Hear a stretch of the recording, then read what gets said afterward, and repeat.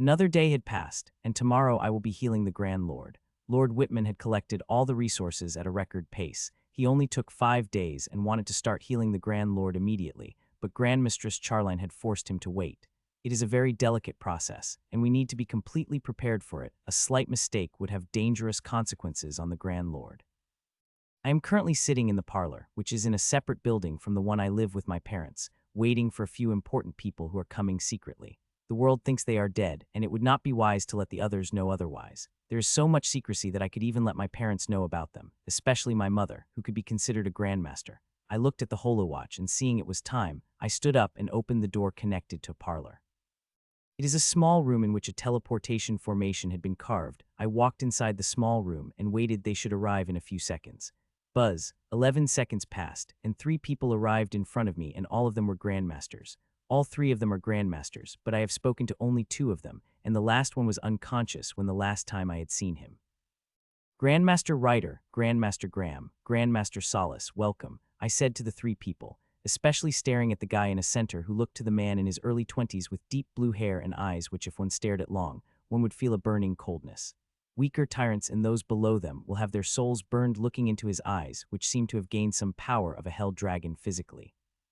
I had put quite a lot of bloodline contamination in his sensory organs. It is not strange that they have got some quirks aside from the general benefits. Grandmaster Czar, you don't have to be polite with us, and for what you have did not for me, you can just call me Rai, said the handsome young man who looked to be 20 years old but is over 1.5 centuries, like the 2 people came with him. I will call you Rai if you call me Mitchell, I said with a smile, to which he nodded. Please come and we can talk comfortably in the parlor, I said and invited to take the seats. How are you feeling, Rai? Any discomfort? I asked. I have to apologize to you, the appearance of bloodline source was completely out of my expectation. It had charged the bloodline contamination inside you, and I have distributed it with the little data I have on you, I said apologetically before he could reply to my earlier question. I am really apologetic. I have brought huge changes into him. Without his knowledge, these changes would affect him all his life. You don't have to apologize. Mitchell, it is me who should be thanking all gods for you to have healed me, he said with a smile that made his handsome face even more handsome. He is one of the most handsome men I have ever seen. He is born handsome, and the bloodline contamination has given him an otherworldly beauty that would make both men and women attracted to him. What you have done to me is beyond what I could hope for, he said. I knew my condition well and understood the bloodline contamination would strike again, and when it does, I won't be lucky as I had been, but you have made me even luckier, he said, looking at his hands. You have not only balanced my contamination, but also upgraded my whole self to an unbelievable degree. From bones to skin, they have become so powerful that no grandmaster of the same level is my match, and that is not even the greatest thing you have done to me, he said, and looking the specific parts of his hands. You have made the scales disappear, he said softly. I had scales covering my body since I ate the miracle fruit, while I accepted them as part of me, but I still wish to be normal, and you have granted that wish of mine, he said with wet eyes as he looked at his flawless, vibrant skin inside which the scales are hiding. You are not out of danger. It is a reason why I had asked the 2 grandmasters to bring you to me after you get acquainted with your condition, I said, and I am not talking about his physical condition or him advancing to grandmaster, but the time he found himself with. Adjusting to it would not be easy. He also seemed to have understood my meaning as a sad, mirthless smile appeared on his face for a second before it disappeared. You are talking about bloodline contamination coming back, he asked.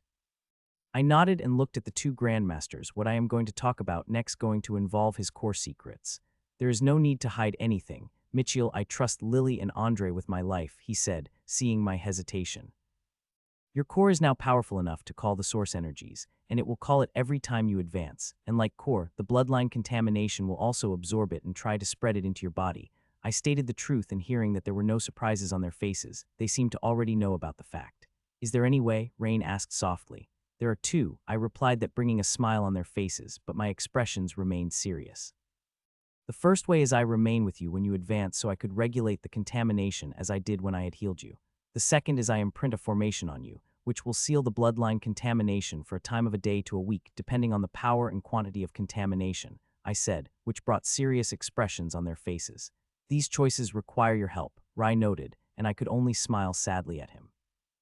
This is all I could from my current level, but I am very sure in a few years, with some research and little advancement of my strength, I will be able to create a formation that helps you distribute the bloodline contamination on your own and expel excess you do not need, I offered, that brought a hopeful smile on his face.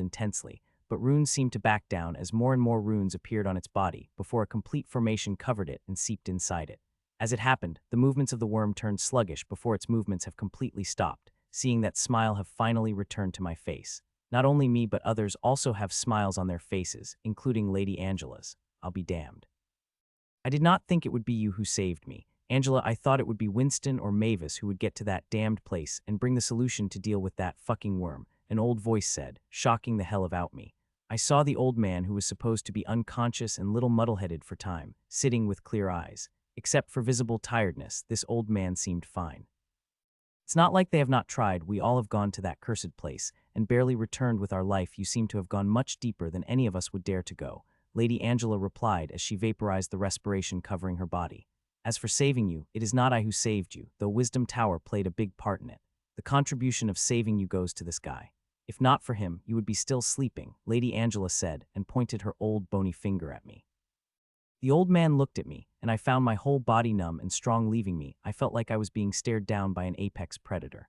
The Grand Lords are the apex predators. They are at the limit of Tyrant, which is the limit of our world. A second later, his expressions changed suddenly and drastically. "I'll be damned. A sign of celestial inheritance and from Riverfield again," he said with a shocked voice as he looked at the emblem of Riverfield Academy on my chest. "At first I thought you were joking with me, Angela, but it looks like you are not. Still, a sign of celestial inheritance appearing from the Riverfield Academy again is great news for an old man who had slept for God knows how long," the old man said. 53 years elder Lord," answered Lord Whitman. Hearing that, old man turned to Lord Whitman. "You are this generation leader of our academy, whereas that ungrateful student of mine. He can't come back to see his old teacher wake up," old man said, clearly angry. "I apologize for teacher elder Lord, but a teacher had assumed the position of Aegis," Lord Whitman said as he kneeled on his knee, and the understanding flashed in the old man's eyes. "So the war had begun," old man said with a sigh as he motioned Lord Whitman to get up. "Yes, it had, and it is way worse than you could imagine. If not for that, we would not use the risky method to wake you up," Lady Angela said. "Appearance of a sign of celestial inheritance, a sign of epical war. It looks like we have to be ready to pay the huge price to survive the war, much less win it," old man said. "Hee. It seemed like these old bones would see some action soon," the old man added with a laugh. "Gatlin, why did you take such a big risk? That place is a graveyard for people like us," Lady Angela asked. "I got greedy, Angela. I found a treasure map which marks the relatively safe way to the outer edges of the middle part," old man said with a mirthless laugh. "Have you at least got the thing you took such idiotic risk for, or just came running with the parasite in your body?" Lady Angela asked sharply, which made an expression of shame appear on the face of the old man for a moment before it disappeared. "Of course I have got it, the parasite I have got on my way back," he said defensively, and even folded his hands in front of his chest. "You did not seem too happy by the thing you have got otherwise. You would have gloated on my face by now," old woman said, and the expressions old man fell immediately. "I think I fell into some bastard sick joke. The thing I got is useless," old man said, and a small glass bottle appeared in his hand, and inside it were 3 green seeds which seemed to have fractal patterns on them. "Let me have a look at them," Lady Angela asked, and the old man who threw a glass bottle at her. She caught it and opened its lids and took seeds in her hands, and soon surprise flashed in her eyes. Nothing, it looked like things from magic-drained ruins. There is not a speck of any type of energy in them. They really looked like a seed from the world which does not have an ounce of energy in it.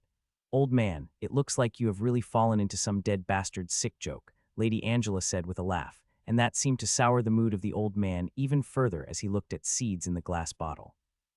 "Little guy takes this seed. You guys of celestial inheritances are experts in creating a miracle, and might even be able to find a truth about this seed if it is not someone's sick joke," old man said, and threw a single seed at me, which I had caught it and immediately got a reaction. "It is not from my core or my runes, but from Ashlyn and Nero. They are asking me to bring the seed to the core." I sent the seed to them with a warning not to eat it. I wanted to know what it was before I could let them eat it. "It is not a reward. You have done a great favor to me. I will be sending you an appropriate reward for that," he said. "There is no need for the reward, Grand Lord. I did what I should do," I said while feeling excited about the reward that was about to come. These old guys and their organizations did not hold back on the rewards they gave. The blazing sphere that Rye is from had given me a huge reward, and there is even a tiny piece of divine crystal in it. Crystal Domination, which Grandmaster Imogen belongs to, had also sent a huge reward with a note that Grandmaster Imogen would personally come to thank me when she is completely stabilized. "There is no need to be a humble little guy. Your actions deserve a reward, and you will get it," he said before appearing close to me. "Now tell me about this parasitic cage. I am sure it may have some restrictions." He asked. His assessment is spot on. "Yes, there are several of them, but 2 you should be most careful of. First, you should always keep the cage charged, and second, you should not use your full power for more than an hour. The less you use your full power, the better it would be," I cautioned. "You came sooner than I thought," my mother said as I walked into the living room. "I was out for barely 2 hours, unlike sometimes where I came back at midnight." "Your training seemed to be going fine too," I said, and as I looked at my sister playing in her lap. For the first few days, she did not even dare to touch my sister, but now she had got enough control over her physical strength that she could hold her daughter as usual. This had made Rose happy. She had been quite sad when Mom maintained the distance from her. "Yes, it is going well. For a long time I did not think I would be able to feel this rush of power ever again," Mother said, and lifelike animals made of mist appeared in the room. My sister squealed in delight and jumped out of my mother's lap and started chasing at the misty figures. "By the way, what are you doing? Even Grandmaster Rosenthal asked me to put good words about him to you," she asked. "It is nothing shocking, just a little secretive. You will know about it soon enough," I said, evading her question. "Fine, don't tell me," she said, waving her hand. "I am going to my room," I informed. "Go, just come back for dinner," she said behind me. I would have stayed with my mother, but I had some things to do which I could not wait for. The seed had got quite a reaction for Nero and Ashlyn, which means it is not useless as two Grand Lords consider it to be, and now I want to find what is so special about the seed. I reached my room and immediately laid on the bed the next second. I was in core, only to see Ashlyn and Nero staring at the seeds. They are not fighting like cats and dogs over it, as I had expected. It is quite a relief. What is this seed? Do you guys know anything about it? I asked, and to my surprise, both of them shook their head, seeing that I couldn't help feel a headache pulsing up in my head. Choo choo choo. Ashlyn chirped, which didn't make me feel any better. Yes, father, big sister Ashlyn is right. I'm also feeling we plant this wonderful seed, and we would get wonderful things from it, he said, repeating the same words as Ashlyn. His words greatly surprise. Not a thing about the seed, but a thing about him calling Ashlyn big sister. It was just yesterday they fought again, and again Ashlyn beat Black and Blue with him vowing to beat her their next fight, and today I see him calling her big sister, even looking at her fawningly. I wanted to ask her what happened, but I did not ask despite my great curiosity. Instead, took the seed in my hand and started to observe it. I activated various abilities of my core, but each of them failed to see the specialness of the seed. It is no different than the seed of a plant from Energy Drain Planet. The only curious thing the seed contains is the strange fractals pattern on the top of the seed. I've never seen something like it in my life. Where should I plant you? I asked myself. Looking at the seed, there are quite a few places on this island where I could plant it. Choo choo. I did not have to wait for an answer for long, as Ashlyn answered it, and the answer was center of the island, which is a prime spot, and I don't want to waste it on a seed that I don't know anything about, but seeing how sure both of them are sure about the seed, I decided to accept their suggestion. I appeared in the center of the island, a nice grassy place with gentle wind and a slightly higher concentration of energy. I dug the earth with my bare hands before putting the seed inside the earth gently and covering it with the earth. Now the question is watering it. There are many different types of liquid in my storage, but I don't know which one to use, as not every solution is suitable for every seed, and I might just destroy the seed if I watered it with the wrong thing. If I had a little bit of knowledge about this seed, I would have been able to make a better decision, but I know nothing about it. Do you guys have any idea about what kind of water I should use for this plant? I asked Nero and Ashlyn. It's a silly question. Father used the water from the lake. It would be the best water for this plant. Seeing we're planting it in your core, Nero said, looking at me as if I got muddled or something. Good suggestion, I said, and brought the water from the lake and watered the plant. There is no change in it, and I did not even expect it. I do not know whether the seed will sprout or not, or whether my core is even capable of growing the plant. I have a feeling that I could make the plants grow here, but I have no proof to back my claim. I had wanted to plant the seed of those precious plants I have collected after I finished healing up the Grand Lord, and seeing I still have a time, I decided to start. My core would be the best garden in the world if I could able to grow the plants here, and one of the greatest advantages is accelerated time. Time flows 3 times faster here, which will make anything grow 3 times faster than outside, not to mention the advantage of rule bending power, which would help me grow any plant I want. The only thing I have to do is research it well. The first type of seeds I am planning to plant in my core is the seeds of Moon Raven Lilies, a precious soul plus body type plant that is useful for any type of tyrant, from unranked to Grand Lord, and if I am able to produce 9 petals to the lilies then, it would go beyond tyrant grade. It is hard to find or produce a plant of that grade in our world. Due to the limit, the world would resist anything that is beyond its limit. I chose the Moon Raven Lily because it is one of the most gentle but powerful resources. Even if my sister ate it, she would not be in danger. It would benefit her to her limit while the rest of its energies it dispersed, and not to mention, it could be used in many high-level potions and solutions. I needed it to create a special solution for me, and it would also increase the power of my crystal roses, which is an important project of mine. These flowers are extremely rare, and people find them once in a decade or so in some ruins, and not to mention, it could not be grown on the world. People have tried it, but they have failed. In these past few days, I have studied hard its growing method and knew why it is so damn hard to grow and how I have a chance to grow it. The seeds of it are extremely rare that only 1 or 2 supremes might have it, but to my luck, I have got them from the one of master-class grim monsters I have killed. I don't know how it had got them, seeing seeds are only produced by 9-petal Moon Raven Lilies, which are above the tyrant grade. I started to prepare the soil. I plowed it first before I leveled it, and then added special manure. I had it. I did not have to add it, seeing the quality of my core soil and rule bending power contained into every speck of it, which is perfect. As I had done with the manuring, I began to plant the 16 seeds of Moon Raven Lilies into the soil before watering it with the water from a lake. I do not need a special solution. The water from the lake have all TH components needed to grow them. Now is the most important part, the reason I am quite confident that I would be able to grow them. A small glittering silver while stone appeared in my hand, and the next second glittering white tide came above the small plot before becoming dense soon. It became dense enough that one could see it clearly.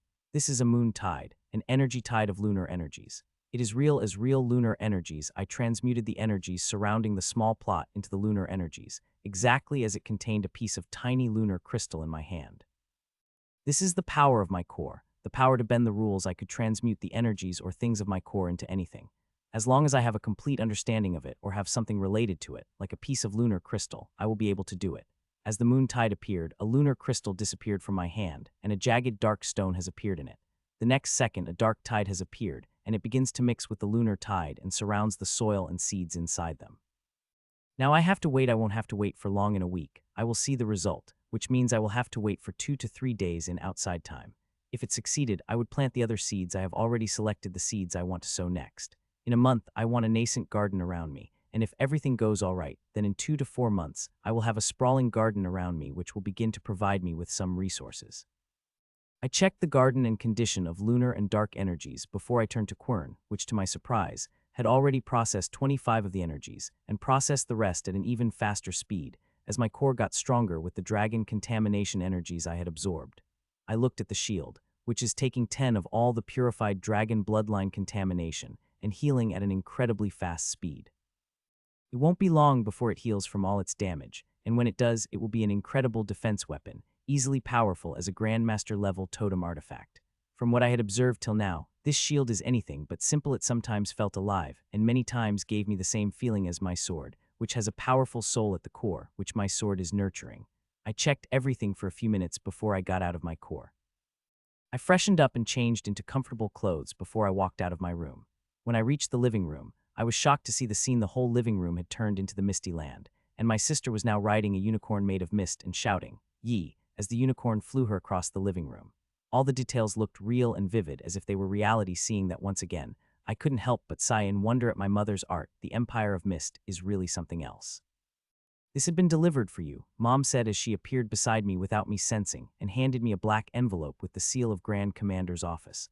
I opened the letter and began to read it, and the more I read it, the more my expressions changed. Soon I finished reading a whole letter, which is a few lines, but still it had left me quite shocked. "What is it? You looked quite shocked," Mother asked. I did not answer, instead handed her the whole letter.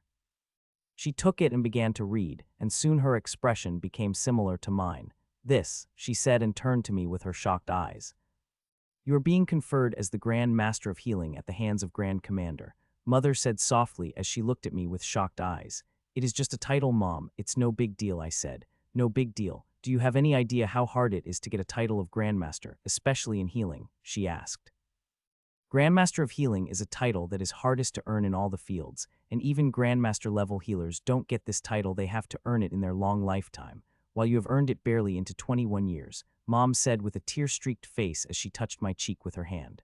"I know the title is a big deal, and to be honest, I had not expected I would get it officially this early. Only Pyramid could give this title, and it does not give it easily. Healers toil lifetime and not get this, including some Grandmaster level healers. This conferment is done in warring times, and it is done by a Grand Lord, so it is a big deal, and also it is being done in secrecy. There are very people who will come to know about it, and it will be kept secret till I become strong enough to hold the weight of the title against the machinations of the grim monsters." "It looks like Marina had taught you well," Mom said, and I couldn't help but nod at that. Whatever achievement I have got in my healing arts is all because of the teacher. If not for her, I wouldn't be a healer, much less getting conferred with the title of Grandmaster of Healing. "Dinner is ready," my father announced suddenly, and soon, all of us sitting at the table. "Congratulations, son. Your conferment Grandmaster title is big news for the whole family. I couldn't tell you how proud I am of you," my father said. "I also have news to share," Mom said softly, and her expressions turned serious. "I will be leaving for a mission in 2 weeks," she said, shocking father and me both. "What, this early? You have not even reached the leader class yet?" Father asked back. "The conditions have changed. The Grand Commander wanted me on the field as soon as possible," she said. "While we may be residing in a safe place that makes us forget about war that is happening outside, we cannot escape the reality of it. Sooner rather than later, we have to enter the field. It is especially for a people like a mother who had one most enviable ability and most suited for certain tasks. She is the only person that could do some of them. Don't worry about me. I will not be alone. A very powerful Grandmaster will be with me," Mother said, but that did not elevate my worries. The rest of dinner went in silence with little conversations. I went back to my room after dinner, and made a few calls and sent some invitations before I went to my core before sleeping a few hours later. You really seem to have gained some clout, Grandmaster. Harley said she would not let me out training center before I became masterclass tyrant. And today in the morning, she said I could go outside for 3 hours. Alina said as she walked inside my room wearing a beautiful purple gown and pink diamond necklace that looked amazing on her. It is related to the secret function you're taking me. Even Mother is quite secretive about it. When I had asked her about it in the morning, she said as she appeared beside me. You will know about it soon, I said as I adjusted my uniform. I would have preferred to wear a suit, but the uniform is more suitable. Alina is wearing a gown, but she also has her medals attached to her chest. It is a military event. The Grand Lord had given me some freedom to invite some guest on my part, though she had provided a list, and I only could invite the people on them. Thankfully, all my good friends and people I want to invite are on them, but most of my friends are unviable, either training or on a mission to secrete locations. You look good, by the way, she praised. You are not bad yourself, I said back, to which she had shot me the angry eyes. Let's go, it's time, I said, and we walked out of my room. In the living room, there were 3.5 people sitting in a room talking. Let's go, we don't want to be late for such an important ceremony, Mom said, and we all walked into the teleportation formation. As we stepped into the formation had lit up, and we disappeared from our place and appeared in the grand hall, where 50-some people talking around dressed in beautiful clothes. Some of these people were present in person, while others were just in projection. Some were even wearing a mask that cloaked their aura and level. Even among the most powerful, we have to hide ourselves and our abilities. It is very hard to infiltrate such a high level, near impossible, but grim monsters have performed that feat, so we have to be extremely careful from our own people. As we appeared in the formation, all the people looked at us, and it felt quite shuddering. These people are the best of humans, our backbone, a wall against the grim monsters, and now this wall is being tested by our great enemies. If this wall collapses, our whole race will collapse, and even Grand Lords with all their power would not be able to do anything against it. Anna, I had expected your son to do great things, but had not expected he would do them this early, and it's all because of you, Marina. You are an incredible teacher, said the middle-aged handsome man as we walked out of the formation. The middle-aged man in front of his Lord Sylvian, leader of Hawthorne Sea, and he is not present physically, it is just his projection. Still, Mother and teacher had been very polite to him, in both due to respect and his station. He is the leader of the most powerful organization of our world, and could be considered only second to Grand Commander in influence. He is also one of most mysterious among all the leaders of Supremes. From what Mother had told me, nobody had ever saw him use his full power in the battle. Young man, you have accomplished a great thing at such young age. I hope you will take a good care of the people from Mistsan, he said as he turned to me. Of course, Lord Sylvian, I replied. Just what did you do? He was all fawning over you. If you had asked for his daughter, I am sure he would have given that to you too, Alina asked. I just smiled to that, which again made her glare at me. After Lord Sylvian, we mingled around the people in the hall. There are only 50-some of them, each holding a great standing. Even those who were wearing masks made the conversation. But of course, they did not use their real voice or said anything that would reveal their id soon. I saw a man walking toward me. He is alone and wearing a mask and giving off no aura whatsoever, but those dark blue eyes he is showing revealed his identity immediately. When I had talked to Rai a few days ago, he said he is using every waking moment to train, get control over his abilities as soon as possible so he could join the war. It is the only thing that could relate him to his time. I was training but decided to attend the ceremony. It is the least I could do after what you have done for me, he said and turned to Alina. I have to apologize to you, my lady, that I could not share my name with you, but shameless ask for your, he asked with flourish. Hearing his words, a radiant smile appeared on Alina's face. It's Alina, and I am sure I will know your name too, dear lord, she replied with strange twinkle in her eyes, which only means she is quite interested in him. He's even older than your grandfather, I wanted to say to her but refrained myself, instead just listened silently as they talk. They are talking like they know each other for quite a while and even flirting with each other. My eyes couldn't help but shot up in surprise. If it had been Ellen, I would not have been surprised, but it is Alina, and she is not shameless flirt, but it looks like I have to change that opinion of her, and also of Rai, whom I had considered a somber guy. It is took thing teacher is not with us. She's talking to a grandmaster she knows with my parents, otherwise she would have been as surprised, as I am seeing her daughter is acting like a shameless flirt. Well then, Alina, I really hope we will again soon. In that time, I should be able to let you know my name, Rai said before taking his leave, and Alina looked at me. Who was that? You have to tell me who is that, Alina asked with her purple eyes boring into me. You like him that much? What if he is some century-old monster? I asked her, and she rolled her eyes, taking my questions as a joke. He is quite interesting. I would like to meet him again, Alina said with soft smile on her face. I am sure you will get a chance, I said, and I am sure of it. Rai's identity bound to come out sooner or later. That time everyone who is he, including Alina. I was talking to a masked man's projection when the whole room quieted down, and as a lone woman wearing a black satin gown and blue crown, which is one of artifact of Grand Commander, appeared in the teleportation circle. She stepped out of it, and as she walked, people parted for her. Grand Commander have many similarities with her elder sister Lady Vivian, but she is also different. She is little shorter and have much delicate face than her sister. Soon she appeared in the center of the hall and turned to the crowd. Today we have gathered for important ceremony, to give a recognition to one our brightest for the work he had done, she said with gentle voice which rang like thunder in the ears of people. Michiel Zar had performed the feat that no one of his age was able to perform before. The healing arts he had developed are unparalleled and helped us more than I could convey through my words, she said and stopped before looking at me. By the authority bestowed me by a people, I grant Michiel Zar title of Grandmaster of Healing, she announced, and replacent applause rang around me. Most people knew what the ceremony is about, even if they don't have all the details, but some of them like Alina have no idea, and now they are shocked out of their mind. Alina's eyes had nearly popped out seeing me getting the title of Grandmaster of Healing, while my parents and teacher have pride in their eyes. Michiel, come to room 7 in 15 minutes, Grand Commander said. In my mind it had been 20 minutes since she arrived and had done the confinements. She had talked to me and asked me the general questions she was supposed to ask in public. I am more curious about the meeting of 10 minutes later she had called me for. It is without a doubt something important. I mingled with the crowd as they congratulated me before I silently walked into room 7, which is in the left hallway connected to the hall. Click, the door opened with a slight push and I walked inside, only to see there were 2 people inside. There is Grand Commander and Lenora May, the leader of the Bloodsun, and aside from them, there is Grand Lord Gatlin. He seemed to be in much better condition than yesterday. I saw him. That worm had done quite damage to him in normal circumstances. He would have needed to rest for at least 2 weeks to reach the peak, but it looks like I had underestimated the resources these people have. The vigor of an old man told me he had completely recovered, and as long as he did not use his full power for more than an hour, he would be fine. Grand Lord, Grand Commander, Lady May. I greeted 3 of them. Lady May is in projection. She was not present in the ceremony earlier. Michiel, take a seat. I have called you to discuss something important, Grand Commander said. Asked me to take a seat beside her. I have called you here to tell you we'll be joining the war soon, she said, and I am a little surprised hearing that, as I have thought they would make use of my healing talent before they are sent me to fight in the war, where I am going.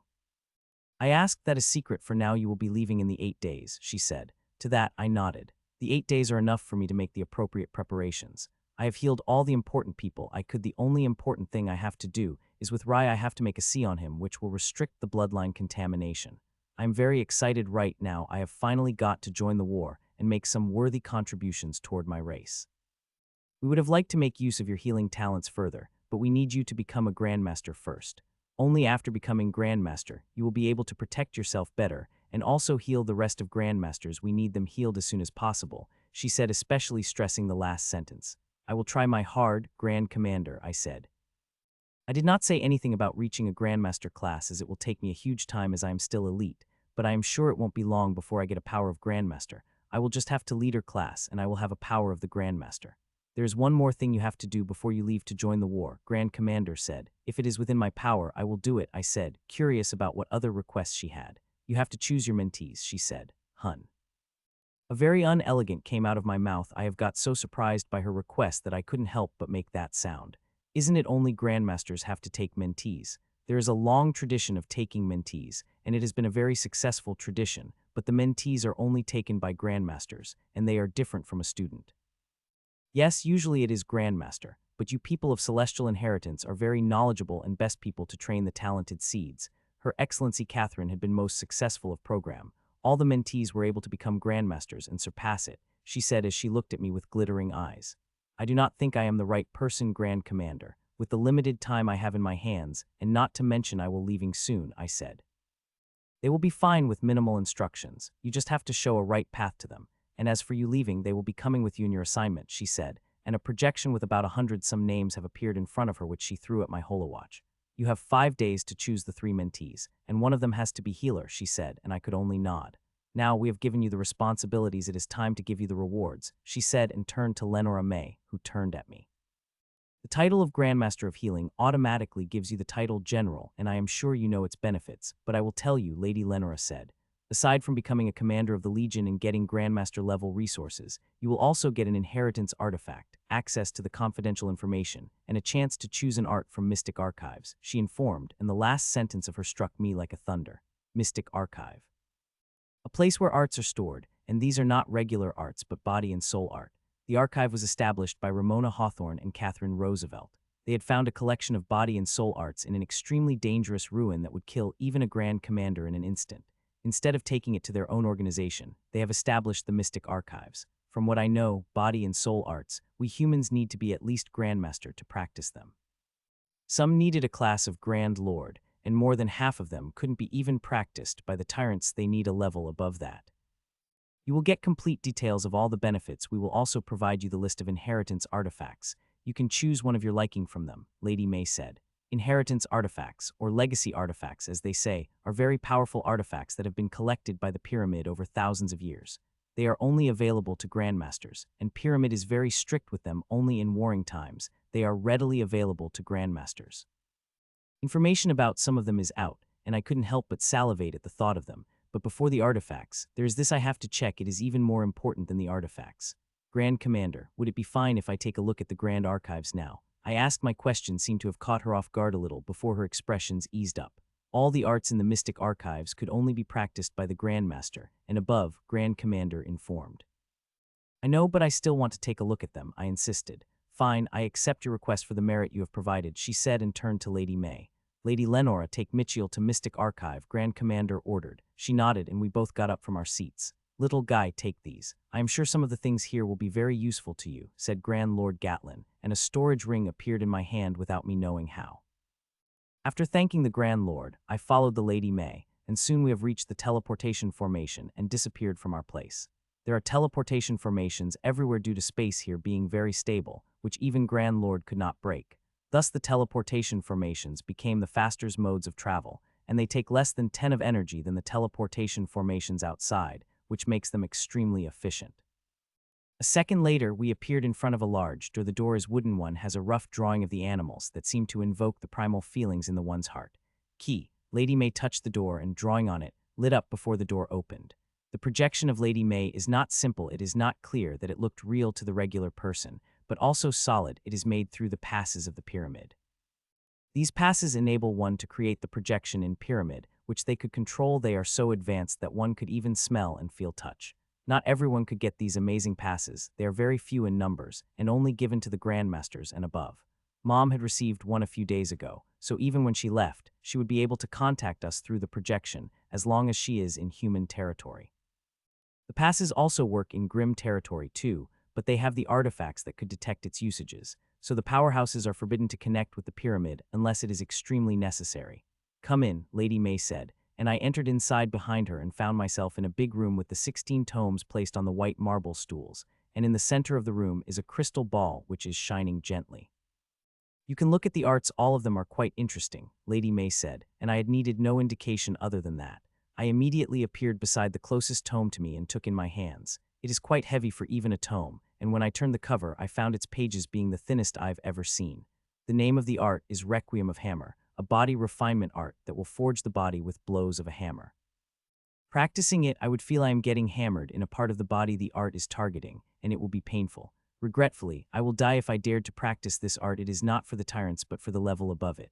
A single blow of the first hammering strikes would turn me into the pulp. Still, when I read the details of it, I couldn't help but get shocked and wished its requirement had been lower by level.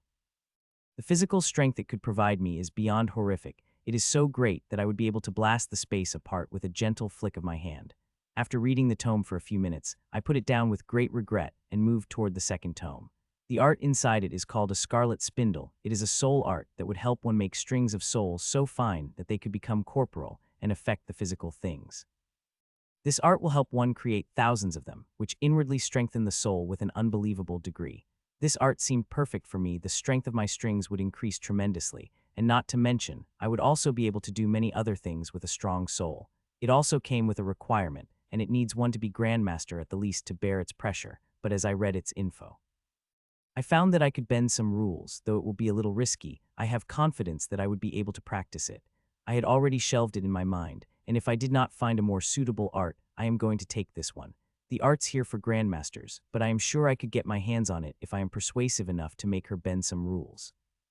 One by one, I checked the body and soul arts, and each of them is extremely mind-blowing, with very hard requirements. The first two arts I have checked could be said to have barely any requirements. The arts later have many of them, from the requiring specific types of constitutions to only be practiced by a specific race. Thankfully, other than one, all of the arts I have come across could be practiced by the humans. I have checked 12 arts till now and shelved 3 in my mind, 2 soul arts and 1 body arts. I could practice them with some rule bending. Now, only 3 arts have remained. I am quite excited about them. Each of the art I had read was quite interesting, filled me with inspiration, and gave me new ideas. Even if I was not able to practice them, I am sure I will be able to get something out of them. I took the 13th tome in my hand and flipped the cover. The art is called Dual Rings of Ammon. It is different from the other arts I have read in this haul. It is a hybrid one. It is both soul art and body art.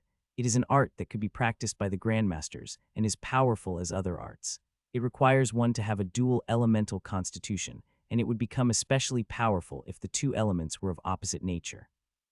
Through it would create 2 rings that could be able to refine the body and soul that is strong as strongest metal, but also give them huge defensive power.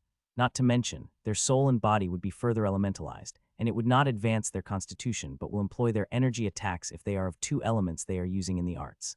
I read its requirements further and was sure that I could practice it. There would be some difficulty, but I will be able to do it. I shelved the art in my mind and picked up the 14th art, which is also a hybrid art called Cycle of Genser. This art not only strengthens soul and body to an immense degree, but also creates a cycle of hybrid force that could be used in myriad ways, from offense to defense to entrapment of enemies. A truly fantastic art that I could not practice with the limited strength I have. It needs one to be a Grand Lord. Even them, a normal Grand Lord would not be able to practice. It had the potential to destabilize the cells and particles of soul and body and make it collapse. I need to have the power of Grandmaster at the least before I could dare to attempt it, and even then, I would think about it 10 times before doing it. I placed the tome down with great regret and picked up the last one, the last art called the Forge Mountain art.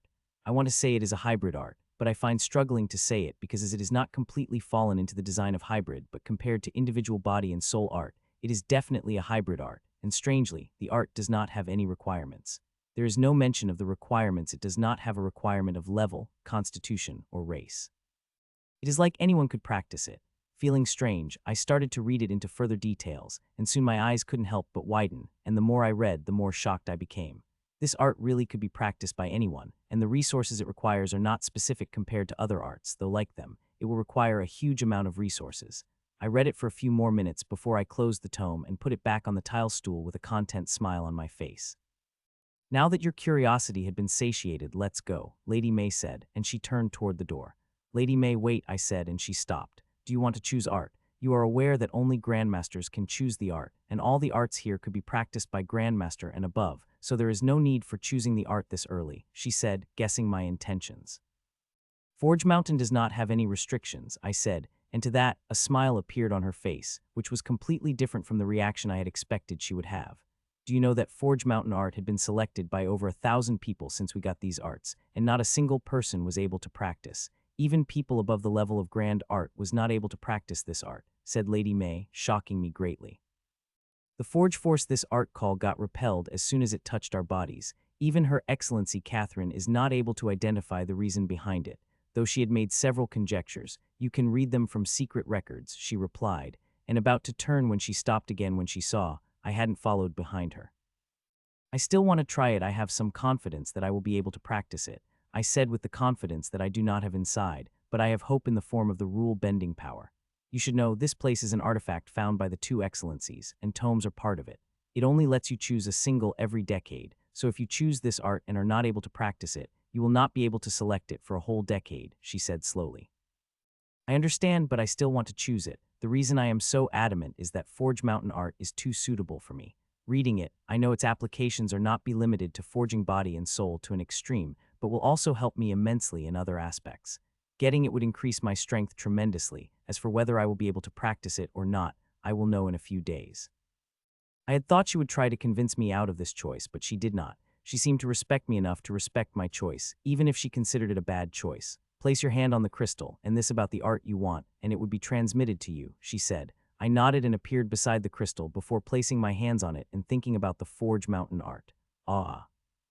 A second after I concentrated my thoughts on the art, I felt a sharp pain in my mind that I couldn't help but screamed out loud. The pain was extremely intense, but it had lasted only for a couple of seconds before it had disappeared, which is quite surprising as I had thought it would take minutes before it disappeared. As the pain had subsided, I looked at my consciousness for the tome, but I did not find it. I had got surprised for a moment before I remembered the place the 7 books in my consciousness had gone to, and when I checked that place, the tome was there. You have spent a precious opportunity. Mitchell, I hope you will be able to make use of it, Lady Mary said. I will not disappoint you, Lady May, I said. To that, she nodded, and we both walked out of Mystic Archive. A few minutes later, I had appeared in teleportation formation and walked out of it. When I reached the living room, I found my parents, teacher, and Alina sitting there talking. Where were you? Your message had just said it would take you a while, Alina asked. I had gone to Mystic Archive to select the art, I said without hiding anything, and it got the reaction I wanted to see. Gasp. Alina gasped visibly, my God, you are damn lucky, you know that, right? Alina said, body and soul arts are very powerful. Grandmaster was always singing praises of them. I wish I could practice them, she said in a dreamy voice. You could get it too. Every bloodline has a huge collection of arts, you just have to unearth it. I said there was a slight hint of sarcasm in it when I said it.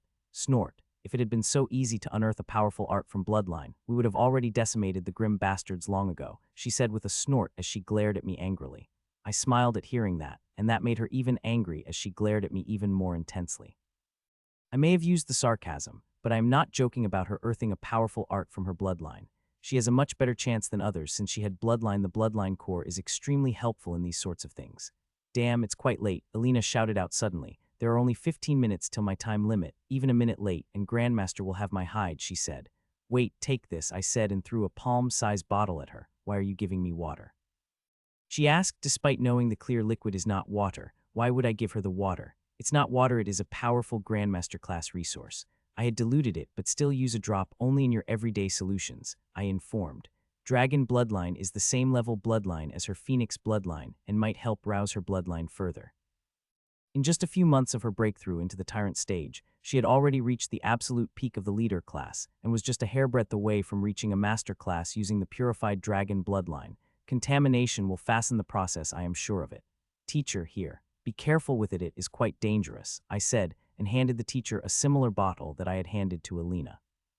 The teacher is much weaker than her daughter. She is just an early leader. Using even a drop of it would be quite dangerous for her. She will have to dilute it further before using it. What is it? She asked without rejecting. If it had been normal times, she would have resisted taking it, but after the war and attack that had happened on the Academy, she needs to be strong, and so are people of the Academy. Only then will they be able to defend the Academy better and survive the war. It is an extremely powerful strengthening resource of body and soul, I said, evading its true origin but still telling the truth. I have purified it and diluted it. Still, don't use it excess. There is a chance it might cause some mutation, I said. Even though I have purified it, there is still a faint unstable factor in it, which is inheritant.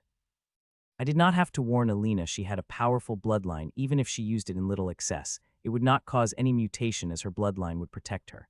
Teacher do not have a bloodline, and except for one councilman, the whole council has inheritance. So I have to warn them in case they begin to use it in excess, seeing its amazing benefits. Don't worry, I will be careful, the teacher replied as the bottle disappeared into her storage. You have given your teacher and friend the good stuff. What about us? Are you going to leave your parents dry? Mother asked. No, of course, I am trying to create a solution that will help you absorb that thing safely, I said to my mother. I have already found a solution in which I could mix the dragon bloodline contamination, which they will be able to absorb without a problem. Good, then we will be waiting for it, Mom said, and I left toward my room, hopping excitedly about my art which I want to study as soon as possible. Mitchell, be careful in practicing the art. Wait if required to be many people have lost their lives due to it, Mother cautioned. I will remember that, Mom, I said. Most people don't have any idea about the body and soul arts, but Mother had grown up with a family with great history. She knows about a lot of things. Soon I reached my room and lay on the bed without the weight, and the next second I was in my core, walking toward the stone bookshelf, which now had the new edition. I took out a golden red tome and opened it. The Forge Mountain art is a very complex art. What I have read was just an overview. If I want to practice it, I will have to understand it completely and find out what is the reason that the Forge energy got repelled from the human body. Thankfully, I have taken her excellent Catherine's notes out of the secret archives. They will help me greatly understand the problem. Sitting on the stone chair and placing my feet on the stone table, I begin to read the tome in full concentration. I did not even look at how Nero was following behind Ashlyn with a fawning look in his eyes, but whenever Ashlyn would look away, his eyes would turn sort of evil, like he was planning something bad against Ashlyn. The Forge Mountain art is divided into 12 parts, and these 12 parts, if practiced successfully, will take you to the peak of the primary stage with body and soul strong enough that could crush anyone with just power of breath, which to me seemed too far-fetched, and the author just used it to describe the power of the art they have created. The main concept of this art is on the forge energy, special energy of the cosmos, which is extremely powerful. It will be used to refine my soul and body. It will not merge with me to strengthen my body and soul, but forge me with there is a huge difference. It will do a job of the whole smithy, and I will be a raw piece of iron that will purify to the extreme, and through this process, I will be able to materialize special hybrid energy of my body and soul, which is extremely strong in applications beyond my imagination. I have got completely immersed in the tome time that I have to forget the sense of time. I have a target in my mind, and that is practicing it while I am in pyramid, and for it, I have to understand it, at least its first stage. Tring, tring, tring. I was completely immersed in reading when suddenly, I heard the ring and felt a vibration on my wrist as my holowatch rang with the call. I got quite irritated as I was reading an important part, and about to cut the call when I saw who was calling me. Why is she calling? I asked when I saw it is Alina who is called. She should be in a deep sleep by this time, but she is calling me. I soothed my irritation and accepted the call with every intention to ask why has she called me this late, but unfortunately, I did not get the chance. What the hell did you give me? Alina asked loudly the moment I had accepted the call. I had told you, it is a powerful Grandmaster level resource, and if you got harmed by it, then it is your mistake. I had warned you about it, I said, my irritation flaring hearing her loudly. Oh, you warned. Did you warn me about my bloodline getting haywire the moment it had come in contact with the drop and its hunger, for it made me take nearly fourth of the bottle, and it was extremely painful, she said back with double irritation. Really, that happened? I asked. All my irritation disappeared in an instant. I have given it to my friend with good intention, but maybe the wildness of dragon bloodline contamination was too much and riled up bloodline badly, and that is not a good thing. There might be some permanent consequence of this. Are you fine? Did not anything bad happen? I asked worriedly. She looked fine, more than fine, seeing the glow on her face, but it could side effect that is showing. Side effects are always do not nasty, especially those related to mutation. Rye is living proof of it. I am fine, it is just that I've advanced to the master class, she replied, as it is not an important thing. It took me a while to get over my shock, and when I did, I looked at her carefully and immediately noticed tens of chances of breakthrough that I missed earlier. Through the speed she was progressing at quickest, it would have needed her at least a month to reach the master class, but it had taken her only a few hours. It looks like there is more to the purified bloodline contamination than it seemed to my eyes. Step aside, little girl. I was about to ask her details of her breakthrough when I heard an irritated voice, and Alina got unceremoniously pushed aside, and an old woman with white hair who looked to be in her late 60s appeared in the projection. Grandmaster Czar, and I am Layla, and I have to say that colorless solution of yours is one of most surprising resources I've seen in my life.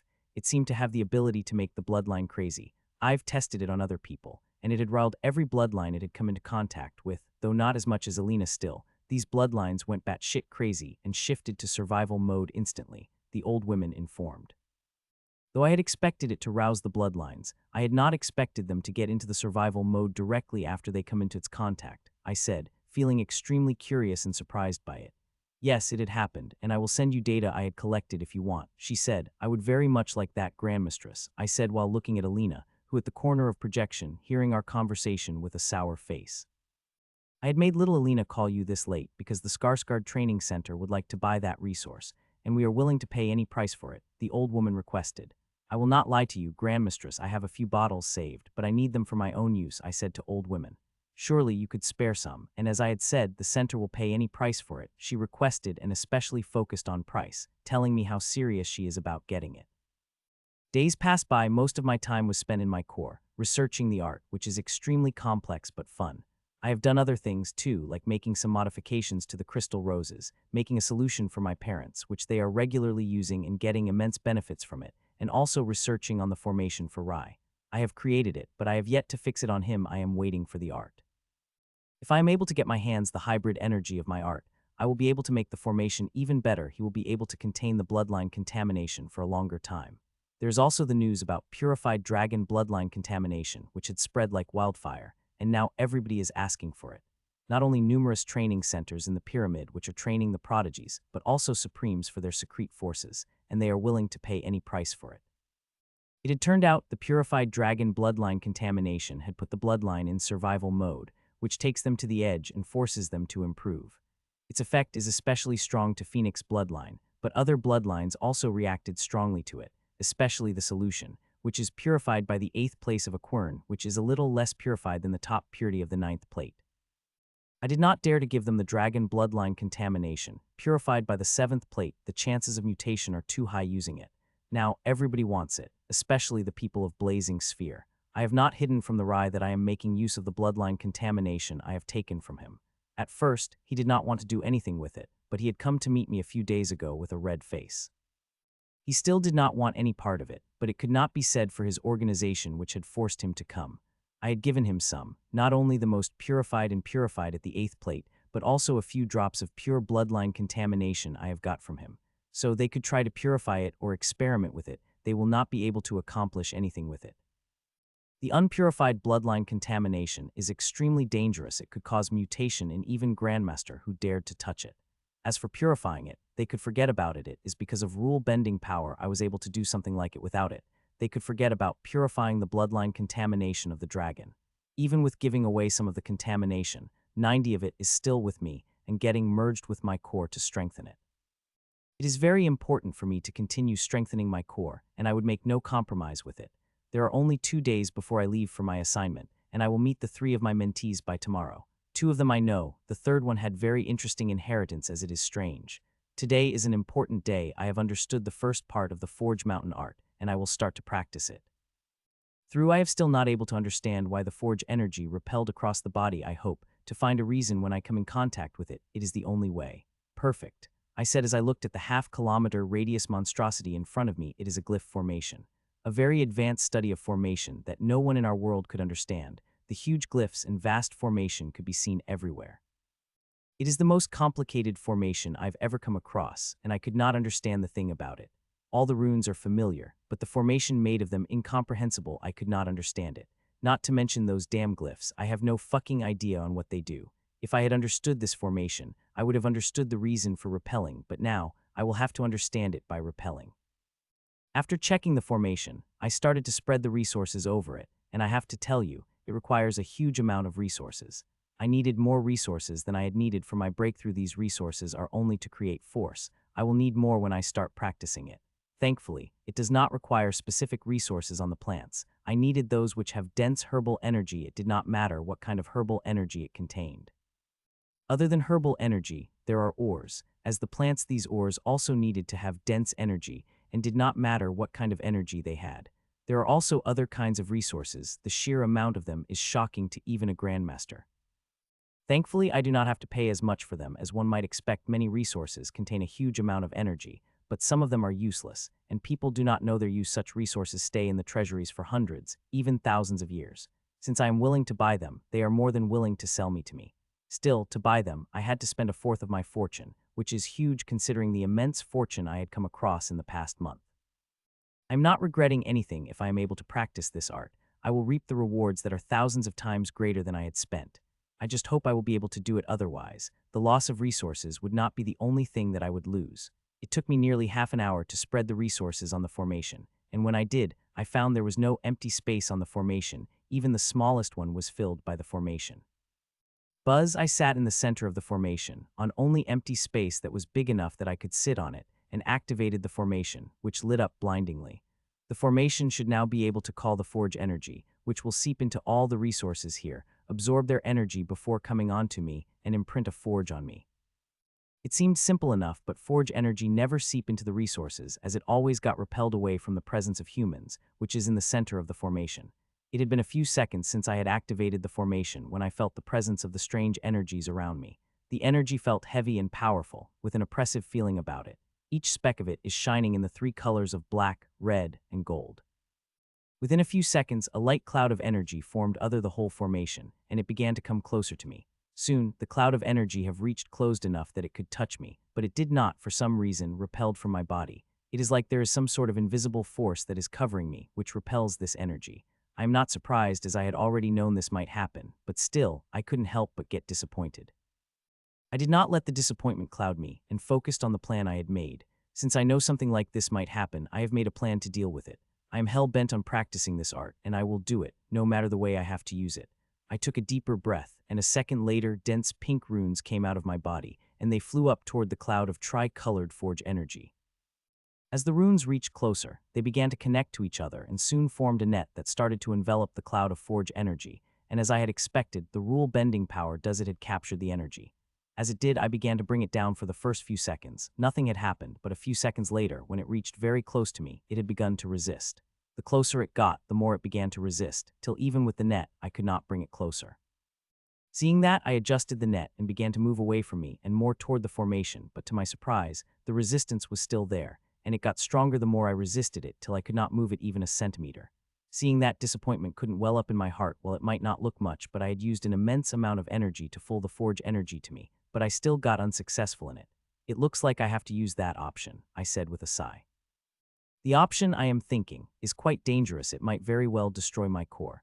I have felt the power of these force energies and knew how dangerous they are, but I have no choice but to try.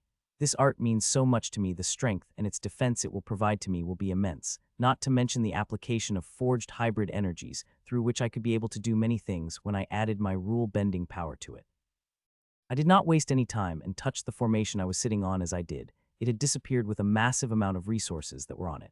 I appeared in my core. There I saw a huge formation taking a large part of my island. Since the energy is repelled from my body, I want to see if anything changes when I activate the formation in my core.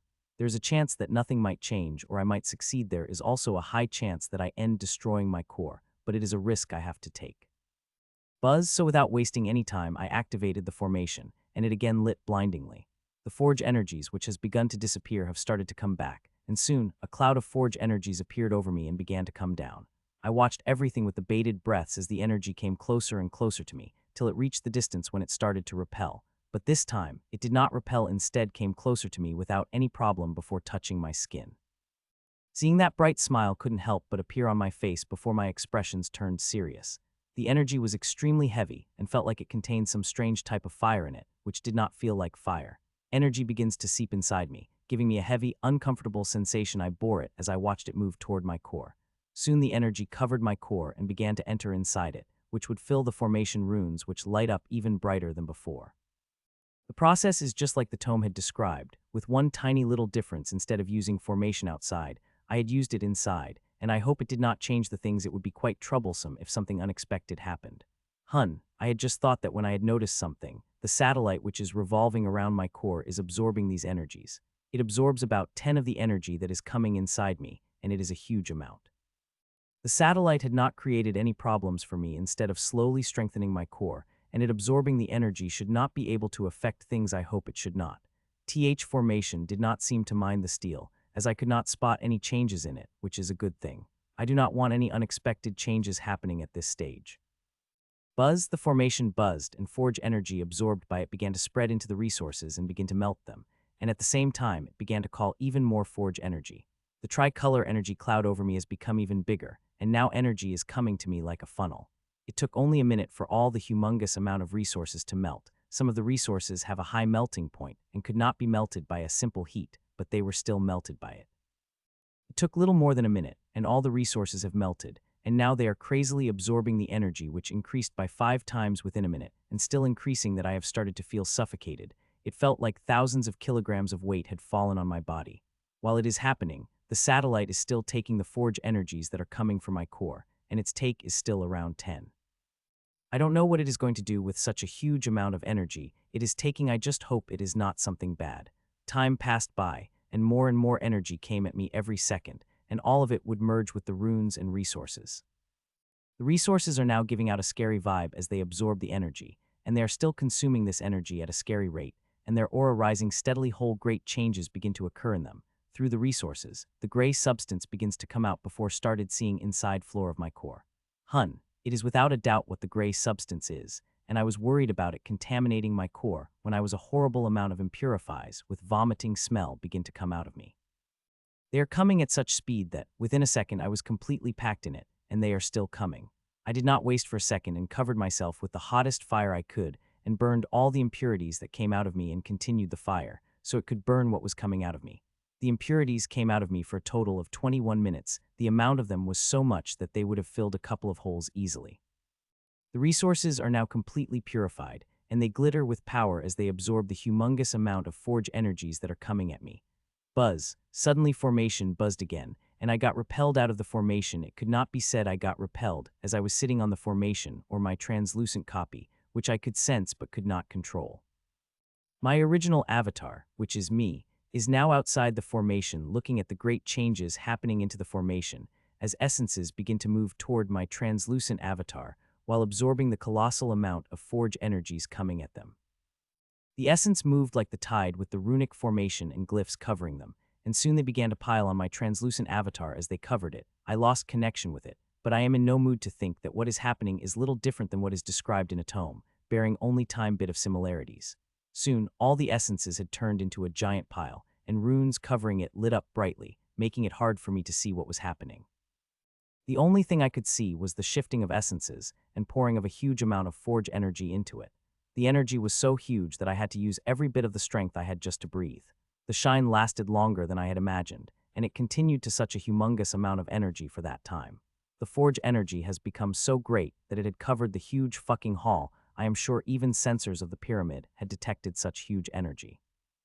I will worry about that later. I am more curious about the thing which is revealing itself as shine begin to go down, and its energy consumption lessens at the visible speed. Seconds passed by, and finally, a thing revealed itself, and it is a giant mountain which is about 100 meters tall. It looked like it was made of volcanic stone, which still has melted lava in its center. At the base of the mountain is a gate. As I looked at the gate, my consciousness had seeped inside it, and a small pocket of the information entered my mind, but I am not moved to analyze it, as I am fucking shocked by what I saw. Gasp. I gasped loudly. The thing I am seeing was just too shocking for me to not gasp in shock after seeing it. Inside the mountain is a huge space, and in this huge space is a forge, with a huge anvil that is taking nearly half of the space. There is also a tool of all sizes and a huge furnace that is fitted into the wall. The shocking thing is, there are people, hundreds of them. Some of them are big as the grim monster and small as the drop of water, and they are staring at the translucent giant that is on the anvil. Translucent giant is me, who has over 50 times bigger, and it is murky gray in color. For a moment, I was not able to believe it was me. At the current stage, my body is clean, and I always believed that whatever impurities I have had been cleared in my tyrant breakthrough, but now I am seeing my body with the impurities, so many of them that I could barely see my veins inside. I could not believe it and did not want to believe it, but the proof was in front of me. It seemed like there are some discrepancies in what is written in tome and what is happening, and I wish I could say it is a new thing. Though it is rare, it happens in the form of someone's sick joke, but tome did not seem like a sick joke. From what I could understand, the art had multiple aspects, and the formation of different aspects and information is of difference, and the reason the energy repelled because people were not following the right method and method in the tome are wrong. I could be wrong, but there is nothing I could do. The only I want to do now is start refining my body and soul. What I did not was create the forge. All the resources I had used were to create a forge. I will need further resources to start practicing the art itself, and thankfully I have instructions. The memory packet I had received earlier had instructions on refining the process, and I hope the instructions within it are true. Hun. I was about to start the practice when a sudden change had occurred in my core or above my core. The satellite, which had been absorbing forge energy till now, had reacted and now releasing the dust, all of which is falling on every part of my core. I opened my hand, and a few specks fell on my palm. The specks are tricolored as forge energy, but they are a lighter shade, and while they are giving out feeling as forge energy, it is quite mellowed. Satellite seemed to have processed the forge energy it had absorbed, and now it is releasing it in a crystallized form. The thing is, I don't know what this mellowed forge energy dust will do, but seeing the satellite hadn't done anything back yet, I decided to let it fall on core and made the arrangements to collect some, so I could research it later. With that done, I had turned to Mountain Forge. This may be an art, but it worked like a tech. Now that the forge is completed, I will have to throw the resources into the furnace and let it do its job. There is a note that I could not fall unconscious during the process. The process will stop the moment I do it. I looked at the huge smithy carefully one more time, and before throwing up a huge load of resources into the furnace, from herbs to metallic ores, I threw it. Just as I did, the small fire of the furnace exploded and covered it whole, and runes that were invisible became invisible, and they began to appear everywhere. It is like the resources have charged up the whole machinery.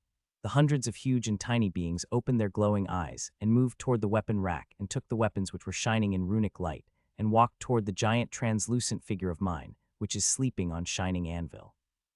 The hundreds of figures have approached my gray translucent body and took their position around and on my body and swung their hammers at me. Ting, ting, ting.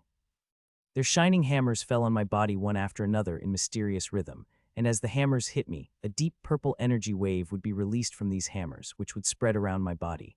I felt hammers striking me and felt quite comfortable, and a smile began to bloom on my face thinking this time, there won't be any pain, but I was wrong.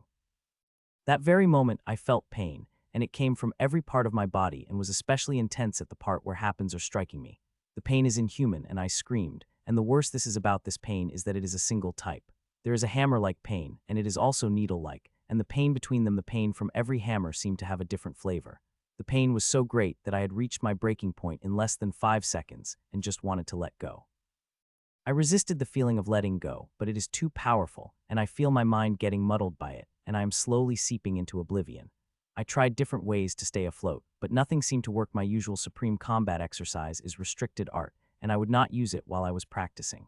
Seeing nearly everything is failing, and I am just a step away from reaching oblivion, I begin to focus on the very thing that is causing me this inhuman pain. The rhythm of the hammer is mysterious, and as I concentrate on it, I begin the seduction of the oblivion is lessening.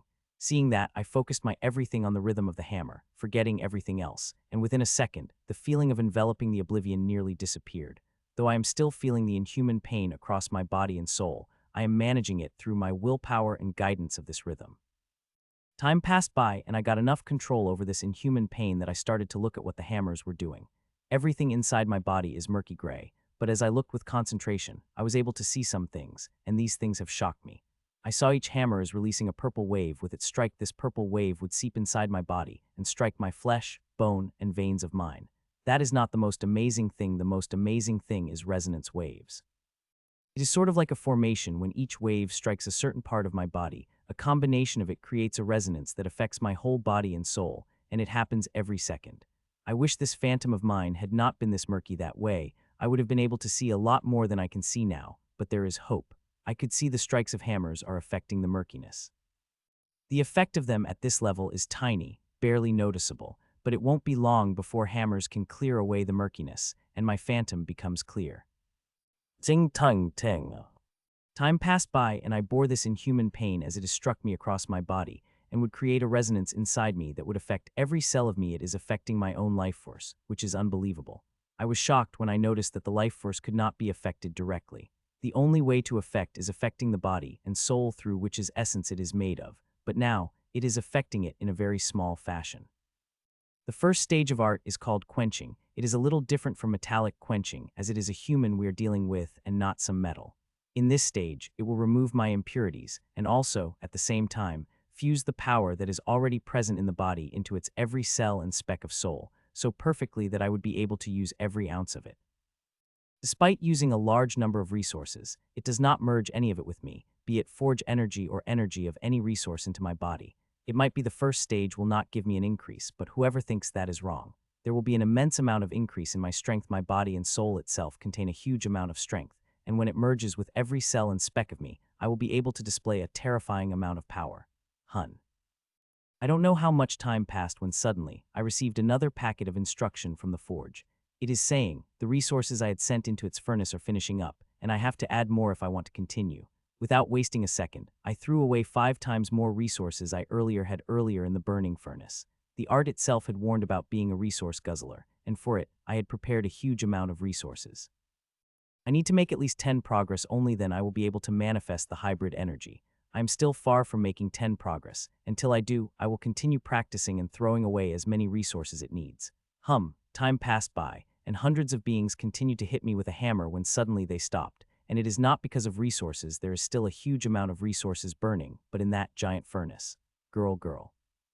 I did not have to wait for long as 2 giant fucking hooks attached to the chain came down from above, and a huge being hitting me fixed me on the hooks, before sliding upside down. Now, I am facing down with my back in the air. Ting, ting, ting. Chains went back to their place, and hammering started again as if it had never stopped. The seconds of relief I had got vanished in an instant, and the inhuman pain began again, and this time with much greater intensity. This time it had started to hit my head. There were a couple of tiny humanoids on my head which were hitting it with great relish. Time passed by, and the practice continued as I added more and more resources. Each strike of hammer will have a great effect, and it will bring change in me. I could already feel the great changes in me, I just could not see them properly with this inhuman pain clouding my mind. The murky grayness of my giant translucent shape has also become a little lighter, and I could now see more things inside. I have reached close to the 10, but the resources I had brought also nearly ended. If I want to continue, then I will have to add the precious resources, which are quite useful, and would let me buy 5 times resources that I had brought to be used for the art. I could not afford to stop, so gritting my teeth, I threw away all the resources I had brought before started throwing the important resources till the furnace closed with its own. I could not practice more than 10 of the first stage at a single time. The refining art was quite heavy, and my body needed at least a day of rest before I could start again. Ting, ting, ting. The hammering continued, and I watched it carefully while focusing on the rhythm of the hammers, which is the only thing that is helping me survive this inhuman pain. If I had stopped focusing it, I would start to seep into oblivion, which is waiting for me in the corner.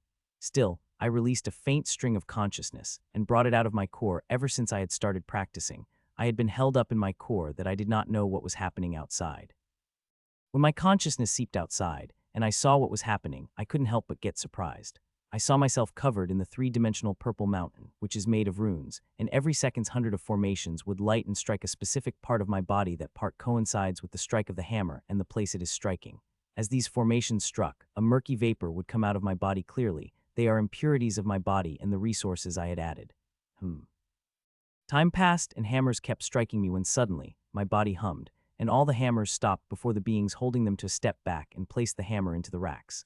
The runes that had lighted up the whole forge had also started to get dim till they disappeared, just like when the forge before I had added the resources into the furnace. I had finished 10 of quenching, and thus gained the hybrid energy, which I could sense in every part of me. The humming of my body was a sign of that. I opened my eyes and saw the 3-dimensional purple mountain disappear, and I was sitting on the gray dust of burned impurities. I did not focus on any of that. Instead, I looked at myself. At first, I felt no change. There was no boiling strength or feeling of invincibility. I felt nothing. But when I moved my hand, as I was barely able to control its speed, I nearly fell by its momentum. I moved my hand around, twitched my fingers, and couldn't help but think I was not in my own body but someone else's. The strength is similar, but the effect of it had increased by a fold. I have to move my hands and fingers slowly to move them at regular speed. Usually, I pretty quickly get adjusted to increased strength, but this time I am having a little problem. My strength had not increased in a usual way, and for it, I will need a little longer to get adjusted to it. I moved my hands around for a couple of seconds before I had finally got up slowly and began to get used to my new strength. I started with the basic exercises, and as I was able to perform them, I began to with complicated ones. I started to fall down in every direction. These complicated exercises needed fine physical control, and I didn't have it. I began to perform exercise after exercise. At first, it was quite hard, and I would fall every other second, but as time passed, my falls began to lessen and I did not fall for minutes. By the time an hour was over, I had not fallen down for 20 minutes, and I continued for another half an hour, and when I did not fall on that half hour, I had finally stopped. Though I am far from gaining perfect control over myself, I had got enough that now, even if I had played with my sister, I would accidentally hurt her. Now that I have got the basic control, it is time to see my new power, which is one of the main reasons I chose this art over others. I opened my palm and called the new energy that I was sensing in me, and that very moment, murky gray energy appeared in my hands. This energy in my body is in a very small amount, but it is extremely powerful. As it appeared, the air around it started to shake. This is hybrid energy, and in the books I had read, it is called internal energy. With its help, I would be able to accomplish million different things. The other arts have also offered different kinds of energies, which are all internal energies but flavored ones, powerful in their own domains. The internal energy that Forge Mountain Art helped me produce is an original one that humans would produce without any flavor. It may be weaker in some areas compared to the energies of other arts, but it is stronger in many other things, and the most important thing about this plain internal energy is that it is versatile. It will able to help me do many things that others' physical, soul, or hybrid art energies could not. I looked at the energy for a few seconds before I wrapped it around my fist and threw a punch in the air. See, my fist tore through the air, making me feel the resistance from space itself. If I had been outside where space is not strong as the pyramid, I would have vibrated the space itself. Just completion of 10 of first stage has given me a powerful body and soul and manifested internal energy. It also made my skin even more vibrant and soft that even my sister would be jealous of it. I couldn't help but feel happy about the progress I had made. Sigh, a few seconds later, the euphoria of progress had died down, and I thought about the other aspects of this art, resources. Art is a resources guzzler. It requires an immense amount of them, even if I have exchanged all the resources I have for the resources needed for the practice. They won't be enough to successfully practice the first stage of the art. Also, I could not exchange all the resources I have, as I need them for my own breakthrough. My level breakthroughs also going to need an immense amount of resources. It is a good thing I am joining the war in a few days and would get ample chance to collect the resources. Not to mention, tomorrow I have a meeting with Grand Commander and going to show her my creations, which I have worked very hard for. If my creations worked as I had intended, I would have even more resources of general level. They just have to succeed, or lots of resources I had spent on them going to be a waste. Click. I had tested my power for a few hours more before I walked out of the huge arena which I had borrowed from the pyramid. They have shifted it to the room and provided the door. As I walked out of the door, it was going to be back to its original place. The pyramid is a very powerful artifact. It could do many wonderful things. Shifting the spaces is one just of its amazing abilities. As I walked to my room, I directly went to shower. There are so many impurities that have come out of me that I wanted to shower, even if I clean. Ting. I took a long shower of 20 minutes and had just worn the fresh set of clothes when my holowatch beeped with an important notification. It is from Blazing Sphere, and they have a big medical emergency. They are bringing the patient to me. It seemed like the emergency is quite big for them to bring the patient to me instead of the medical bay with state-of-the-art medical equipments and artifacts. Reading the message from the Blazing Sphere, I did not waste any time and walked out of the room and before stepping out of the house. My father had asked me about the dinner. I answered with one word and walked out of the house and walked toward the small building beside the house I live, which had been acting like an infirmary for the past few days. I had just reached it when teleportation formation of the house lit up and 3 people appeared on it. 2 were standing and 1 was floating. Seeing the condition of the floating patient, my eyes couldn't help but widen up. "You stupid, stupid people," I said angrily as armor appeared on my body and tens of strings flew out of my covered the patient in it by forming a coffin which had gently landed on the ground. I had warned you guys about the contamination, but it looks like you stupid people had not listened to me, I said angrily as I made thousands of strings pierce into the body of women, whose face I could not see. Some people even would have a problem seeing her gender, seeing in what conditions she is. I looked for an answer to 2 of them who had shame hanging on their face. Before handling you that drop of pure bloodline contamination, I had warned you about its dangers. It is even dangerous to the Grandmaster with powerful bloodlines as Hell Dragon, and you had used that thing on Master with bloodline much weaker than the Hell Dragon. Just what the hell were you people thinking? I shouted out my question. I am really angry right now at these stupid fuckers, and I don't care if they fucking Grandmasters.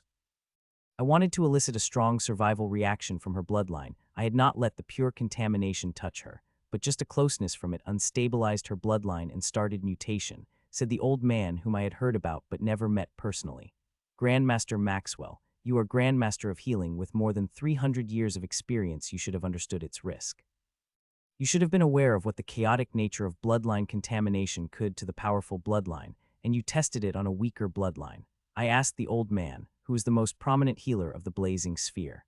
I did not look at Grandmaster Ardan. She was the one I had specifically warned about the dangerous bloodline contamination. She should have stopped the old man's experience.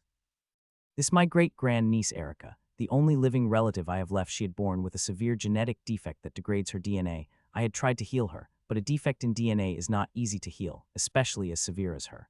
When she was 8 months old, I took a risk and fed a bloodline fruit of Solar Tree Fairy. The bloodline had merged with her without a problem and stopped degrading of her DNA. The old man stopped as he wiped his eyes. For near 2 centuries there was no problem, and she had made great progress with the help of her bloodline, but 3 years ago, she had come in contact with a mysterious substance which had started the degradation of her cells, and that even bloodline had not to be able to stop it.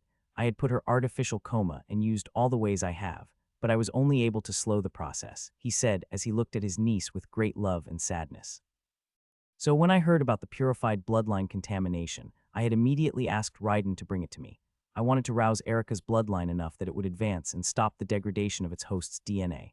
To my great surprise, the results were the position, especially to less purified version, but they were not enough, the old man said, shaking his head. So you decided to use the pure drop of contamination. Couldn't you just ask a less purified one? I would have provided it to if you told me about your niece's condition, I said, and shame and regret appeared on the old man's face. The old man became greedy seeing the positive signs and done unthinkable. I thought I was being very careful, but it seemed like I was not, the old man said in shame before he turned me. Grandmaster Czar, please save my niece. You are the only ones who have the expertise to do it. I am willing to pay any price for it, old man said with folded hand. The condition of your niece is extremely precarious. Not only the DNA of your niece is breaking at the record pace, but the mutation in her bloodline is also spreading really fast. I am sure whether I would be able to heal her, I said directly as I brought out the meta projection of niece, which is a mess. It looked like we were looking at some abomination instead of a human. She is turning into an abomination, not only internally but also externally. The big spores formed everywhere, her skin was spitting, and the chaotic golden substance of solar element would flow out of them instead of blood. There were plants and branches chaotically around her, wrapping and fighting each other for a space on her body. I had to weave my strings around them as those little attacks of master level, and I could have them while I was healing her. But there is a chance to heal her, right? The old man asked, picking my words carefully.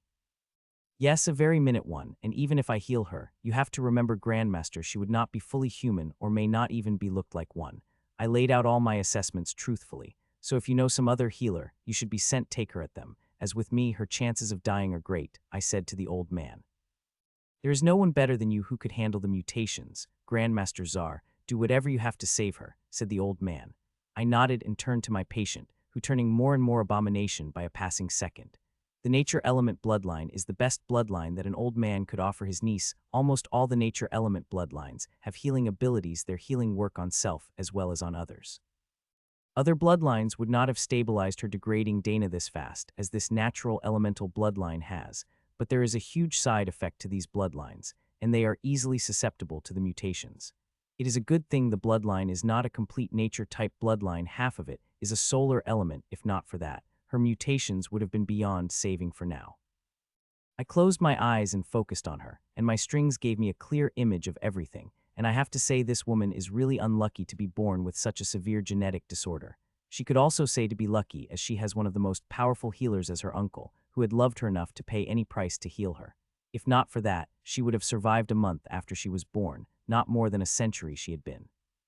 There are two things I have to fix in her. First is DNA degradation, and second is a mutation, and unfortunately I could not heal both of them, even with rule-bending power. Stopping both of them is above my grade.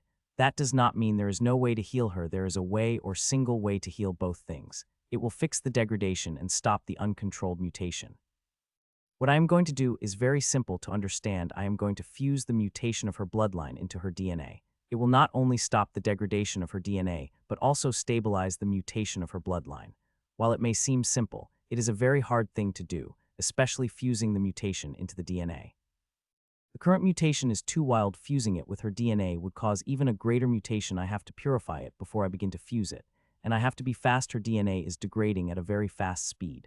It is ready, I said, and a smile appeared on my face as a formation, made of my strings, have covered her inside and outside. Buzz. I activated the formation without wasting a second. It shone brightly and started to work the very next second. The mutation began to slow down, and within a second, it had been barely increasing. Not only the mutation had slowed down, but also degradation of her DNA. I had slowed every function of her to an extreme, like putting them in suspended animation, but I won't be able to continue it for long. It is taking a massive amount of rule-bending power, even a huge amount of rule-bending power. I won't be able to keep this formation running for more than an hour, and I have that much time to deal to merge the mutation into the DNA. Buzz. I activated another formation, and the next second, my strings began to absorb the mutation and started sending to my core for purification. I wish I could just suck the mutation and solve the problem, but it is not that simple. Her bloodline had destabilized. Even if I sucked all the mutation, her bloodline would produce more and continue to produce more till it consumes itself. Not to mention, I need this mutation to fix the degradation of her DNA. I do not have any other way to fix that problem. Through the hundreds of strings, the mutation had reached the core and started filling the upper disk of the quern, which had to begin to spin immediately to purify this mutation. The mutation and contamination are nearly the same, with a small difference, but the thing is, they work nearly the same many aspects except for a few. I will purify this mutation just like I did with dragon bloodline contamination, and since the mutation is weaker, and my core had gotten a lot stronger consuming the purified bloodline contamination, the purification process is quite fast. Some of the mutations had already reached the second disk. The mutation purified by the fourth plate would be perfect. Time passed by. I continued to suck the huge amount of mutation from the patient's body and filled the quern, which had continued to purify it. 7 minutes later, after the start of purification, the first stream of mutation purified by the fourth disk, I immediately took and activated the formation, which I had just finished creating a few seconds before. Buzz. The formation activated, and the purified mutation my strings have absorbed began to move toward the DNA and started to attach itself to it. I am using the mutation as filling the degraded part of the DNA, and as I have expected, there was no reaction from DNA. I had put the body in suspended animated no matter what I do, I will receive no reaction. It is like I am repairing a machine with its plug out. I will only know whether it will work or not when I put a plug in and turn the power off. There is a good chance the DNA will not accept the mutation and degrade even faster, killing her within minutes. I wish I had a much safer way to heal her, but I did not. This is the only way I have. Whether it will work or not, only time would tell. Both Grandmasters of Blazing Sphere watched with worry, especially Maxwell. He's using all his abilities to see, and what he is seeing had shocked the hell out of him. He was shocked when he examined the Rabhin a few days ago, and knew the conferment of Grandmaster of Healing is well deserving to a guy who is nearly 300 years younger than him. Still, there were some doubts, but now seeing him working on his niece, all his doubt had vanished. He does not know if this young Grandmaster would be able to heal his niece, whose condition had deteriorated extremely, but if anyone had a chance, then it would be this young man. I had formed a connection with the quern in formation with my strings. The quern is now acting as a tap, continuously providing the mutation purified by the fourth plate to the formation, which would be then used to fill the degradation immediately. While it is happening, my strings are still sucking up a great amount of mutation every second and filling it into the upper disk. Her bloodline had really destabilized to a huge degree that it had forged the self-preservation and begin to use its essence for mutation. This is good. The bloodline would be weak to resist the fusion of its mutation with DNA and form a connection. Time passed, and every minute, more of my rule-bending power would get drained by powering up the formation. I tried to be fast, trying to fix all the DNA within an hour, but it was not easy, especially when some things were out of my control. Especially the purification of the mutation. I could not increase the speed of purification. It all depends on the power of the core, and I could not increase it in a short time. So I just focused on the things I could control, and that is sucking the mutation and stuffing the purified mutation into the degraded DNA. 47 minutes had passed since I had started fixing the DNA, and I was finally able to suck away all the mutation. It was in a huge amount, but I was able to suck it all, and as for fixing all the degraded parts of DNA with semi-purified mutation, I am a little far from finishing that. I only have enough rule-bending power for 10 minutes, and seeing the progress, I should be able to finish up before I got drained of it barely. Time passed and soon 9.5 minutes had passed by, and I had finally finished filling all the degraded part of the DNA with the mutation. There is still a massive amount of mutation stored in my core, but it does not need any more, and thank God before I am nearly drained of the rule-bending power and would not have been able to continue for more than 40 seconds. In a few minutes, we will know whether she accept the treatment or not, I said weakly and turned off the formation. As I turned off the suspended animation, hell broke loose in the body. The condition of the body is a lot different than it was an hour ago. The bloodline again started to spread the mutation, but DNA started to degrade, but was not able to move forward in that step. As the semi-purified mutation begins to spread across the double helix structure of the DNA. The DNA had stopped the degradation and focused on resisting the semi-purified mutation's infection, which is climbing on it, but it does not seem to have any effect. On the other hand, the mutation is growing, turning her more and more into an abomination. The only thing I could do was suck off that mutation as soon as it appeared. The patient's fate depends on the battle between the DNA and the semi-purified mutation, and seeing what is happening I could not say anything else. There are both positive and negative signs. It is very hard to tell what will happen. Time passed by as the semi-purified mutation covered the DNA further and further till finally, it had covered the whole DNA. Now is the most important moment. If it continues further, then the patient is doomed, and if it stabilizes them, there are chances that the patient could be saved. Fuck. The mutation did not stop, and it started to change the DNA further, and I let out a curse when I suddenly stopped when I saw the DNA reacting and resisting the further mutation. The tug of war started between them, and watching it with bated breath when a couple of minutes later, their tug had stopped and they have stabilized. Just as it did, it had started to bring the change with the mutation finding a balance with DNA. It had turned its soul. It had focused its power on the bloodline, which had weakened very much, releasing all this mutation. The change was much faster than I had expected. The instability in the bloodline started to stabilize at an extremely fast rate, and at the same time, it released less and less mutation before it had completely stabilized and stopped mutation. As it happened, the spores of the patient's body began to dry up, and vines and branches began to wither minutes later. I moved my strings around my patient, clearing away residuals of mutation internally and externally, till her complete external and internal figure appeared before my eyes, and I couldn't help but get surprised. The mutation affected her heavily internally. She is now less human than Rai, with 11 of DNA being foreign. Due to change being her very DNA, it had shown outside, but it is not intense as I had expected it to be. She looked like humans surprisingly, and the change in her DNA had brought did not look that bad. Her hair had turned completely green, and they are now curly like beautiful vines, and her eyes looked like they were pond of the amethyst water. Her skin had turned light golden like a sun, with her nails being in a darker shade of sunlight. She had also turned younger and more beautiful before. She looked like a woman in her mid-50s with above-average looks, but now she has looked like a woman in her early 20s with a delicately beautiful face that anyone would want to protect. Her transformation is truly shocking. "Don't thank me yet, Grandmaster Maxwell. She is not out of danger yet," I said, and meta-projections of her DNA have appeared.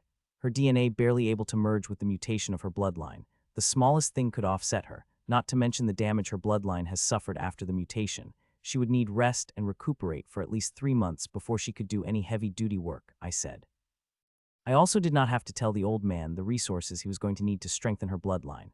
It is going to be a costly affair, but I am sure the old man and the organization behind him would be able to bear it, seeing what they have got from the misfortune. Grandmaster, should Erica would be able to call the source energy. The old man asked. The old man is not thinking about the progress of his niece, but the danger that might come if she is able to advance to the next step. Seeing the knowledge of the old man, he can clearly see after what his niece had gone through, her chances of reaching the next step had increased tremendously. Yes, but you won't have to mutation. Increasing that is where contamination and mutation differ. Once infected, contamination spread, but mutation did not unless, of course, you again did something to antagonize her bloodline, I said, hearing that redness appeared on the old man's face for a second. After what I have witnessed, I will not be taking the drop of pure bloodline contamination closer to anyone, old man said. I believe you, Grandmaster, but I would like that drop of bloodline contamination back. I can't be sure if others won't use it seeing what happened, and I would not be available to save everyone, I said and demanded the drop back. As I had said, I could not take the risk anymore, especially after treating women, which might force others to take the risk as there is always me to heal them, and which, if I do, will give them a greater potential. That thing is too dangerous in the hands of others.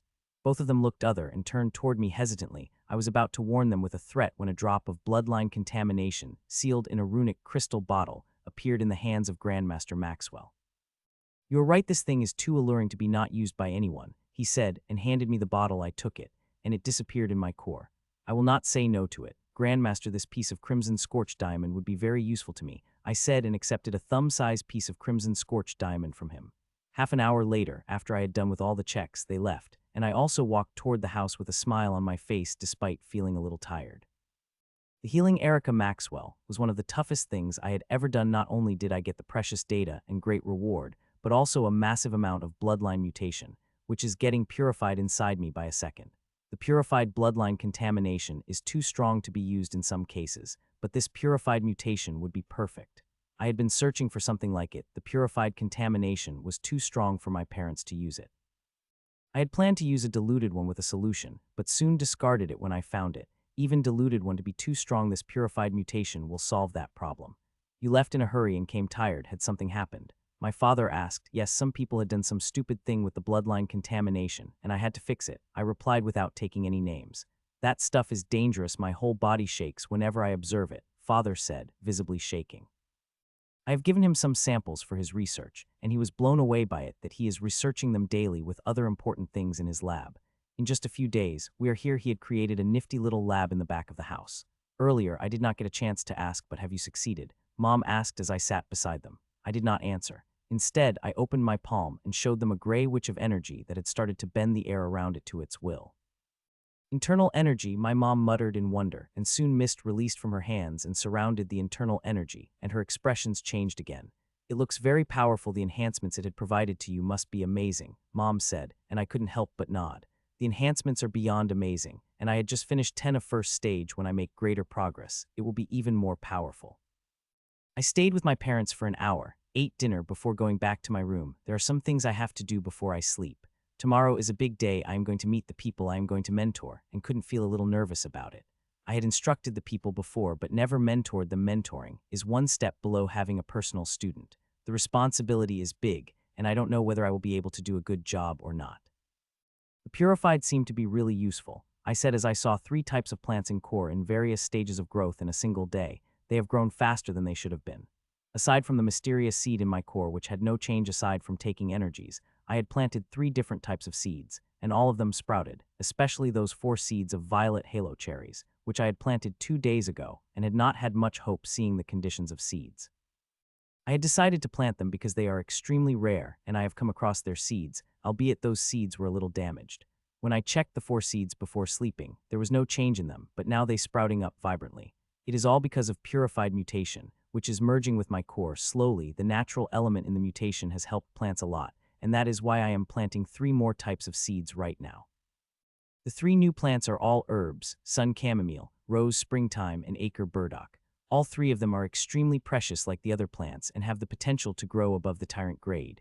It took me a little more than an hour to plant the seeds and create a favorable environment for them. With that done, I walked to the center of my tiny island and focused on the seed that burrowed inside it. Since I had planted it, there had been no change, but it had been continuously absorbing nutrients, and its speed increased a little every day. I could feel the faint changes occurring in the seed, but don't know whether these changes could help in its sprouting. I studied it for a few minutes, noted down all the data I had gathered from it before turning to quern, which is still purifying the mutation which I had gathered in the massive amount. I looked at its base, and aside from the usual tap releasing the purified mutation into the soil, there are 2 small taps, which release a few drops every other second. I was able to make a few changes in the quern, and was successful in separating 2 elements the mutation is made of. The solar element and the natural element too are more useful separated than together. If it were up to me, I would have purified the mutation in 2 elements only, but it is very hard and takes a lot of energy, so I will have to be satisfied with the current quantity. I took a look at everything in my core before I walked out of it. In an hour, my new mentees will come to meet me, and I have to be ready to meet them. An hour passed by, and now I am sitting in a parlor waiting for my mentees. They will be arriving at any minute. 2 minutes passed by when the formation lit up, and 3 people appeared on it. The 3 people are of various ages, from girl to her mid-20s to women to late 20s, and a serious-looking man who seemed to be in his late 50s. All 3 of them were shocked to see me. It was like they were expecting someone and saw someone. I thought we were to get mentored by a Grandmaster, said the woman in her mid-20s. I am a Grandmaster, Miss Melrose, Grandmaster of Healing, conferred the title by Grand Commander herself, I said with a smile, and medallion appeared in my hand and spin above my index finger.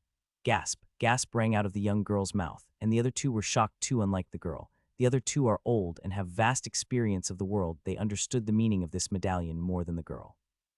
I thought the rumors I heard about you are just rumors, but it seemed like they are true, the woman in her late 30s whispered before she composed herself.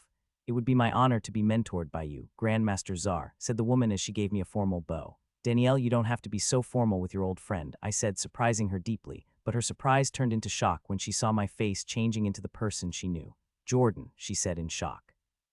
Jordan Sanders is an identity I used when I went to the Scorsese Valley. That is where I met Danielle, the person with the 4th grand art in our world that even her organization is aware of. It's been quite a while, Danielle, and you seem to have made quite a progress, I said as I turned off the mask.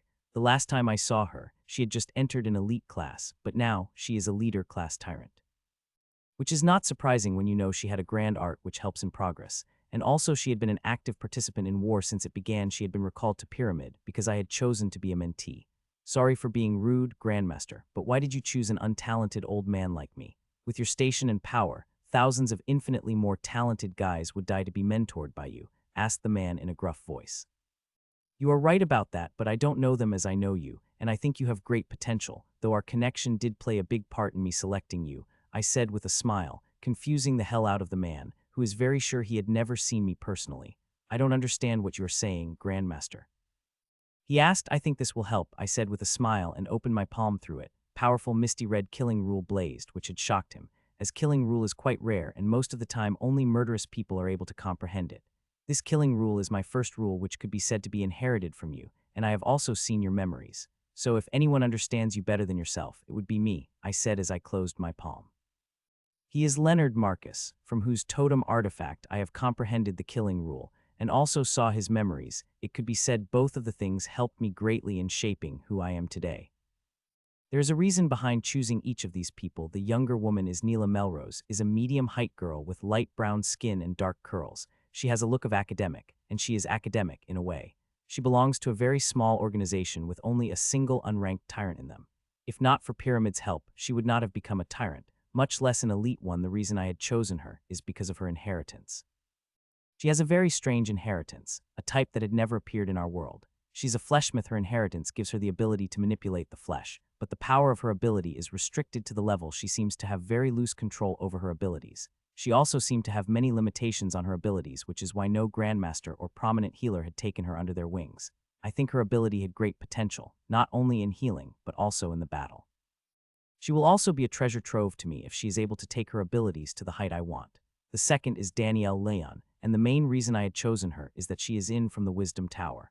Wisdom Tower had done a lot of favors to me, and I want to pay it back to them in some form, and who would be a better choice than Danielle, who had the fourth grand art. Wisdom Tower itself had forwarded their own list to me to select the mentees, and in them, Danielle's name was not present. Though to my great surprise, there was a name of her daughter, whom I had fought in the championship. From the information I've gathered, Danielle is not much favored in the Wisdom Tower. Despite being a descendant of Lady Angela, she is considered above average, though her standing had improved a little after she broke through the leader class. Still, I wonder how shocked they would be if they knew they had grand art for thousands of years, and only one person was able to comprehend the true essence of it. It is the reason why I had not told them about the grand art, even if they know it will not change anything. The grand arts could not be comprehended by anyone. Only one in billions have what is needed to comprehend the art. The last one is Leonard Marcus. I had chosen him not because of my connection with him or the killing rule I have gotten from him, but because of the strange constitution called Swallowing Mammoth, a constitution he had activated quite late in life. It is the constitution that provides a raw physical strength to him, but whenever he uses it, he gets completely drained. There was a short page of info about this constitution in the book related to this constitution in A Broken Tower. People will consider it just another strength-type constitution, but it is not. It is far from simple strength-type constitution if the hidden truth in those last few lines is true.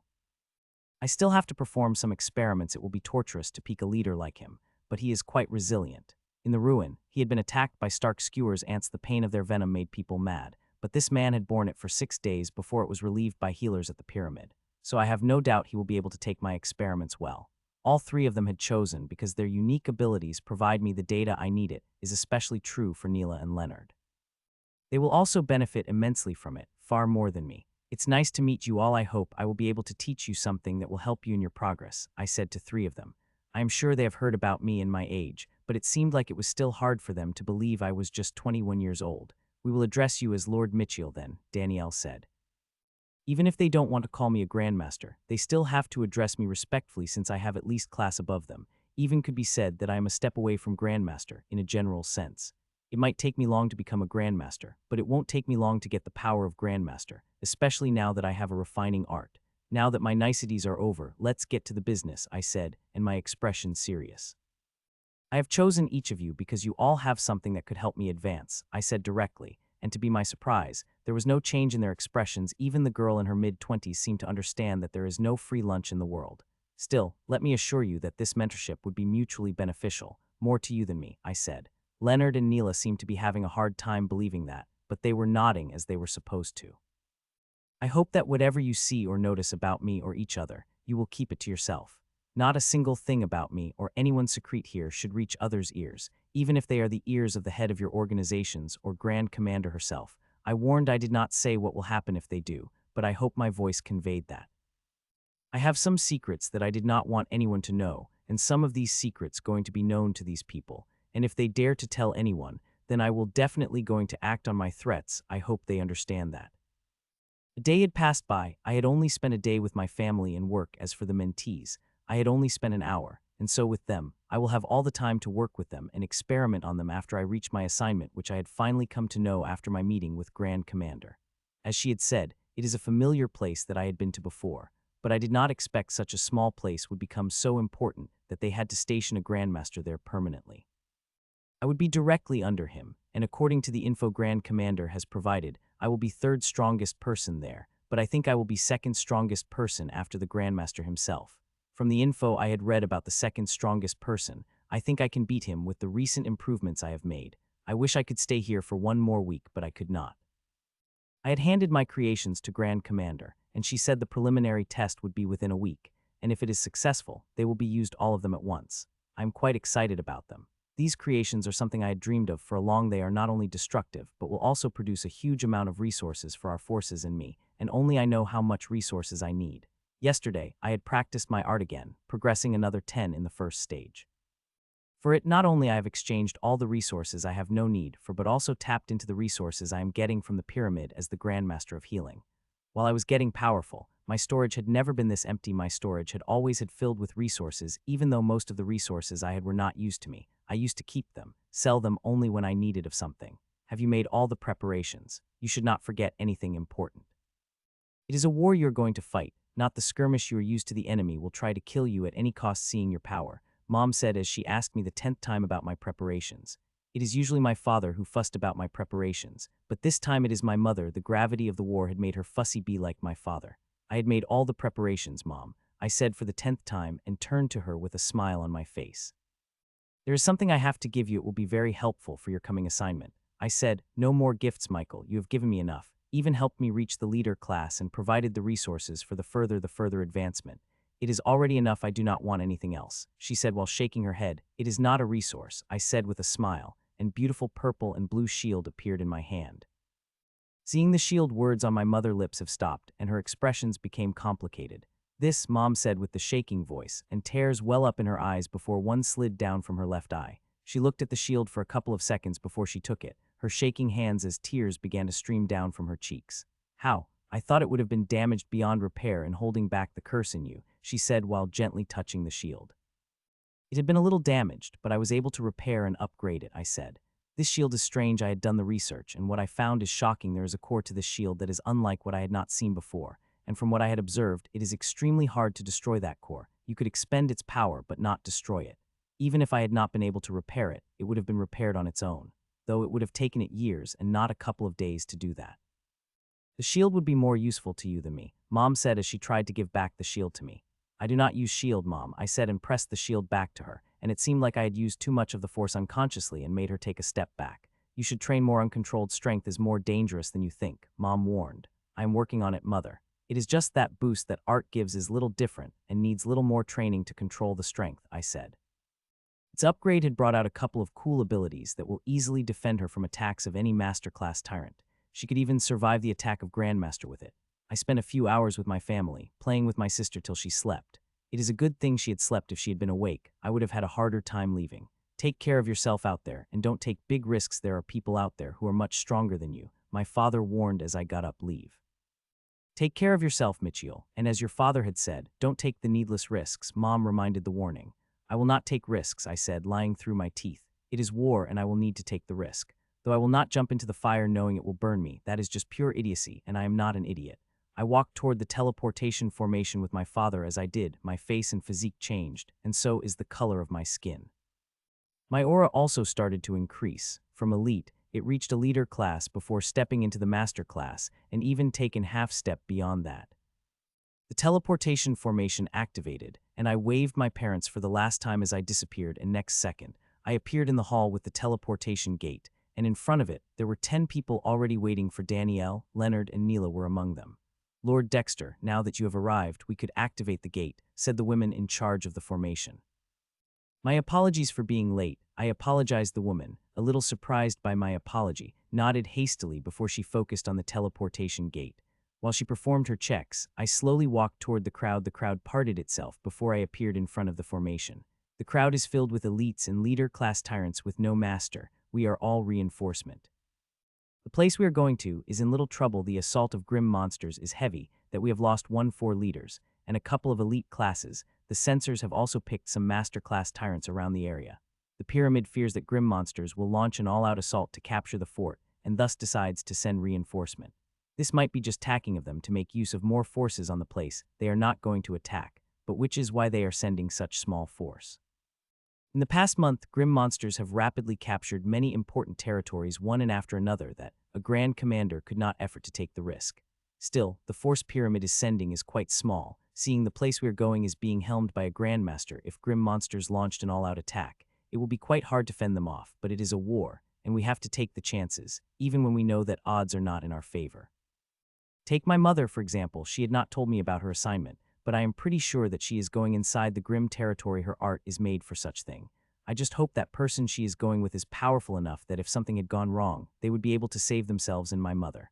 Buzz. The teleportation gate had activated. Lord Dexter, please, the woman said. I nodded and stepped into the formation gate. I entered the space tunnel before remaining there for a second before I appeared on top of the teleportation formation. A moment later, one person after another appeared around me, till all of us had arrived at the destination. Welcome to the Fort Ardan, Lord Dexter, said the man who seemed to be an elite, and I couldn't frown at that. The etiquette and my demand that it should be a leader-class tyrant at the least to welcome me. My apologies, Lord Dexter, but grim monsters have launched the attack, and higher-ups are in the command center, the elite explained to me in a slightly shaking voice, and only calmed down a little when I nodded in understanding without any anger on my face. My lord, I've been ordered to escort you to General. As soon as you arrive at the fort, he is expecting you, the elite man said while taking a peek at my badge of crossed black sabers. Lead the way, I said, and walked out of the hall with an elite. My current identity is Dexter Rose, a member of Secrete Legion, the most powerful and secretive legion of the humans, directly under the command of Grand Commander, and its members could only be utilized in a time of war. This is the first time I have changed my identity, and people know it is fake. The people of the Secrete Legion never revealed their true identity, and even they revealed their faces, people knew it was not their real faces. Ting. The elevator opened to the highest floor, and I walked outside. In front of me was a big hall which was filled with elites and leaders watching the battle, but I instantly focused on a Grandmaster, who was looking out from the glass wall toward the battle outside, where millions of humans are fighting the grim monsters. Dexter, you have come. I was ecstatic when I heard Grand Commander is sending one of her people, said the old man without turning from the battle. I was a little itchy for the past few days seeing the buildup of these bastards, but with you here I could feel a little relieved, the old man added. What do you think about the battle? The old man asked. We are fine. Currently the elite who is leading is keeping the morale well, fighting competently against the two grim monsters, I said, not going into the detail. The scale of war in front of me is something I had never fought in. There are more than 20 million humans, and grim monsters are fighting. They are spread as far as my eyes could see, and are fighting with the strict military precision I had never seen before. There are currently 14 human tyrants are fighting against 24 grim tyrants. The leader of our forces is a petite woman in green metal armor with a saber in her hand, fighting clinically against the two grim elites of the same level. She is impressive. I had not seen anyone fight such perfectly in a long time. The women have perfect control over her strength and uses it to textbook perfection. The most amazing thing about her is that she seemed young. She might be young as me. Her gaining such skills at such an age is impressive. Even I was not good as her when I was an elite. 3 days ago, leaders took the battlefield, right? I asked, watching the battle. Yes, we have lost one on our side, the old man replied.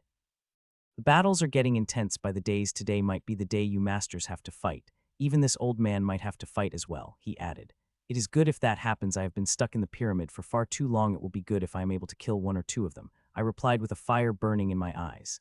Be careful, young man. This is war, and it is not just people of your level that will attack you, the old man said, reminding me of the realities of war. The Grandmaster will not hesitate to attack masters. They would even attack the elites if they think they are too talented and might become a future threat. They have already done that hundreds of times already since the war had begun, and we have lost quite talented people due to it.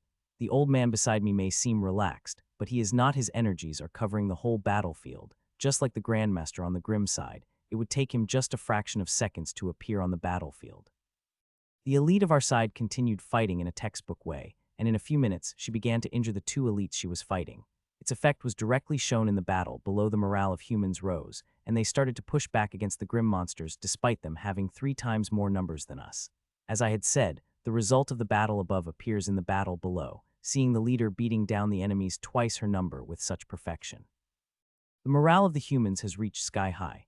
Hun, Elite Squad A, Elite Squad B, go, Grandmaster ordered, and next second 24 elites shot out of the command center, and next second they met with the 51 grim elites.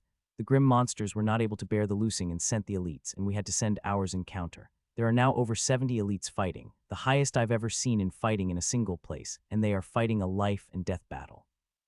This is not a battle they could run away from. They are the chess pieces in the hands of the Grandmaster, just like us masters. They will have to do what they have ordered to do. The elites are fighting, and the most stressed is the elite girl who had been fighting from the beginning. She has now gone completely defensive from the offensive. The third grim monster has joined her battle, and this one is extremely strong, one of strongest among elites that grim monsters have sent, and it had pushed her hard.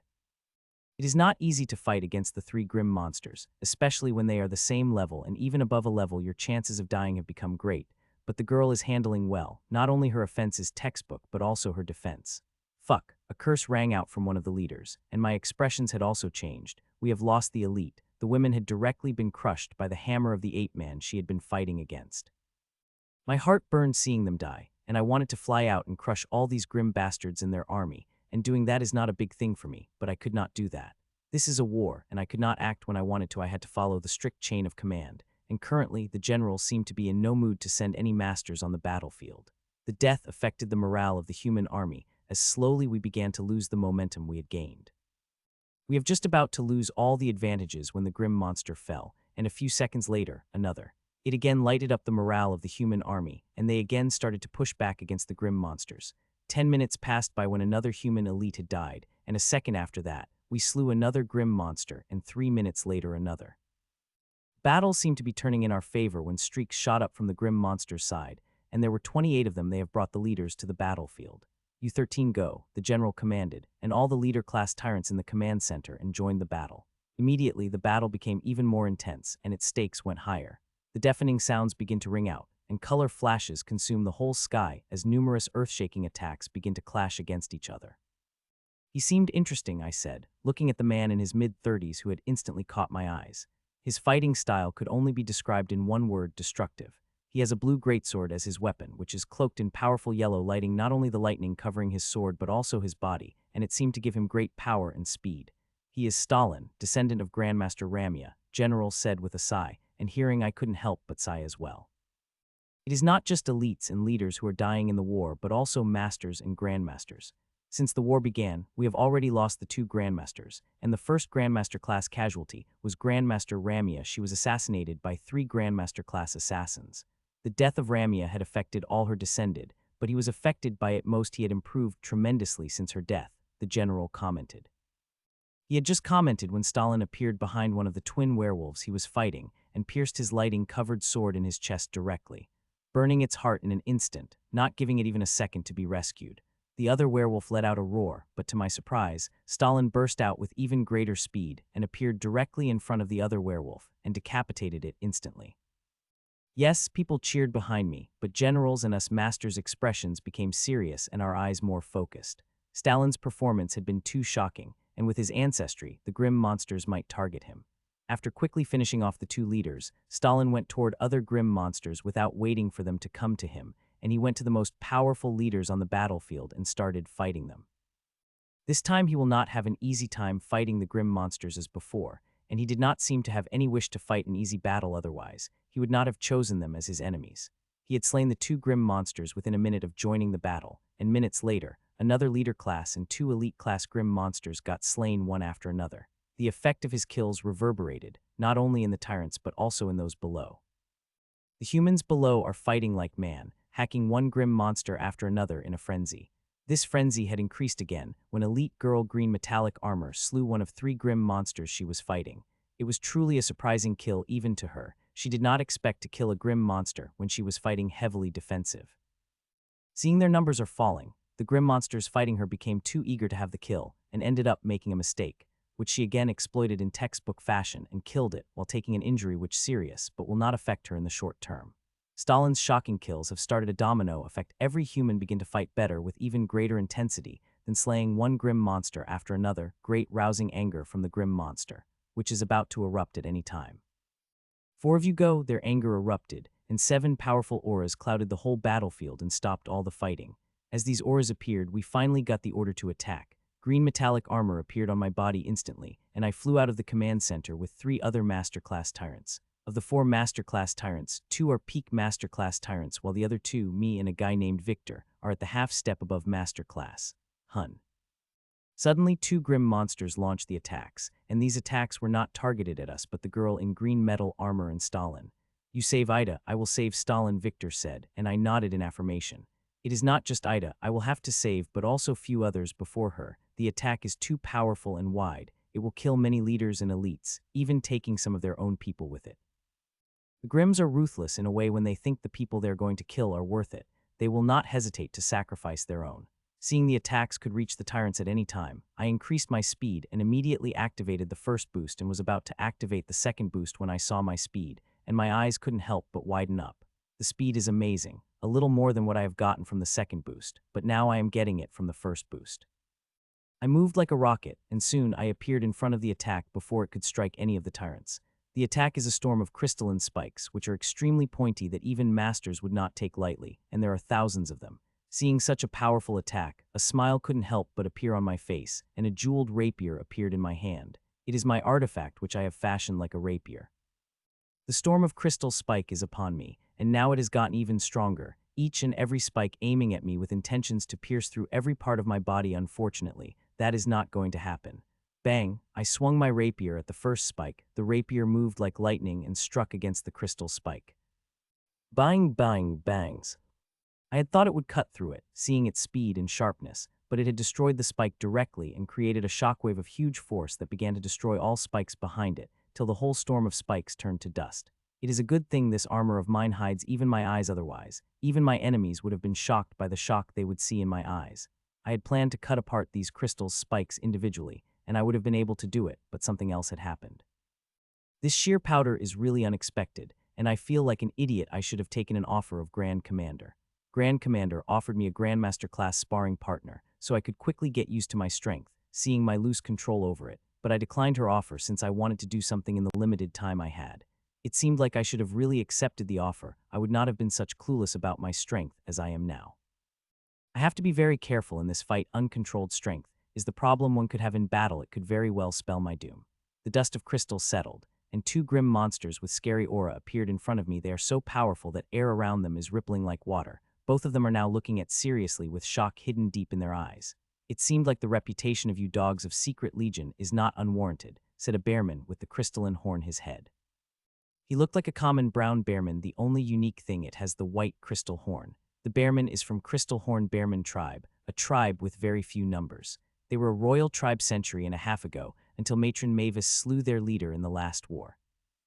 I have never killed a dog of Secret Legion before. That black badge of yours will look good in my collection, said the scarlet-veined snakeman, who is standing behind Crystal Horn Bearman. My eyes couldn't help but become serious. Scarlet-veined snakeman tribe is also the small tribe but dangerous tribe of grim monsters, especially when they awaken. Their bloodline and scarlet veins on their body became jagged and more lifelike. It had black-red armor on its body and staff as its weapon, and was wearing a beautiful crown which seemed to be made from weaving many beautiful flowers, and it is giving me a dangerous feeling. I have to be careful of this poison master. Well, I also hadn't killed any one of you bastards from Dark Venom. Either your head will look good on the shelf of Dark Venom I will create, I said with the same tone as his. The snakeman is from one of the most dangerous legions, Dark Venom, filled with the most powerful poison masters of grim race. I like your spunk. Let me see how long it will last under my poison, it said, and a black gem on his staff lit up. Domain for Irricand. The snakeman said, and green and black mist released from its staff, and at the same time, Crystal Horn Bearman shot out toward me. Its weapon had appeared in its hand, and seeing it, I couldn't help but become surprised. It's a lance, night lance to be exact, made wholly of red crystal. This type of weapon usually used by humans. Grim monsters rarely use it, but it is using it, and seeing the way it is using, it is definitely an expert in it. Wailing Pierce, shouted the bearman as it appeared in front of me and attacked me with its lance, which is the sharpest point, lit up with a very concentrated energy that, even with all my defense, I should not let it touch any part of me. Seeing the attack, my rapier moved faster than a bullet and appeared directly in front of a huge lance which is 4 times longer than it. Ting. The tip of my rapier clashed against the tip of Bearman's huge lance, and a chime-like sound rang out instead of the metallic clash, and with it, it released a shockwave powerful enough that it breached the sonic layer and pushed back elites and leaders who were already fighting far away. It is not just the elites and leaders who have pushed back, but also the masters. Except for the victor and grim tyrants he was fighting, other masters also stumbled back. Step. The bearman in front of me looked at me with wide eyes and took 2 steps back before it was able to stop itself. Your bloodline art has given you an amazing raw strength, the bearman said, and as the killing intent in its eyes exploded. It is so intense, I could harness it with enough time. As it was looking at me, a poisoned domain of snakemen had fully materialized around me. It looked like I was in a real marshland and beautiful plants which were shining in the mystical light, realizing a faint alluring smell that one just wanted to breathe in. My eyes couldn't widen up seeing such a powerful domain and energy layer appear around my body. This domain is very powerful. Anyone below masters would be withered by the poison energies within seconds, and even peak masters would not be able to stay for more than 10 minutes in it. The thing that got me worried is not the power of this domain, as my constitution and power would protect me against it. It is the snakeman that had disappeared in its domain and could attack me at any moment from any direction, and to make things worse, I am not facing a single enemy. There is also Bearman. Crystal Doom, the Bearman shouted, and a powerful aura shot out of it. It was so powerful that it began to push back against the powers of demand which had allied with it. Crystal armor of it lit up, and also raw power could be seen filling the lance before it took a step at me and appeared before me directly. Die human. It shouted and attacked me with its lance. The attack of it is 10 times stronger than before. The Bearman seemed to be in no mood to hold back anymore, forgetting holding back. It is using one of its powerful moves. This attack is powerful enough that it would have instantly decimated the royal tigerman who had come to kill me at the academy. Seeing its powerful attack coming, I did not hold anything back and attacked it without reservation, harnessing every speck of the first boost present in my body. Ting! My rapier clashed against its lance again, drawing out of the chime again and releasing the power shockwave that had swept the large area. It is a good thing we are fighting very high in the air that despite the power of the shockwave, it did not much affect those who are fighting below us. Humph. The Bearman harumphed and came at me again, attacking the weak point I had just shown, but how can I let it take advantage of it? Ting, ting, ting. Our weapons have clashed again and them again, and this time, there was not even a break of the fraction of seconds. We are attacking each other crazily with it, targeting my weakness with every attack. I am showing more weaknesses than usual due to the lesser control over my ability, and thus went on the complete defensive. It is the best strategy for me. The complete defensiveness will help me stop the attack, and it would also help me gain control over my strength quickly as possible. The only thing I have to do is defend properly, not let it take advantage of my temporary weakness. I could manage that. Ting! I foiled another of its attempts at my weakness, but like always, it attacked again without waiting for fractions of seconds, and I moved my rapier to defend. Hun, whoosh. As I was doing that, I had sensed something, and a powerful gale of green wind released from my body toward the ground, which is a marsh war of the snakeman's domains. It had been hiding for minutes, doing nothing other than strengthening its domain to suppress me, a suppression which I have largely shaken off with my abilities. Its sneak attack was no surprise to me. What surprised me was the power of it. It is nearly equal to attacks that Bearman is attacking me. That makes it even more dangerous. The poison is always stronger than the pure strength and has the ability to kill a much powerful enemy than them. Sup, sup, sup. Thousands of tentacles have materialized under the marsh water, and now they are coming at me. The green gale had released from me, and as it left, it had transformed into thousands of finger-size arrows before it pierced into the marsh water. The attack is not simple as it looked. I have produced a gale from my rule-bending power, and added a heavy dose of my inheritance energy to power it before adding an extremely faint amount of energy into it. I want to see what this renowned energy could do. Bang, bang, bang. I knew the result soon enough. The tiny arrows clashed against the thousands of tentacles underwater, and as they clashed, the tiny arrows begin to destroy the powerful poison tentacles, not only exploding them but also vaporizing the poison power, which could merge into a domain and strengthen it. Ting! While I have done that, I again defended against the attack of Bearman, who had a faint surprise in its eyes, seeing me crushingly dealing with the attack of its friends. It looks like even when overestimating you, we have ended up underestimating you, but no more, it said with a sigh, and a powerful aura spread out of its body, not like an explosion but like a wave, but as it spread, begins to explode the air particles. Thick crystalline energy was released from it and covered the whole lance before it began to morph into the runes, creating an elaborate formation that gave a very dangerous feeling to me. Legion of Crystal, the Bearman shouted and attacked, and this time there was not a single lance that came at me, but hundreds of them, and each of every one of them is extremely powerful. Second boost. I activated the second boost. It is not the attack I could defend with just a first boost. I need much greater power. Thankfully, I will have better control, with the intense bout with Bearman which had to help me know my strength better. Ting, ting, ting. My rapier clashed against the lance, and to my surprise, it did not explode into dust or even crack appear on it as I expected. I had not crashed against the energy lance but its own lance, and when I moved my rapier to stop the other lance, I again clashed against its own lance instead of the energy lance. It did not take me even a second to understand what type of attack it was. These hundreds of lances, which I had thought to be energy lances, are not. Instead, they are a projection of its own weapon, and it would appear on their place any time, and the formation on its lance is for that job. This attack is extremely dangerous and complex that normal master-class tyrants would not be able to perform it. The power, skills, and talent needed to do something like that is immense. Hun. While I was defending against this extremely powerful attack, the snakeman had also again launched the attack, and this time, its attack was a lot more muted, or could be said extremely muted. It had seemed to have learned a lot from its previous attack, how I had sensed it the moment it had materialized deep under the marsh water, that this time, it was completely invisible both to senses and the soul. It had released some smoke-type attack which will infiltrate into one without one's knowledge before revealing itself at the right time. This invisible smoke is extremely powerful. If it entered my body, even with the strength of my body and immunity I have, I would be seriously injured. Others of my strength would be killed within a minute by its attack. I was right about this snakeman. It is far more dangerous than the bearman. I had mixed my soul sense with rule-bending power to detect an invisible attack, which I would not be able to detect if it had been just my soul sense, despite its power and purity it had got after getting refined by the art. This is not an attack that snakeman could perform with its power. There is something else my soul sense is not that easy to evade, and if I am not wrong, it is definitely that crown artifact of its which is giving it a powerful layer of invisibility. I did not react to the mist, acted as I did not discover it, and let it inside my armor before storing it into a secure formation. I wanted to see what these bastards could do. Ting, ting, ting. The snakeman is not acting alone, the bearman also coordinating with it.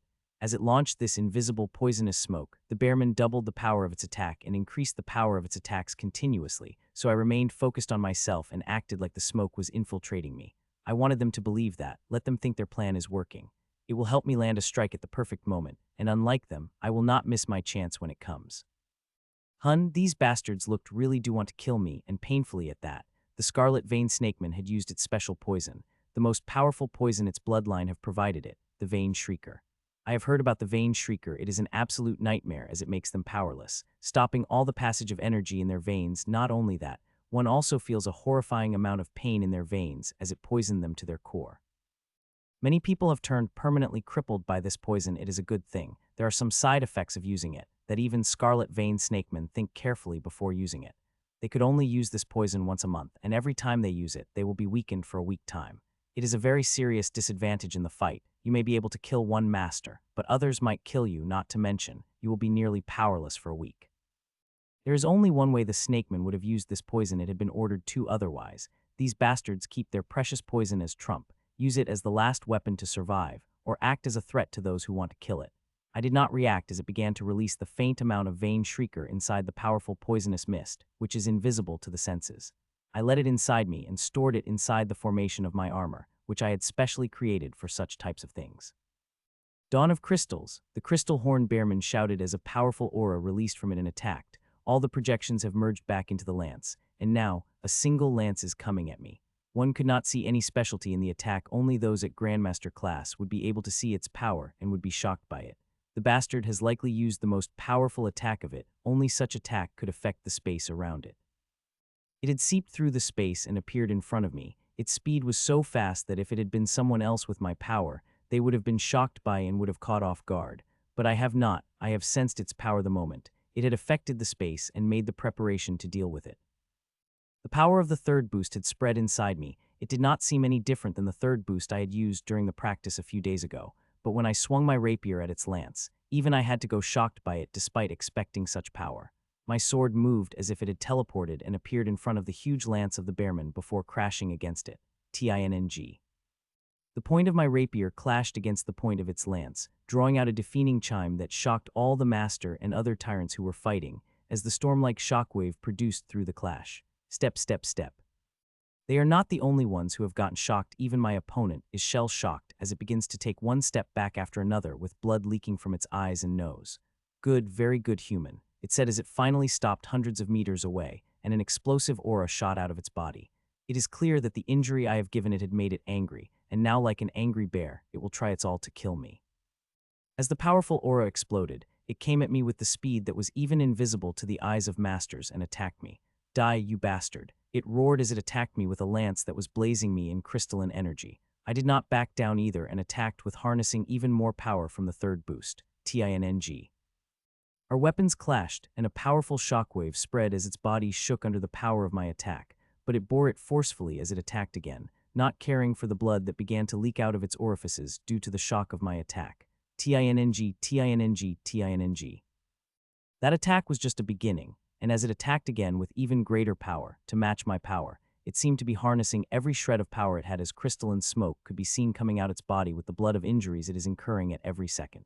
It is staking its all in its attacks, and I wish I could do the same. I am still fighting, careful, completely defensive that if I wish, I could kill it if I harness the full power of the third boost, but there is not a complete certainty.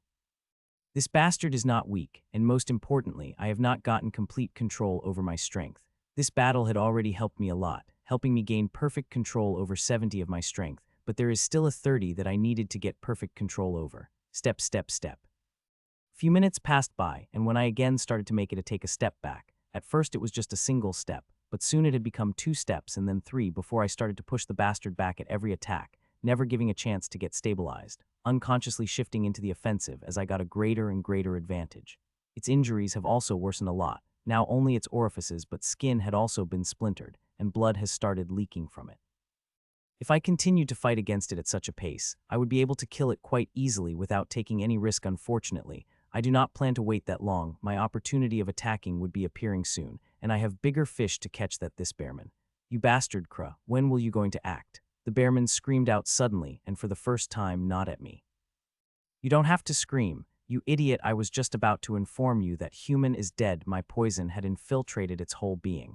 The snakeman replied irritatingly, while still being invisible in its domain.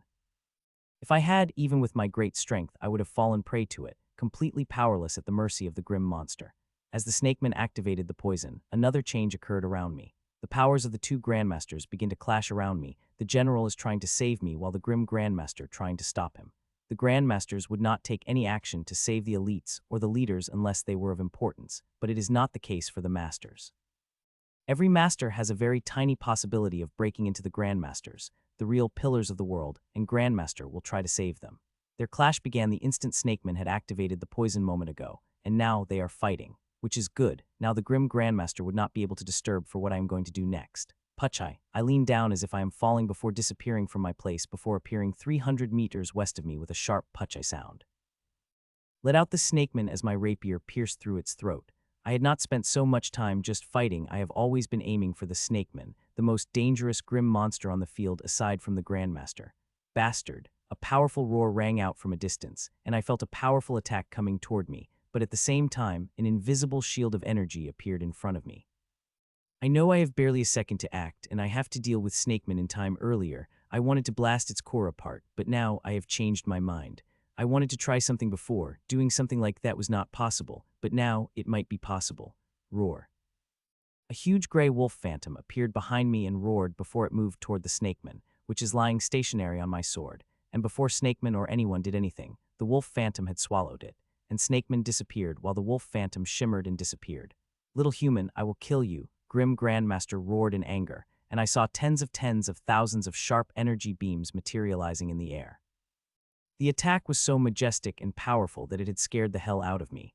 Hofgrand, it looks like you wish to fight, said the general from the command center, and tens of thousands of earthy leaves materialized in front of the huge energy beams, letting out an aura that is no weaker than it. Bang, bang, bang.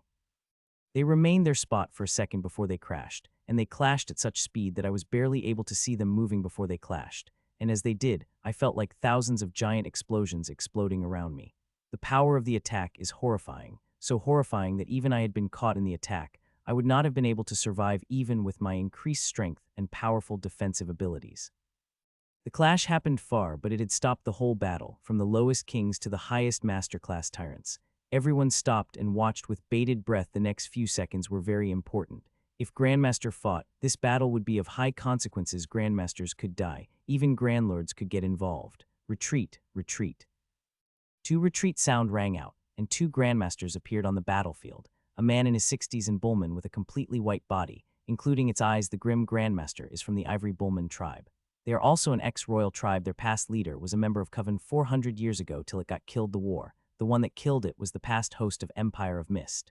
With the retreat order, I moved forward with the rest of the masters to protect our retreating forces. The master-class grim monsters appeared in front of us to protect their forces, with half of them glaring daggers at me. I met their gaze head-on and even gave them a smirk, which seemed to make a crystal horn bearman angry that it was barely able to control itself. As our forces retreated, we also retreated with them when a few minutes later, the last of Tyrant entered back to the fort. All 4 of us masters went back to a command center. Victor took over the command of the fort while we three looked at two Grandmasters who were about to start fighting. This will be my first time seeing the Grandmaster fight. I have seen the Grand Lords fight before, but much of the fight was invisible to me. The General and Grim Grandmaster stared at each other for a few seconds before they moved toward each other at a speed that I was barely able to see. Bang, bang, bang. The next second, the exploding sounds began to ring out, and powerful shockwaves spread. It is a good thing Victor had predicted it, and already had activated the shields to defend against the shockwaves. Even with all the huge upgrades, the Fort Ardan is not strong enough to bear the Grandmaster-level shockwaves. It needed to deploy those newly added shields to do that. When I had come here last time, it was not a strategically important place. It only had 3 unranked tyrants and 20-some emperors in command. Most of the people here were at Duke stage. Since then, a lot has changed now. This little fort is commanded by Grandmaster-level powerhouse, hundreds of other tyrants at his command. The battle between the Grandmaster had begun, the first open battle since the Grandmasters took control over this area. The result of this battle had the potential to bring huge change not only to this place, but also to the whole war. Bang, bang, bang, the Grandmasters began to fight, and their battle had begun to change the whole area, even when they were fighting extremely high in the air. It is a good thing. All our forces have entered the fort, otherwise, the faint shockwaves would have killed anyone that is not a tyrant. I only focused on the battle for a few seconds before I entered my core. There is a very important thing I have to deal with as soon as possible. I took a great risk doing that. If I did not resolve it soon, I would bear great consequences. Soon I appeared inside my core, in front of Grim Monster, which is bound by a formation powerlessly. It is struggling hard, very hard, but was not able to do anything against its bindings. It noticed me appearing in front of it and immediately stopped struggling and put on a big bright smile on its face, which looked quite scary. It is quite a space artifact you have, human. I would have loved to something like it with me, Snakeman said, already referring itself in the past tense. It is not an artifact, I said with a smile. It genuinely seemed to surprise it. No way, it is an illusion. I did not think humans have an illusionist of such caliber in this generation, it said while acting surprised, but resistor internally even harder to find the connections with its power which it had lost. It's not an illusion either, I said, shaking my head to that. Snakeman let out a laugh. Now you're just fucking with me, human, it said, feigning anger. It is trying to stall with its words. It is aware that as long as it is alive, Grim Grandmaster will try to save it. This is true, but unfortunately, the Grim Grandmaster thinks it is dead and now fighting against our general, so even if it knows it is alive, it wouldn't have been able to do anything. I'm not joking, believed it or not, you are inside my core, I said, and this time it was truly shocked with no feigning.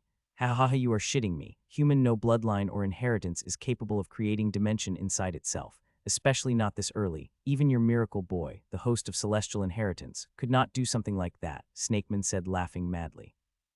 Sorry to prove you wrong, but he did, I said with a smile, and soon my figure began to change before it took its original appearance. Its laugh had suddenly stopped as it looked at me with shocked eyes. It is not possible. Creating a dimension is impossible. It shouted out loud, becoming completely crazy. Well, it is right. Even with the creative material and space-time resources, it is quite impossible to create a spatial dimension, but there is rule-bending power that had helped me achieve this mind-bending feat, and it is also due to that I was able to trap this bastard in my core. Still, I have to hurry. It is not easy to bring the Grim Monster inside me. If it had been human in its place, I would not have been able to bring it inside. It is due to it being a Grim Monster, and a huge part of my core was built by the essence of Grim bloodlines. I was able to bring it inside. Still, the bubble of rule-bending power I have created to bring it inside is expanding fast, and I will have to deal with it soon before it weakens, and my core throws it out, and that would create a lot of problems for me. Before I do that, there is one more thing I have to do. I have an offer for you. Will you care to listen? I asked, and the shocked eyes of Snakeman became somber, and all his resistance vanished. You will not hear a single word from me, human, it said, and blue runes appeared on its face before they started spreading all over its body. Well, it worth a shot, I said with a sigh. This is the reason why it is so hard to get information out of the Grim Monsters. Despite all its power sealed, it was still able to activate the Death Seal somehow. We humans were never able to crack this mystery of them. In over 10,000 years, we have been fighting against them. Seeing that, I couldn't help but sigh. My vines have become visible, and a second later, green and silver runes appeared, and the harvesting process began. Inside the core, I did not have to wait for green and silver runes to come. I just had to think, and they appeared. It took barely 5 seconds for the runes to spread internally and externally of Grim Monster. Buzz, the runes buzzed, and the harvest process began. The purified bloodline essence came, and it was instantly divided into 4 parts. The first part disappeared instantly, while the second and third parts went to Nero and Ashlyn. Hun. While the last part, which is for me, burrowed in my core when the harvesting is finished, I will benefit from it through my runes. Hun. I had just thought that when suddenly I saw 50 of my share disappear as it entered my core, and one that is taking it is none other than the strange seed I had gotten from the Grand Lord. Till now, it reacted like a regular seed, only taking a small amount of energy and nutrients from my core, like normal seeds would do. It had never taken such a huge amount of energy as it is taking right now. Seeing that, I couldn't help but feel both happy and sad. Happy because the strange seed has finally shown it is special, and sad because I don't know what type of seed it is, and it might be completely useless to me, and it is taking half of my share of the bloodline essence energies, which is very essential for my progress. It took less than 30 seconds to harvest the whole snakeman, much faster than what it would have taken the runes to do it outside. Everything is fast in the core. Buzz. A second after the bloodline essence had been harvested, the strengthening energy had been released and began to spread into the whole body, increasing my strength rapidly. The strengthening energy is thick, far thicker than what I had gotten from the Tigerman, even if half of my share of bloodline essence had been taken from me. The strengthening I will get from this bloodline essence would be a little greater than what I have gotten from the Tigerman. It took more than 2 minutes for all the strengthening energy to spread inside me, and I felt the strength burning through me. I did not give in to my compulsion and flexed my aura, which on the outside had no change, but inside there was a huge change. I hope I will not have to fight any battle for at least a day. I will seriously need to train to get complete control over my abilities. I had handled myself well against the Bearman and Snakeman, but I would always not be this lucky. Sooner or later, I will come across a marginally stronger enemy that defends against it. I would have to use all my strength and weakness, such as having loose control over the strength would cost me heavily. It will happen soon. If we survive today's battles, the grim monsters would surely bring even more powerful masters, and I would have to be ready to deal with them. Bang, bang, bang. The two Grandmasters are still fighting outside, and it seems like their battle will not end soon. They both are equal in power and very skillful in using it. Unless one is hiding quite a power, it will be quite hard for the other to win the others. Does the general have a chance to kill the grim Grandmaster? Martha asked beside me. She is one of the 2 master-class tyrants that fort has. Yes, he has, I said. It is not a lie. The general is powerful, and he could kill the grim Grandmaster. He will just have to try very hard, including using the trump cards that he has.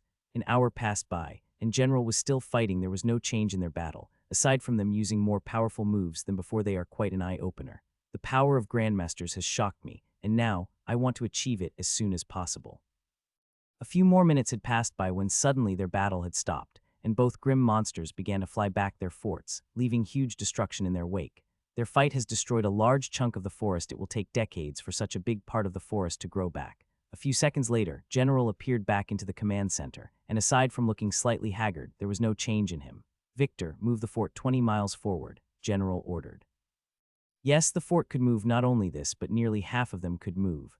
Abodes are not viable options to house the forces no matter how big they could get. It needs to have the protection that only forts could provide. I have heard about the fortress-type artifact, but they are rare and placed at extremely strategic locations. The pyramid is also a fortress-type artifact, the most powerful we have, and after more than 10,000 years of gaining, we were not able to gain another one of the same levels as it. All of you have fought mightily today, especially you, Dexter. Able to kill such powerful master-class grim monster is no easy feat, especially under the nose of the Grandmaster, he said. I did nothing impressive, General. It is because of your protection I was able to kill that grim monster, I replied humbly. To that, the old man shook his head. Don't sell yourself, short young man. You did amazing, but you should get rid of that fatal weakness of yours. It might get you killed in the next battle, General cautioned without going into detail. Others could not see my lack of control, but the old man could. He is a freaking Grandmaster. I could not hide such obvious weakness from him. It is my greatest priority, General, I said, and the old man nodded before he looked forward as the fort began to move slowly forward. The battle of today's was dangerous, but the ones that came after would be even more dangerous. At nearly every battle you masters will have to fight, and even I will have to enter the battles, General said.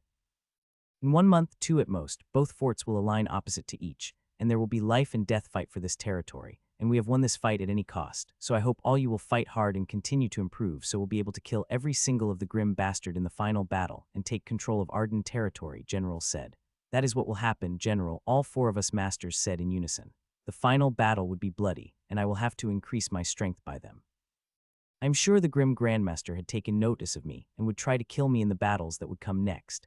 I will have to continuously improve if I want to survive this war. It took 15 minutes for the fort to cross the 20 miles, and after that, I had spent little more than an hour in the command center with Grandmaster and other masters discussing the further strategy. I mostly listened and only offered my input when I was asked or knew something concrete. These people have a lot more experience in strategy than me. I had always been a lone fighter, never the one to lead, but it might change as the war and my strength progresses. Dexter, Marth, you take a rest. We will meet in the command center in the morning, General said, giving other master and me. Unlike my previous assignments, I would not have as much as free time I used to have. I am a master-class powerhouse here, one of the 4 here and most powerful after the general. More than half of my time would be spent in the command center, or doing the assignment that the general would hand me down. Our quarters are right below the command center and direct connection to its feed and pyramid, so we could see the information that our access could provide us, Martha informed. My access would be similar to the general, might be even slightly higher since I had got the title of Grandmaster of Healing, and it is not the simple title. Take a good rest, Dexter. We might have to fight soon, she said and walked toward the opposite door. You too, Martha, I said and opened the door and entered inside my quarters. My quarters are big but not that big. There are 3 bedrooms, 1 living room and a couple of bathrooms including the kitchen. There is also a teleportation room which is much secure than the ones in the other masters' rooms. I looked at my quarters before I went to the bathroom to shower, and a few seconds later, a relaxing icy cold water began to cascade around my body. Many people go for days without a shower at my current level. No germs could touch me, and I could easily vaporize any grime or blood that appeared on my body, but still, I like to take the showers. It is not only relaxing but also made me feel clean, despite there being no change in my cleanliness even after taking a shower. I remained in the shower for 10 minutes before I walked out and looked at myself in a mirror. Currently, I am wearing the face of a man who is twice my age, with light brown skin and dark green hair with piercing blue eyes. The face that is looking from the mirror is very handsome, the most handsome face I had ever created. I took the inspiration from Rai creating the appearance of this persona. I wanted to create a persona that is equal to him in handsomeness, but still paled slightly in comparison. After a few seconds of looking, I wore new clothes and took out a badge that Grand Commander have given me before leaving. It's gold and the blue color round thing with a symbol of the pyramid through it. I could appear as a projection in the pyramid. It could only be provided to the Grandmaster, and I got it since I am a Grandmaster. I activated the badge, and for the next 40 minutes I was back in the pyramid. Most of my time was spent with my family, with my sister thinking I had come back. I had also spent a few minutes talking to Grandmaster Charline of Hall of Sleep. I had asked her to do some tests on some of the patients. Grandmasters are important, and there are huge forces sleeping in that hall. I want to wake them up as soon as possible, so they can join the war. Every single of them is a huge asset of war that should be utilized to its fullest extent. After I finished with my call, I turned off the badge and put it in my core before walking out of the bedroom. When I went to the living room, I found there were 2 people sitting there silently. I was not surprised seeing them since I had been the one who called them before going to the shower. Have you guys had the dinner? I asked. No, they said in unison. Have it with me, I said and walked into the kitchen. The 2 people are Danielle and Leonard. My mentees, Neela, would have also been present, but she is busy in the hospital. I don't think she is going to have any time tonight. I removed the ingredients and began cooking with the practiced ease of a master chef. I do not believe in the world. Anyone of my age has as much cooking experience as I have. The sheer amount of time I had spent at the tome practicing the amazing recipes are immense. It is due to that I am still being able to cook the dishes perfectly despite being there is looseness in my physical control. The energy control, though, remained affected by my increase in strength. Lord Dexter, the battle you had fought is amazing. Everybody is talking about it, especially to taking down of that snakeman, Danielle said. It is not amazing as you are thinking I have fought with a huge weakness. If the enemies I had fought had the skills or power to take advantage of that weakness, you would have been talking to my dead body, I replied, and that seemed to genuinely shock both of them and could tell they are extremely curious about it. They are dying to know about it, but of course, they would not ask. It is the last thing anyone could ask to any powerhouse. Their weakness is a question of their life and death. They could be killed easily if the enemy had knowledge of it. Control is one of the most important things for a powerhouse. With enough control over their abilities, one could easily defeat an enemy who is more powerful than them, I said while gently stirring the soul with faint strings of energies. Soon I will be testing your powers and assessing your strength and weaknesses. The mentoring that you will receive will depend on that, I said gently, while focusing on the 5 dishes cooking in front of me. It's the best food I've ever had, Leonard said as he swallowed his bite. There were tears streaming down on his face when he said it. I've seen various reactions from people after they taste my cooking, but the tears are on a completely different level. Me too, said Danielle. You are even better than Grandmaster Faulkner, Lord Dexter, Danielle added. I just smile at their praise. I had reached very high in the tome, just 2 recipes away from reaching the last 100 recipes. I had been using the tome regularly, but since I had made a breakthrough into the tyrant stage that I have not had much time to use it. Soon, we finished the dinner and I walked toward the formation, and they silently followed. We entered the teleportation formation, and I have added the coordinates that Grand Commander and have provided me, and we disappeared from our spot. A second later, we have appeared in the arena. It is huge. This arena is the latest development. I do not think it was here when I was here last time. This is my personal arena. Even General would not be able to see what is happening here. It is the same as secrete teleportation formations in my mentees' quarters, which he had no knowledge of. Give me your hands, I said to them. A look of confusion appeared on their faces, but they did what I had ordered.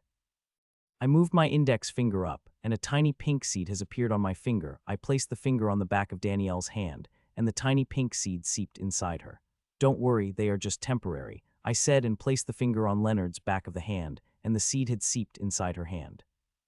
You two are going to fight now. Use every move you have in your arsenal. With every bit of strength you have, it will help me gather the data I need on you two, I said, and both of their eyes have shot up in alarm. The reaction is not surprising. What I am asking is their secrets that even they don't know about, their deepest secrets that every powerhouse guards with their life, and I am asking them to lay it all bare in front of me. It is like I am asking them to go against their own nature. Any powerhouse, especially me, would reject this proposition, and I want to see whether they do it or not. This is a great opportunity for them. I am sure they have heard about the legends of my predecessor of mine and the little waves I had created, especially the battle earlier. Accepting these seeds will get the opportunities they only dream about, though not accepting them will also get them the opportunities, just not as many as when I have complete data on them, and they become part of my experiments. If you got any problem with the seeds, I could remove them, I offered, to which they did not reply for several seconds. I do not have any problem with it, Danielle said, white, gritting her teeth. Me too, Leonard replied with the same finality. Good, then you can begin your fight, I said to them before turning to Leonard. Leonard, don't hold back anything against Danielle if you don't last even a minute against her, I added, which alarmed him greatly, seeing the vast hard-to-breach difference between them. Leonard is a peak leader class tyrant, while Danielle is an early leader class. Leonard had huge battle experience and fought in many deadly battles, and survived. It is a miracle he is standing here despite fighting so many battles. If he did not have an average inheritance, and his constitution activated so later in life that contributed nearly nothing to his progress, he would have already a peak master, even grandmaster, but even with his great fighting experience and a huge gap between their levels, he would have a hard time contending against Danielle. The seeds I had transplanted in them had not only let me record the data on them, but they also showed it to me in real time. Soon they appeared in the center of the arena, and their armors appeared on their bodies, and a second later their battle had begun. Blood-red axe had appeared in the hands of Leonard, and a powerful aura burst out of him. He shot toward Danielle. A faint surprise appeared in Danielle's eyes, seeing them, but there was no worry in them. I want to see whether Danielle revealed her art, which she had desperately hidden from the world, that not even her organization knows about it. Leonard came closer and closer to her, and Danielle remained rooted in the spot, without doing anything. That even Leonard began to doubt whether she would do anything or not, but despite reservation, he continued without holding back and appeared beside Danielle and swung his axe at her with powerful attacks. The axe got closer and closer to Danielle. When it had just inches away from striking her, a wall of beautiful and colorful bubbles appeared in front of Danielle's, and Leonard's axe crashed into it. Bam! A deafening sound rang out, and to the utter shock of Leonard, not only the delicate bubble wall had stopped the attack, but as it also repelled his attack with the same force, forcing him to take a couple of steps back, and that is the least of his worries. Sup, sup, sup. While he was taking a step back, the bubble wall vibrated heavily before one bubble after another shot toward Leonard at extremely high speed. Seeing the bubbles do that, I couldn't help but get surprised. Last time when I saw her use her art, she could not do this. Her colorful bubble was mostly focused on defense and binding, but it looks like things have changed. It had been less than a year since we had parted, and she had not only leveled up from elite and leader class tyrant, but also made huge strides into her art. I am sure the book I have provided her would have helped her a lot. Bang! Once again, Leonard crashed on the floor hard this time. It is a delicate hand made of very tiny colorful bubbles that had gripped him like a sandbag before crashing him down. It's grand art, definitely a grand art, Leonard said weakly as he deactivated the armor and laid on the floor to rest. He needed it for the past 10 minutes. He'd been continuously taking the beating, even activated the power of his constitution, which drained him afterward. Even with using every bit of his power, he could not touch a single hair on Danielle's head. Danielle, you have improved a lot since I saw you last time, I praised. The last time I saw her, she could barely fight peak elite with the power of her art, and now she could beat a peak leader like a sack of potatoes. It is nothing compared to what you have achieved, Lord Dexter. Not enough to fight even a master, she said, not feeling much proud of her achievement. I've got the preliminary data on you guys, and we could start with my experiment, I said and took out 2 tubs. A second later, the air pen appeared on hands, and yellow-silver runes began to come out of it and flew to the tub on the left, and a few seconds later, a complex formation appeared on the left tub. As I finished with the left tub, I started with the right tub this time. I used the different ink of purple-red color. The formations are different, and they will be for different level individuals, so how can the ink I use be different? With that done, I took out a palm-sized blue runic bottle and started to fill the blue liquid into the left tub. The bottle may be small, but it contains a huge amount of liquid, enough to fill a couple of tubs. I filled the 70 of the tub with a blue solution before I started adding one solution after another into the pool. I even added some raw plants, power, and a few other things, which gave a powerful medicinal fragrance and extremely rare. Some of the things inside were synthesized by an alchemist Grandmaster. He did not even charge me since I had done a great favor to him by waking him up. Soon I finished with the tub, which had changed the color from blue to turbot brown, with the left tub done. I moved to the right tub and started filling with completely different solutions and other ingredients that I had used in the left tub. 4 minutes later, I finished with the right tub, which had a glowing wild solution that looked like milk. Danielle and Leonard, take off most of your clothes and enter the tubs, I said to both of them, but when they did not move after a second, I looked at them, only to see both of them looking at the tubs with shocked gazes. What are you guys waiting for? I asked a little loudly this time. They have reacted instantly and started to take off their clothes. There was no hesitation and uncomfortableness in their actions. This is the thing they have done thousands of times since they began their practice. Even before that, for people like Danielle, who belong to Supreme and is a member of a powerful family. The solution is not mild, it will be quite painful, I said when both of them approached the tubs. They nodded and stepped into it. Drip, drip, drip. As they laid into the tub, I took a small transparent bottle which has faint light water in it. I opened the bottle faintly and dropped a single drop of light green liquid on the left tub where Danielle is, and dropped 5 drops into the right tub where Leonard is before activating the formations on the tub. The faint green drops are from Erica's mutation, which I had purified. I had used the elemental nature part of the bloodline mutation. The solar element was useless for this solution. As I added the purified mutation and activated the formation, a great change occurred in the tubs and people sitting inside them. The colors of the solutions changed, and so are the expressions of those sitting in the tub. Both of them are now gritting their teeth and taking out faint noises of pain. I am quite impressed with them. To be honest, I had expected Danielle to scream, but it seemed like I had underestimated her a lot. I looked at them for a few seconds before I closed my eyes. As I did, I appeared in my core, and in front of me were 2 metaphysical bodies.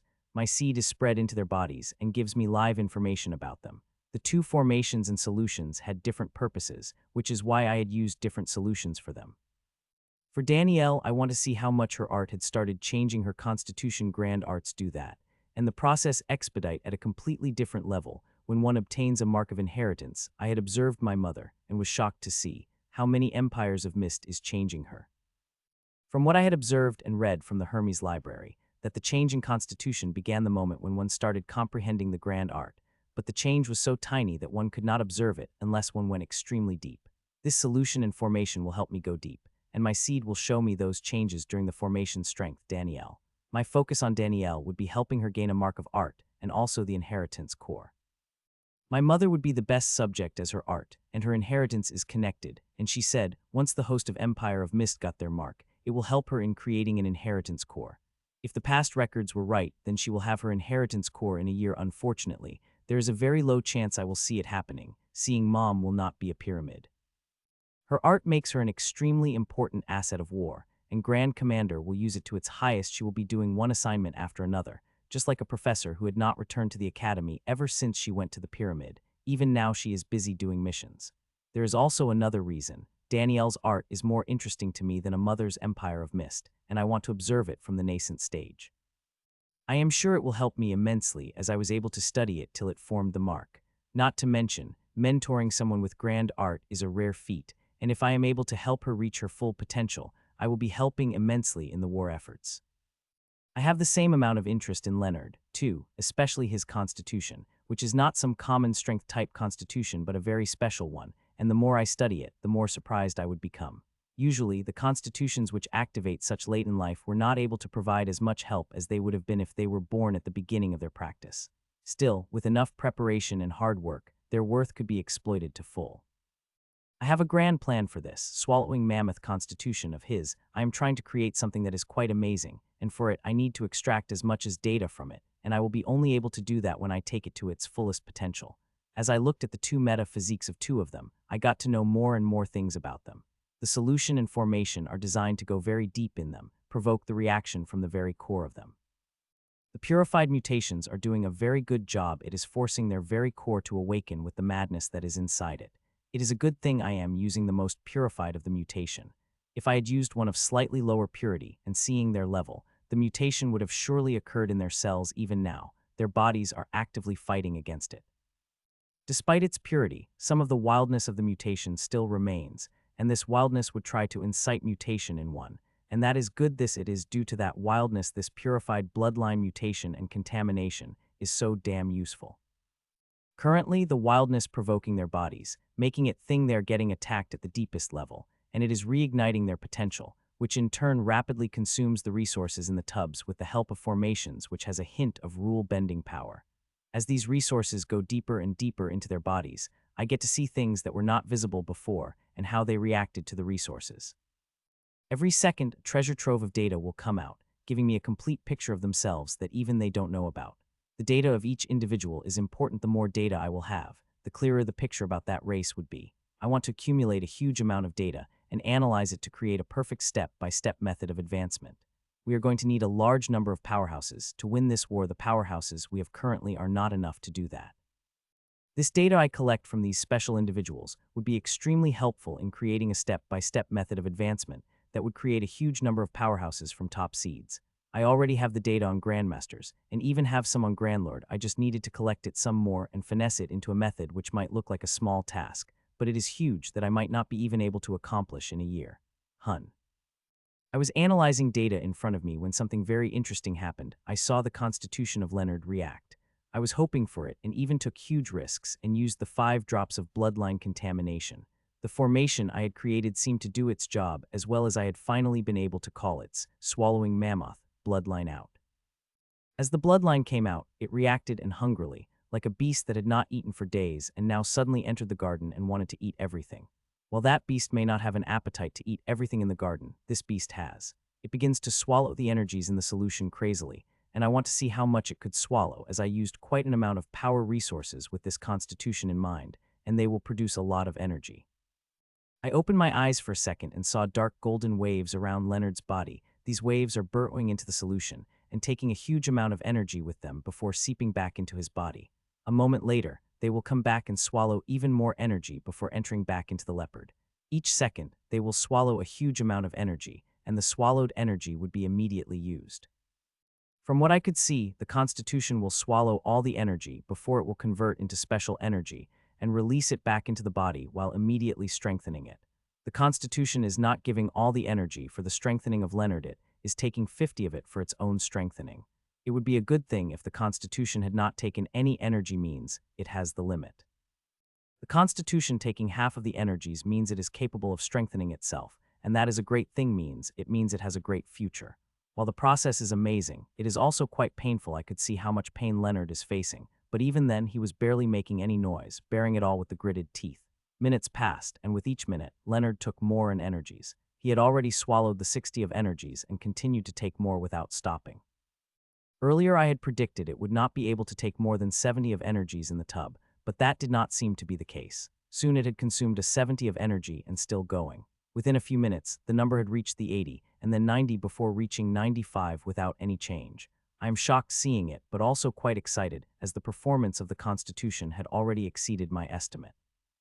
The swallowing finally slowed down at 97 and stopped when it reached halfway into 98, leaving barely any energy in a tub, for which I am not mad but ecstatic.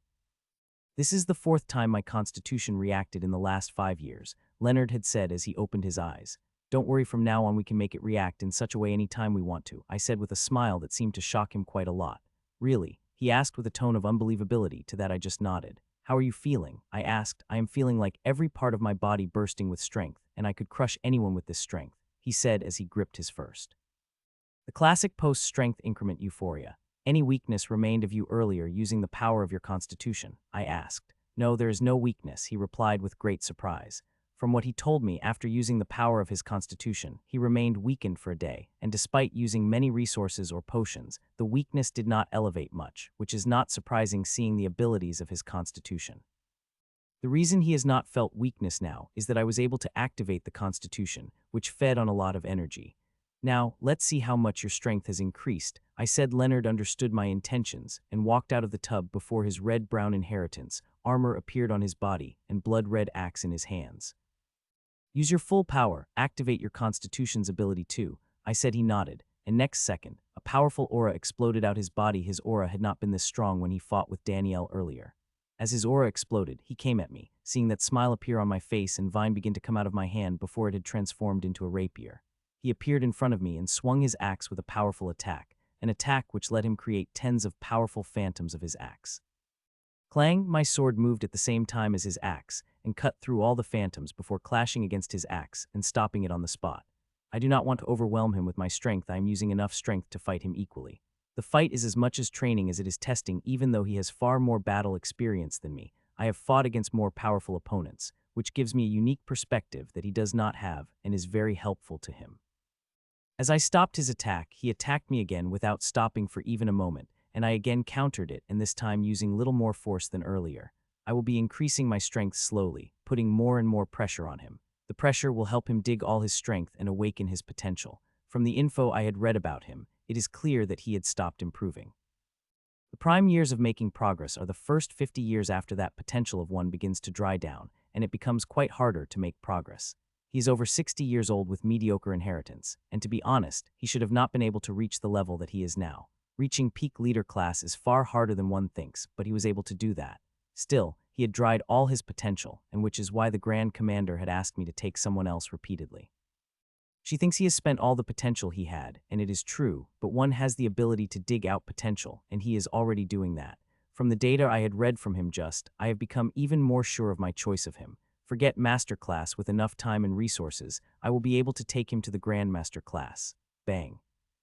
A loud bang rang out, and Leonard crashed on the floor hard, so hard that some of the protection formations carved on the floor became visible for a second before disappearing. The armor disappeared from Leonard's body, and he lay weakly on the floor, not having the strength to even move his body. Activating the ability of the Constitution twice in such a short period of time takes a huge toll on one's body. My rapier transformed back into the vine and wrapped around Leonard and placed him near the tubs. It will take him a few minutes to gather his strength enough to war, and I can't have his body occupy the arena since I have another battle to fight. Danielle, come, I said. She had finished absorbing the solutions a few minutes ago and watching the battle. As I had asked, armor appeared on her body, and she walked into the arena. Don't hold back, use the full power of your art, I said.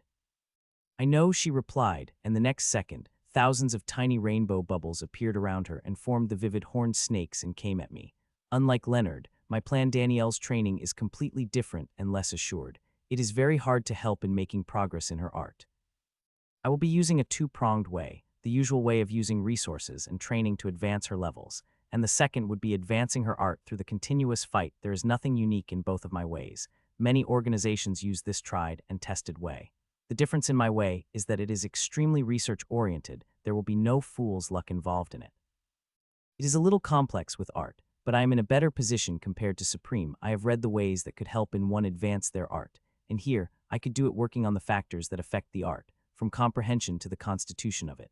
I am sure the healthy competition between Leonard and her would also motivate her. From now Leonard's progress would be fast, and if Danielle wants to maintain her lead over Leonard, she will have to start working hard for it.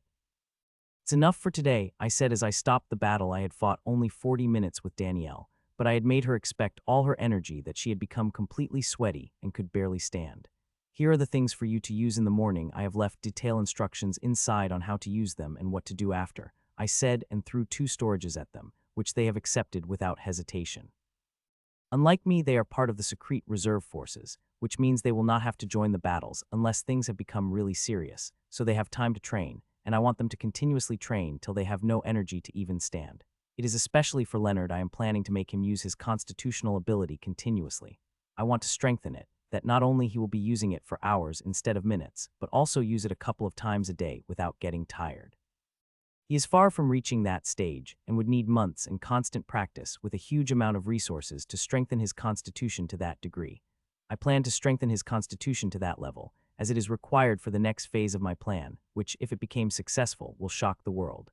Soon they left, leaving me alone in the huge arena. It was time that I focused on myself and got that uncontrolled strength under my control.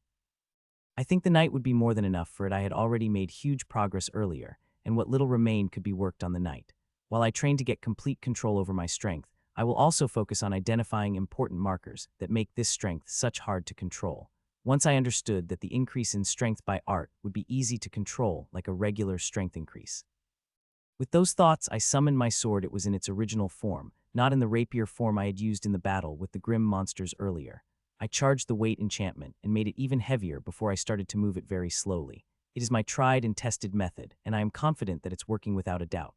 Hours passed by, and before I knew it, it was morning, and I was feeling quite tired, but there was a content smile on his face. I have got full control over the strength I have got from the art. I had practiced all the moves, and now would not be shocked by the strength they could provide me.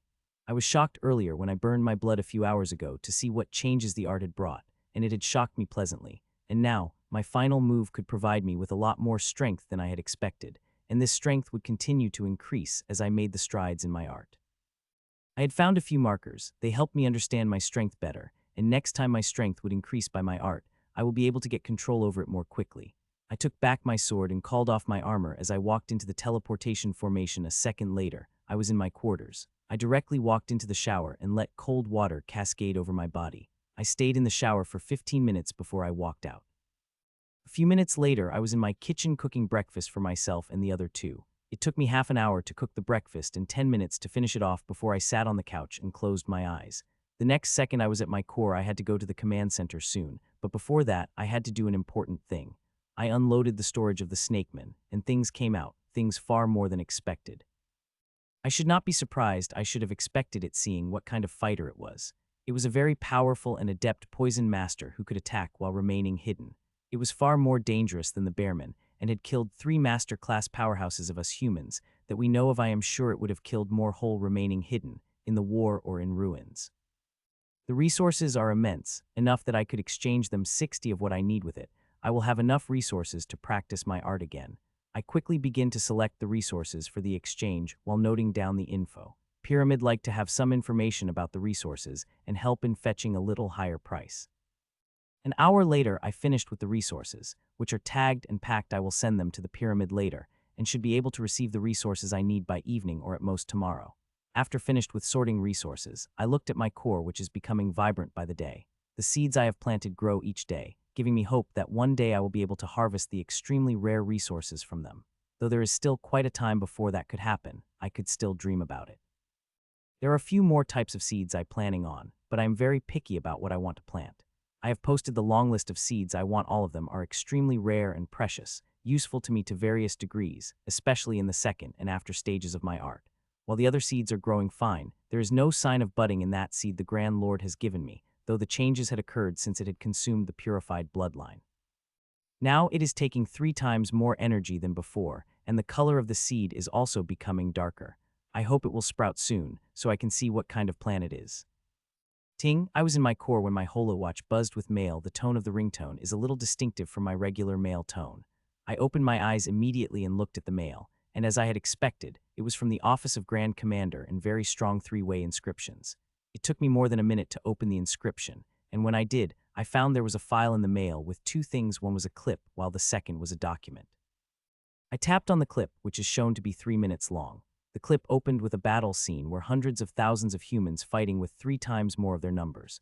The battle is average, with an unraked tyrant leading it. There is nothing special about it till a sudden change 30 seconds later. After that, a shocking thing happened that blew the mind of both humans and grim monsters. Even Tyrant, who used that thing, was shocked out of his mind seeing what was happening. A few seconds later, he got his shock under control and laughed in ecstasy, while grim monsters screamed in horror till their horrific cries had also disappeared. Even leading Grim Monster, a tyrant-level powerhouse, was not able to survive the attack. It is an experimental use of the weapons I had designed, and it worked better than I had imagined. I rewatched the clip several times to understand all the details before I opened the document, where the complete assessment of the experiment was written. It took me a couple of minutes to finish it, but when I did, the smile on my face became even brighter. My weapon had worked, and within a week, Grand Commander planned on using it on the grand scales, using nearly every rose I have given her. It couldn't help but make me excited. I have created the roses for that thing, and if it could do what it did on a large scale, it would become an invaluable weapon in the war. After a few minutes, I closed the file and contacted my mentees about their progress. Neela is still in the infirmary, healing the patients, while Danielle and Leonard are going back to the arena to fight, and after that, they will use the solution I have provided them. I divided my soul power into two. One will enter my core and work on my inheritance, and the other would be me going to the command center. Earlier, it was quite hard to do something like that, but with the art, my soul power has become concentrated enough that I could think. Earlier, when I practiced getting my strength under control, I used 30 of my soul power to work on my inheritance. It is, in a way, an exercise. It is quite frustrating to do something like it, especially when there is a time difference in my core, but I am learning. Until I become adept in it, I will have to bear this uncomfortable, frustrating feeling. With little discomfort, I walked out of my quarters toward the command center. It took me barely a minute to reach there, and found General standing in the same position by a glass wall I had seen him when I saw him yesterday. "General," I greeted as I approached the old man. "Dexter, you seem to be in a good mood. You seem to have worked on your weakness," General asked. "Yes, it is mostly in control," I replied while following his gaze, which is looking at people training below to fight in the formations.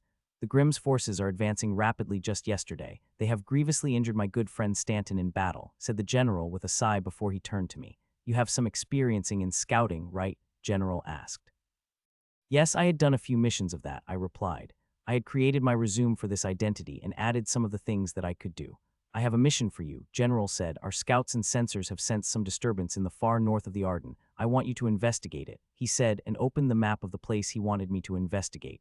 "You have to be quick, return in less than half a day or less.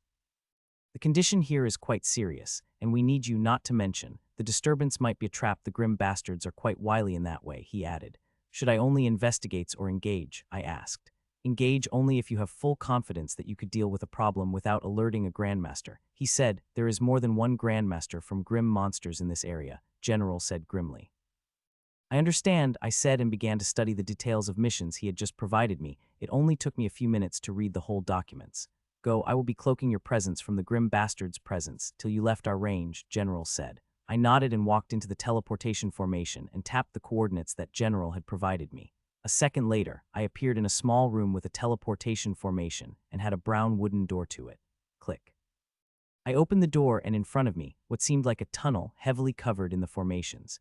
These are cloaking formations. Seeing their power, soul sense of most Grandmasters would not be able to breach it. I flew into the tunnel, crossing kilometers by the seconds that a minute later, I reached the end of its tunnel where there is dense formation.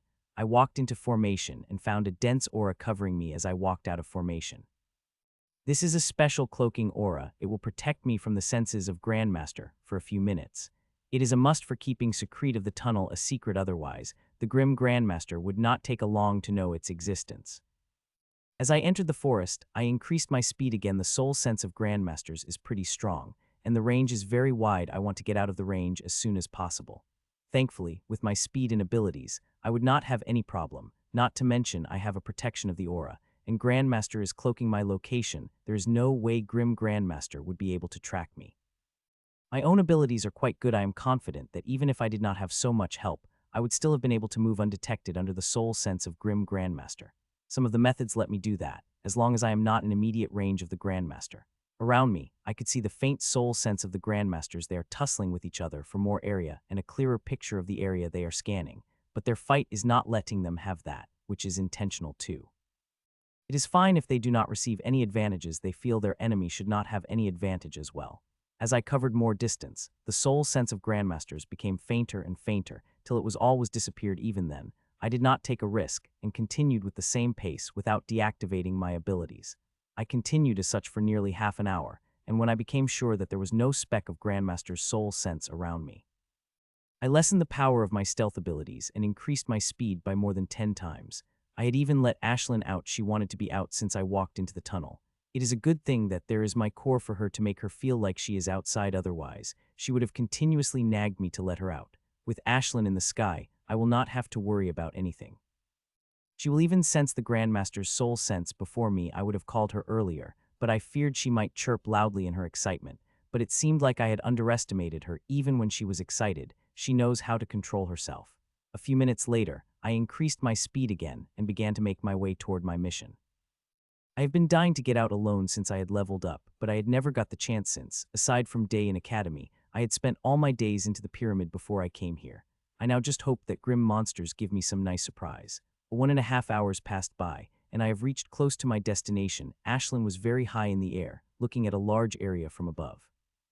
If the grim monster's doing something big, Ashlyn will notify me immediately. Even if they are doing something small, Ashlyn will sense it. Chirp, chirp.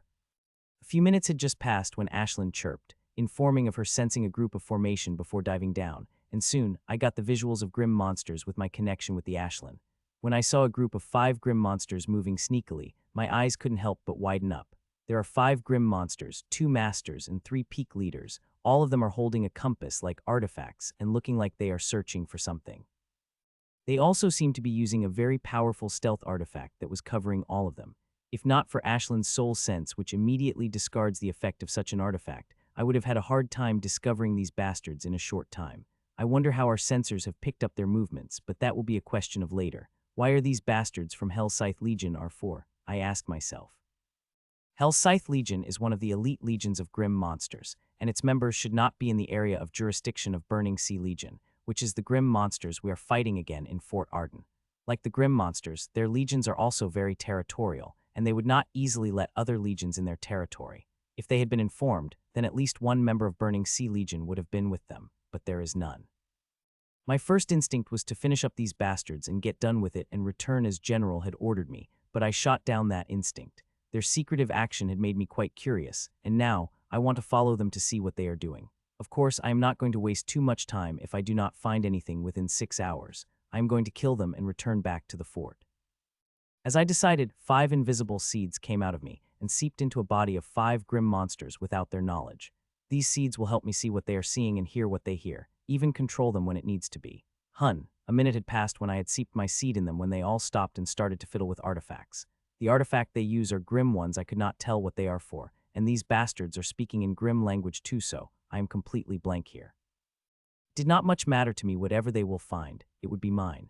They moved their sensors around and even took out a couple of more artifacts and fiddled around them for minutes when 2 masters shook their heads. Seeing that, they stored their artifacts back and again moved, following the devices in their hands. Their strange action had made me even more curious, and now I really want to see what these bastards are searching for. 3 hours passed by since I seeped my seeds into this group of idiots. This would be the 17th time they're stopping, and I don't think they will find they are looking for this time too. And I was right. After a few minutes of fiddling with their senses, they begin to walk again. For the past half an hour, I had been getting quite irritated by their attempt and many times wanted to kill them, but every time I controlled myself. Even now, I truly want to kill them, but I am controlling myself. It is this great curiosity that is stopping me from killing them otherwise. I would have killed these bastards long ago and already been back at the Fort Ardan. 10 some minutes have passed, and the group had stopped again and started fiddle with their artifacts. And like all the attempts, I thought, this time too they would not find what they were looking for, but I was wrong. The artifacts in their hands, which had been shining red till now, had suddenly turned green. Beaming smiles have appeared on their faces immediately, and one even opened its mouth to shout before it was gripped by the other. They have found what they have been looking for so long, and now the question is, what were they looking for? It is definitely not a normal thing. For a normal thing, they would not have sent 2 masters with powerful stealth artifacts and not informed of their presence to a member of the Allied Legion who is controlling the area. They began to remove things after they calmed down, and within a second, it became abundantly clear what they were trying to build. They even brought out a teleportation formation, and not a normal one either, but the one that does not create any spatial wave. These types of teleportation formations are important strategic resources, be it humans or grim monsters. Keep a tight eye on their uses, and they are mostly used in strategically important places. Its presence could only mean there is a high-level powerhouse behind this mission. I had already deduced that Grandmaster might be behind this mission, but seeing them pulling out that formation, I have become sure. These people set up the formation within minutes and began the calibration process. They seemed to be quite trained to be worked on it at such a fast speed. Soon they finished the calibration and added a coordinate plate. As they did, the formation lit up, and 4 grim monsters stepped on it. 1 master and 3 leaders stepped inside it, while the other master class remained outside to keep an eye on things. A second later, they disappeared from their spot, and shock couldn't help but appear on my face a couple of seconds later. I thought I would not be able to sense these bastards now that they had used the teleportation formation, but I could sense them, and the thing that shocked me was their direction. I am sensing them inside, underground. They are deep underground, miles deep in a strange environment that my seeds were barely able to send their location to me and nothing else. Fuck, I curse it in my mind and move toward the formation. Earlier, my plan was to wait for these bastards to come back and finish them off in one strike, but now my plan has changed. Now I want to go where those bastards have gone. I got very curious about it. The masterclass tyrant they had left behind sensed me as I appeared in front of it and opened its mouth, but it was able to say a few words before it had stopped its track by my command. It is an early masterclass tyrant. An ant in front of me, I could kill it instantly if I wanted to, but I will let it live for some time more. I will be using this formation, I said with a smile and stepped into formation before activating it. Unlike the artifacts they have, the teleportation formation is a traditional artifact which I could operate without a problem. Formation activated, and I disappeared from my spot, and a second later, appeared in a teleportation formation at other ends only to see auras of 4 grim monsters drawing on me. I did not focus on them, I focused on what was behind them, which had shocked me till my eyeballs popped out. I'm not the only one that shocked. The little bird on my shoulder also got shocked before she started salivating for it. Fucking God, I curse it ecstatically. Never I would have thought these bastards would take me to such place, to such treasure. It looks like a goddess of luck really seemed to be shining on me to give me such a precious thing. Human, you have made a grave mistake coming here, said the lead werewolf as it came at me. Fuck off, I said, and it stopped on its track like a grim monster earlier. Not only it, but its other subordinates have also frozen on their spot. My seeds could work on any powerhouse that is masterclass tyrants, or below. They will even work on some powerhouses that had taken a half step out of the masterclass. Essence tree, I said as I looked golden green color tree in front of me. It is an essence tree, a metal essence tree, to be exact. A child of the world, a treasure that produces the treasures. There are many records of it, but only one in my world had found it before, though the essence tree they have found was different type, but equally precious as the metal essence tree. The tree is light golden green in color and has 6 gray fruits on it, which are letting out a delicious heavy metallic aura that I just wanted to pluck those delicious fruits off it. But I controlled my urge. Eating it directly would be a huge waste of this great treasure. The tree is standing on the mine or iron, or its runes are sucking off its essence and transforming it into the essence fruits. The description seemed nothing special. Many alchemists could refine the essence, but one could not eat that essence. Their essence does not help give you a constitution of that element, or advance it if you have it, or help in advancing the bloodline of that element. As I had said, these fruits could give one a constitution of the iron element if they ate it. If one already has a metallic constitution or the iron constitution, then they will strengthen it. It is the same with having a metallic bloodline or iron bloodline. The tree is not special to an iron metal. It could take the essence of any fruit and convert it into the essence fruit in enough time. Fine, but you can only take one, I said to Ashlyn, who is continuously nagging me about the fruit, and if I did not give in to her wishes, she would nag me till I give in, so it better I give it to her. There are 6 iron fruits. Even if I give one to her, I will have 5 for myself. Chirp, chirp. Ashlyn chirped happily and flew toward the metal essence tree. She landed on the tree gently before plucking the iron essence fruit with her little beak, before flying toward me with the fruit of her size in her beak. She had entered inside me to eat the fruit at leisure, which is a good thing. I need some quiet to think about the essence tree. Father, I also want the iron fruit that you have just given to Ashlyn, said a ball of fluffs with horns as he came out of me. I am such an idiot, I cursed to myself. Why I had let Ashlyn take the fruit inside. If she has something, then Nero is also going to want it. He may be fawning at her, calling her big sister, but all of it is an act of this little demon. He working hard to gain the strength, so he can beat her one day. Fine, but take only one, I said with a tired sigh. Nero's eyes lit up hearing that, and he hopped toward the tree before jumping on its branch. He smoothly plucked the fruit off it before coming back to me and entering inside. Only 4 remained. I said these fruits are extremely precious and expensive than any Grandmaster with metal constitution or bloodline will fight to the death for it. Hell, it had uses beyond that, and for it, people would be willing to pay any price. Now the important question is what to do with the tree after plucking the fruits. Keep it here and let it produce more fruits, or take it and enjoys its fruits forever in my core. If I kept it here, then I would not be the only one enjoying its fruits. The grim monster, probably a Grandmaster who had sent those werewolves, would also enjoy its fruits, might even place a trap for me next time when I come here. As for taking it, doing that is quite hard, near impossible even. As I had said before, these essence trees are children of a plane, capable of doing no regular tree would do, but they are also extremely fragile and could only grow in a place they are born. From books I had read in the Broken Tower about it, it is near impossible to change the position of the tree without destroying it. This is why, when people find the essence trees, the knowledgeable ones did not take them instead. They dumped various things around the essence trees to produce the essence fruits from the essence tree. The thing is, I am going a very idiotic thing despite there being a 99 chance that I might destroy the tree. I will try to take it. If I did not have the core of rule bending power with spatial dimension, I would not dare to do something like it, but I have it, and I will try to take this tree. It is better that let grim monsters enjoy its fruits or get them destroyed in the conflict of two races. That is what happened to the first essence tree, which was discovered in our world. Before I even begin thinking of taking the essence tree, I should first pluck those fruits. If I end up destroying the tree, I did not want to destroy the fruits. These iron essence fruits are quite precious. The tree is harmless, and once upon a time there might be some monster protector here protecting the tree and eating its fruits, but it's not here any longer. A monster is no match for a powerhouse, even if it's same level as the powerhouse. I plucked the fruits and placed them in special containers before storing them into my core.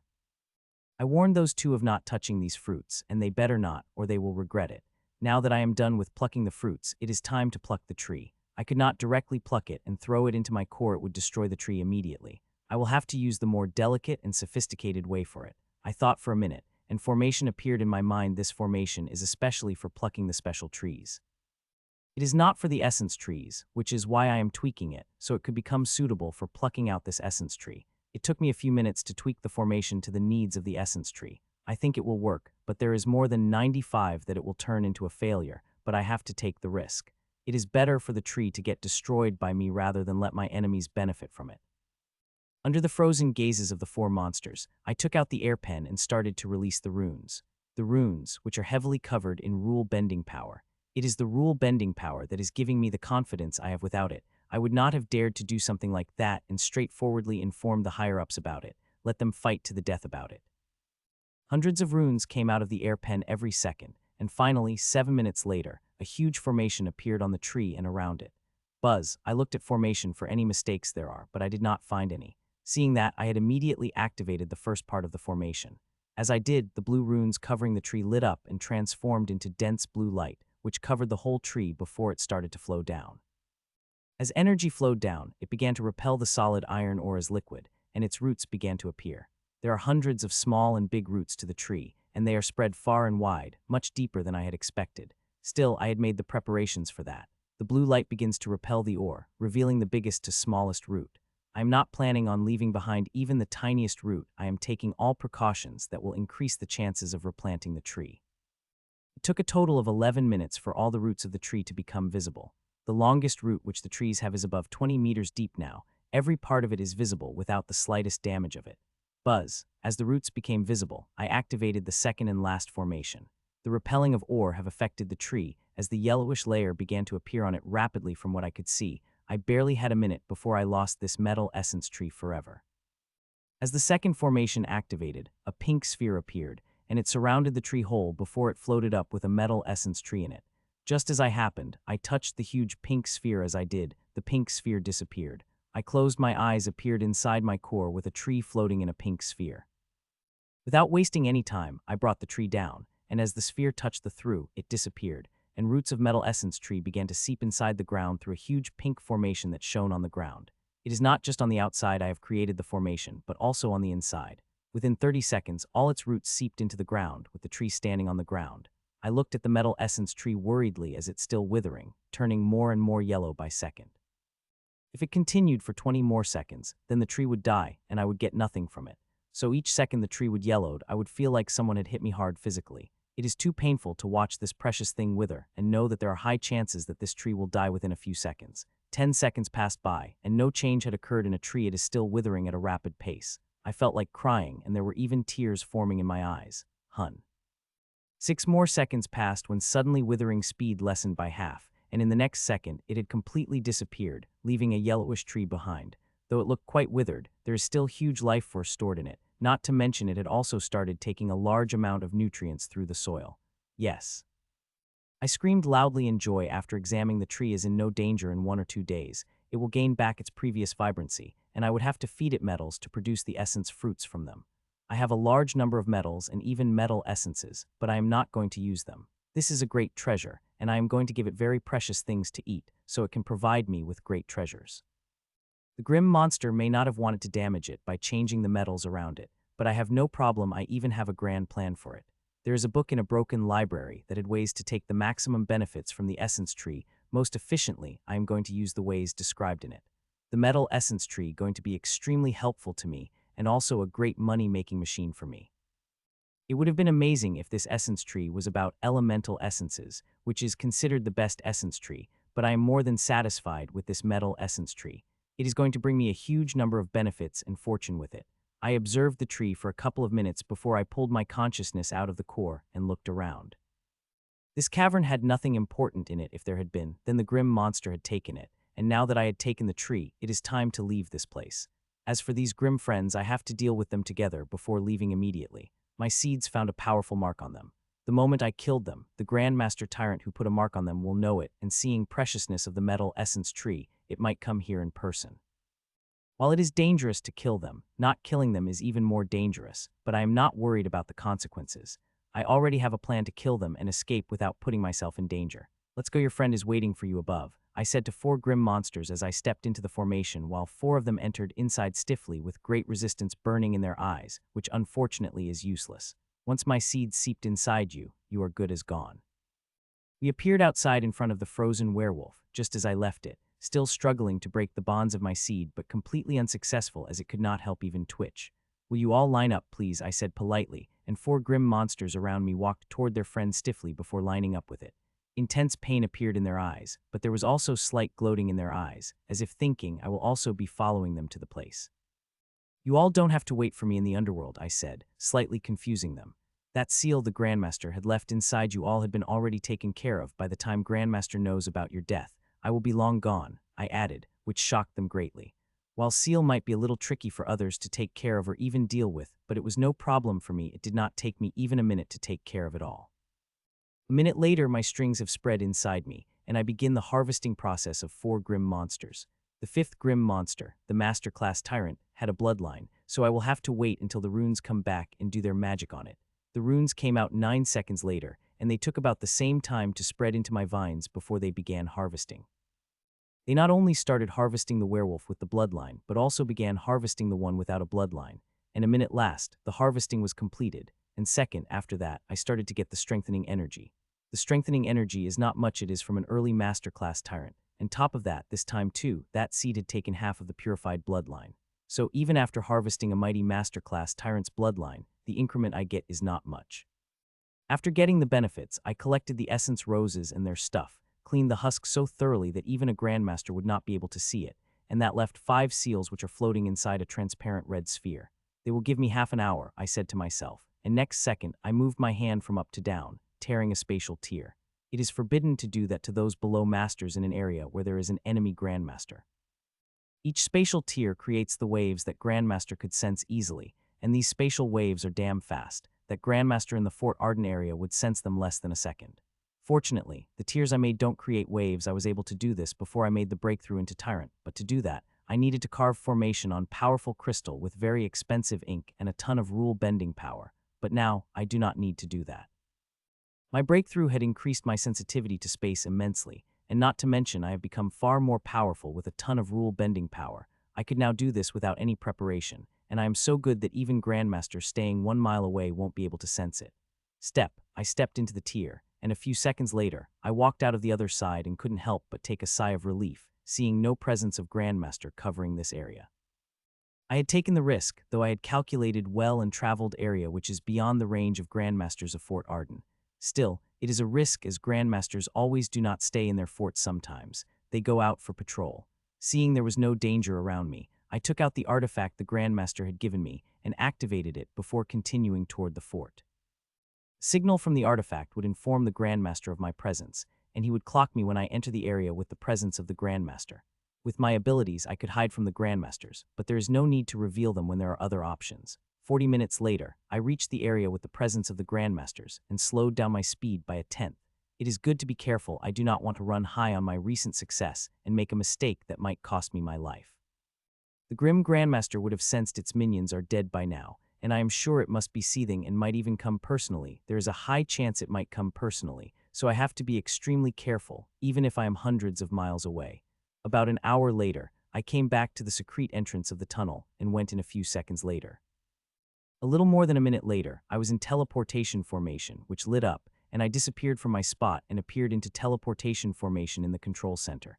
As I walked inside, I saw General sitting at the head table, discussing things with the 3 master-class tyrants. "Did you find anything?" General asked. "Yes, there was a movement, 1 early master and 4 peak leaders. I dealt with them." I lied. The essence tree is kind of a big secret that even General is not qualified to know. "Do you know what they are doing?" He asked. I had followed them for more than 2 hours, and from what I could tell they were just patrolling, I replied. It is a believable answer. Both parties sent people to patrol. While the Grandmasters have powerful senses, they have limits, and things could be hidden from their senses. That is why both sides sent squads to patrol every few days.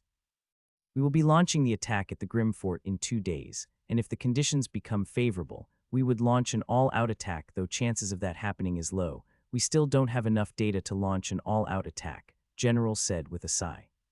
I think we should be a little more patient, General. We still don't have a complete idea about their forces, Martha said. I agree with Martha, General. We should approach this matter carefully, I said. Attacking the Grim Force now would be too impulsive. The more we fight with them, the more we will learn about them, and the better we will be prepared to deal with them. We will be careful, but if the chance came, ready to give your all an attack, General said, and we nodded. General is the leader here, and the people have to listen, though not me. Due to being a member of Secrete Legion with the power below a Grandmaster, I have been granted some discretions, one of which is that I could refuse to follow the order the General had given me as long as it is within a reasonable measure. This is quite an exception usually. In war times, the hierarchy is extremely strict, and every small mistake that disturbs the hierarchy is punished heavily.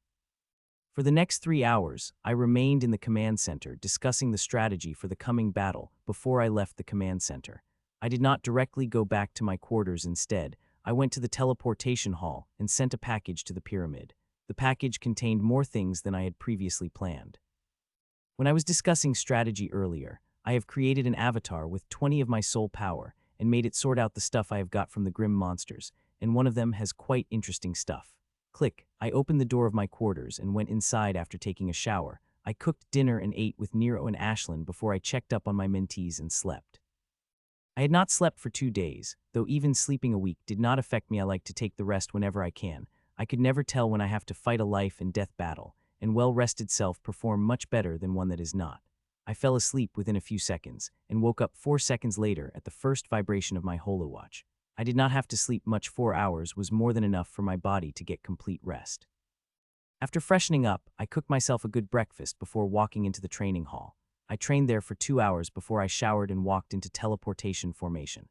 A second later, I appeared in the arena where Danielle and Leonard were already present, but this time there was also Neela. She had been in the infirmary till late, healing the patients. In such a big battle, there are thousands that need help. One could not chug the potion in all scenarios and hope everything will be fine.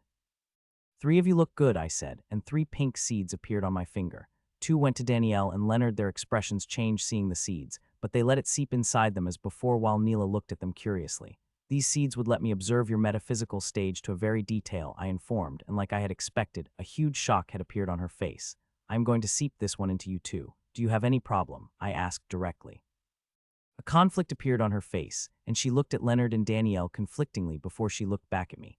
No, I do not have any problem, Grandmaster Czar, she said with gritted teeth. Neela, I told you before, refer me as Lord Dexter while we are in this place, I said and threw a seed at her, which seeped into her without any problem.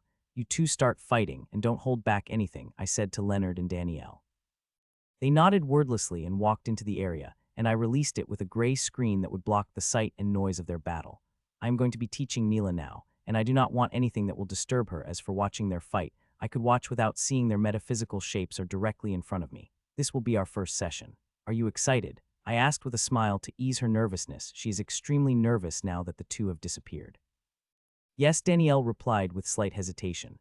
I smiled at her before releasing hundreds of vines out of me. The vines have surprised her, but her surprise soon turned to shock when the vines transformed into a coffin. Coffin of healing, Neela said with shining eyes. You seem to know about my little coffin, I asked. Lord Dexter, you were already very famous in the healing circle, even before you had advanced to tyrant stage, she replied.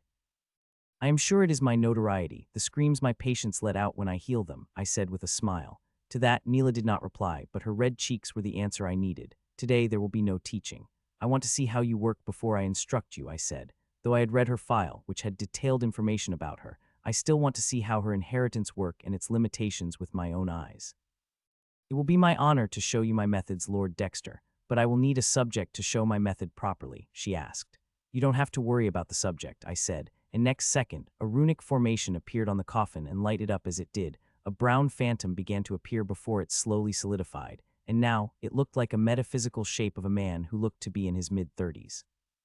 This, Mina said after she got over her surprise. You don't have to be surprised, this thing is more than enough for you to work, I said, and she did not seem to be believing me. You will understand when you work on it, I added. It is like a real body, Neela said with a gasp as she scanned the phantom body with her senses. She is right, it is like a real human body, but not a perfect replica. I am far from creating a perfect human replica, though as I had said, this one will do the job. We will start with simple, a common curse infection which is stopped at the skin, I said, and the next second, a green curse appeared on the stomach on the body. She was again surprised by it, but this time she focused on the task and began to work on the curse, and it only took her about 10 seconds, which is much faster than a healer of her level is able to do, but which is expected seeing her inheritance. She is a fleshmancer. Healing the injuries related to the skin is her specialty, but also her biggest weakness. She had difficulty healing the injuries that spread through the other part of the body, which happens in half of the cases when one could not stop the special energies of grim monsters seeping past the skin. Let's try a little difficult one, I said, and another injury apart. This one is also poison one, but spread further in the skin. I will first test her fleshmancer abilities before I test her with injuries that go past the skin. There are also other things I want to test her in. She is a fleshmancer, and healing is just one aspect of her abilities. If the little information I have read about the fleshmancers is right, she is capable of much more, not only in labs but also on the battlefield. Others also know it and have tried it, but they can't seem to crack the resistances in her inheritance, so they let her be. But I am not going to do that. I will crack those resistances any way possible. Of all three of my mentees, she had the potential to provide me data. I needed some of the data I will get from her will help my other mentee Leonard as well. One by one, she began to solve one problem after another I had placed in front of her, but each problem would take longer than the other. 12 minutes have passed by, and Danielle and Leonard have finished their fight, and like always, Danielle had beat Leonard so soundly that he could not even get up from his spot. He looked quite pitiful when you looked at him. 2 vines released from me and passed through the screen of the arena. 2 tubs have appeared before different solutions, and other things begin to add in it, and a few minutes later, the solutions for them are created. These solutions are different from what they have used before. I have a heavy adjustment in them from the data I had received from them. These targeted solutions will work even better on them than solutions before, and things would get only better for them. I have ordered special things from the pyramid, which will be coming in this week. Some of the things I had ordered were being specially created for them. Danielle stepped into the tub just as they prepared. Leonard took seconds more before he weakly stepped into it. Both of them are working hard. I could see the changes in them. Especially Leonard, the changes had been positive in the case of his constitution, and I want it to continue. There is so much depend on his constitution. I looked at them for a few minutes before focusing back on Neela, who was doing good but slowing down as the problems became difficult. It is not just the problems that are becoming difficult, but the patient is also becoming powerful. At first, the Phantom's strength was weakest unranked elite, but after each problem, its strength increases but is making the difficulty of her tests also increase. Neela did not seem to mind it. She even seemed to like these challenges as she became more and more focused on solving the injuries, giving me an even clearer picture into working of her inheritance. In just a few minutes of looking into her inheritance, I am shockingly impressed by it. I had expected it to be amazing, but it went above my expectation, giving me a glimpse of something which I used to think too hard for my level, but looking at it, I felt like I could do it at my level. Her inheritance is a treasure trove, and I am going to make complete use of that, and also help her reach the potential her inheritance has bestowed on her. Hun. I had just given a new test to Neela, which had filled the skin of a patient with a worm, when I had sensed something from Leonard that pleasantly surprised me. Leonard is creating a diamond seal, a 5th diamond seal to be exact if what I am sensing is right, one more than me. Like me, he also circulated the supreme combat exercise to manage the pain, and when he felt when his activated constitution sucked, the energies like a flood were immense, which helped him reach this hard goal. The supreme combat exercise is a big thing. Even Grand Lords practice the method earnestly because the final price could help them shatter the boundaries they are stuck at, but it is not easy. Till now there are less than 10 people recorded to get that final price. After the 5 seals, creating the diamond seal became extremely difficult, so difficult that people stopped making progress in it. I do not have to think about that problem, yet I am still 1 seal away from reaching there. Since I had leveled up, I had barely made any progress in the supreme combat exercise, and I could not afford to be left behind in it, seeing the miracles the special energy of the diamond seal could create. The strangest fucking thing had happened when the diamond seal had formed. As it released the energy, all of it began to get sucked by his constitution, leaving nothing, not even a trickle for his body. I couldn't help but get shocked by the strange fucking thing. No constitution behaves like this. I have read about many constitutions, some of them in much detail, but never read them doing something like it. I quickly got over my shock and started to read the data. This strangeness is good, as only in a strangeness one could collect a trove of data, and the tens of reading I am getting are really salivating. The swallowing mammoth constitution had sucked every last bit of energy, and when it finished that, it turned energies into the tub and started to suck them with even greater gusto. The diamond energy of the diamond seal had strengthened the bloodline, which increased its swallowing powers. I continued to read the data of all three of my mentees simultaneously, sometimes wondering the great differences they have in between them. They have more differences in them than they have similarities. That is why I choose them. The differences would provide me with a large pool of data that will help me build my inheritance. Good, now let's try something more difficult, I said after 2 hours, and a curse appeared again on the body of the subject till it covered the whole body, but this time it seeped deeper into the bones and internal organs. This is a dangerous injury, one that would take a life if not treated quickly. The curse would spread inside the patient before it eats up the patient. Lord Dexter, I can't heal the injuries that are not flesh part. I had never been able to remove the curse from the bones. Neela said the same thing I had read in her file. She's not a healer, but a fleshmancer. The reason she was able to deal with a curse or any other injury is that it is on the flesh and flash her domain, and as long as it is within it, she will be able to extract and destroy whatever is on it, but if it spread further, it is out of her control. I know, but I still want you to try, I said. She nodded after a second, and her powers seeped into the skin of patients, and she began to extract the curse. A few minutes later, she finished that and moved her powers to affect the bone, but it did nothing. She tried and tried, but nothing had happened. Didn't I tell you, my powers are useless against anything that is not the skin, she said with a hint of helplessness and frustration. I could tell by how Neela worked that she really wanted to become a healer, but her powers made her an incomplete one, which could make one feel helpless and frustrated at the time. If I had been at her place, I would have felt the same. Enough about healing, for now. Show me some of your other abilities. I am very curious about some of them, I said, hearing that Neela's face reddened for a moment before she started to show me her fleshman's abilities. Not only did she use the subject to show them, but she also used herself to show off her abilities, and I have to say I am kind of impressed by them and would be working hard to copy them.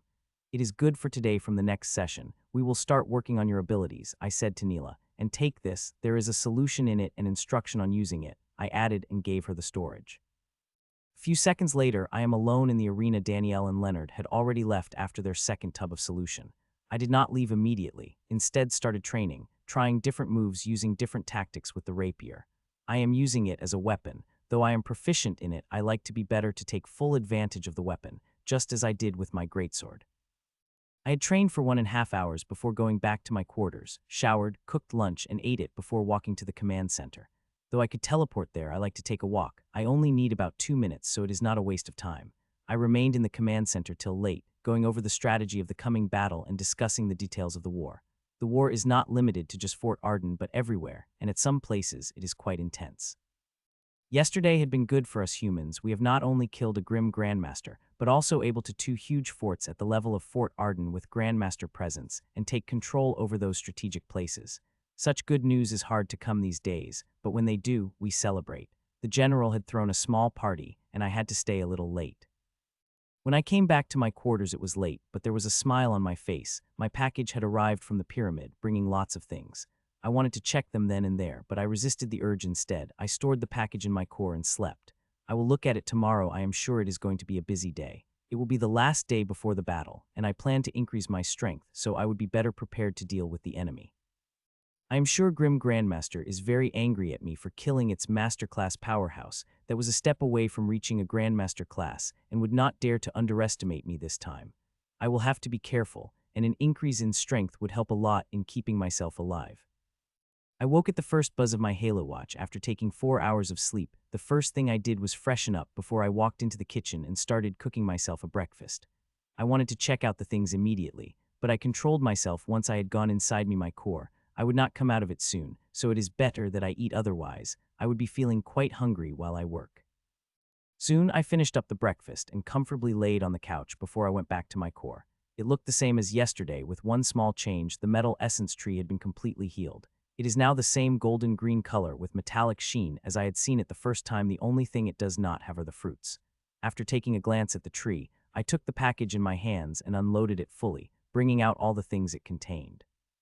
There are resources I would need for my art to the resources I had ordered from my mentees, but my focus is on the huge wooden chest that Grand Commander had sent me. Click, I walked to the chest and opened it, and there I saw different types of things sealed in different bottles and storage. They have sealed so perfectly that not a speck of aura could be leaked out of it. Other than the resources, there is also a letter inside the chest with the seal of the Grand Commander's office. I took the letter and opened it before I started reading it, and the more I read, the more my expressions would change. Those bastards. I let out the curse as I finished up the long letter. When I returned to the fort after the mission, I had informed the Grand Commander about finding an essence tree and even told her I was successfully able to move it to the spatial treasure I have.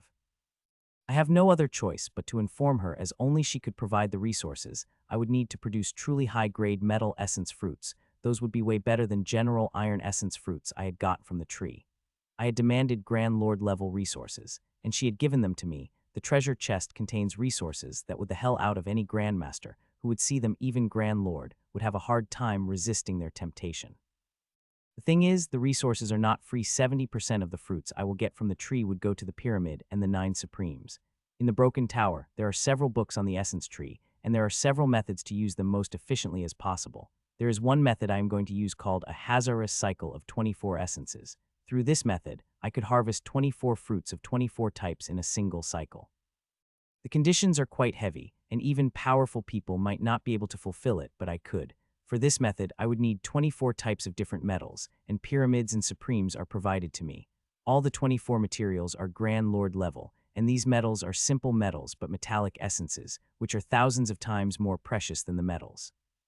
The pyramid and supremes have put great trust in me by giving me such wealth that even grim Grand Lords would attack this fort for these resources if they know I have them with me. That's how precious they are.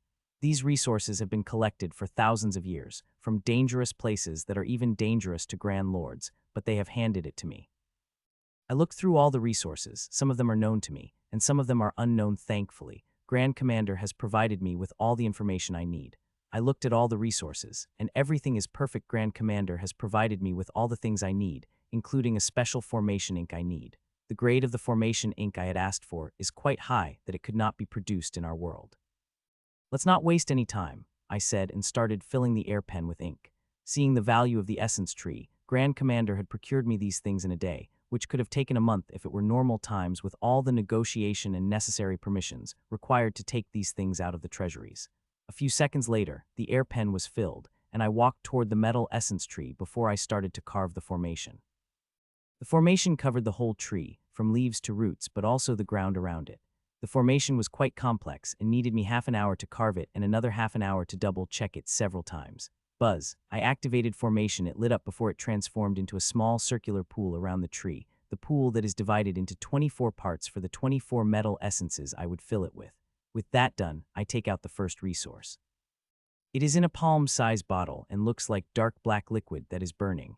It is an essence of abyssal of fate. It is definitely from the Wisdom Tower, only they need an abyssal element essence fruit. The pyramid and supremes have taken the 17 slots of 24 of them. 12 are of the supremes, while the 5 are of pyramid. The rest 7 are for me, which is a little lesser than I would like since I have the essence tree and I will be growing it with my risk. But I have to accept it because it is the pyramid that is providing all the resources, including the 7 slots that belong to me. I had sent a list to Grand Commander, and she gave me 7 materials according to their priority in the list, which I am quite happy about, as without her help, I would not even be able to collect a single resource of this level. I took the essence of the abyssal of fate metal and poured it into the first section of the pool. The dark black burning drops fell into the pool. I am very careful in handling it. This essence is extremely dangerous if handled without caution. Soon, the whole bottle had emptied, leaving not a single speck inside. I placed the bottle carefully before choosing the other bottle. It contained a gray semi-liquid essence of metal called Silent Cathrock. I have not heard about it, but the abilities of metal are downright shocking. One could not sense it, as I had started to drop it in the second section of the pool. I focused all my soul's sense on it, but despite that, I could not sense it at all. I had to use quite a heavy amount of rule-bending power before I was able to sense it. I had tried it with a small amount of rule-bending power, but it was useless. The abilities of this metal essence are quite shocking, but this also had very big restrictions, like it could not be used in weapon forging. They have tried to use it in totem artifacts, but metal would not merge with it if it's not for such restriction. The pyramid or supreme it had belonged to would have part with it. They have likely given me because they hope to create an essence fruit from it. The essence fruit would be astronomically powerful if created, and it would be created as long as this gray solution is pure metal. I poured all the bottles but kept a single drop for myself. It is a great treasure that could transform my stealth abilities. I plan to do research for this essence of Silent Cathrock and find a way to replicate its abilities. The third and fourth bottle contains the essence of metals called Arctic Autium and Blazing Murzic, very powerful metals with impressive power that I had to follow strict procedure. While dropping them in a pool, I could die with the slightest mishandling.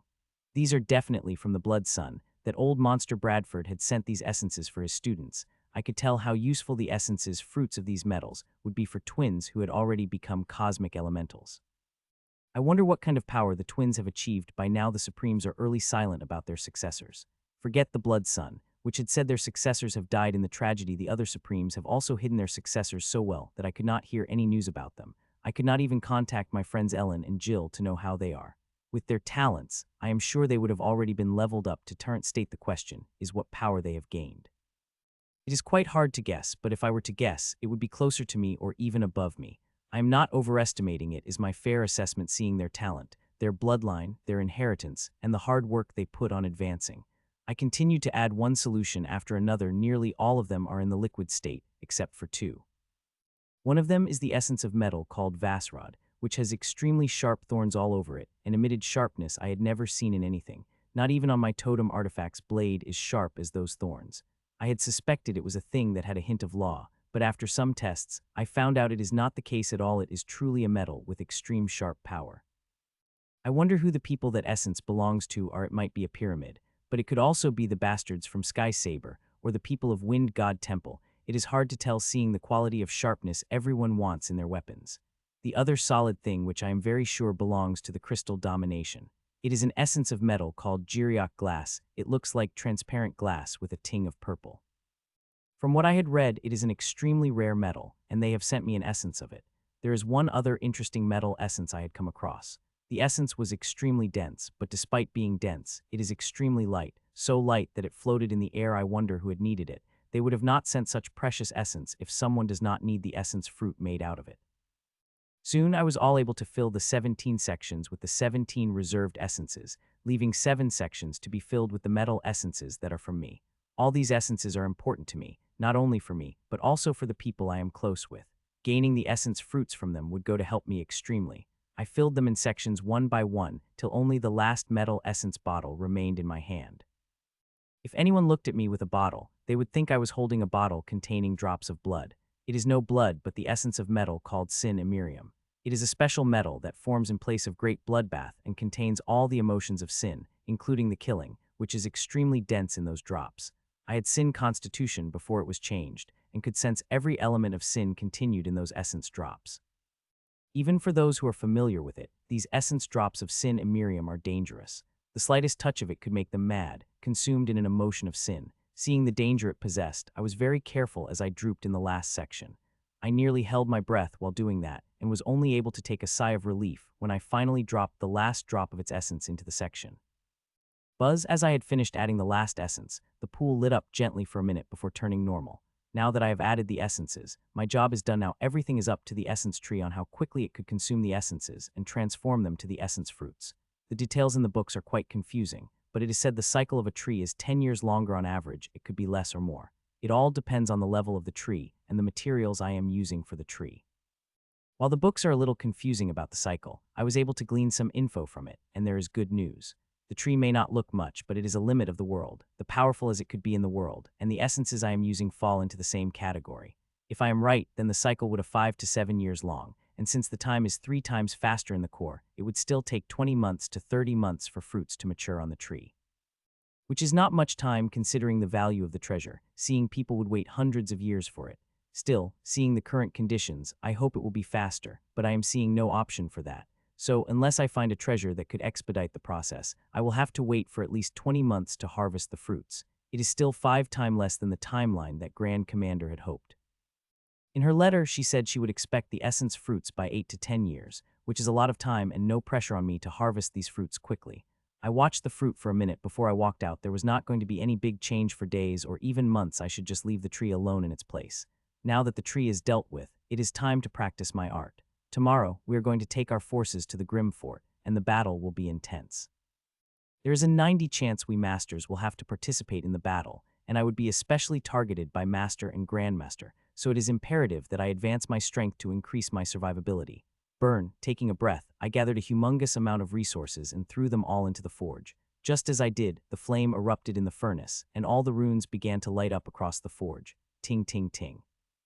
The runes had lighted up the forge. As they did, the humanoids began to move toward the weapon rack and picked up the weapon before coming at the gigantic phantom and started hammering it in a rhythm.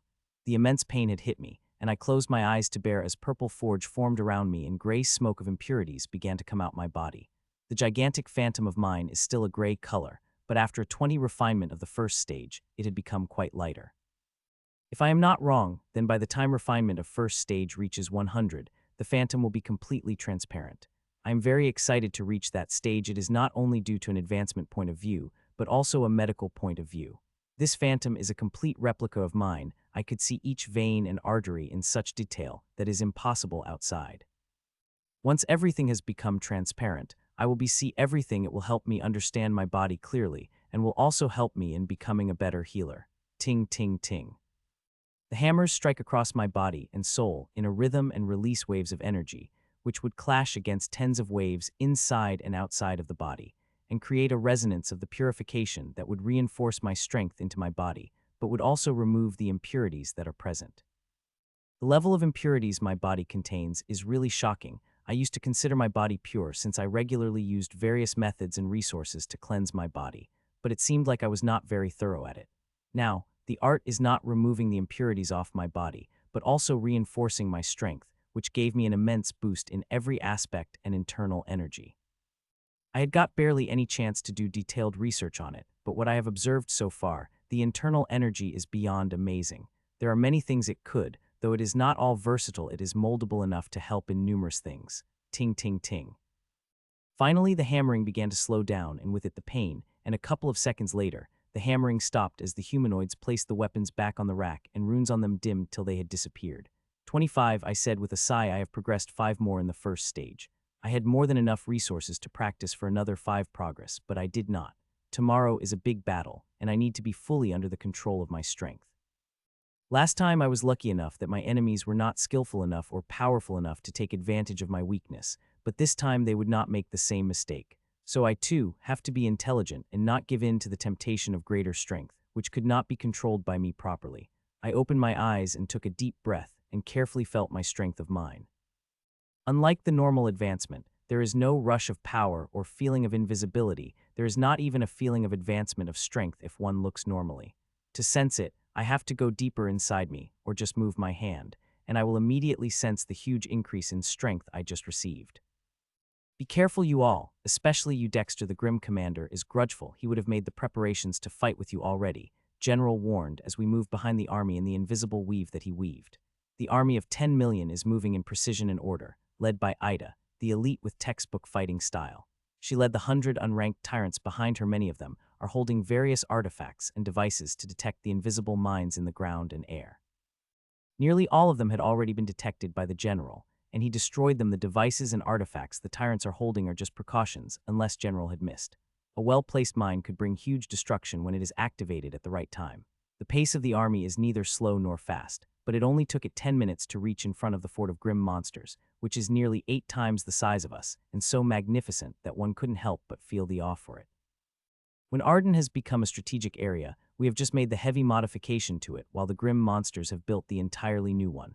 It may look more magnificent than ours, but its defensive and offensive properties, only slightly better than our fort. Still, breaching it would be extremely difficult for someone with master-class power like me. Even Grandmaster would have to try hard for quite a while before they could breach it. Attack, attack. The armies had just appeared in front of each other when Ida attacked without any fanfare, and the whole army moved behind her. This time her opponents are 2 elite grim monsters, usually 2 or 3 against our 1, and we could send a human elite to help Ida, but it seemed like General had no intention, and I couldn't help but agree more. Ida is one of the most gifted people in the fort, and the general wants to forge her in fire, and what better way to do that than make her fight in a battle where she has to snatch every breath of her from her enemies. It is a risky move, and she could lose a life, and he might not be able to save her, seeing Grim Grandmaster would surely interfere, but it is a risk he chooses to take. In the war, there is no time to carefully groom the people. Even the most talented people would have walked through the blood and fire if they wanted to make the great advancement. Thankfully, Ida has made advancements in these past 4 days, reaching the peak of elite class. With the 4 grim monsters of the same level, she is in the complete defensive position, but she is not getting overwhelmed by them. All elites go. General said softly, surprising us masters greatly. Barely a minute had passed when the general had ordered all the elites in the battlefield. Usually, the commanders of the battle wait for at least 10 minutes and access the battle before releasing more forces into the battle, but it seemed like the general was no mood to follow the convection and ordered all the elites into battle, leaving behind none. A very risky decision that could bite us back if grim monsters released more elites than we could handle. All 36 elite tyrant powerhouses flew out of the invisible veil, and just as they did, 75 grim elites appeared in the sky, and second later, both groups began to fight intensely. 13 seconds after the elites have released, the first tyrant died. It is a human unracked tyrant, directly blasted into pulp by the ape-man he was fighting. He died a swift death, barely registering any pain before exploding into the pulp. The effect of the death appeared in war below immediately. The grim monsters begin to take an edge, killing hundreds of humans by second. It is an unbearable sight to watch, but I did and tried to carve each dying face in my memory, so when I fight, I will bring out all the rage I am feeling by each of their death, and I will get the chance soon. Half a minute had passed since the first human's tyrant had died when a grim elite killed. The saber of human had directly pierced into its heart and burned it into ashes, not giving it a chance to put up its final defense. In the next 4 minutes, 5 more grim tyrants have killed, 4 unranked and 1 ranked. While on our sides, we also lost an unranked tyrant. All the leaders go. Only 7 minutes had passed when General surprised us with another move, ordering all the leaders into the fight, bringing worried expressions on all us masters' faces as we saw the 14 leaders flying into the battle. It seemed like General was preparing for an all-out battle, and this was a bad thing. We did not have enough intel on the enemy to launch the all-out attack. For all we know, there might be 2 Grandmasters hiding inside the fort. General, I said, conveying my doubts in a single word. The serious expressions on the general face eased a little as he looked at all the masters. Don't worry, I will not launch an all-out attack unless I am very sure of it, he said to us, but I am not feeling assured of it. Regretfully, I could not do anything about it. The general is commander of the Fort Ardan, and even I do not have the authority or power to stop him. The only thing I could do was decline to follow his order, which I could not in current circumstances. I was just mulling over his decision when the grim monsters did something strange that not only surprised us masters, but also the general. They have sent out the masters. It is an extremely dramatic action from Grim Commander, but it looks like it got provoked by the actions of our general. The only question I did not understand was why their numbers were so low. There are only 5 masters from the Grim Monsters, 2 less than the last time, which is quite strange as I would have expected they would send more after what I had done last time. Be careful, something is not right, General advised as we 5 masters begin to move. We nodded and moved toward the 5 Grim Masters. As we did, another strange thing had happened. Of the 5 grim monsters, 2 had gone toward the victor while the 2 had gone to Marla, and the last one had gone to Hans. There were no grim monsters for me. Seeing that, I couldn't help but become extremely alert and activate all my defenses. There is a high chance that Grim Grandmaster itself might attack me. I am not the only one, sense that, as I could feel, the soul sense of the general is strengthened around me. He, so you are human I am ordered to kill. A booming voice rang out, cutting through the deafening clash of the millions of weapons, and Grim Monster appeared out of invisibility. Seeing it, my eyes couldn't help but pop out in shock. Not only me but every master and grandmaster and leader who knew what it is shocked seeing it appeared. I did not think that to deal with me, the Grims would finally bring out the violet Videt in war, I said as I controlled the shock in my heart. In front of me is a Videt, one of Grim Monster's most terrifying cards that every human powerhouse fear. The violet Videts are the lowest level Videts of the 3, but still terrifying, each one of them just a step away from Grandmaster. Forget their strength, these bastards have the phenomenal defense. They are said to be indestructible to anyone below that of the Grandmaster. There have been very few master throughout history that has been able to destroy violet Videts. The Grim Monsters are said to be against nature, but these Videts are even more. They are created through a ritual that only 1 in 100 can survive after consuming the life force of 99 others and drinking an alchemical solution that will increase their strength tremendously for the one last time. From there they could never be able to increase their strength again, even for one bit, but many grim monsters did not mind that, seeing how hard it is to advance, and how the alchemical solution they drink make them age slower and nearly indestructible anyone below the Grandmaster. This is the first Videt that appeared in war till now. No Videt of any grade had appeared in the war. I would be the first person to fight a Videt in this century. As these weapons of grim monsters only come out in the war. Dexter, come back, you're no match for this violet Videt. General's voice rang out in my mind. I will be fighting it, General, I said. Don't be a fool, Dexter. You will not last in front of it even a minute. You have no idea what kind of terror they are, General said with a firmer voice than before.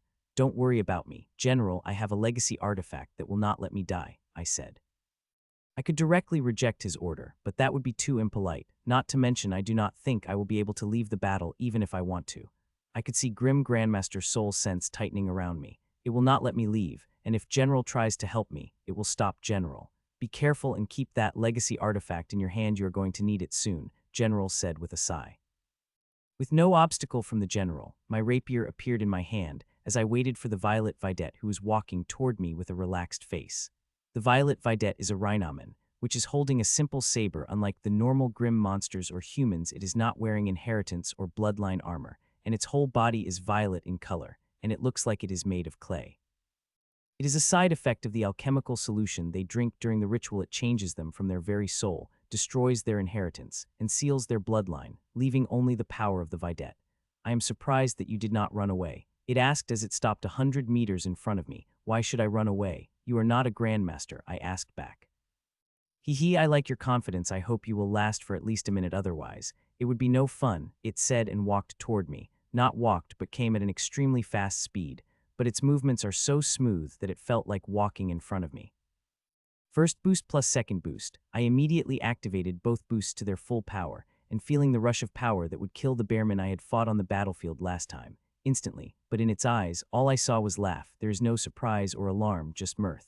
Clang! My sword had just reached halfway when a giant saber fell on my rapier with such power that I could not imagine possible with such a casual move. Puh. The shock of the attack was strong enough that it made me vomit the blood instantly, while I shot back like a rocket as strange volatile energy crashed into my armor. Such strength, I said in horror as I tried to stabilize myself in the air. I had read about the Videt detailedly, as I knew at some instance in the war I would come across them, and knew they would be strong opponents, but had not expected they would be this strong. This strength is on a completely different level. Just a casual attack from it instantly made the thoughts of me defeating it disappear, and thoughts of surviving appeared in my mind. The violet energy is at the same level as its physical strength. It crashed against my armor, and I felt like thousands of cannonballs were striking against me. The energy attack was so powerful that it shook my armor. Thankfully, my defense is no joke, especially against the energy. My strings still contained the most power of my inheritance than any other move, and they did not block the energy. Instead, my armor opened its gates and let me come inside, and as it did, thousands of formations lit up across the thousands of strings of my armor. The violet energy was very dense and hard to separate, but as the formations lit up, it tore it into thousands of pieces and began to grind its viciousness away. Hun. A moment later, a huge amount of heavy energy went to my runes, and was about to get refined into the raw energy like any other energy, when the energy felt a suction from the core and went to the core. It is not my core that sucks the energy, but the thing inside it, to be specific, the mysterious seed, which Grand Lord had given me. It is taking the energies. It couldn't help but make me surprised that I wanted to analyze it further. Unfortunately, I could not. I have a dangerous enemy to survive from. It came at me again while I was still flying back uncontrollably. It was walking casually, but its speed was tremendous that it appeared beside me in a moment. You took the attack better than I had imagined, it said, and attacked me again with the same casualness, but I could see this attack was stronger. Third boost. I activated the move without waiting and moved my sword with all my strength to counter its all-powerful casual-looking attack. Clang, puh. Its huge saber fell on my rapier again, and a massive force struck me that it immediately ruptured my internal organs and made me vomit blood repeatedly as they flew back at even greater speed, fighting against the momentum that had struck me. The third boost is the most powerful offensive in my arsenal, but it seemed like it barely did anything. But I wish I could say the result is surprising. Even if I had hoped for the best, I had known this would happen, seeing who my enemy is. The power of Violet Videt is extreme, and it is not even serious while fighting me, and I already reached this state. I wonder what my state would be if it got serious, and it will soon, and I don't know whether I would be able to survive or not. The battle had taken a turn for the worse, but all things are not lost. I have some trump cards that give me some confidence to survive it. I had just stopped vomiting when I saw it coming toward me, walking casually. The finesse of this level is very hard to acquire, and these Videt bastards are famous for it. After going through the Videt ritual, all the paths of their progress cut off, leaving them with only one thing they could focus on, and that is refining their combat skills. They refine it from every angle, from control to skill. They fitness it to such degree that it almost became art. I don't know how powerful this bastard is, but I know that even with my abilities and trump card, it held the true possibility of killing me. I do not want to die, at least when I have seen the path of progress clearly like never before. I have art, help from Pyramid, and most Supremes who are willing to let me browse their secrete libraries and mentees from which I could get required data and perform my experiments. Things have never been this simple for me, and if I had met this bastard a month later, I would not be in such a grim stage. Still, I will try for my every breath to survive. I just need to survive this battle, and I will make sure when I meet next time, it will not be able to dominate me at such ease. 2 moves, let me see if you are able to survive the third, the Violet Videt said and attacked.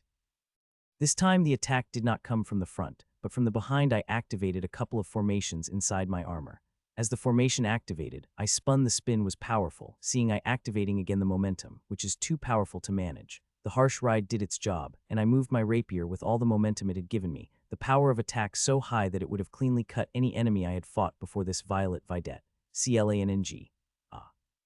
Its saber clashed against my sword with more power than before, and just as I did, I let out a scream, and opposite momentums crashed into my body, injuring me severely in an instant while sending me flying in the opposite direction, vomiting blood which is filled with bits and pieces of my internal organs.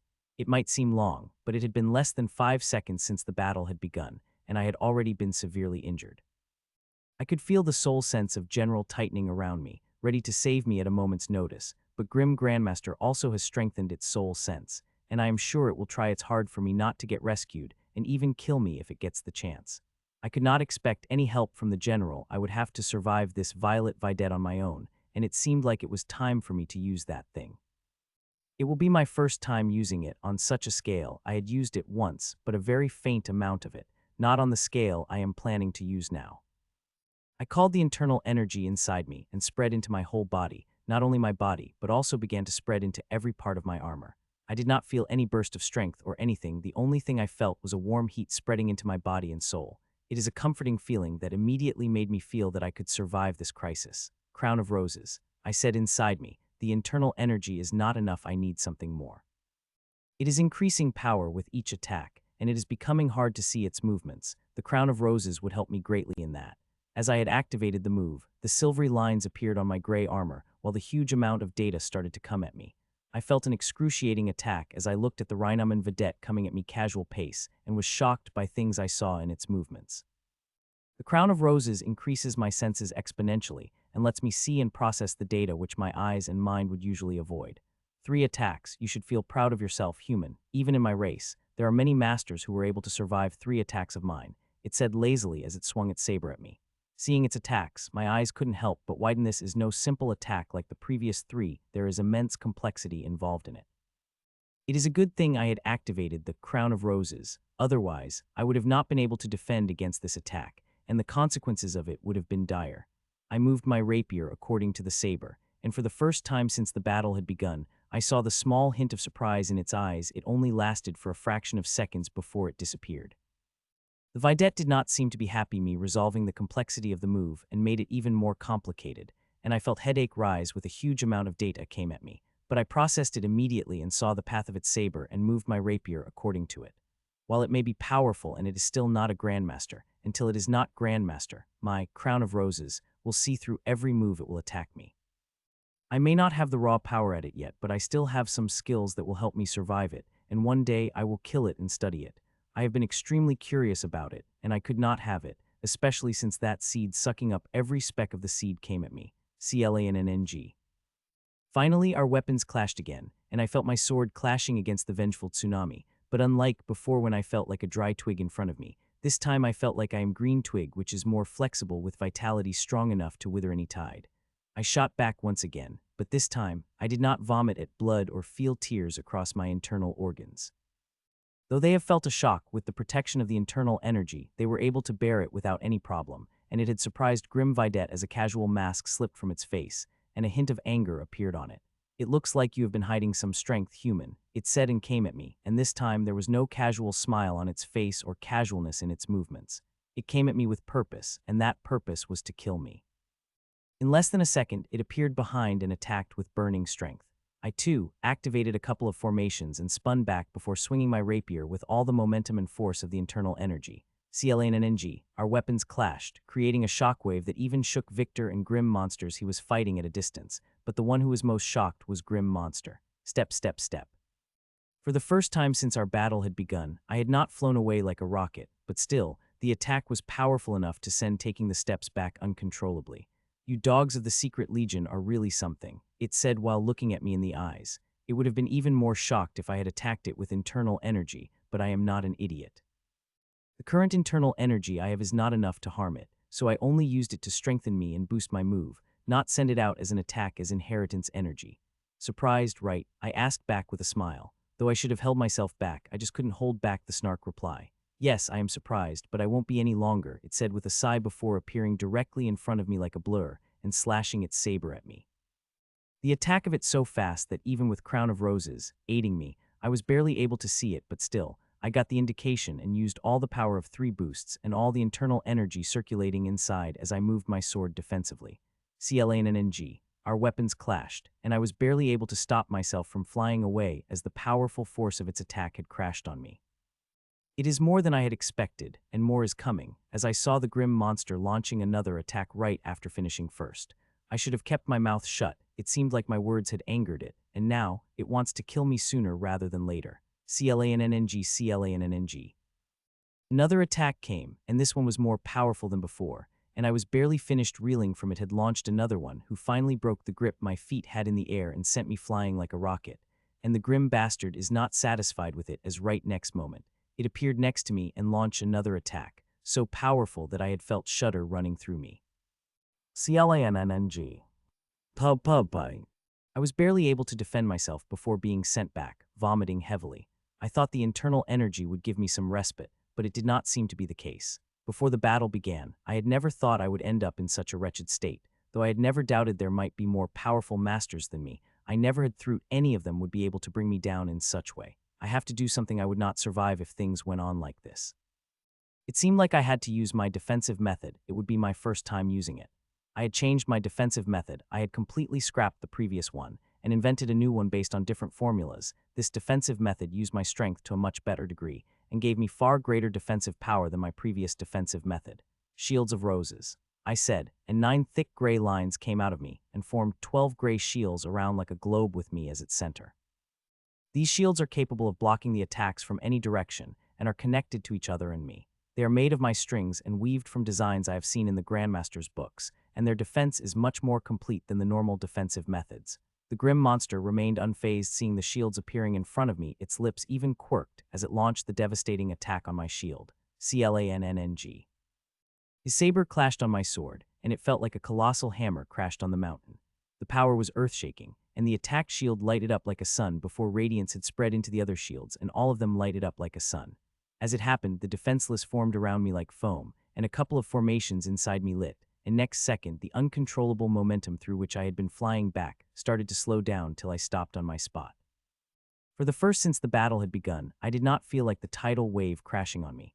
My shield had taken the full force of the attack, not letting me feel even a single shake. It had surprised me as I had not thought the shields would work so well. I am not the only one who is surprised. The violet Videt is also surprised, but my surprise made me feel pleasant. "This one has got me angry." "You are full of surprises, human," the grim Videt said and came at me. It tried to breach through my shields, but was unsuccessful as they have covered me from all directions. There is no way to breach the shields even of a person as powerful as the shield. It will have to destroy them to come at me. Once they do, it is game over for me. Using the shields reduces my defenses by 75, as more than half of these shields are made from the strings my armor. So, defensive skill is only used when I have no other choice, like now. Its failure of passing through the shields seemed to have made the grim monsters even angrier as I could feel the air around it vibrating. I thought it would attack me directly, but no, it did not. Instead, it disappeared from its spot and appeared above me before slashing its saber at me. It still wants to attack me directly, but I am not going to let that happen. My senses have captured its attacks, and I begin to move my shields. It did not matter how much complicated its moves where I was going to defend against it. CLANNNG, its saber clashed against my shield, and it again lit up like a sun before transferring the power across the shields as they lit up like sun before started absorbing it rapidly and strengthening themselves for the next attack. CLANNNG, CLANNNG, CLANNNG. The grim monster's eyes blazed in violet light, and it attacked again. This time it did not move from its spot and just brought down its saber down on my shields, and when it did not affect the shield, it attacked again and then again. Each failure began to make it even angrier, and it used even more power to attack my shields, but on the outside there seemed to be no effect on it. There is an effect, it is affecting the shields heavily, but my shields were able to hold on for now. They won't be for much longer if this bastard continues to increase the power of its attacks in such a way. After more than 20 consecutive attacks on the single shield, it had finally stopped and looked at me.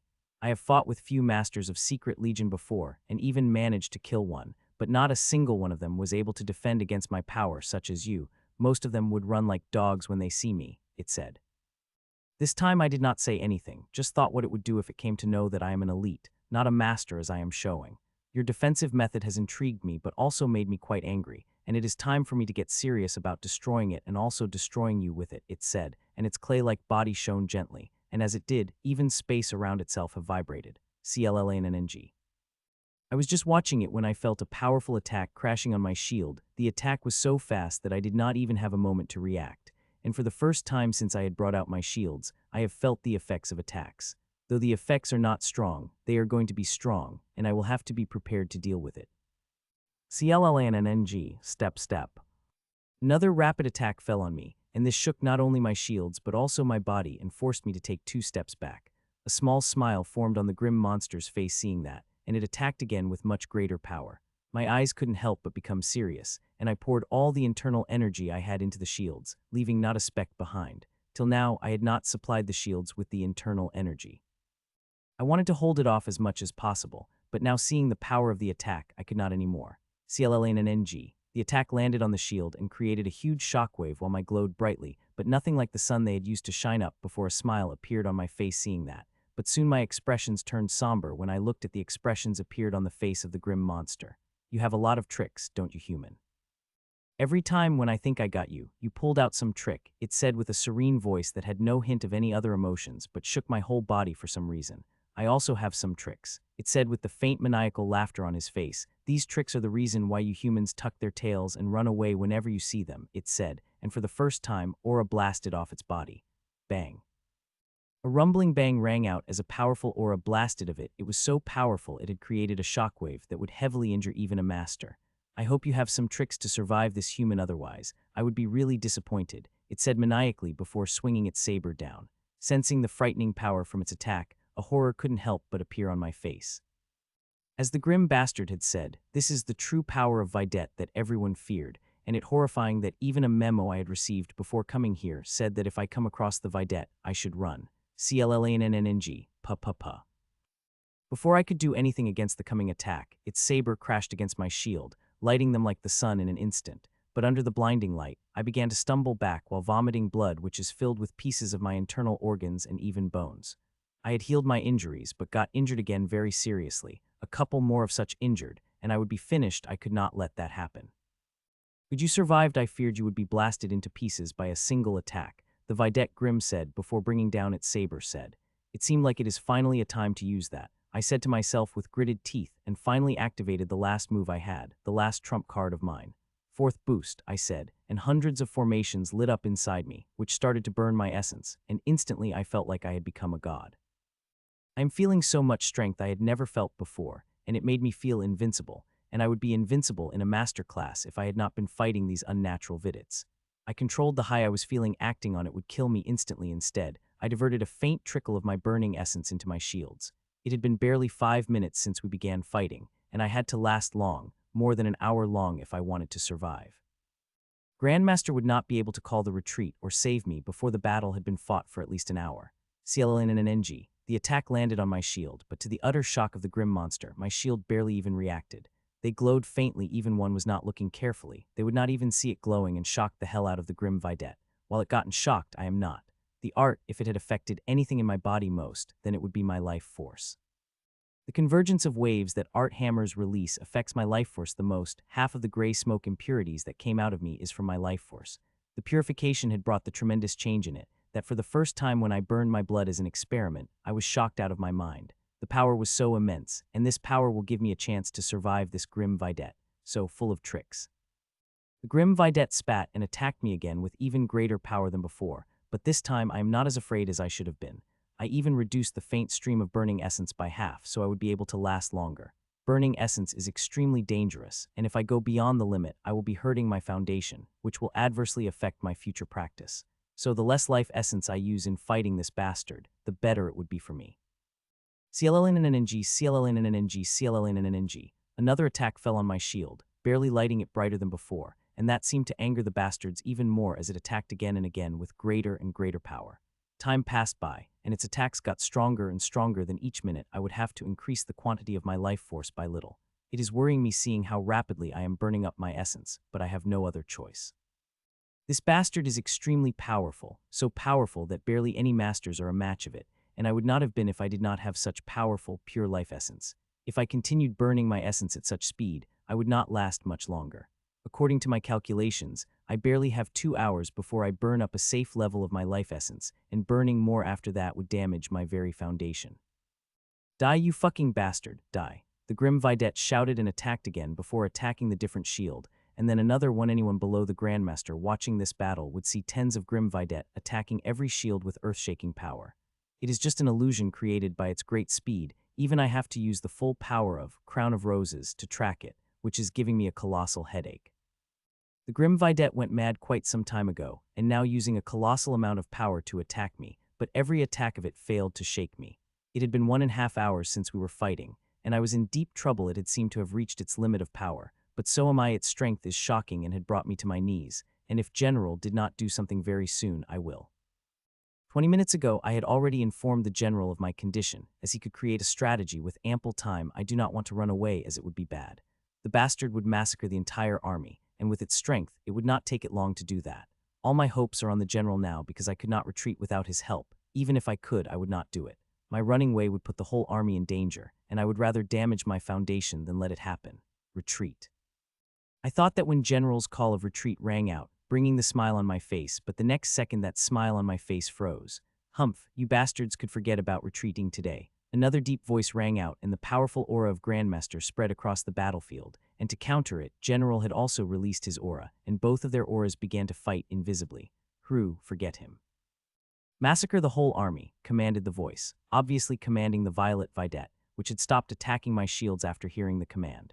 Gladly, Commander, Violet Videt said as it looked all the humans who had the horror on their faces and were literally shaking in fear under its gaze. I could sense the intentions of General through his aura and soul sense as it moved toward the grim Videt, but the grim Grandmaster also moved at the same time, stopping the advance to General toward the Videt. Human, we will finish our fight after I massacred these pests, the Violet Videt said to me, and was about to leave when something extremely strange happened, which shocked it and all those watching, including the Grandmasters. Leave. You will have to ask me first to do that, I said, and my shield sphere unraveled at great speed like a rubber toy. They went from covering me to covering grim Videt in a fraction of a second. The shock of the Videt's face disappeared, and a smile appeared as it looked at me calmly. Do you think these little shields of yours will be able to stop me? It asked. Try them, I said back with confidence that I did not have my heart. You overestimate your capabilities, human. It would not take me even a second to break these little shields of yours, it said, and launched a powerful attack, slightly more power than the most powerful attack he used on me. CLANNNG.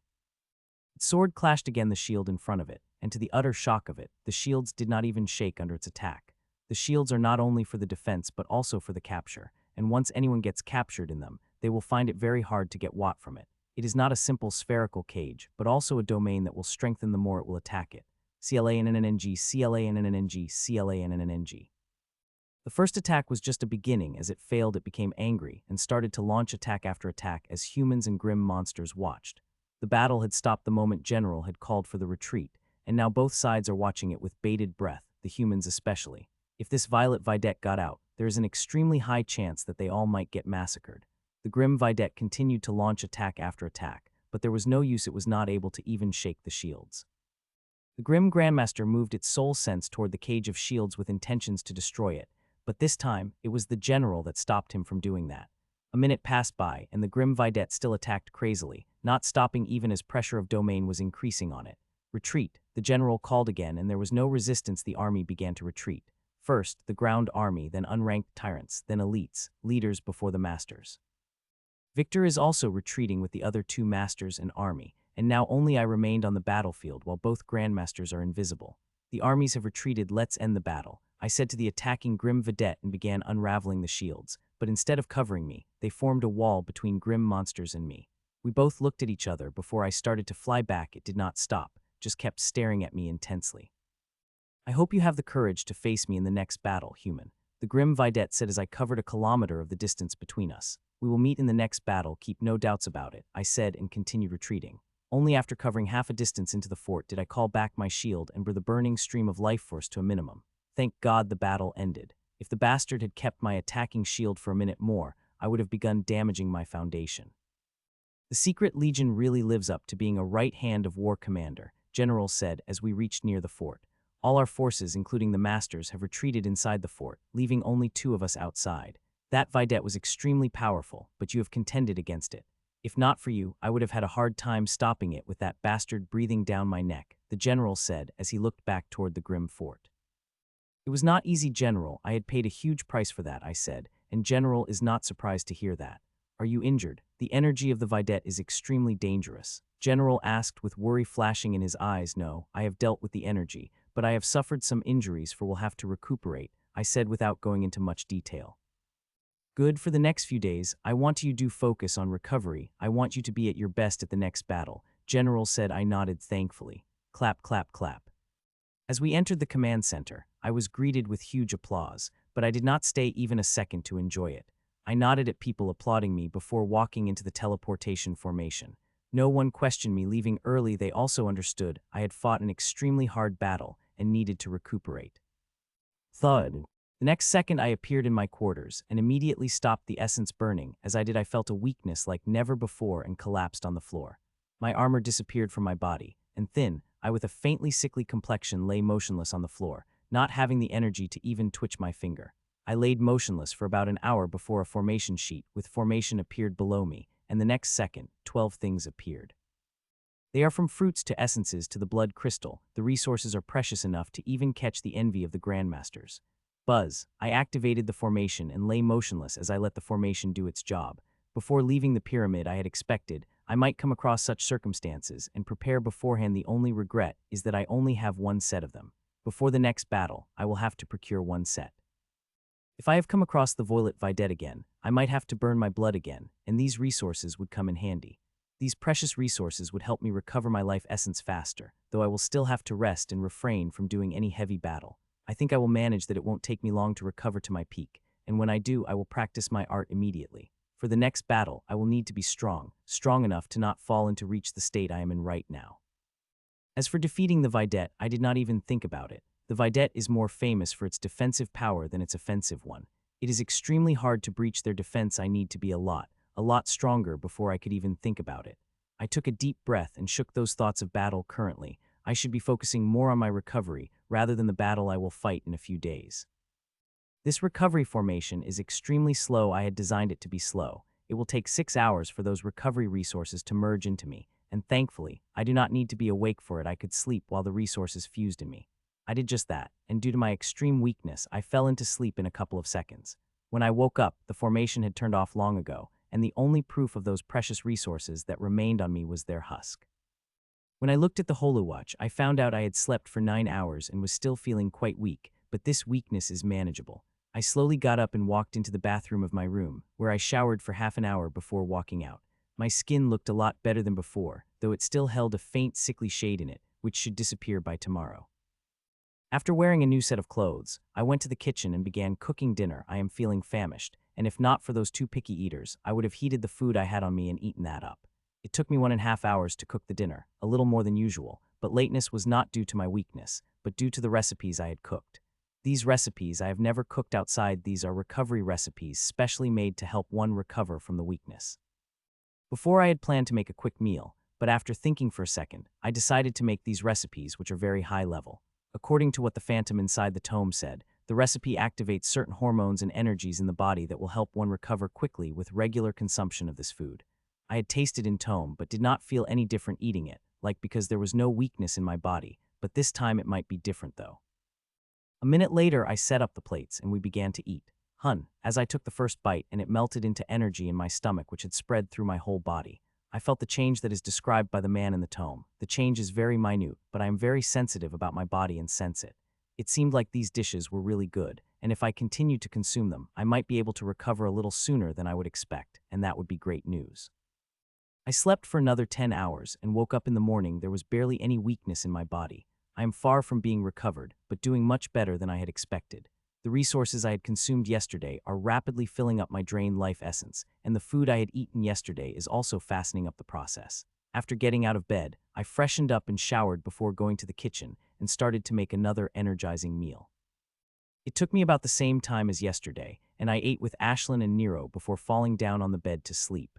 The rest is necessary for my recovery. Even if there were hundreds more things I had to do, I decided to sleep.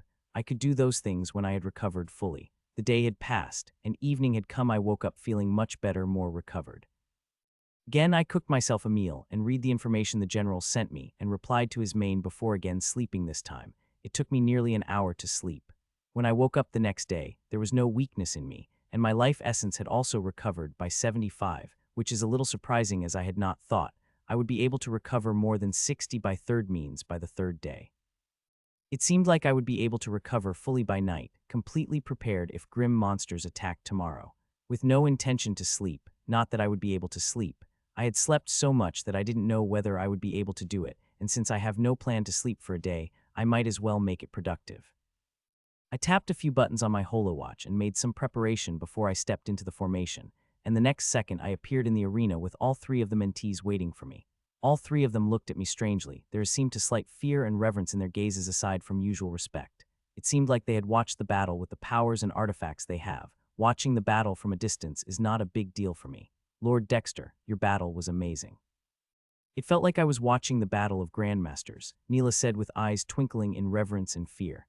There have always been extremely few people who could fight against Videt and survive in each war, Danielle said. I have paid a huge price to survive the battle. I said. Danielle and Leonard did not seem surprised by that fact, but Neela did. I am sure you will be able to defeat that violet horror soon, Lord Dexter, Neela said little enthusiastically, much to the chagrin of Danielle and Leonard, who understood what Videts are. Of course I will kill it, I said with full confidence, surprising the two. You two go fight, I will teach Neela, I said to Leonard and Danielle as pink seeds seeped into them and turned to Neela. Hundreds of strings begin to come out of my hands. The coffin is a heavy move, but I could use it without impeding my recovery. Today will be your first official lesson, I said, and Neela nodded like an excited chick. Saying she is excited would be an understatement. She is extremely excited that she is literally shaking in it. I hope I will leave up the excitement she has. I will teach you comprehensively, not just the healing aspect. Your inheritance has a lot potential than you realize, and we will going to unearth that, I said to Neela, which somehow brought tears to her eyes. We will start from the basic manipulation of flesh. Let's start the first layer of skin. I begin to instruct her. I had made her start from the basic manipulation of the flesh. It is the first thing a fleshmancer should know and have precise control. Her control is good, but it is not good as I want it to be. It will be the first thing we are going to be focusing on in her training. Time passed as I continued to teach her, while two fought after their fight was over. Both of them dipped into the solution. These new solutions are specially crafted for them. Some of the ingredients had been refined by the Grandmaster himself. After their dipping themselves into the pool, they fought again before dipping themselves into the pool before again fighting. Leonard, for the first time, activated his constitution 3 times within 6 hours. By the time his third fight ended, I had to use my string to put him into the solution, while Danielle rested her back against the wall. Unlike Leonard, Danielle did not have need many solutions. The solution I am using on her mostly focus on enhancing minute constitution her art had given. The solution will not only enhance that constitution, but also help her progress faster.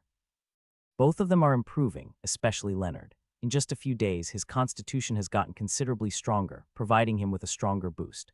Danielle had sensed that too, and she was working extremely hard. A week later, I will have to make arrangements to move them into the main forces. They need to fight more, not against each other, but also against others. It will help them advance faster. Time passed, morning descended into the afternoon, and afternoon descended into the evening. I am still teaching Neela while also making a humanoid made of vines against Danielle, and Leonard, both of them are fighting hard, especially Leonard, who is using the power of his constitution 5th time in a day, a thing he had never done before. Tring tring. You are doing good unlike the epidermis. The dermis require a more gentle hand and powerful control if you want to manipulate it without demagogy. I was advising Neela when my holowatch rang. I was about to put into silence and continue instructing Neela when I saw who is calling me. The call is from Pyramid Council, from the office of Lord Whitman specifically. Neela, you continue, I will take this call, I said, walked away from her before creating a privacy screen.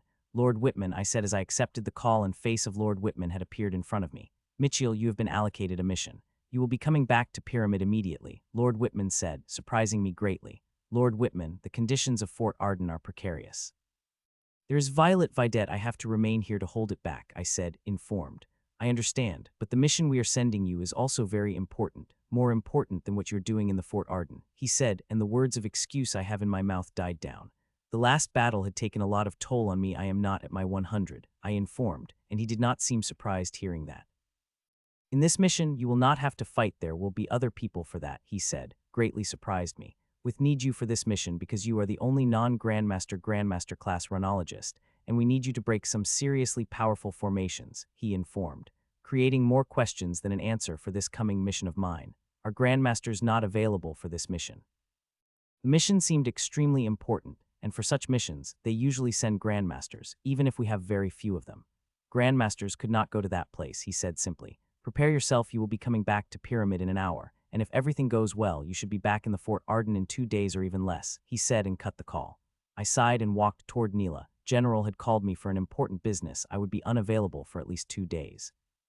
I informed her. A disappointed expression couldn't help but appear on Neela's face hearing that. Worked on what you have learned today, and here are the solutions. Give it to them after they finish their fight, I said and handed her storage before walking toward the teleportation formation. I could see Neela wanted to say a thing, but she did not. A second later, I walked into the teleportation formation, and a second later, I appeared in my room. I changed into new clothes and waited. I was sure someone would come soon. The mission seemed quite mysterious, and I would not have to fight. Seeing there are no Grandmasters, it would be fine if I fought too. I had recovered 85 of my strength already, and throughout the night, I will be able to recover the rest. I will refrain from fighting till I recover, but I find some delicious treat, I will fight. The purified bloodline essences are the best recovery medicine, and a single master would be more than enough to provide me with enough essence energy needed to recover fully. I did not have to wait for long, and about 10 minutes later, the teleportation formation lit up, and a person appeared. It is none other than General, and he seemed to be in a sour mood. I am really angry right now at those bastards. They're calling you back, just when we need you the most, General said, as he invited me into the formation before starting adding the code, which is unknown to me. I will try to come back as soon as possible, I said. There are the only words I could offer. Do that, otherwise we would have to hide like a rat with our defenses active till we have you or someone who could hold off that bastard Videt in battle, he said. The next second the formation activated, and soon we disappeared from my quarters and appeared in the hall, which had another teleportation formation but much larger than what we had just used. Best of luck, Dexter, and be careful. The missions in the war times are extremely dangerous, General said as he activated the big formation. I stepped into it and disappeared from the hall a second later. I entered the spatial tunnel and remained there for a couple of seconds, walking out, and when I did, I found myself in Pyramid.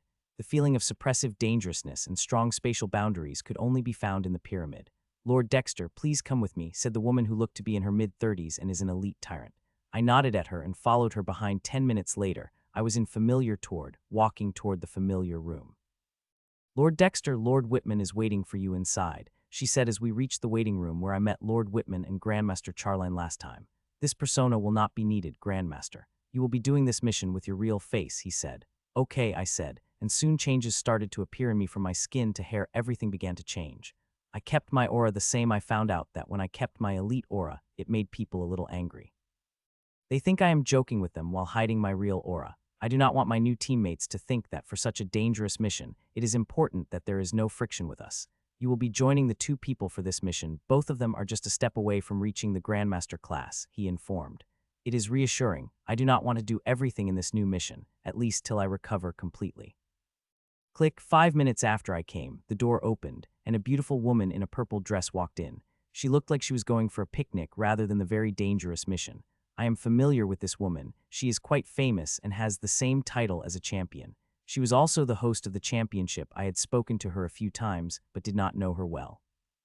Lord Whitman, when you informed me about a talented runesmith joining us for a mission, I did not expect it would be a Grandmaster of Runes Michiel Czar himself, she said as she gave me her dainty hand to shake.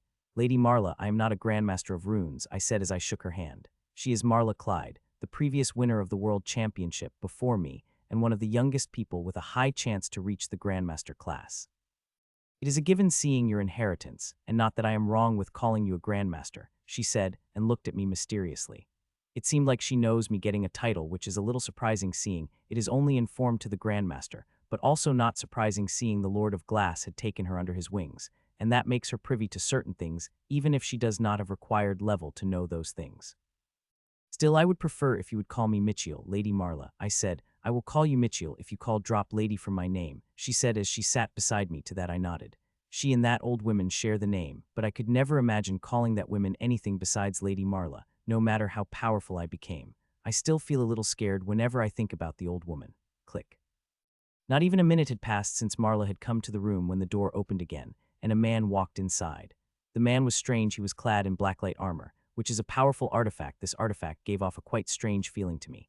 The man is also wearing a black ceramic mask devoid of designs. Looking at him, one could not tell whether this man, whether he is young or old, or even his ethnicity, seeing every part of him completely covered by the suit and the mask.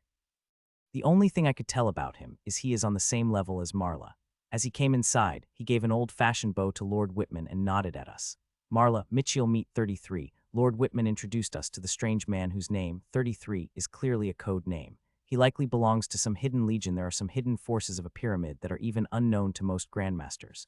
Now you all have gathered, I will tell you about your mission, Lord Whitman said.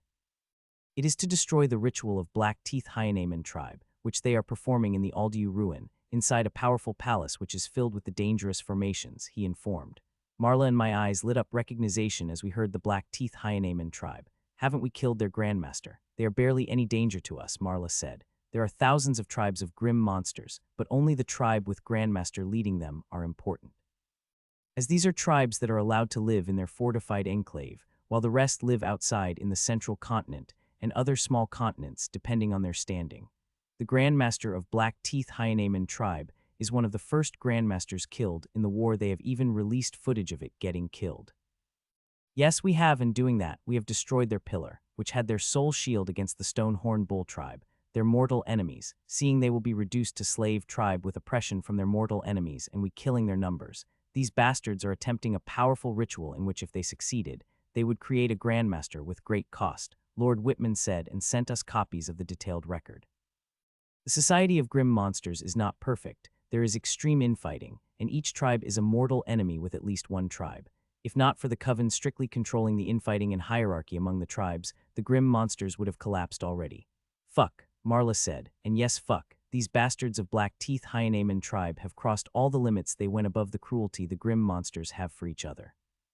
Just a few days ago, they had slaughtered 75 of their tribe, and created the blood crystal from their essences, which they would use along with other material, including the power of the faith of the whole tribe, to call the will of their great progenitor, and ask it bless their strongest members. The Coven does not tolerate these types of sacrificial rituals, as their guarantee of success is not even one, but it had turned out the desperate Batards had found something Aldiu ruin that increases their chances, and the Coven more than happy enough to lend them a hand secretly. If these bastards had somehow got successful in producing a Grandmaster, then hundreds and thousands of tribes might follow. The value of the Grandmaster is too much that if they are able to hundreds of them, even thousands, then war will heavily tilt on their side. If some of these Grandmasters were able to level up to become Grand Lord, then we could forget about winning the war. Hell, they would destroy us. Their forces are already greater than us, and giving them further tilt is unacceptable. The mission you have is clear. You have to destroy the thing they have found. It is your most important objective, more important than killing any grim monsters, Lord Whitman said. You three will not be alone in this mission. There is our person in the ruin. She will meet you once you reach there, he added, surprising us a little. This mission would not be easy, Marla said softly, and I couldn't help but nod to that. Even though there will be no Grandmaster due to the restriction of the ruin, it will be dangerous since it had the blessing of the Coven, and it would have provided them ample forces as protection. What the Black Teeth Hyaneman doing is a gray area even of grim monsters, and so Coven is being careful not to let too many people know about their little experiment. The chances of Videt being there are minute due to them being a high-profile resource of war, but they could be there. Even if they are not, there are plenty of powerhouses in Grim monsters who are equal to us, and they have the advantage of numbers. Does the Grim monsters know we know about their little ritual? I asked. I do not think so, and we have used a very powerful artifact to send our spy into the ruin, and from the information we have got from her, they have not discovered us, Lord Whitman replied. Though your entry will be noticed, the artifact we used to send her occupied, and you will be sent there the usual way, he said, which is to be expected. We are not the only people going for the ruins for the missions. Grim monsters control thousands of ruins, used for various purposes as training their secret forces to perform the secret experiment, and some are just precious resources sites which they will fight hard to protect. We have already started attacking the ruin. Alina had gone for one such mission just 3 days ago. Now that you have been informed about the mission, it's time for you to leave, he said, and walked toward the formation with us following behind him. From the information our spy was able to get, the ritual will start in about 2.5 hours, but it might start the moment they discovered your breach into ruin, so you all have to be quick in finishing your mission, he added, and selected the place. Next second we have disappeared from our spot and appeared in the grand hall, in which a teleportation gate standing in the middle of it with an unraked tyrant technician around it. As we appeared, they started to fiddle with the teleportation gate after bowing to Lord Whitman. Mitchell, here are the things you will need for the mission. There are different sorts of formation inks and comprehender. There is also little something that will help you with weakness, Lord Whitman said as he threw me the storage. I had thought I would have to use my own precious inks for this mission, but it seemed like Pyramid is quite generous. They have not only given the formation inks, but also gave me the other good stuff. A second after giving me storage, one more thing appeared in his hands. It is 3 identical cufflinks. These will help you sense each other's direction once you enter inside. One of the cufflinks already in possession of our spy. She will reach to you through their links, he said, and handed us the things. Each one of us took the cufflinks and bound them to our hands before supplying them with our energy. As we did that, a link was formed, and I could sense the presence of 2 of them through the cufflink. Lord Whitman, the teleportation gate is ready, the technicians informed, and we walked toward the teleportation gates. Where these, I said, and brought out 3 pink crystalline rings and gave 2 of them to my teammates. Marla took the ring but arched her brow in question. These rings will transport us closer to each other, I informed, hearing that a look of surprise flashed her and Lord Whitman's face, and my mysterious teammate had finally worn the rings. Best of luck to you all, Lord Whitman said as we walked into the teleportation gate. The first to walk into the gate was about a mysterious teammate, Marla, and me at last. As I entered the gate, I was transported into the tunnel. I did not move or even take a breath, doing as little as to disturb the teleportation. A couple of seconds passed by, and finally the tunnel ended and I breached into the ruin. Well, it's quite average, I said to my 2 teammates who were looking at me with shock. How did we end up in the same place? Marla asked in wonder. Her eyes had become big as saucers as she asked me. The formation in the ring is quite nifty, I replied without explaining much. I could tell she wanted to ask more, but she did not. We should leave as soon as possible. The Grim monster's senses must have already picked our location, our mysterious teammates had finally said, and his voice was surprisingly normal. Not a raspy voice or anything mysterious as I was expecting. We nodded, and armor appeared on 3 of our bodies. We had not used it before entering the formation as we usually. Armor attracts attention. They give sensors a strong signal of our location. As I looked at the Mysterium teammate's armor, I couldn't help but become surprised. Unlike regular inheritance or bloodline armor that appear over any clothes artifact one is wearing, the inheritance armor of our teammate merged with the light armor and mask he was wearing before expanding. Inheritance gear, Marla said out loud. Yes, inheritance gear, a set of artifacts that could be merged with the artifact, is extremely rare. That there had no case of them in our world, and we have only read about them from the records we have found in ruins. The inheritance gear is not for the show. It increases the power of one tremendously. It is much better than totem artifact as its level is much higher, but these people could wear it, became it part of inheritance. I couldn't help but become jealous of the inheritance gear, and I am not the only one who is feeling that emotion. Let's go, our teammate said as his voice broke us out of our jealous reverie. He moved, and his speed is immense that regular peak masters would not even see, much less sense it, but more amazing or downright shocking is his stealth ability. He had melded into the environment, became part of the night itself that forget, even soul sense would not capture. People as powerful as ourselves will have to focus our soul sense hard to even catch a glimpse of him. He is not the only one who has the stealth method. Faint crystalline layer covered Marla, which quickly hidden in the night, making Marla invisible. She's invisible not only to eyes but also to soul sense still. Her stealth ability pales compared to our mysterious teammate. Seeing them activating their stealth ability, I also activated mine. Unlike there is no change in me or my armor, but both of my teammates looked at me. Marla even had a shock in her eyes before it had disappeared. Few seconds later, we increased our speed further, and then further. It had become sort of competition, but there was no winner. All of us were able to match each other's speed without any problem, even in my slightly weakened state, able to match the speed with barely any pressure. Why there is no grim monsters, by the intelligence we had, this place would have been swarmed by grim monsters by now, Marla asked. The mysterious teammate also seemed to have the same question as he looked at me. The rings were able to tweak our location by a few hundred miles, I said with a sheepish smile as both of them looked at me. Mitchell, you are truly a man of many talents, Marla said with her eyes twinkling like crystals. It is not just my imagination, but her inheritance, the core inheritance of crystal domination, gives the crystalline feeling to eyes when they show emotions.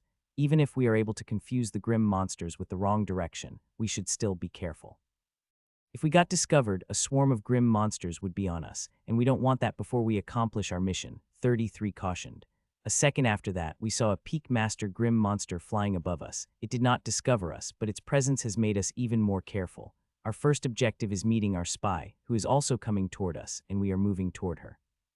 If both of us parties maintained such speed as now, then we will meet our spy in 2.5 hours, and after that, we will move toward our real objective, the Raven Palace. The bastards have found a key to that place, and found a thing that gives them chances to complete their ritual and destroy it. The plan seemed simple enough, but it is not. First, we will have to dodge the high number of grim monsters and break formations in the Raven Palace to enter inside and find where the bastards from the Black Teeth Hyenaman tribe are. It is a good thing the palace is not in perfect condition, and if the intelligence is to be believed, all the formations on it are visible. The only problem with them is that they are ever-changing, so I will have to be extremely fast in breaking the formations. Thankfully, I have had some confidence since my time in the Astral Herbal Tower. I have improved a lot. The books in the Broken Tower had expanded my knowledge tens of times that now I am much better at breaking the formations than before. Time passed, and we continued our journey. Now and then, we would come across a grim monster, but we would avoid them easily. The few hundred kilometers of edge we had received have been immensely helpful.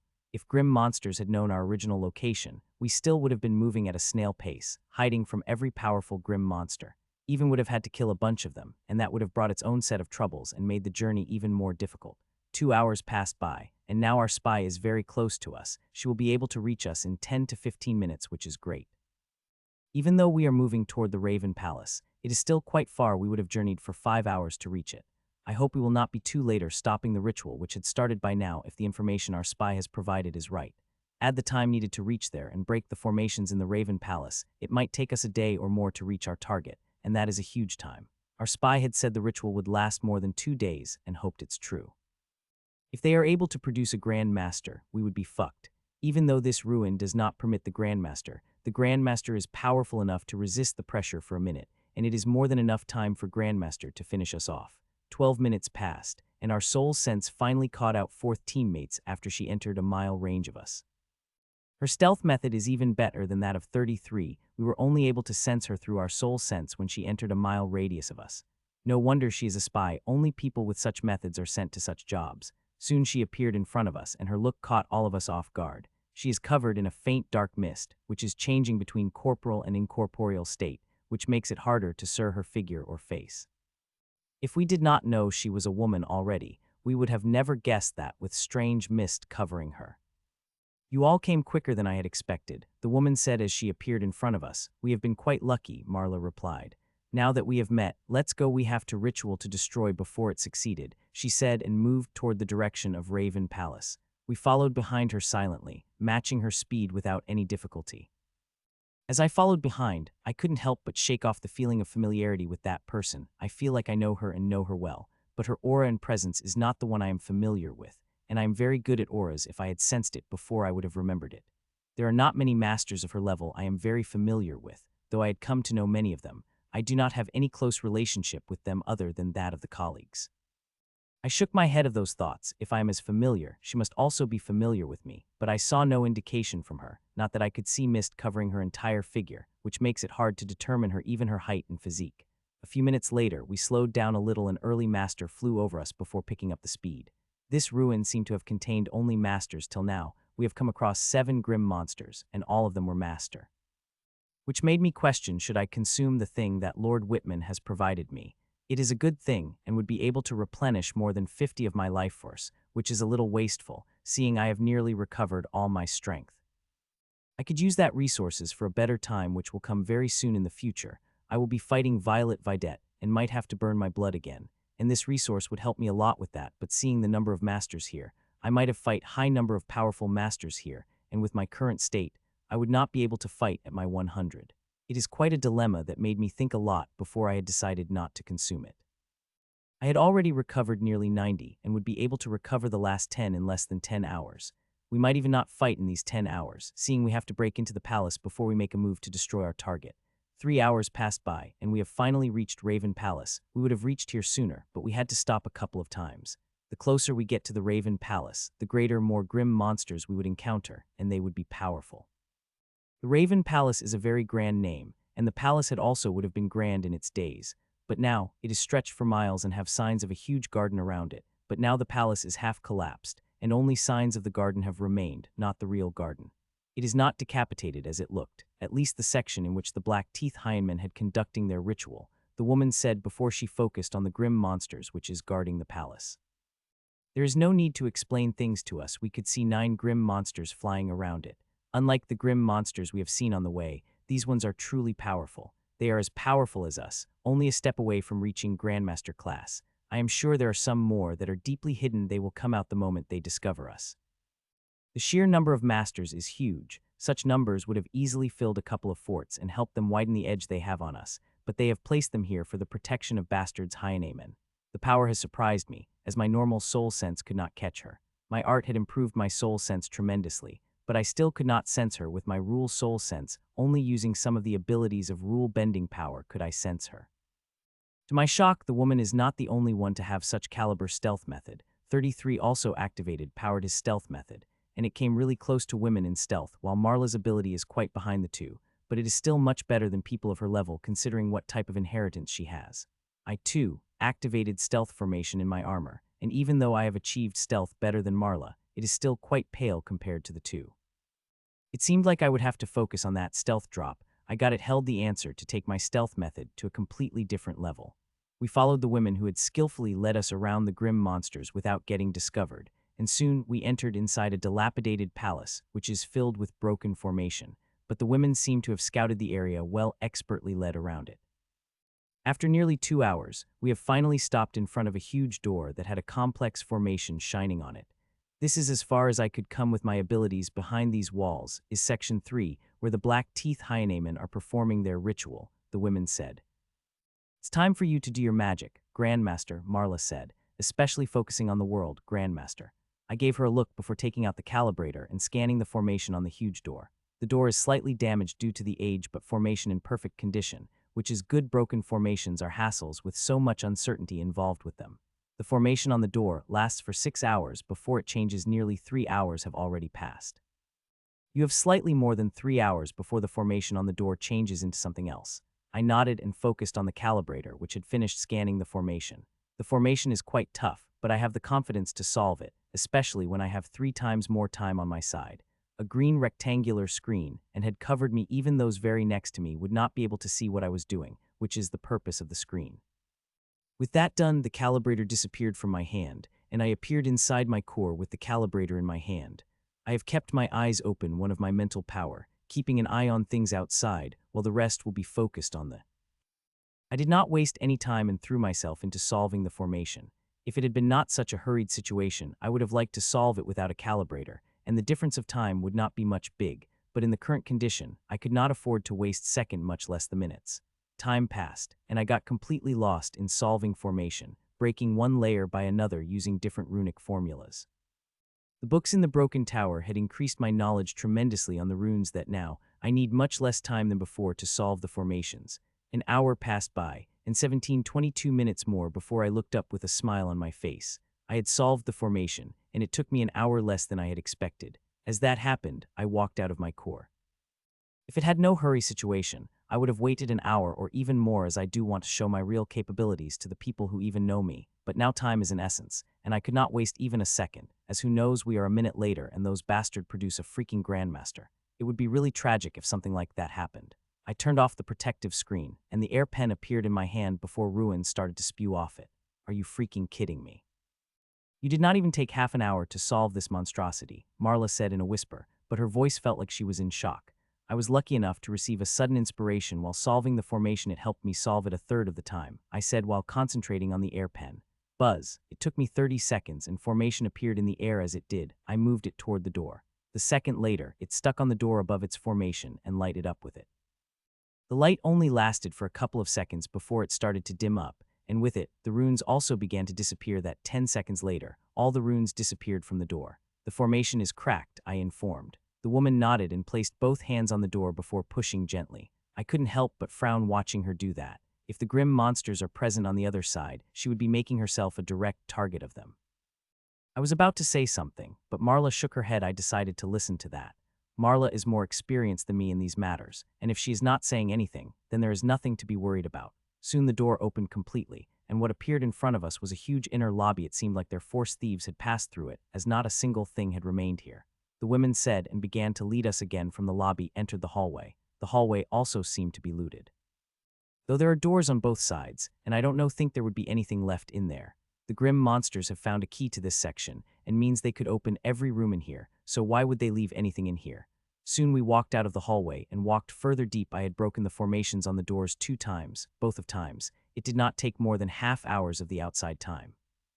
We have passed through the whole section, and we have not found even a single grim monster, which is a little strange, but there is nothing we could do about it.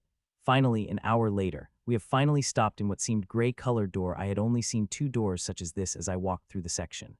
I understood the cue when I saw it and took out my calibrator and scanned the formation before covering myself in a protective screen. 19 minutes later, the protective screen disappeared, and runes started to spew from the air pen in my hand. Buzz. Half a minute later, the formation was completed before it stuck on the door before activating. 15 seconds later, the formation broke. The door was ready to be opened. The grim monsters are right behind this door. They might detect us coming inside, so ready to fight, the women said. Our expressions became somber hearing that, and our totem artifacts appeared in our hands. While the totem artifact of Marla is a delicate and beautiful saber, it is the totem artifacts of 33 that surprised me the most.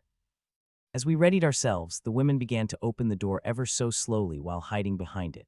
Even if the grim monsters attacked, they would have to attack the door, and these doors are strong enough to bear the attacks of Grandmaster, so bearing the attacks of the masters would not be any problem for it.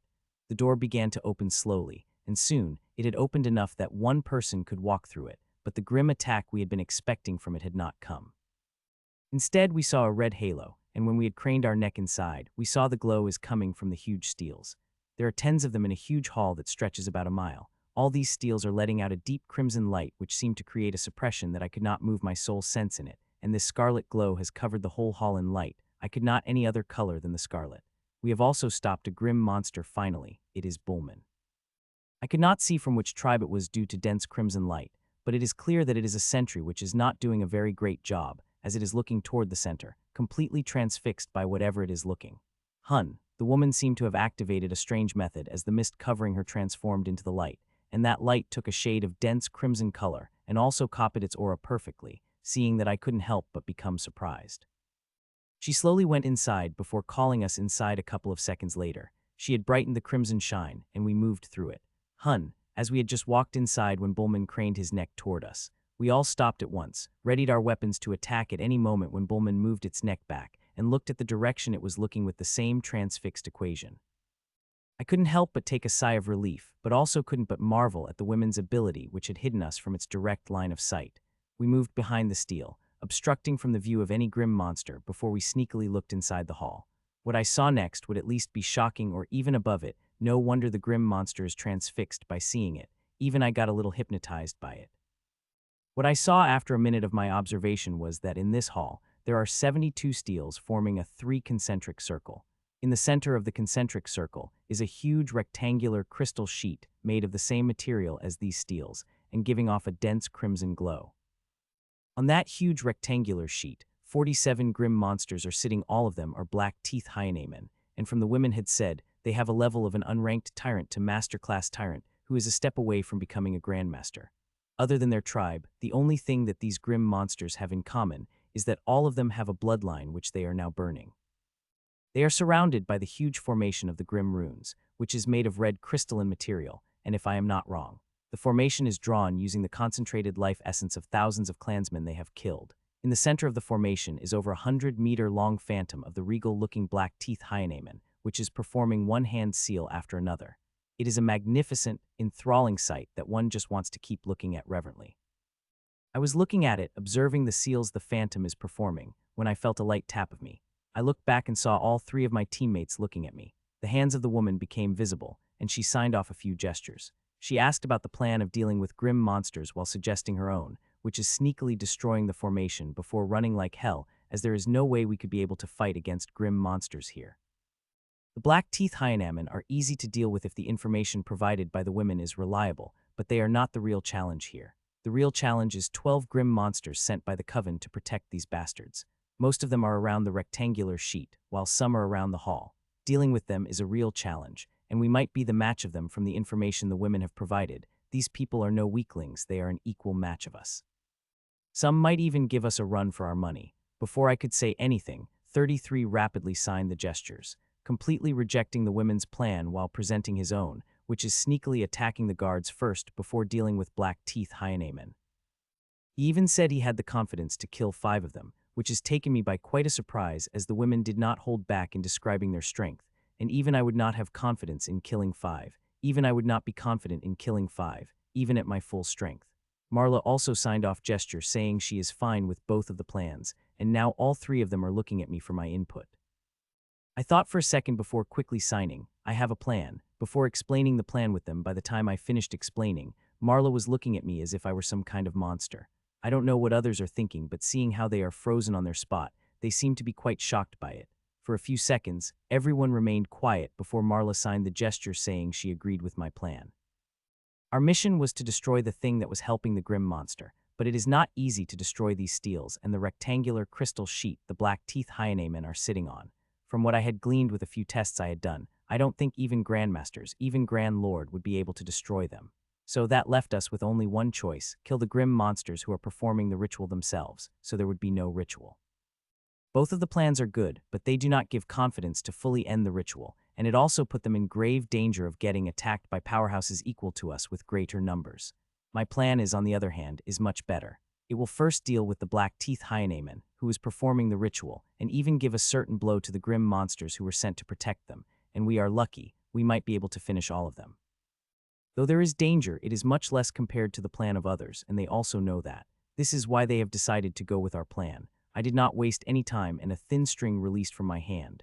The thin green string has a pink crystal at its end. Inside the crystal have a blue drop that is fighting hard to get out, and I will give it a chance to get out soon enough. The string moved, but to everyone's surprise, it became invisible a second later, and no matter how much they tried, they could not see it despite activating many of their ocular methods. Even if they could use their soul sense, they would have had a hard time detecting the strings. While I could not make myself invisible to the other senses, but I could make my strings invisible. I had released a single string, but it has the power of thousands. In enough time they will see the miracle it will do. 15 minutes have passed since I released the strings, and I am far from I would need at least an hour to do what I am doing. I would have liked to be faster, but I could not be faster than I am. If I tried, I might spoil everything, and I do not want that. We were on the spot hiding when we saw a grim monster moving toward us. These grim monsters are quite lazy. They are the security cover for these hyenamen, but they are not doing their job right. Since we have come here, they have barely moved from their spot at most. They will look around before focusing back on that giant phantom. I could not blame them for seeing the preparations they had made. These people are in the ruin that is restricted to anyone above the master class. They have enough masters on the outside that will be able to deal with any human interference that might come. Their biggest source of confidence is this section, which is key they have. Even if some talented humans came, they would not be able to break open into this section quickly, which isolated from the ruins. They could contact anyone from outside. The walls of this section are made of material that blocks off any type of signal, which means even we can't contact outside or go back. We have to get out of this section before we can activate our beacons and go back. Both grim monsters and we are blind to the outside, which is good. If the grim bastards knew about our arrival, they would have been a lot more careful than they are right now. They would have placed the people on all 9 doors this hall has. Seeing the grim monsters coming toward us, the crimson light from the women became even more powerful, and we moved a little away from the direct contact the grim monster will have with us. 20 seconds later, the grim monsters reached closer to us and moved its eyes toward us. We all watched with bated breath as it looked, and were only able to heave a sigh of relief when it walked away without finding anything. "This Bullman is really an idiot," I said. "It is fine if you do not patrol properly, but when you do, at least use your ocular abilities. If it had and with such close distance, it might have been able to find something." With it gone, I again focused on my string. There is so much to do for the perfect execution of my plan, I do not want any mistakes to happen. We are already at quite a disadvantage due to our numbers, but my plan, it worked, will give us equal ground. It could even work all the way that we might barely have to do anything, but that is hoping too much. Such good things rarely happen. 50 minutes have passed, and I have reached very close to completing my plan. In a couple of minutes, the grim monsters would receive a huge surprise. Another minute had passed, and I reached even closer to completing my plan when a sudden change had occurred. The huge phantom lit up, and a very faint aura released from it. Feeling the aura of horror couldn't help but appear on my face and ecstasy on grim monsters' faces. How is this possible? The connection. They have started forming the connection with the precognition of their bloodline. Even with all this setup, I had not thought they would be able to do it with such a great conductor as these steels. It is near impossible, but it had happened. "Mitchell, do something before it's too late," Marla whispered in my ear, bringing me out of my shock. I understood the circumstances. I have to act now. If the connection had formed successfully, we would be fucked. Forget us, even a couple of Grandmasters would not be able to do anything. "Guard yourself, well, this is going to be dangerous," I said to 3 of my teammates and spread my aura onto them for extra protection, especially on women, as this is going to be extremely dangerous to those with the bloodlines.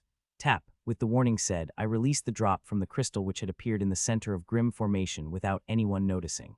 Its powerful chaotic aura exploded like a bomb, covering the whole hall within a second. The dark blue energy of the drop began to spread like crazy through the Grim Formation, and soon, it had reached all the black teeth hyenamen whose bodies are covered in dense formations. The dark blue dot is pure contamination of Hell Dragon bloodline, which I've gotten from Rai and on the way here. I had made this chaotic resource of Grandmaster level mutation even more dangerous after fiddling with it, and it seemed like the things I did worked. ROARRR. Horror appeared on the faces of all black teeth hyenamen as mutation began. The lowest level unranked tyrants instantly transformed into the monstrosities that have lost their mind. So are the elites and the leaders. The masters are faring a little better, but the changes are happening. This is a Grandmaster level mutation which had made extra dangerous by me. It is already extremely dangerous that the mere presence could cause the mutation, but it had now directly attacked the bodies of the Grim monsters, especially when they are burning their bloodline. Everyone is panicking. All the guard Grim monsters appeared around the black teeth hyenamen and watched their mutation with shock, confusion, and horror. The huge phantom, on the other hand, started to dim, and with it, the connection had also begun to weaken as the black teeth hyenamen began to mutate. More than half of them had even lost their minds. There is no way they would be able to concentrate enough to maintain the connection. Though they are trying, the 9 masters of all stages are trying hard to maintain the connection, even when mutations spreading into their bodies, turning them into an abomination, but they won't be able to resist for long. In a couple of seconds, they would also become mindless as the rest of them. All the Grim monsters besides the elites have mutated into the abomination and now wanted to attack anything their eyes fell on it, but they are not moving from their spot. I am keeping them bound. These bastards are mutated, but they are still capable of giving me their bloodline essence, and most importantly, the essence rose. I want to see an essence rose made from the mutated Grim monsters, and here, all levels of Grim monsters are present, so how could I let them lose control? The guards would kill them instantly, though it would be a completely different thing to let the masters loose first. I have yet to finish binding all of them, and second, I need their help to finish some of the guards. There is no way we would be able to deal with all the Grim guards on our own. The mutation had spread far into the masters. I could see their eyes growing crazy as multiple hands and eyes, and other things began to pop all over their bodies, and their shapes began to deform, like the black teeth hyenamen of the lower level. The phantom also rapidly fading. In a few seconds, it would be completely faded, and I would release these mad masters on guard Grim monsters. I was further tightening my strings on the masters when suddenly the phantom, which had nearly faded, had lightened up like the sun, and a vast power shot out of it. The power froze everything and everyone in the spot, the suppression of it so powerful that I could not even breathe in it. It is not just us humans who had stopped under such suppression, but also the Grim monsters, and even mutated black teeth hyenamen frozen on their spot. The aura is vast as the ocean and strong as a mountain. It made one feel lesser than an ant in front of it, which could be crushed at any time. I began to fear for my life and felt like it had the real power to kill me, and it very well could. See, the shining phantom acted, not on me but on black teeth hyenamen. It began to pour its power into them, seeing that my expressions couldn't help but change. The auras of grim monsters started to rapidly rise, the lower-level ones, the unranked tyrants ones level up to the elites, while others' aura also begin to rise that 10 seconds later, 2 elites have leveled up to the master class. The black teeth hyenamen got stronger, the phantom also began to fade away slowly. I am not surprised, it is ritual after all. The powerhouse, their progenitor, is a very powerful being with billions of descendants in hundreds and thousands of worlds, and millions of them perform a ritual every second.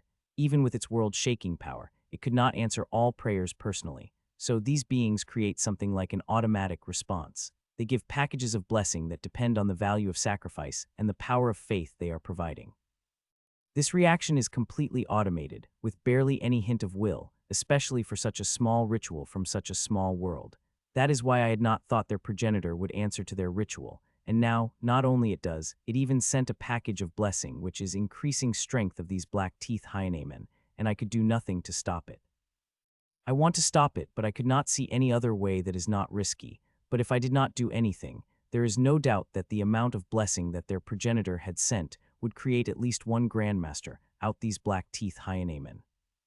Fuck, their power is increasing continuously, and if this continues, then it won't be long before we get eaten by crazy abomination fucks, Marla said behind me as the aura and energy of the phantom focused on black teeth hyenamen, which lessened the suppression considerably.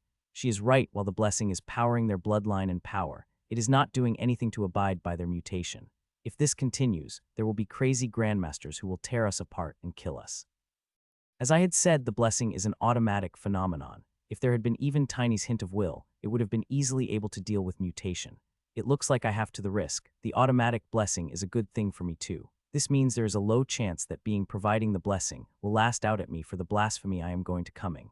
I am going to tap in the blessing, take it enough that it won't be able to turn any of these bastards into the grandmasters. Masters we could deal with, grandmasters are above our level. Ah, I did waste any time and activated the formation on the vines to suck the blessing, and as I did, I had been attacked with force so huge that it had instantly severely injured me, taking me to the death door. My skin had split apart in hundreds of places, and blood began to flow out of me, and the progress I have made recovering my life force in the past 3 days had instantly vanished, leaving me so weak that even weakest a master would be able to finish me off easily. Michiel, Michiel. Voices called out, and I have heard the voice I had been extremely familiar with, that I did not have to even jog my memory to know who she is. Regretfully, with my current condition, I could not be happy about that fact. I had expected there might be some restrictions otherwise. Anyone could force these bastards to perform the ritual and steal their blessings. Luckily, I had survived. If there had been any other masters in my place, they would have died.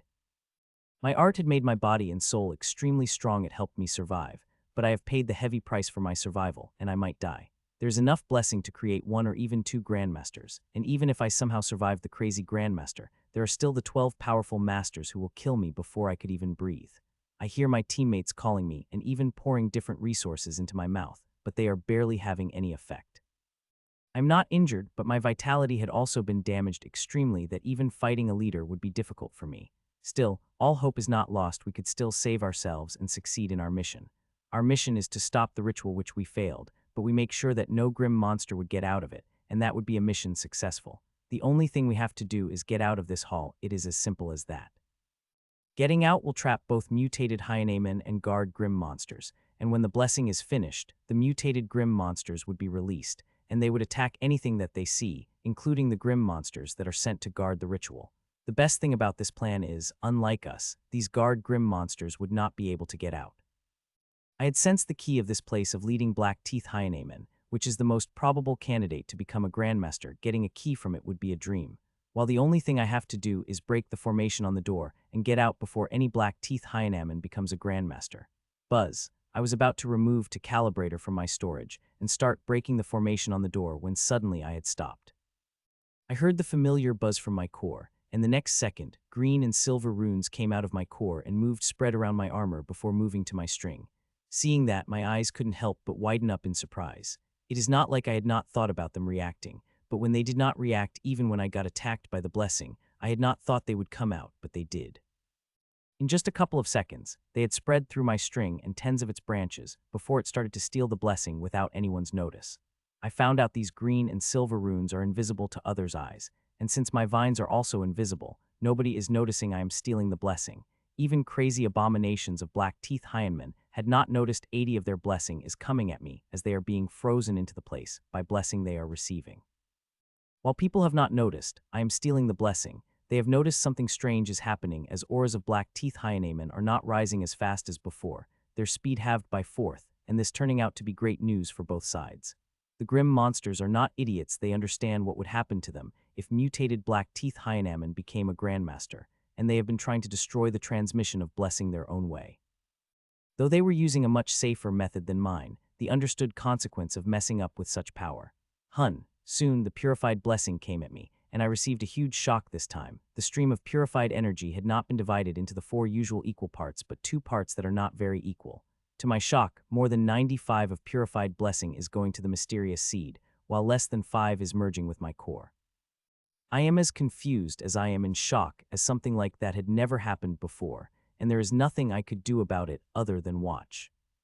Seeing there was nothing I could do about it, I did not dwell on it instead. I took out the calibrator and scanned the runes on the door with it. This time I would not repeat my past mistake, I will keep a backup plan in mind. My teammates also seemed to agree with me, they also understood what was happening and what I was trying to do, as nobody disturbed me when I scanned the room and covered myself with energy like before to start to solve the formation.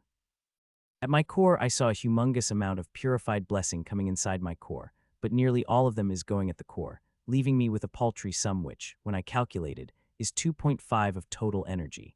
The seed is consuming 97.5 of all purified blessing that is coming at me. It is a humongous amount considering the grade of energy. Even after getting a paltry sum compared to the seed, I will receive tremendous benefits, and most importantly, it will help my core a lot. Still, I hoped I would have received a little bigger share, not much but at least 10 it would have been more than enough to take my core to the limit. While I am a little sad about the share of energy I am receiving, I quickly got over it as I saw the changes happening in the seed. Saying the seed is uncommon would be a huge understatement. The seed is something else, and I feel it is more precious than the essence tree. While the purified blessing came at me, I did not focus on it. My complete focus is on solving the formation, and I am doing that while the benefits of the purified blessing are important. I have to be alive to get it, and having a backup plan is very important. 1 minute after another passed, and soon 50 minutes passed by inside my core, and I have reached quite close to solving the formation. I was in the process of solving it when I suddenly stopped and opened my eyes. The blessing had stopped, giving me no choice but to open my eyes. I would have liked for a blessing to continue for some more time until I solved the formation. The phantom had disappeared, and with it, the blessing, and that made the mutated black teeth hyenan free. Roar, roar, roar. All the mutated black teeth hyenan roared crazily as the restrictions of blessing disappeared.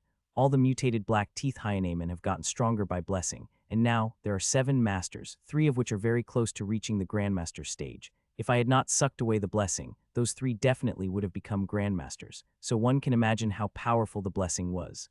Buzz. The same moment mutated black teeth hyenan attacked the grim monsters, the same moment my core released the energy through my runes. Even with a rush of energy, I controlled my strings and only let 3 masters out while confining the rest, including the 4 masters. While these mutated black teeth hyenan are powerful, they are no match for the grim guards. They will be like fish on the chopping block. Only 3 mutated black teeth hyenan have the power to deal with the guard grim monsters. Inside me, the energy came like a flood, and I am like a scorched riverbed that hadn't seen the rain for thousands of years. The moment energy was released, it immediately absorbed by me in a fraction of a second that for a moment there was no energy into before more released from my runes, which is again absorbed me within a fraction of seconds. The rebound attack of the attack is extremely powerful. It is good it had sensed me as elite and attacked with a blow that no elite would be able to survive, but I did, paying a considerable price for it. It had burned my vitality, taking me even at absolute edge, little further than I had gone to when I burned my essence to fight against the violet Videt. Now this energy is filling up my vitality at incredible speed. I am recovering by second, and also my injured healing at an astonishing rate that, within 3 seconds, there was no sign of injuries on my body. I am far from being fully healed, but it won't take long till then. I will have to survive. Bang, bang, bang. Powerful shockwaves and sounds were released, and 3 mutated grim monsters attacked the 12 guards. The power of mutated grim monsters is immense. It is raw, chaotic power that, when it clashed against the grim monsters, had sent them flying. When these grim monsters clashed against the walls and steels, they did not have the energy to get up. These bastards would have been eaten by the mutated Grim monsters if not for others coming to their rescue. There are pretty powerful people in Grim Guards, especially their leader Grey Mane Lionman, who is from Vanquishing Legion, a legion which is equal to Secret Legion of Us Human. It was the only one who was able to hold the most powerful mutated Black Teeth Hyenaman without taking a step back, though its body shook. To do that needs a commendable strength. I have my strings wrapped around them, and I know how powerful the attack was, but it was still able to hold against the mutated Grim monsters. We will have to be very careful of it. It is a great chance for us. We will be able to take at least half of them if we attack them sneakily, 33 said. Marla and the women nodded immediately. This was the great chance they had been waiting for. If they used it perfectly, killing half of the Grim monsters while they are busy with mutants would not be much difficulty. I agree, but wait for 30 seconds, I said, which surprised them. It is a great opportunity. We could not afford to waste a second, much less 30, 33 replied, clearly wanting to use this precious opportunity to its absolute advantage. I will fully recover in 30 seconds, and that time I will have a better chance dealing with Grim monsters, I said and released my aura faintly, which I had sealed when the runes started stealing the blessings. I had just recovered my life essence a second before 33 asked to attack. I could have agreed if I wanted, but I decided to wait, absorb the energy completely before making a move. Our enemies are no weaklings, they are powerful, and if we fight with them without making full preparations, we are going to regret it very much, even lose our lives. So it is extremely important that we go into the fight fully prepared. 33 understood it because he nodded tacitly, and I couldn't help but feel thankful about it. A few seconds passed, and I finally broke into the mid-level of the elite class, and energy was still coming to me like a flood. It would have been great if I had not been such heavily injured while taking this energy. It would have helped me make greater progress with it. Still, I am more than satisfied with the energy I am getting, which is increasing my strength every second. This advancement will be tremendously helpful in fighting these Grim monsters, who are extremely powerful. Seconds passed by, and energy continuously came at me like a flood before it stopped, taking me at the edge of the mid-level of elite class. Now, I just need a slight level of energy, and I will be peak elite. Even harvesting the weakest master would take me to that stage. We can attack them now, I said to them, surprising them a little as it is 7 seconds early than I had asked for. They did not need to tell twice as 4 of us moved toward the Grim monsters, who were fighting in 3 groups. The first group contains the leader of the guard's Grey Mane Lionman, who is single-handedly fighting against the mutant Grim monster, while the second group had 5 Grim monsters fighting the mutant, and the third had the 6 Grim monsters fighting the mutants. Unlike the Grey Mane Lionman, other Grim monsters are having problems. It is due to their teamwork they are able to successfully defend against the mutants. Unlike my teammates who had disappeared using the different types of abilities and moved toward the Grim monsters to kill them, I did not. I remained on my spot, focusing on my strings, which I moved further into the bodies of 3 mutated masters. The other Grim monsters did not have my strings wrapped around them, including the 4 masters who were sitting like a statue. I had imprinted sealing formations on them. No matter how much they struggle, they will not be able to get out of it for 3, which is more than enough to finish this battle and harvest their mutation, which is very important to me. All my strings are focused on the 3 leading mutated Grim monsters. They contain the most powerful mutation in them, the one I most desire. After performing some research on contamination and mutation, I understood their usefulness, and the mutation and contamination produced from their bloodlines would be even better as they are the antithesis of us, and we react very hard against anything of Grim monsters. Puchai.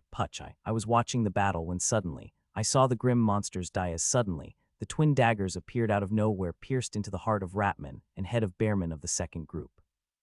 These daggers are extremely fast. Fraction of a second after that, Crockman in the third group found itself getting covered in the crystalline thorns piercing every part of its body, giving it a quite gruesome death, while at same another Grim monsters of the same group, decapitated by a red ribbon that suddenly appeared out of nowhere. Humans. Nearly all the Grim monsters shouted. Seeing the 3 deaths within a second, they did not have to think even for a second to know it was their mortal enemies that killed their members. Roar, roar, roar. The Grim monsters had shouted when the mutated Grims have also roared, and all of them went toward humans. This had surprised some Grim monsters while some remained unsurprised. I was also one of the unsurprised. The humans and Grims are mortal enemies, and it is in our blood to hate each other, even if the Grim monsters became crazy that they started to attack their own indiscriminately. But if humans have appeared in front of them, they will target humans. I wish it would not have happened. It would have been great if we could kill a few Grim monsters more, but it seemed like the direct fight was inevitable. As for these 3, it is time for them to join their kin and wait till the battle is finished. To the utter shock of humans and grim monsters, I twitched my fingers, and all three mutated grims stopped in their tracks and began to walk back toward the crystal sheet. Their movements are a little awkward, as the seeds I had released in them and strings that are wrapped around them are having a little problem in controlling them properly. So you are also here, Michiel Zar. It seemed like humans sent their best to deal with this little experiment of ours, said Grey Mane Lionman, surprising me greatly. While the controlling ability is quite rare, there are some people who possess it, but this Lionman directly took my name. It seemed like I have become a little famous, I said as I walked out from behind the steel, seeing me appear all the grim monsters except for the Lionem and become cautious. You are more than famous. The Coven had promised to make anyone a Grandmaster, who will bring your head, Lioneman replied. I have to say it is quite a bounty. Even I want to kill myself to get it, I said with a smile as I walked steps toward it relaxedly. Yes, it is quite a bounty I am planning to get, it said with a matching confident smile. You seemed quite confident. I am not that easy to kill, you know, I said back. I know, but I have confidence, it said, and tsunami-like dense gray aura released from its body. The aura is so powerful that knees of masters would shake, sensing it. Its aura is powerful, but I do not fear it. I have fought and survived a violet Videt, and this Grey Mane Lionman may be strong, but it is not as strong as the violet Videt. Kill all three humans, I will handle this one, it said and came at me. It took less than a second to arrive in front of me and swung its giant blue kopish at me, which is shining with a dense gray halo of the bloodline energy. Its attack is smooth and precious, though not as much as the violet Videt, but still. Not to mention that gray halo of bloodline energy, which is giving off a dangerous feeling.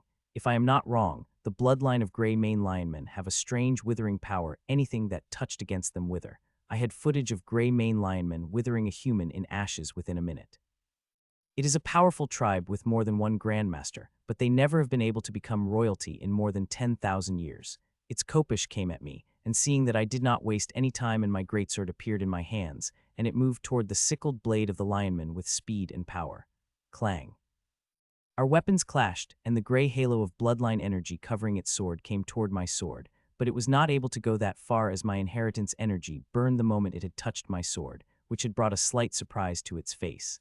When I was coming down, I had tinkered a little with my inheritance energy, so it would be more lethal against the bloodline energy. Our weapons remained locked as our eyes. The attack of it was powerful, but far from making me use my real power. It was just testing move from its part before it began to show its real power. Turbo slash. Our weapons remained locked for about 3 seconds before it took back its kopish at unbelievable speed before launching a powerful attack that, seeing it, I had instantly activated first boost. The attack of it is powerful enough that I had to use it. As I activated the first boost, the 3 roses appeared behind me in circulating thorny wine, shining gently in power that is enough to shake any master. With the advancement of my strength, the power of the first boost has also increased, which gave me greater confidence to defeat this bastard under the strain I am. Clang, my sword clashed against its kopish, creating a deafening sound and powerful shockwave, but it failed to shake any of us. The attack was just a beginning, as our weapons had not remained locked even a second before our weapons separated, and we attacked again. Clang, clang, clang. Our weapons begin to clash fast, with each attack being more powerful than before. As each attack, I would harness more power of the first boost to deal with its ever-powerful attacks that before I know it, I am nearly harnessing all the power of the first boost to fighting. My teammates are also doing better than I had imagined them to be. 33 had killed another grim monster, taking the count to 3, while the women and Marla also combined their power and were able to kill 1 more grim monsters, taking the number of grim monsters they are fighting to 6. 33 is a true assassin despite having a similar power. He is killing more grim monsters than the women and Marla. Marla, on the other, is one with the most offensive power among the 3, but she is no assassin, and her stealth method are good. They are not much effective when the enemy knows she is around. As for the woman, she is said to be weakest among the 3 in offensive strength, but is understandable seeing her specialty lies in subterfuge and minor illusions. 3 of them have killed the weakest grim monsters, and now the 6 they are facing are quite strong, but they will be able to deal with them. They have already nearly half of them, and the most dangerous is occupied with me, with no condition to help even if it wants to. So as long as they remain careful and do not take any hasty steps, they will be able to kill all the grim monsters they are fighting. 6 arms of Turros, the Lionman shouted, and a huge bloodline phantom of its bloodline precognition appeared behind it before an extra 4 armor appeared around its body. As it did, the phantom seeped back inside it, and its aura exploded like thunder, and 4 arms grew out of the huge body, with each one of them having a different kopish in its hands. You are a powerful human, but you are far from being my match, it said with a laugh before attacking, and as it did, my eyes couldn't help but sharpened up. It was no simple attack, but the one containing multiple facets that I had to instantly have to activate more than 10 formations from my eyes to the heart. The first facet is an illusion of physical senses and soul. While all its blades may look like they are coming towards straightforwardly, they are not. They are following a mysterious pattern which made me feel a headache just looking at it. Aside from illusion, there is also domain effect. It is not big as a regular domain, a very small one, barely enveloping 15-meter diameters around it. While it is small, its effects are very strong that, for a moment, I thought about creating a distance with it. The last facet is the hidden power of its attack. While the attack looked very strong, it was far stronger. If I am not wrong, it is using the full power of the attack, and if I did not use similar or more power to defend against it, I would end up in a bad state. Second boost, I said as 3 more glowing roses appeared behind me, and the power of a second boost poured into my body. The attack is powerful without doubt, and it shows why the Lionman is part of the most powerful legion of the Grimms, but I am not a weakling either. I had activated a couple of formations that immediately enhanced my soul and body senses, and with the purity my soul and body have, this illusion and domain would not affect me. As the power of the second boost rumbled through me, I swung my sword with every strength it would offer to me. I need to use every power the second boost could offer to me. Only that way I could beat its attack successfully. My sword moved. It moved without any mysterious fanfare, but the movement is still surprised as it directly went for the sword's real position, completely discarding the illusion they have weaved around them to mask their original movements. CLANNG. My sword clashed against the first Kopish, and felt a powerful force clashing against my sword and powerful gray bloodline energy coming toward me, but like before, my inheritance energy held it back, not letting it move even an inch. Usually I let the energies attack me, especially bloodline energies, but this time, I did not, as I wanted to collect data on my inheritance energy to perfect its formula even better, not just inheritance energy. I want to collect more data on every aspect of me, so I could improve myself. If I want to stand against or even have a chance to defeat Violet Videt at my current level, then I will have to improve every aspect of mine. Without it, I will not be able to stand against it, much less defeat it. CLANG. After clashing with the first Kopish, my sword moved toward the second at an even faster speed, and after clashing against it, it moved toward the third at an even faster speed than shocked Lionman. I have to be fast, and my attacks have to be powerful, otherwise, its 6 blades would tear me apart before I could do anything against them. It tried to move its blades toward me, but I did not give it a single chance. My sword would continue crashing against it without letting its blades come to my immediate defensive area. It is making it frustrating that it was not able to do anything against me, and it continued to try harder and harder, but I would block every attempt of it to do that. Its blades would not reach me. I am confident I would be able to stop every blade under this attack. CLANG. The attacks kept coming at me, and I continued to deal with them while collecting a huge amount of data. Every second, the profile of it would become more and more complete, and the moment I have enough data on it, I will launch my offensive. You will have to try a little better, little Grim, otherwise you will never be able to land an attack on me, much less defeat me. I teased Lionman, who is attacking me with all the strength its attack provided me but still unable to breach my defenses. Humph, it harumphed before continuing to attack me. Its reaction had surprised me. If it had been a regular Grim monster, it would have exploded into anger, but this one just reacted irritatingly before continuing to attack me. It is quite calm, but its calm is not going to save it, especially now that my strings have been freed. It took quite an effort before I was finally able to seal those 3 Grim monsters. Though hastily made seal would not last forever, it will give me at least an hour, which would be more than enough for me to deal with this bastard. Captain, suddenly a dying sound of Ratman pierced through the defeating sounds of our attack. 33 had finished up another Grim monster with it. We have effectively finished half of the Grim monster. Bastard. The Lionman cursed at me. I appeared in front of it and stopped it from moving further. The calm, it had completely disappeared, replaced with boiling rage and thick killing intent that I could taste. You humans would pay, it shouted, and an earth-shaking aura exploded out of it. The aura was so powerful all those people fighting around us stopped fighting for a second. I was going to use this move after I got familiar with your power, but now you have left me with no choice. I will finish you and the rest of humans with this move of mine, it shouted, and an even powerful aura exploded out of it. Turbo's punishment, it shouted, and the phantom appeared, but this time instead of appearing behind it, the phantom had appeared around it, an aura like never before felt from its body. I even spotted a peculiar element from its aura that made my eyes go wide. Die human.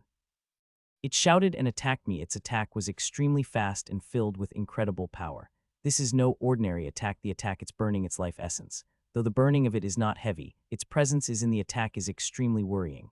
third boost, Crown of Roses, I activated 2 moves, one after another. 3 more growing roses appeared behind, and Crown of Roses on top of my head.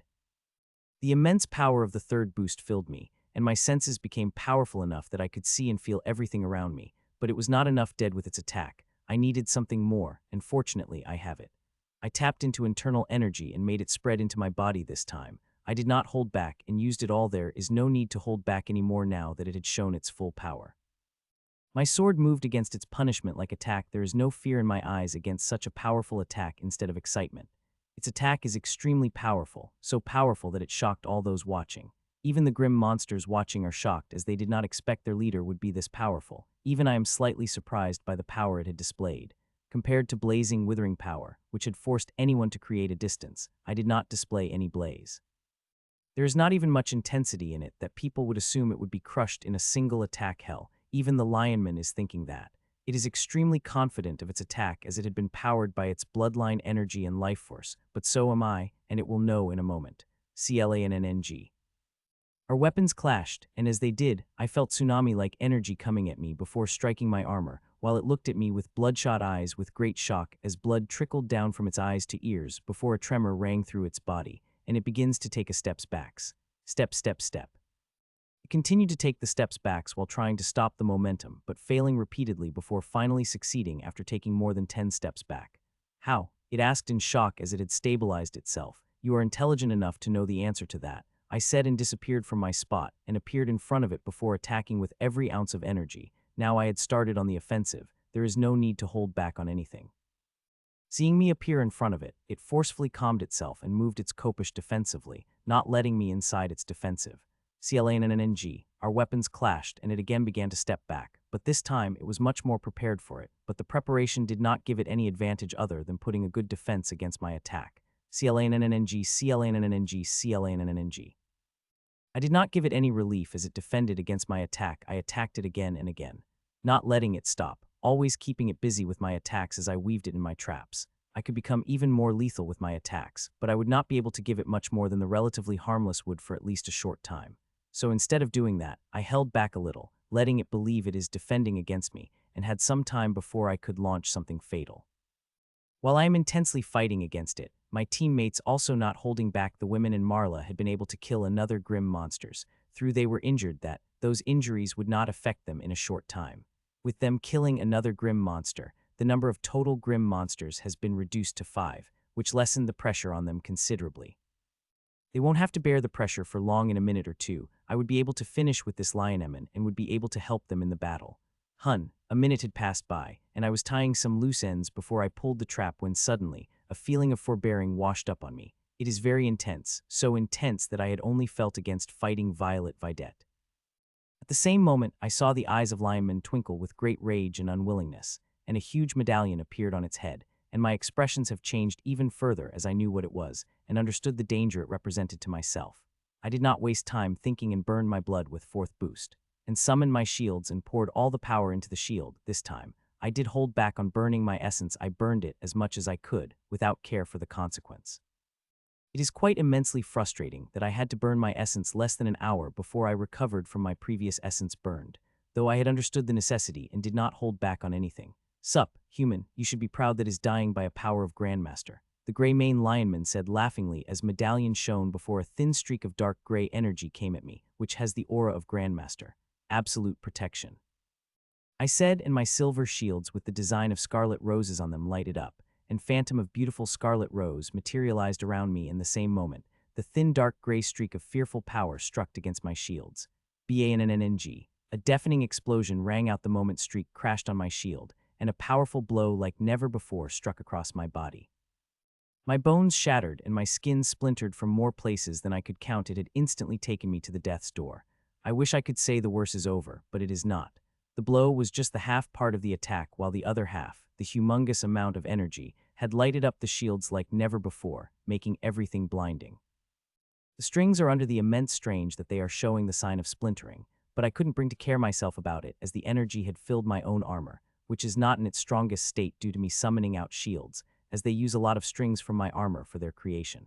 Since the shields in my armor were connected, it had filled my armor too, and it had also lighted up like a sun as enormously powerful energy wanted to tear through and enter my body. I could not let that happen, as once energy breached my armor, I would be finished. My condition is so precarious that even one of this energy would finish me off for good, and the damning thing is, I do not have anything that could save me from it. I have used all the cards I have in defending against the medallion. Father, let me help you. I was desperately searching for a way to deal with energy as it could breach inside me any second when a familiar voice rang inside me. The next second, Nero got out of my core and entered my body before spreading inside me. It was just like when he was in his egg form, he covered my body and soul within a second, and did not also begin to cover my armor and threw at my shields. As he did, he immediately started to suck the energy, seeing that I couldn't help but become surprised. These energies are extremely powerful, able to tear apart anyone who is not a Grandmaster, but Nero is sucking them all, and he is doing that at great speed. Nero had informed me about his ability to eat the energy before, but it was no surprise to me as he was able to do that in his egg form and would naturally retain the ability when he broke out of it, but still eating this energy is shocking, seeing it is from Grandmaster, and like me, Nero could be categorized being an elite. The difference is too big. A few seconds later, the blinding light covering my shield and myself began to dim rapidly till there wasn't any energy remaining in them. You survived. How? It was an attack from Grandmaster. The lionman asked with absolute shock in its eyes. It is shocked that its eyes have become big as saucers, and its mouth opened wide enough that I could easily stuff my sword inside it. The thing it had attacked me with was called Medallion of Strength Impartation, a very rare treasure that extremely few Grandmasters of the Grim race could produce. In it, Grandmaster could store its power, and these things are usually given to the best prodigies of Grim race. The only reason I had even survived the blow became it had already before. If it had attacked me with a fully charged medallion, there is no way in hell I would have survived the blow, much less remained alive to deal with an energy attack that came a moment later. It seemed to have noticed something which made it instantly recover from its shock, and its eyes shone in cruelty. Hee, whatever you used to survive had drained you. Now you are just fish on the chopping board, the lionman said with a laugh as it came at me, and it seemed to hold nothing back, seeing the power it is coming me with it. My teammates also seemed to have noticed it was coming to kill me and moved to save me, but they were stopped by the Grim monsters except 33, who easily evaded the Grim monsters trying to stop him. Still, his speed is not fast enough. By the time he would reach me, the gray mane lionman would have already finished with me, and even if it could reach me before the lionman, I don't think it is powerful enough to stop the attack of lionman. The lionman evaded my damaged shields and appeared in front of me with a huge smile on its face. Die human, it said simply, and attacked. I could hear a familiar voice screaming my name in powerlessness as the lionman attacked me, but his attack reached halfway. A strange thing happened which shocked all those who were watching. The lionman which was attacking me with great momentum had frozen on the spot. You have used your chances to kill me, and now it is my turn, I said with a voice that was full of strain, and slowly moved my hand and touched the lionman, which was frozen in its place and struggling intensely but not able to even an inch.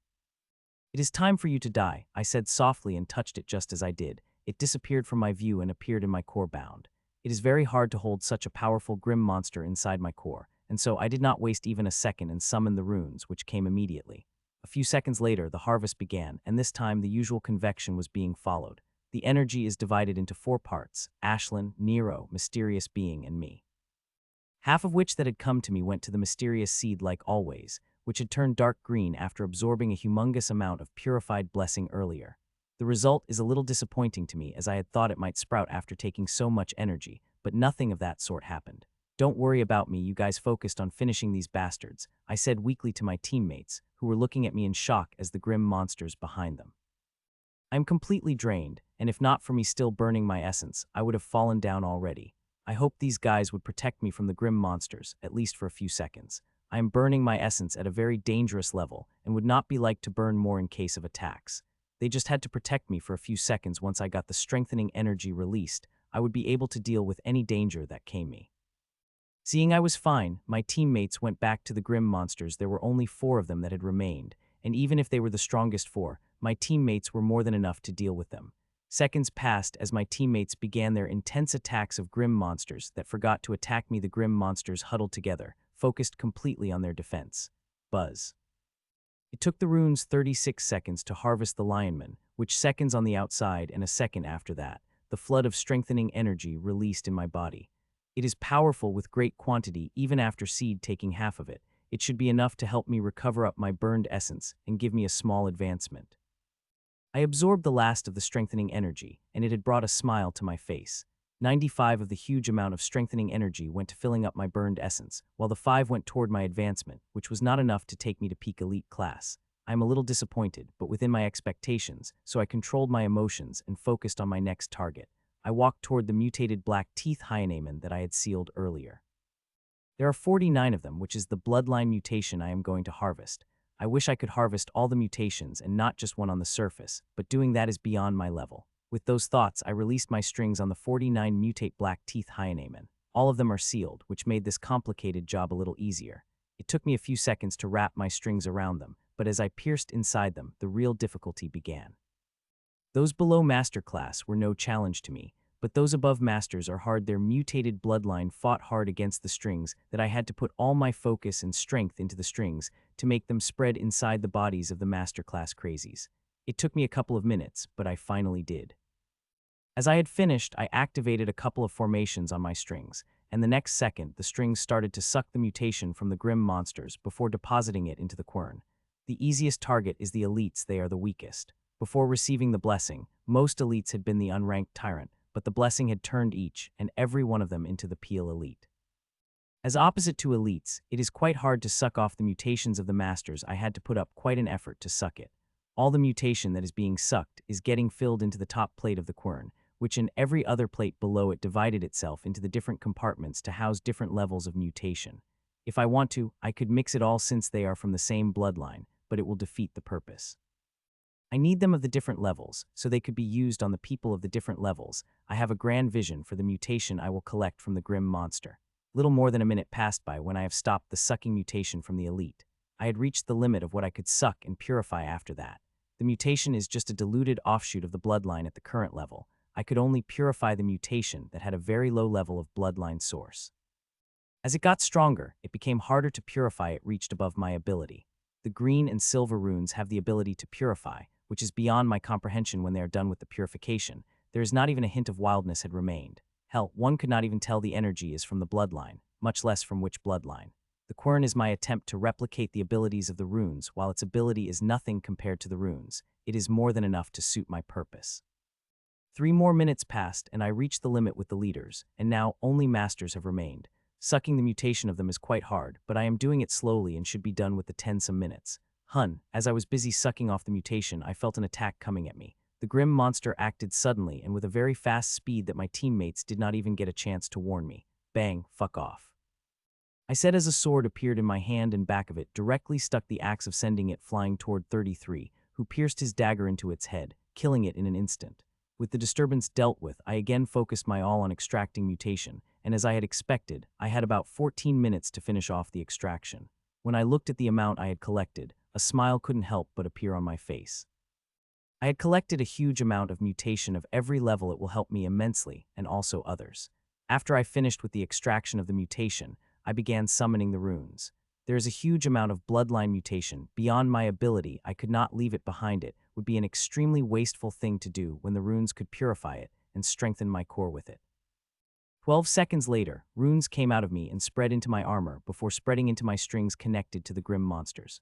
Buzz. As they did, the harvest process began, and a huge amount of purified bloodline essence came inside me. There is no difference between regular purified bloodline's essence and purified mutated bloodline essence. As I had said, the runes are too powerful for something like that to affect their purification. The huge purified essence was divided into 4 parts, and my share was again divided into 2, but I did not mind as this time there was a huge amount of purified bloodline essence. Buzz. It took nearly a minute to harvest all the grim monsters before a flood of strengthening energy released inside me and began to enrich every part of my body. I felt myself getting stronger every second as my body absorbed this strengthening energy, and half a minute later, I finally broke into the peak of elite class, and the strengthening energy was far from being finished. It took nearly 3 minutes for me to absorb every speck of strengthening energy, and when I was done, I felt like I was the most powerful man in the world with the power to crush any opponent in a single attack. These essence roses are something else. Marla's voice brought me to my senses, and I followed her gaze to the 49 essence roses in front of me. These essence roses are different from the regular essence roses. They did not look stable at all. It looks like they could collapse into the big boom of energy any second. It is not the case. These roses are quite stable. though not as stable as regular essence roses, and that is a good thing. I wanted these essence roses from mutated grim monsters. They will help me a lot with my research. Don't touch them, their mutation might affect you, I warned Marla, who was walking toward them. Even though these roses are not as unstable as they looked, they are dangerous, and touching them or even coming into contact with their aura could have severe consequences. I quickly collected the mutated essence roses and stored them in crystal boxes with the stability formations. It is a good thing I have prepared them beforehand to handle something like these, otherwise I would have had to spend some time to carve the formation on them. These mutated essence roses should be handled with care. Storing them in normal boxes would increase their instability, and their structure would collapse. I stored the essence roses and the stuff of grim monsters, including the key they have, before I turned to my teammates who are observing the steals, our rectangular sheet. 33 and Marla attacked them, but there was no scratch even after using the powerful attacks. These ritual conductors are too powerful, we have to destroy them lest grim monsters try again, the women said, and all of us couldn't help but nod. This time we were lucky in solving the ritual, but next time we won't be, and if grim monsters come to find out powerful these ritual conductors are, they will fight to the death for this ruin, and that time we might not be even able to enter this ruin, much less disrupt another ritual. These steels are too strong, I don't think even Grandmasters would be able to break them with the raw power, Marla said, and she took back her weapon and looked at me. I'll see what I could do, I said, and began to walk around the steels. The mission is not over till we have dealt with the steels in whatever way possible. Unlike the doors and passages of this section, these scarlet steels did not have any formation visible on them, which makes things quite difficult. Bringing out the runes would be quite difficult, seeing how big this space is. I walked around, and each minute my expressions would become worse and worse, and I had decided to create a super-wide formation to bring out the runes, no matter the cost, when suddenly I noticed something. It is on the wall directly in front of my eyes, but there is deep obscurity around it that even when one passed by it, people would not notice. Even Grandmaster would not notice. That's how obscure it is. Only the people who know about it would find it. Thankfully, I had kept my abilities active and even used rule bending power, and it looks like my using a rule bending had paid off. I took out the key which I had taken from the storage of the Black Teeth Hyaenamen and placed it on the obscured part. Buzz. As I did, I felt a key vibrate, and the next second a control panel appeared in front of me. Seeing that smile couldn't help but appear on my face. So the control panel was here. I had looked at this place several times but had not noticed it, Marla said as she appeared beside me with my other teammates.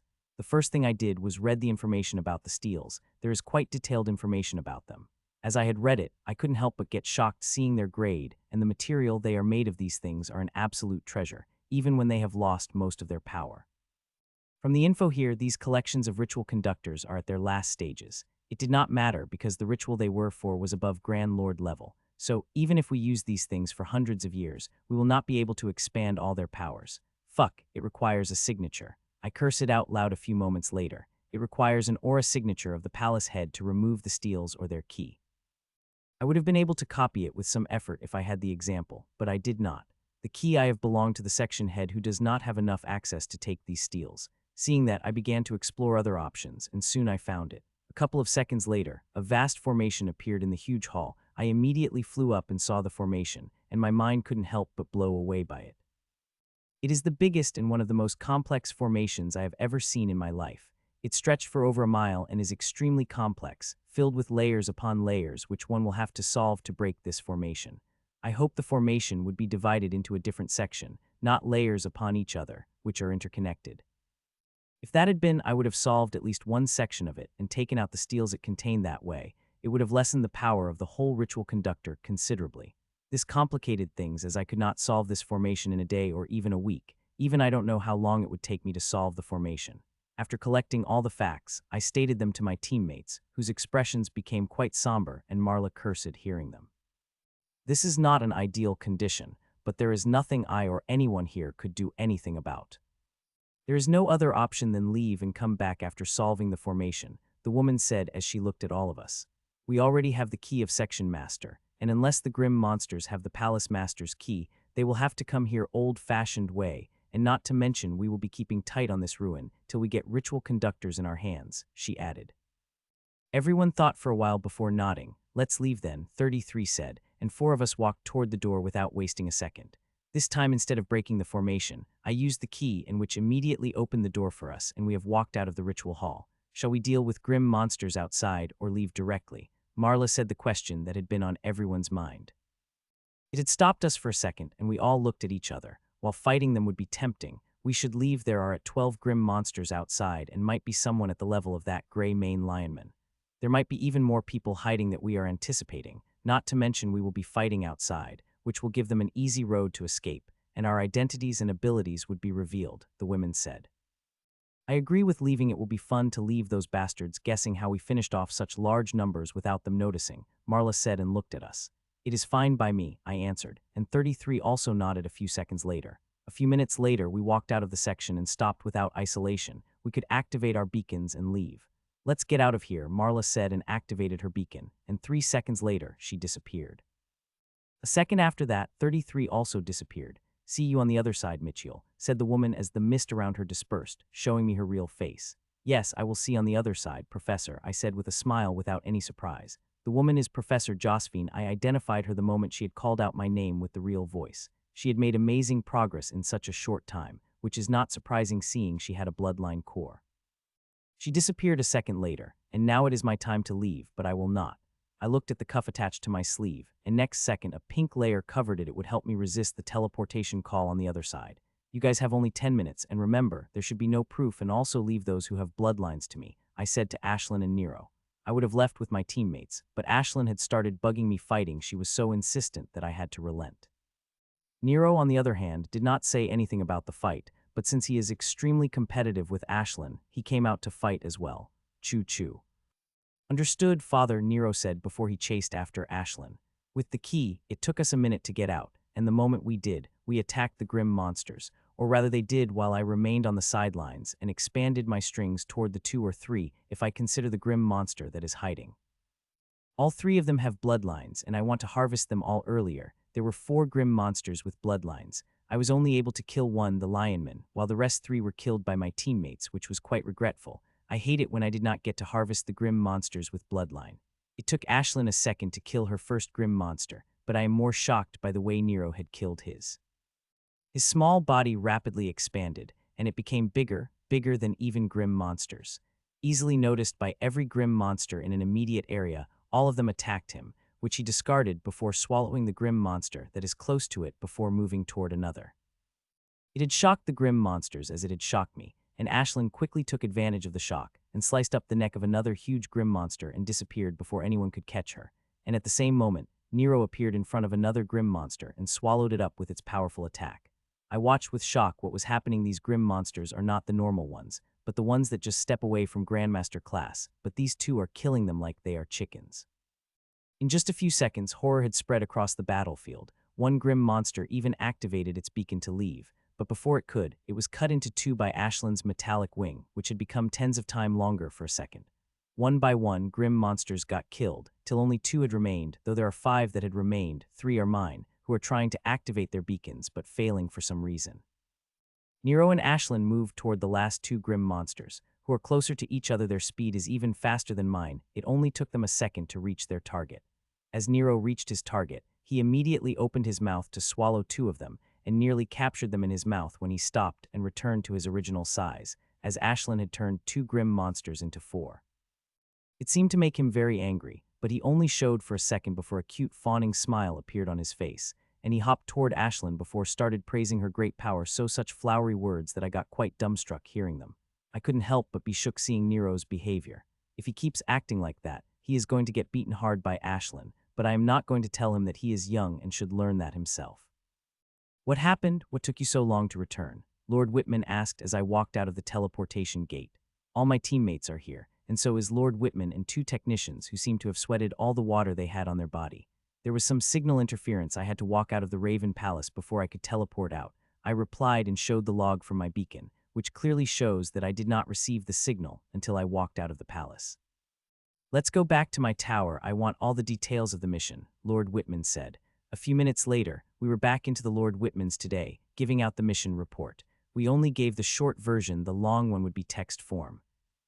You have done best of what you could, and I would like to have a copy of formation you have taken. I want our rune grandmasters to decipher it as soon as possible. And Mitchell, I like to also try to decipher it. We want those conductors in our hands as soon as possible, Lord Whitman said as he placed the key in the box that I had just handed to him with the cuffs.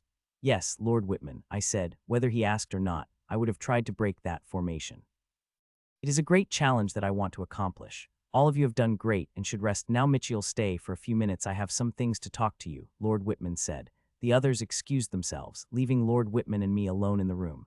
I assumed you have dealt with the other team, Lord Whitman said simply. His words surprised me, but I did not let them show on my face. This man is quite intelligent. I should not be surprised about it. Before Lady Hera, he was the leader of the Pyramid Council, and not to mention, it is not just strength that is a prerequisite to lead a supreme and gain a seat on the Pyramid Council. It is quite a risk you have taken. You should have finished them off with your team, he said. I had made a small advancement with my fight with Grey Mane Lioneman and wanted to test it out alone, I lied. Still, you should know better, since you know even if no one beneath Grandmaster could kill you, one does not need to be a Grandmaster to kill you, Lord Whitman said with a serious voice. I know what he means. Even an unranked tyrant could kill me if it had something like a medallion of strength impartation. I will be careful, I said, to which he nodded. How many did you want? I asked. 100 at least, for now, few hundreds, next week after, he replied, shocking the hell out of me. Lord Whitman, those rings are not easy to make, and I only have 20 on my person, I said, and gave him a small wooden box in which 20 delicate red crystalline rings were placed. You don't have to worry about the resources Pyramid will provide you. All I just hope you will be able to provide us at least 100 every week. They are extremely useful to us, he said. I will try, I said with a sigh. To be honest, creating these rings is not much difficult. They only fraction amount of rule-bending power. The only difficulty in their creation is the resources that Pyramid is willing to provide. It will be a good business for me, seeing I need the humongous amount of resources for the advancements and experiments that I will have to do. If there is nothing else, my lord, then I would like to return to the Fort Ardan, I said, it no problem, and by the way, the Grimms had not attacked yet, but they might attack by evening, he informed before he led me to the teleportation formation. A few minutes later, I appeared in the formation of the Fort Ardan wearing the skin of Dexter and the same elite waiting for me. He looked visibly relieved seeing me, Lord Dexter. The general had ordered me to bring you to command center as soon as you arrive. He said. I nodded and followed him to the command center. When I had reached the command center, I saw General in the same position as I saw him the first time, looking through the glass toward the direction of the Grim Fort. General, I said as I arrived beside him, Dexter, it is good you have arrived on time. The Grim monsters have started the preparations. They will attack by evening, he said before turning to me. How are you feeling? Have you recovered from the last battle? He asked as he looked at me from up to down. Yes, I was lucky enough to find something in the assignment that helped me recover fully, I replied. I had not only recovered, but also made huge advancements, harvesting the bloodline of so many Grim monsters that I could now able to sense the limit. Good, I will be counting on you to hold on to that Violet Videt again, he said. I couldn't help but shake my head in disappointment hearing that. Even with huge advancements I had made, I am still only capable of holding it back. I would need to reach the limit in my level and art before I could even think about killing it. Its defensive abilities are no joke otherwise. It would not have been only Grandmasters who had been able to kill it the majority of the time. The Grim monsters attacked that evening, and the Violet Videt was with them. I had fought with it and held it back from attacking the others, and I had burned my blood to do that when it had burst with the full power. Though the blood I had burned was not even 10 of which I had burned the first time when I had fought with it. I had again fought with it just yesterday, and I did not burn my blood at all, though I had reached quite close in doing that. It was all due to my 5 progress in my art. It had increased my strength tremendously, that I did not have to burn my blood now to hold off the Grim monster. It had been 6 days since I had returned to Fort Ardan, and many things had happened in that time. One of the most amazing things is the data I have gotten from the experiments I am doing on my mentees with the mutation I had got from the Grim monsters. I have to say that thing is extremely dangerous and more volatile than the mutation and contamination of bloodlines that we humans have. Still, that extreme volatileness is an amazing resource that I had been using on all 3 of my mentees. Even Neela hadn't been spared.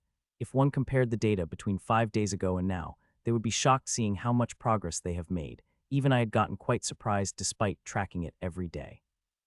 Good, you are on your way to getting fitness that you need to control epidermis. You are learning quite fast, Neela, I said, seeing her progress. She is really good, not just on the dummy but also on real patients. With her permission, I had kept the seed inside her and did her practice on the real patients in the hospital, and she had done better on them than the dummy unused. I don't know why others have given up on her. If she had a good teacher, her progress would have been shocking by now.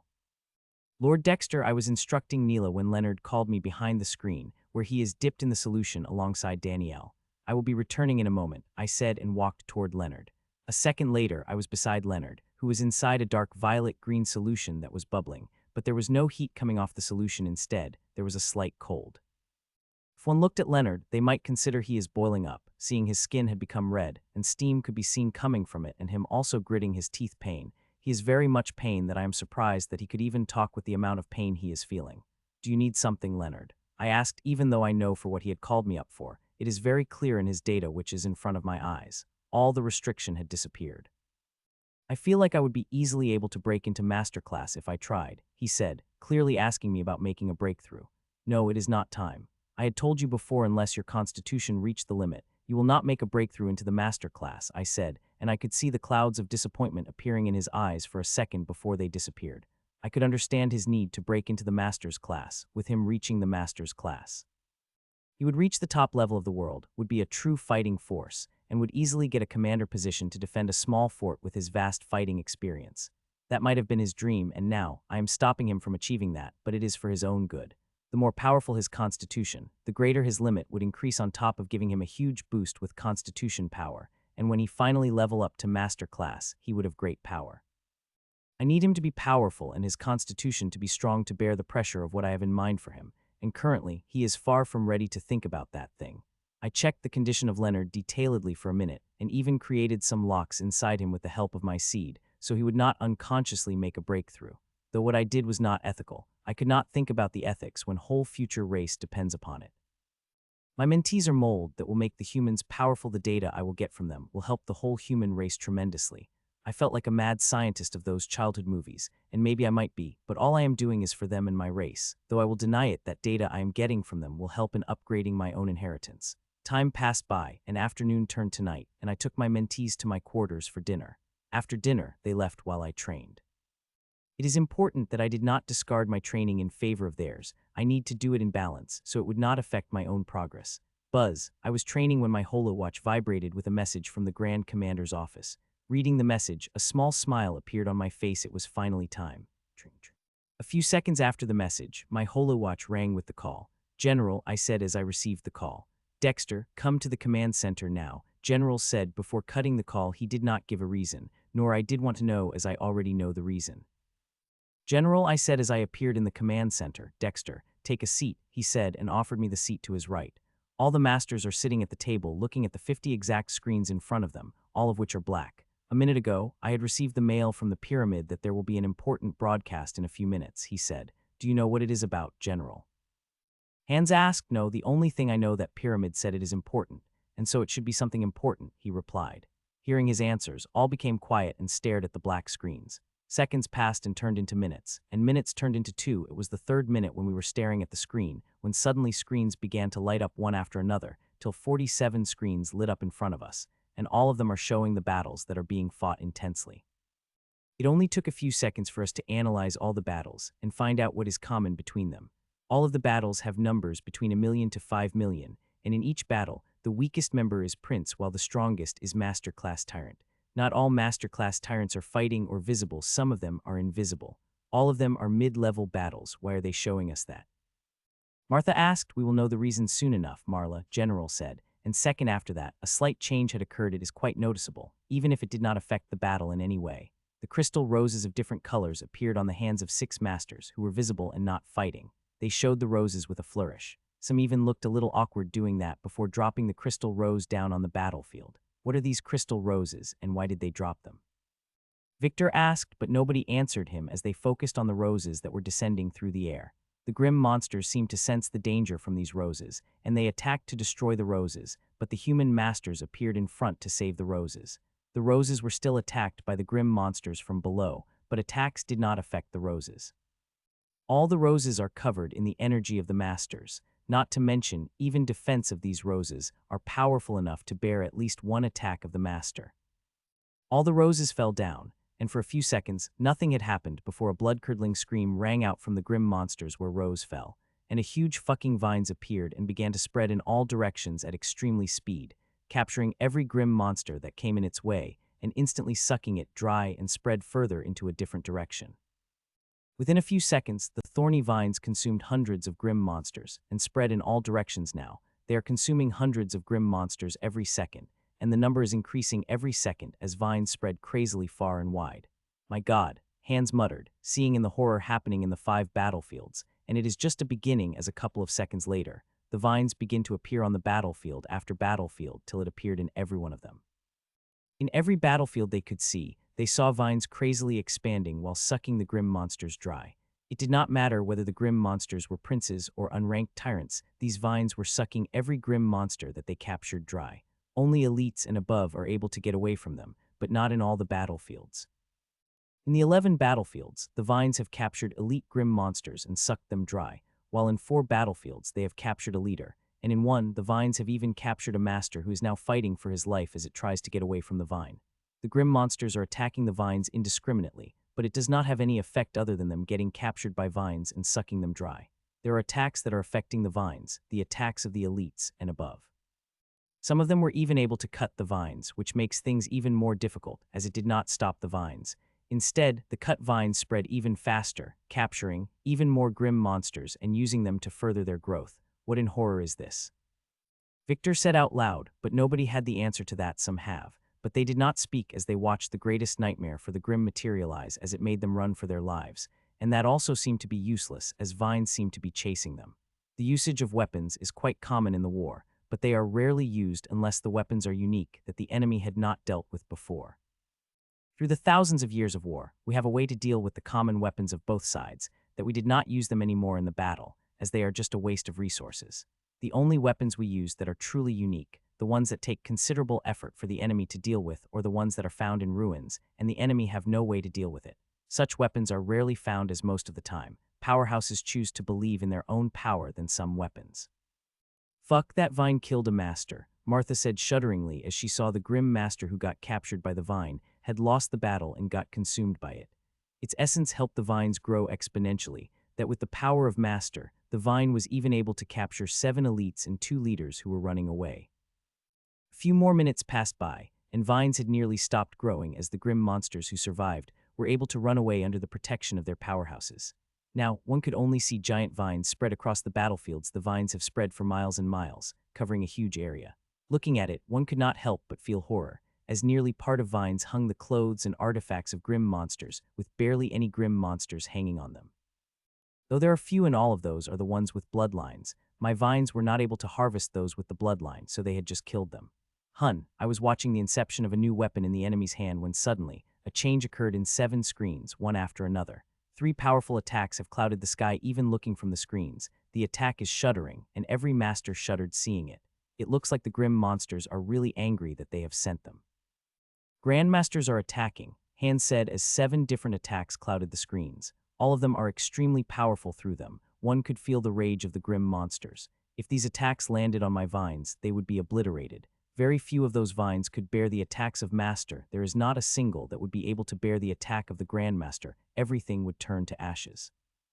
The attacks had reached halfway when suddenly counterattacks and shields appeared in front of those attacks, but not on all screens. The humans have launched the counterattack. On 3 screens, I had seen no shield or counterattack appearing in front of the attacks. A different clazing sound rang out as the 4 attacks stopped from reaching the ground, but a moment later, 3 attacks touched the ground, obliterating every sign of vines from the ground. When a couple of seconds later, the signs of attacks vanished, there was nothing on the ground except for ashes. The disappointment couldn't well up in my heart, seeing that each vine contained precious data and a huge amount of resources, but all of it had vanished in a single attack. On the 4 screens, the battle had stopped. No other attacks came after the first, and no sign of Grandmasters could be seen. Whether they were present or just left, nobody knows, but no one had launched the attack. Grim monsters sending out 10 grim monsters is quite a risky move. Seeing this might have been a trap and we were to kill all the 10 of them, the things would quickly escalate, and for that, both sides are not ready. If the grim monsters are ready to give us the final blow, they could have sent 100 Grandmasters, and they have that numbers, but they are not ready for the final attack either. In every war we have fought, the Grims always have a triple or quadruple number of Grandmasters on their side, but despite that, they never have been able to win any war fully or wipe us out, and there are many reasons for that. So, unless the Grim monsters have a way to deal with all the reasons, they would not launch an all-out attack despite having the numbers. Seconds passed by, and all our focus remained glued on the screens, which were without any movement, when suddenly something happened, which caught most people off guard. Very few people know about this thing. The huge vine on all the screens began to shine up. It shone so brightly that one could not see what was happening with it. Gasp. The shine had lasted for nearly a minute before it started to dim rapidly, and a completely different scene revealed itself. which is the opposite of horror earlier. It made nearly all the people watching gasp in shock and amazement. The giant fucking vines have disappeared, and on its place appeared the twinkling roses of all colors which are floating in the air which spinning gently. On each screen, one could see hundreds of thousands of roses, over 1,000,000 in some. It created the scenery like a wonderland. This, Victor said as he looked at spinning twinkling roses. He was shocked as he was mesmerized seeing the beautiful wonder created out of horror. As I had expected, these are essence roses, and there is only one person in the world who could harness them from the grim monsters, General said slowly as he looked at the Michiel Czar, Marla said, and the rest nodded. Still, creating like that at his level seemed too much. Has he made a breakthrough into the Grandmaster? Victor asked. I do not think so. Even the most gifted would not jump from master to Grandmaster in less than a month, and it would be even more difficult for him, seeing he has a celestial inheritance, General replied, and he is right. I would need a lot of time to reach the Grandmaster class, but not so much in gaining the power of Grandmaster. Though I would still need at least 2 months or even more to gain the power of Grandmaster, it all depends on quickly I reach my limit and upgrade my inheritance for my next small level up. The weapon is quite powerful, nearly taking half of the grim monsters from each battlefield, I said. I had been too quiet since the screens had appeared. I should say something before they suspect something. Yes, according to my estimation, those vines have killed 50 to 70 grim monsters from each battlefield, General replied while looking at the screens. These are quite a blow for grim monsters, Victor said. Yes, it is, and we should prepare for crazy attacks of grim monsters. I hope Pyramid would send us reinforcements quickly as possible. We are going to need for what's coming up next, General warned, and our expressions couldn't help but turn somber. The grim monsters would react to this hard, and we have to be prepared to deal with it. Ting tung ting. Tens of rhythmic sounds rang across the giant gray phantom of mine. Hammers which are bigger than grim monster to the size of ant fell on my body, giving me immense pain, but also purifying my body and reinforcing my strength. It is still as painful as the first time I had practiced it, despite going through the process so many times for nearly 2 months. Aside from the pain, many things have changed in my art and other things. The phantom of mine, which had been very murky 2 months ago, has now become quite clear. It is still gray in color but not murky anymore, and also, the gray color had become quite lighter than I could see very deep inside the phantom. Ting ting ting. The last of the hammers rang before humanoids moved back and began placing the hammers in the racks. This scene is a little different from that when I begin at this time. The fire is burning brightly in the furnace, which means there are still resources inside, but the workers forget to place back their weapons like the furnace is empty. It is happening because the current state of my body and core could not handle any more refining. It is repeatedly happening over the past 3 weeks, and I have to strengthen my body and core by harvesting the bloodline of the grim monsters, but that would not work soon, as my body and core had reached very close to the limit.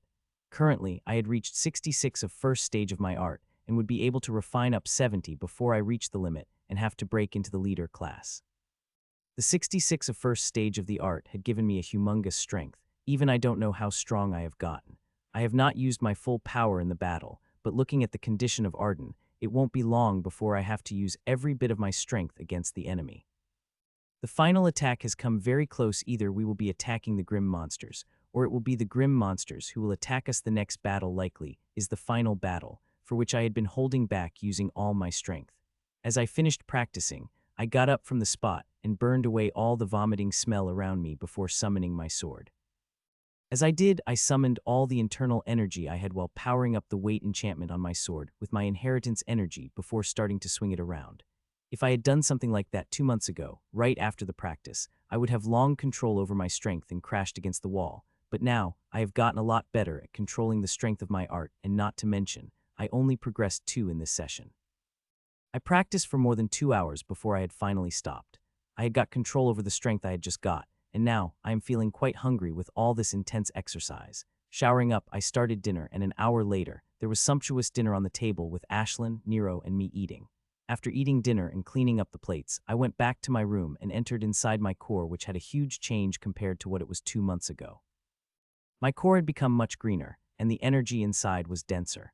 The seeds I had planted had grown up, some even began to grow the resources that I needed and would be able to harvest them in a month or so. The essence tree also had a big change. It had grown slightly big and much more vibrant than I had found it, and most important thing, it had consumed 80 of all 24 essences around it.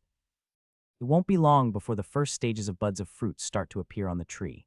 From what I had observed, the essence tree had taken all the 24 essence without any problem, and its speed of essence consumption and growth is a little surprising, but they are the good signs. While the amazing essence tree has little surpassed my expectation, the mysterious seed given to me by the Grand Lord is sitting in my core and consuming my resources like being a freeloader.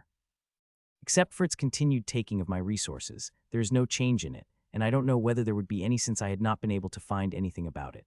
A couple of times, I wanted to throw away the seed, but I held myself back. Since I had invested so much on it already, I might as well go all the way up without holding anything back. Who knew it might soon surprise me with its budding up.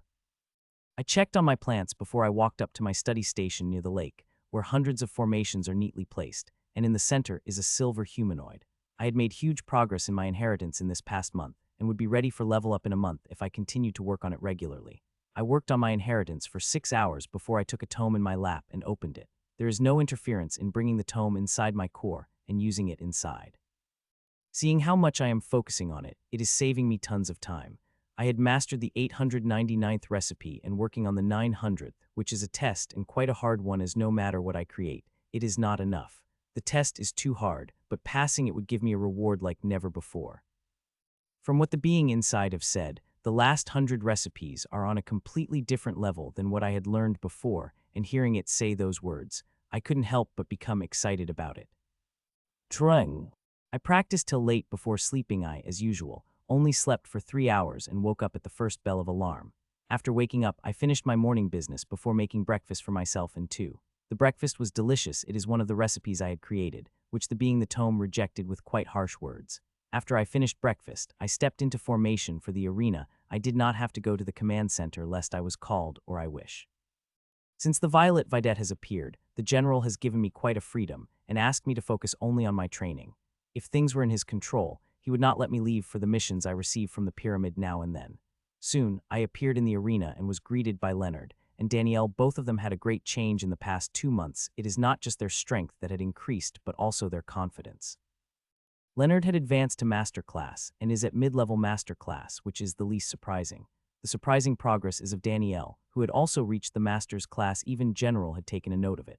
I had asked Pyramid to make some excuse for her sudden progress. It is not hard with her organization and lineage. She had worked hard for this progress she had made, especially seeing every day the gap between Leonard and her shrink away. She is still able to beat him, but the fight between them is not as short or easy as it used to be, which causes her to work even harder. Neela, who is not present currently, also made huge progress from elite. She had become a peak leader. Her progress had also caused a ripple even bigger than Danielle, and the ripples were not just about her advancements, but also tremendous growth in her healing abilities in the span of such a short time. Lord Dexter, 2 of them said as I walked out of teleportation formation. I nodded at them, and 2 seeds appeared on my fingers, and they seeped into the bodies of Leonard and Danielle. Neela already has the seed, so she rarely comes to the arena. I had made quite advancements in the seed, and now I could not see visual but also speak with her as long as I remained in close distance. I had been directing her as she worked on the real patients. It had helped her advance her healing arts, but also other facets of her inheritance tremendously. The things she could do now are quite shocking, and if Pyramid comes to know about some of them, I don't think they would keep her here. While Pyramid may need her abilities, she is not ready, and I would not inform them of those abilities till she became ready and at least achieved a master class. Only then would she be truly helpful to Pyramid. As the seeds entered inside them, I got both of their metaphysic in front of my eyes, showing the read change. First and foremost, I compared their current data with yesterday's and studied the difference, and only when I did not see anything strange did I take a sigh of relief. I have been using quite novel material and methods on my mentees, like mutation I extracted from the grim monsters. Some things had been very dangerous. Both of them nearly died a couple of times, though they are aware of that fact completely. I had also given 3 of them cancer accidentally and had dealt with it before it became a danger to their life. Many things as such had happened several times in the course of the past 2 months. The last solution worked as I expected, and both of you done good, seeing how much pain it had inflicted on you, I said as I studied their data. Your data looks fine, so we should start with training, I said as I turned to them. Soon, all 3 of us entered the center of the arena and started fighting. Both of them did not hold back anything against me and attacked me with their full power. They came at me with incredible teamwork. After fighting against me hundreds of times and training them in a certain way, they have developed incredible teamwork together. They could fight against a much stronger opponent than them. Leonard, don't focus too much finesse in some attacks. Unadulterated raw power does a better job than the one filled with finesse. And Danielle, you on the other hand, need more finesse. You have all arsenal you just need to seep one tiny bubble of yours in my brain, and then bang, game over for your enemy, I said as I repelled both of their attacks. Leonard has the vast battle experience and powerful control that even with such speed of advancement, he was able to maintain perfect control over his power, and Danielle, to be honest, quite fearful with her art. It is extremely dangerous. Her bubbles have hundreds of strange abilities, and she could make them hundreds of things. I had to focus on only a couple of abilities and develop them. Her bubbles would be a bigger terror than my strings if she was able to develop their stealth and explosion abilities. As I had said to her, she just had to make her tiny little bubble seep into the brain or heart of her enemy and make it explode, and she would kill them on the spot. Even the Grandmaster would not survive an explosion on that spot. They are advancing at great speed, and on the battlefield, they are not showing even half of that. On the battlefield where people could see them, Leonard never activated the power of his constitution, which is his biggest trump, and as usual Danielle never used her art in public. Though I have arranged some special missions for them where they could explode with full power without other people taking a peek at them. Good, keep at it, force it to fight it for its survival, I said to Leonard, who is in the tub of dark black solution with hundreds of my vines attached to him. He is in extreme pain and struggling greatly with pores all over his body like he is going through mutation, which is partially true. Currently, I am performing a very risky procedure on Leonard. I am attacking his constitution with mutation. I have targeted it with mutations and contamination since the beginning, but my ways were never this direct or dangerous to this level. I have only dared to do it because his constitution has finally become strong enough to bear such direct attack. It will help dig out the potential even further, closer to making it stronger to the level I need. There is one other way I could make him progress faster. If I give my all, I would be able to take him a step closer to Grandmaster and eventually Grandmaster in a much shorter time. But to do that, I will have to burn his constitution and potential, making a Grandmaster his final stage. If I tell Leonard that most other people in his position, they would accept that proposal with closed eyes, like most people. Grandmaster is a dream that they would never be able to achieve in their whole life. I will not do something like that, though I doing some pretty unethical shit on my mentees. Even I have a limit, and burning the potential of my mentees is my limit. I would not cross it for any cost. I am making huge efforts to increase their potential, so even without me, they will continue to progress without any problem. Though with me behind them, they would progress much faster, with fewer obstacles coming in their way. Good, I said inside me as I looked at data on his constitution and attacked it with even more mutation. This grim mutation is not the only danger to him, but an even bigger danger to me since I am storing it in my strings which are connected to my body. The process continued for little more than an hour before I had finally stopped, and when it did, Leonard finally let go and fell unconscious. The process was too taxing. Regular people would not be able to bear it for a minute, and he bore it for 1.5 hours. Even I got quite amazed by it. To be honest, I had not expected him to last more than an hour, but he again proved me wrong with his resilience. Don't worry, you will not have to go through this process, I said to Danielle, who was watching the process with great horror. I don't think I had the will to bear it even if I wanted to go through it, she said so softly that I was barely able to hear it. I shook my head to that before again focusing on the rapidly changing vitals of Leonard. The constitution is bringing the change into his body. The change had lasted for nearly 10 minutes before it had stopped, but I waited for nearly half an hour before I finally stopped looking. Practice with him when he wakes up, I said to Danielle and walked into the formation. A second later, I appeared back into my quarters and lay on the couch. A few minutes later, I began instructing Neela through the link created by the seed. The lessons have lasted for nearly 4 hours, and by that time the evening has come. I freshened up and cooked another of my recipe for dinner that the being in the tome has rejected. After eating it with Ashlyn and Nero, I again began training and trained for several hours before I showered entered inside my core. There are still a few things I have to do before I go sleep. I looked around my island, noting down any changes that happened during the day before I walked into the west side of the island, where a 3-story building made of gems stood. This building may look delicate, but it is a very powerful abode. I had found it in the storage of Grey Mane Lionamon. I had named it the Essence Palace, and I used to research on the essence roses and create weapons out of them. As I walked inside, I saw thumbside essence roses, which are glittering like stars. These are not normal essence roses, but what was created by vines and have complete data on Grim Monster that Vine had harvested, the method of harvesting, the time it took, and the resistance it felt during it. Each vine only produces one, and they are extremely precious due to them. I am improving the crystal roses considerably. There are more than 60 of them, with the last 2 comings yesterday. I would have studied them as I usually do, but I have a huge workload. I had to provide 10 crystal roses of master rank to Pyramid. They are quite bitch to create.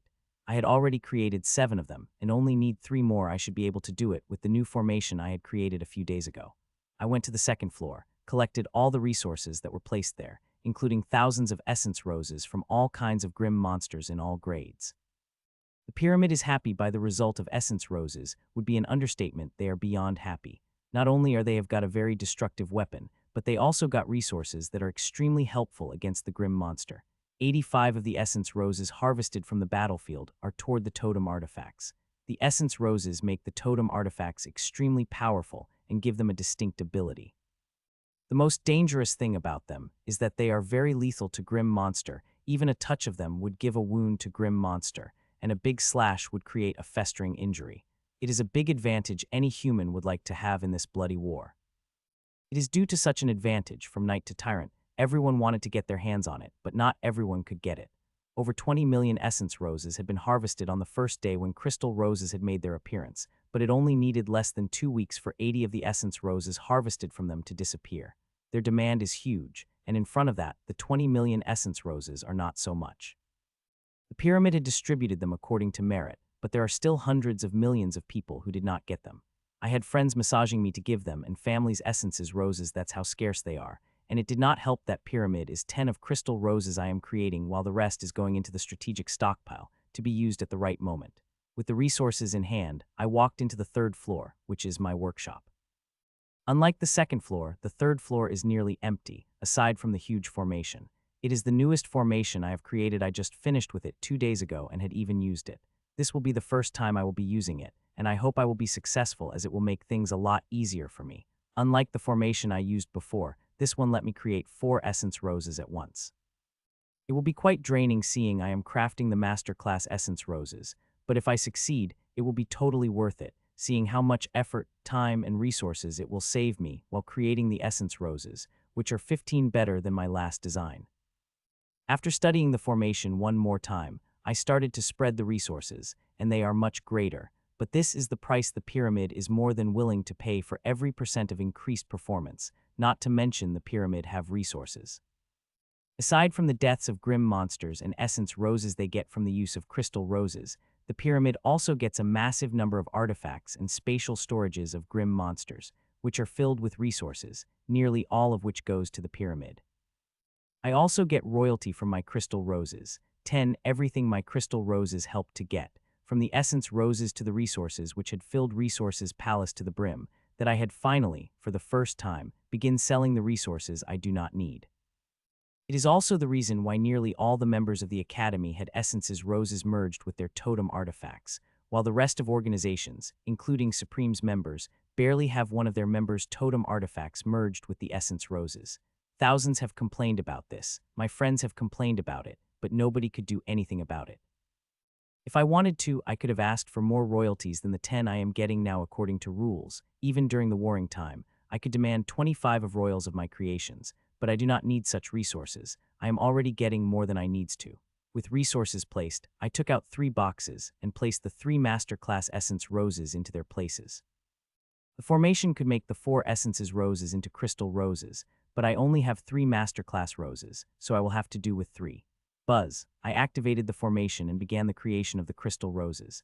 The new formation is big and complicated, also very delicate. I have to be extremely careful in handling it. The slightest mistake would not only spoil all the resources, but also waste the 3 essence roses. I could not let that happen. The pyramid is sending me on missions outside nearly every week. These missions are less of a mission, and more of a way for me to collect the essence roses. Thank God the pyramid did not have any way to create the essence roses. I would have been too busy to do anything other than creating the essence roses. Even now, I am quite busy that I have to plan every minute, and these essence roses are not the only thing I am creating for the pyramid. Soon 40 minutes passed by, and formation had powered down. All the resources from the formation vanished except for the 3 roses, which are now turned to crystal. I picked up the roses gently before placing them into separate wooden storages with these 3. I have a total of 10 essence roses which I would send back to the pyramid with the rest of the things I have for the pyramid. The creation of crystal roses took less than an hour, but it took quite a lot of my rule-bending power. It is due to this amazing power I am able to do things. Without it, I would not be able to do many things I could, and fortunately, I made sure that this power will be mine forever. My core is of rule-bending power. It is part of me. Nobody would be able to take this power away from me unless they kill me. I rested for a couple of minutes before I walked out of the Essence Palace and my study corner near the lake. I worked on the few formations of my inheritance for 2 hours before I opened the tome for my practice. The being has said so many things about the recipes that will come after 900, and that has created compulsion in me to pass the test and take a look at those recipes. I practiced for a little more than an hour of core time before I closed the tome and walked out my core and closed my eyes to sleep.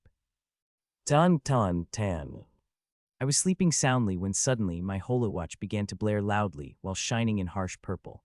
Code purple. I immediately woke up to that as I understood what it was about and summoned my armor without notice before walking into teleportation formation a second later. I appeared in the command center. I could see the elites, leaders, and masters in the command center, each one busy with their job, understanding that this would be an all-out battle that they had been preparing themselves for the past couple of months. Outside, I could see our forces gathering. I looked at it for a moment before I walked to the head table, where generals sitting with masters. There are 7 masters present on the table, their numbers, since the battles have become intense in these past months.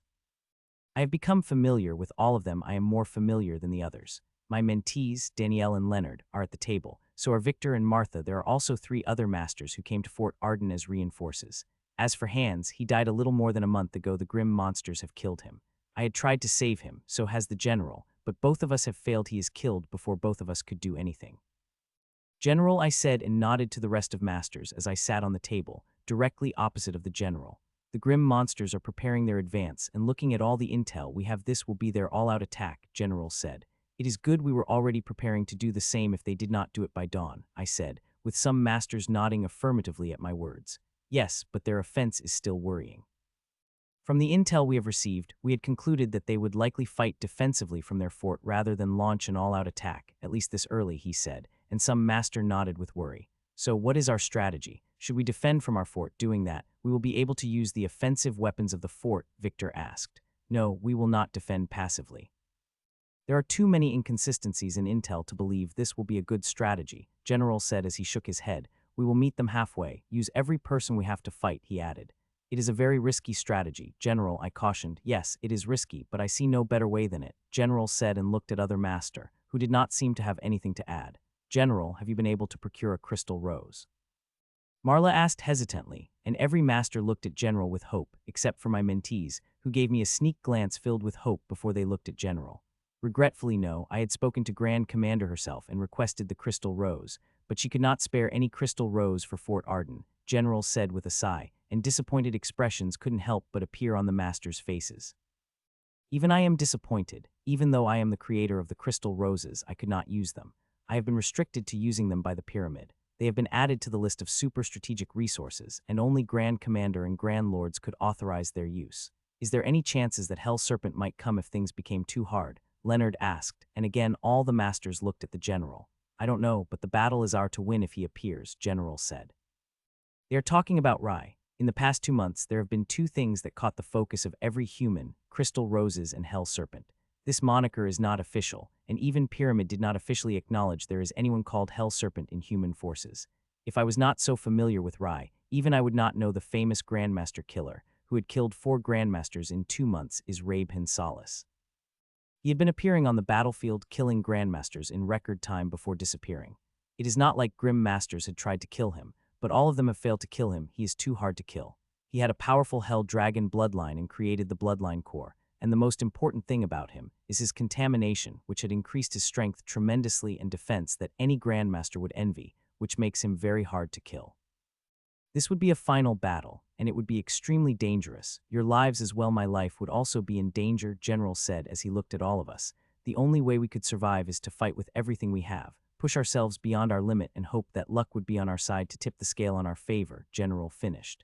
It is not a great battle talk, could even be said little awkward, but it had conveyed what General have to say, and everyone appreciates that. The silence lasted on the table for more than a minute before General's eyes shone up. Prepare yourself, the Grims have left their fort, he said and stood up and walked toward the glass wall, and we followed behind him. Dexter, you will lead the army, General said suddenly, surprising me greatly, but when I looked at the army of grim monsters I understood his decision. As you command, General, I said and walked out of command center, followed by all the masters, leaders, and elites. I had led the army before, but it was a long time ago, and the numbers of people were far too low, not to mention their levels. All of them were knights, including me, while here, the lowest is prince while the strongest are masters who are just step away from breaking into the Grandmaster class. Today you will fight the most dangerous battle of your lifetime, and I would have liked to say, I could protect each of you while you fight, but unfortunately I could not. The only thing, I could promise you that I will fight as you all, so we can to kill the scourge that had been plaguing our world for thousands of years. I said to the millions of people flying behind me, not showing any bit of nervousness I have been feeling in my heart. The whole force is standing in a neat formation with their armors activated and weapons drawn, ready to strike any grim monsters that came in their way. Forward, I looked at them before shouting, and the next second we charged toward the huge grim army that was coming toward us, and the one who was leading them was none other than Videt with powerful force behind him, which is thrice bigger than us. The number of elite and above powerhouses behind him is a little lower compared to average grim powerhouses to us. While we have 8 masters, including me, they have 19. We have 32 leaders, they have had 70, and we have 102 elites, they have 230. The number of super powerhouses on both sides has grown exponentially since we have revealed the crystal roses on the battlefield. That was a pivotal moment in the war, as it had made the Grims make their offense intensify. They have also revealed a couple of weapons, but they were nothing compared to the crystal roses of mine. Still, we are not idiots to believe that Grimm's monsters have no better weapons. They have, and some of them would be horrifying without belief, and some would be so sneaky that we would not detect them till they have revealed themselves. I still had not forgotten the werewolves I had fought in the championship it had come out of the human. Until now, we still have not detected how it had happened. The Grims have been very careful about them, they have used them very few times, and those fanatics blew themselves up, leaving behind nothing to be used for their detection. I am sure if I get my hands on even one live Grim hidden human, I will be able to find a way to detect them. I had even analyzed the essence rose of a werewolf, but I had found nothing in it. There is no difference between it and regular essence rose of the same level. Bang, bang, bang. Both sides came closer and closer, and where there was just a distance of the 10 miles between us, both forts lit one after another, and powerful attacks launched out of them. My eyes became serious seeing the attacks coming. These attacks are no joke. They could kill masters if they landed on them, and they have killed many masters since the battle had begun, as every master could defend against them. If that had been the case, they would not have installed these weapons on the fort and used huge resources to power them. Thousands of attacks came, but only a few were a danger to masters, but I have no plan to let even a single one of them come to my side. Snap, so just as they appeared in front of my army a second later, I snapped my fingers, and just as I did, thousands of gray butterflies flew out of me. It is like I had been covered by thousands of butterflies, and they flew away just as I snapped my fingers. Some people behind me gasped seeing it, but what had happened next was even more shocking. Thousands of gray butterflies flew at extremely fast speed and attached themselves to the attacks coming toward us. Doing that is no easy feat. These attacks are smart and are controlled by a very powerful AI, but my butterflies are able to attach themselves to all the attacks. Boom, boom, boom. Just as they did, the attacks exploded, and they exploded in such resplendent colors that it enamored the humans and also some grim monsters. Cute, the Videt said from a distance, seeing the display before it started to swing his blade very fast, one after another at one attack. Each blade of him would create an air current that would soundlessly cut the attacks that fort sent at Grims. Within a few seconds, all the attacks disappeared from the sky as humans and Grims behind Videt and me watched in shock. What he did was beyond amazing. He had created air currents with just physical force that were powerful enough to soundlessly destroy the attacks that were capable of killing a peak master if they hit it directly.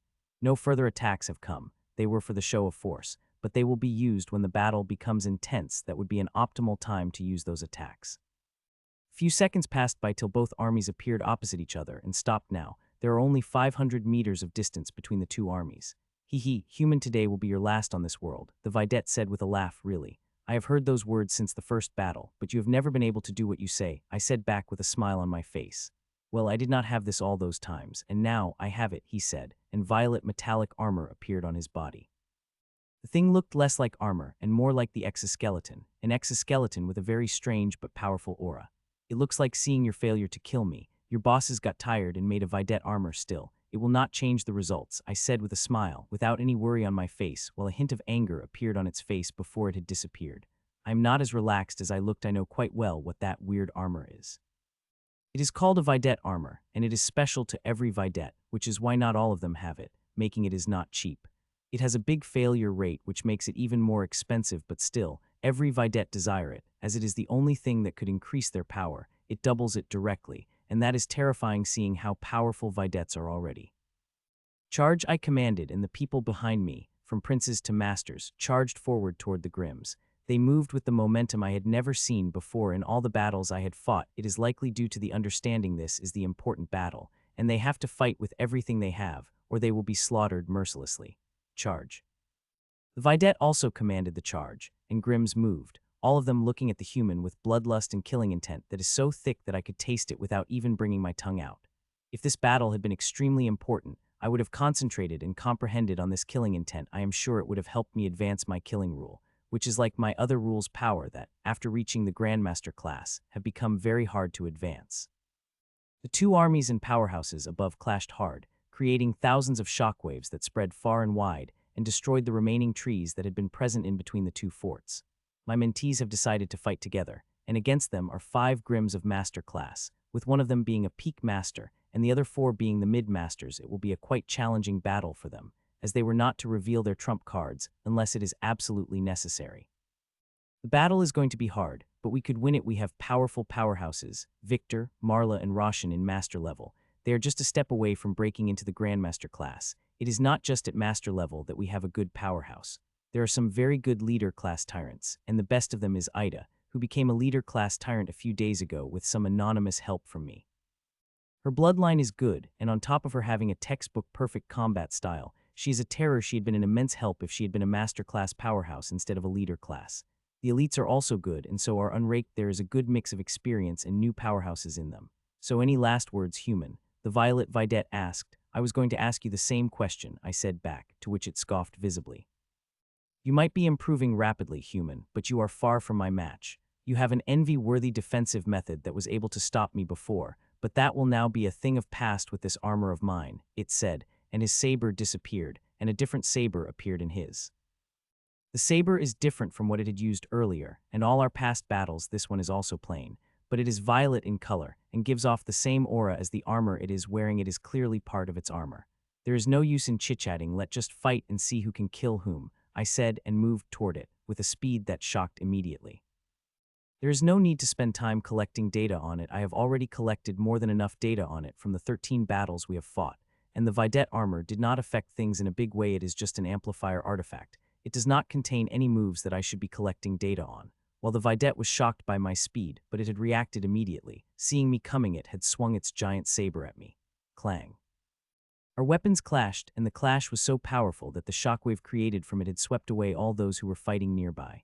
They were already far away from us, knowing how dangerous our battle would get, but still, they underestimated how powerful our clash would be. They are not the only ones who are shocked. The Grim Videt is also quite shocked, and he should be, seeing this is the most powerful attack I had used against it in all our battles. How? It asked in shock before it controlled its emotions. I have been hiding some tricks for the final battle, I replied with a smile. What I had said is a clear understatement. When I had fought it the first time, I had only practiced 25 of my art and was at the initial elite. Now, I have practiced 66 of the first stage of my art and is at the peak of the elite stage, just a step away from absolute limit. I have never really shown my true power in any of my battle with it since the first, and even I am not aware of how strong I am, but I know one thing: I am strong enough to kill it, not just defeat, which is a task itself. Killing it would be much more difficult, especially now that it has the Videt armor, but I have confidence that I would be able to kill it, and nobody could stop me from doing that. I did not answer its question. Instead, I took my rapier back at extremely fast speed and attacked again with even greater power. This is no simple attack. It had directly gone for its weakness, which alarmed the grim monsters, but it reacted swiftly and closed the gaps in its defense immediately as it slightly moved its body while swinging its saber at me. If it had been any other master in its place, they would not have been able to close the gap in its defense so quickly or close it at all. It is because it is Videt, who had a vast battle experience, that he was able to do such a thing. Clang, our weapons clashed again, creating the powerful shockwave that shook the battlefield. It seems like you have been hiding too deeply, human, and I should just kill you as soon as possible before you became a trouble to me or my race, the grim Videt said, and violet armor it is wearing lighted up. As its armor lit up, a powerful aura exploded out of its body. The aura is very powerful, the strongest it had ever displayed. Die, human, I shouted and attacked. The attack was extremely fast and powerful, and even space got affected by it. It is the most powerful attack, and I know I will have to use considerable power to deal with it. First boost plus second boost. I activated 2 boosts at the same time, and colossal power filled my body. It was so much that it wanted to spill. It is a good thing I have practiced with this power, otherwise I would not have been able to control it. The 66 is no simple thing. It had purified and refined my body, which immensely increased the power of the boosts that I have. As the power of the boosts filled me, I swung my rapier at its saber, which had instantly covered its distance to the saber, made me feel like it had teleported. Clang. Our weapons clashed, and instantly both of our eyes widened with the shock, because the first time we had started fighting, its body shook, and it shocked me as I had thought I would need to use the third boost before I could do something like that. But it seemed like I had underestimated my art a lot. I could not be blamed for that. My art did not specify the kind of power I would get. The first stage is all about purifying and refining the existing strength. That my body has, the power I will get from it would be equal to the quality of my body and the strength it has. You will have to do much better if you want to kill me, Grim, I said, and attacked it at even greater strength. The battle is progressing, and I have to kill it as soon as possible. Killing it would be like winning half of the battle. It will directly bring the Grandmasters out, and while they deal with each other, I will be completely free to slaughter the Grim army below me. Clang, clang, clang. I attacked it with even greater power, and it defended but still shook, and it has given me further confidence as I had attacked at even greater strength and continued to do that, forcing the great Videt to defense. I could feel the shock in the gazes of those watching. Not only those visible are shocked, but also those invisible. I could feel the shocked eyes of Grandmasters boring on me as they tried to see every detail of my attack. I remained careful of outside attacks, but still focused my all attacking the Videt, with each attack being powerful than before and striking at its weaknesses. Clang, another of my attack clashed against it, bearing nearly all of the power of the second boost. As it did, something amazing had happened. The Videt shook before it took a step back. It tried to resist it, but the power of the attack was too great for it to do something like it. I was about to continue with the second attack, and when I stopped seeing the look in its eyes, which is filled with burning rage.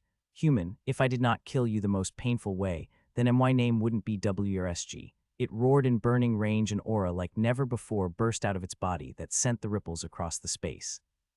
Even I got a little surprised seeing the power of the aura, as an only aura of Grandmasters could create the effects, not the aura of Masters, but it seemed like all bets are off when it comes to Videt. They could not be said to be the complete Masters after the ritual they have gone through. It is its full power. Die human, it roared again, even loudly, before attacking me with a power that had sent the shudder running through me. It is not a shudder of fear, but excitement. It is the only enemy I had not been able to kill after fighting for so many times. I have to kill it, not only for the glory of killing a Videt, but millions of humans that are fighting below me. Failing to kill it would have terrible consequences. Third boost plus crown of roses. I also did not dare to underestimate it and immediately activated my full power, which filled my body and senses with the power that I could barely able to control.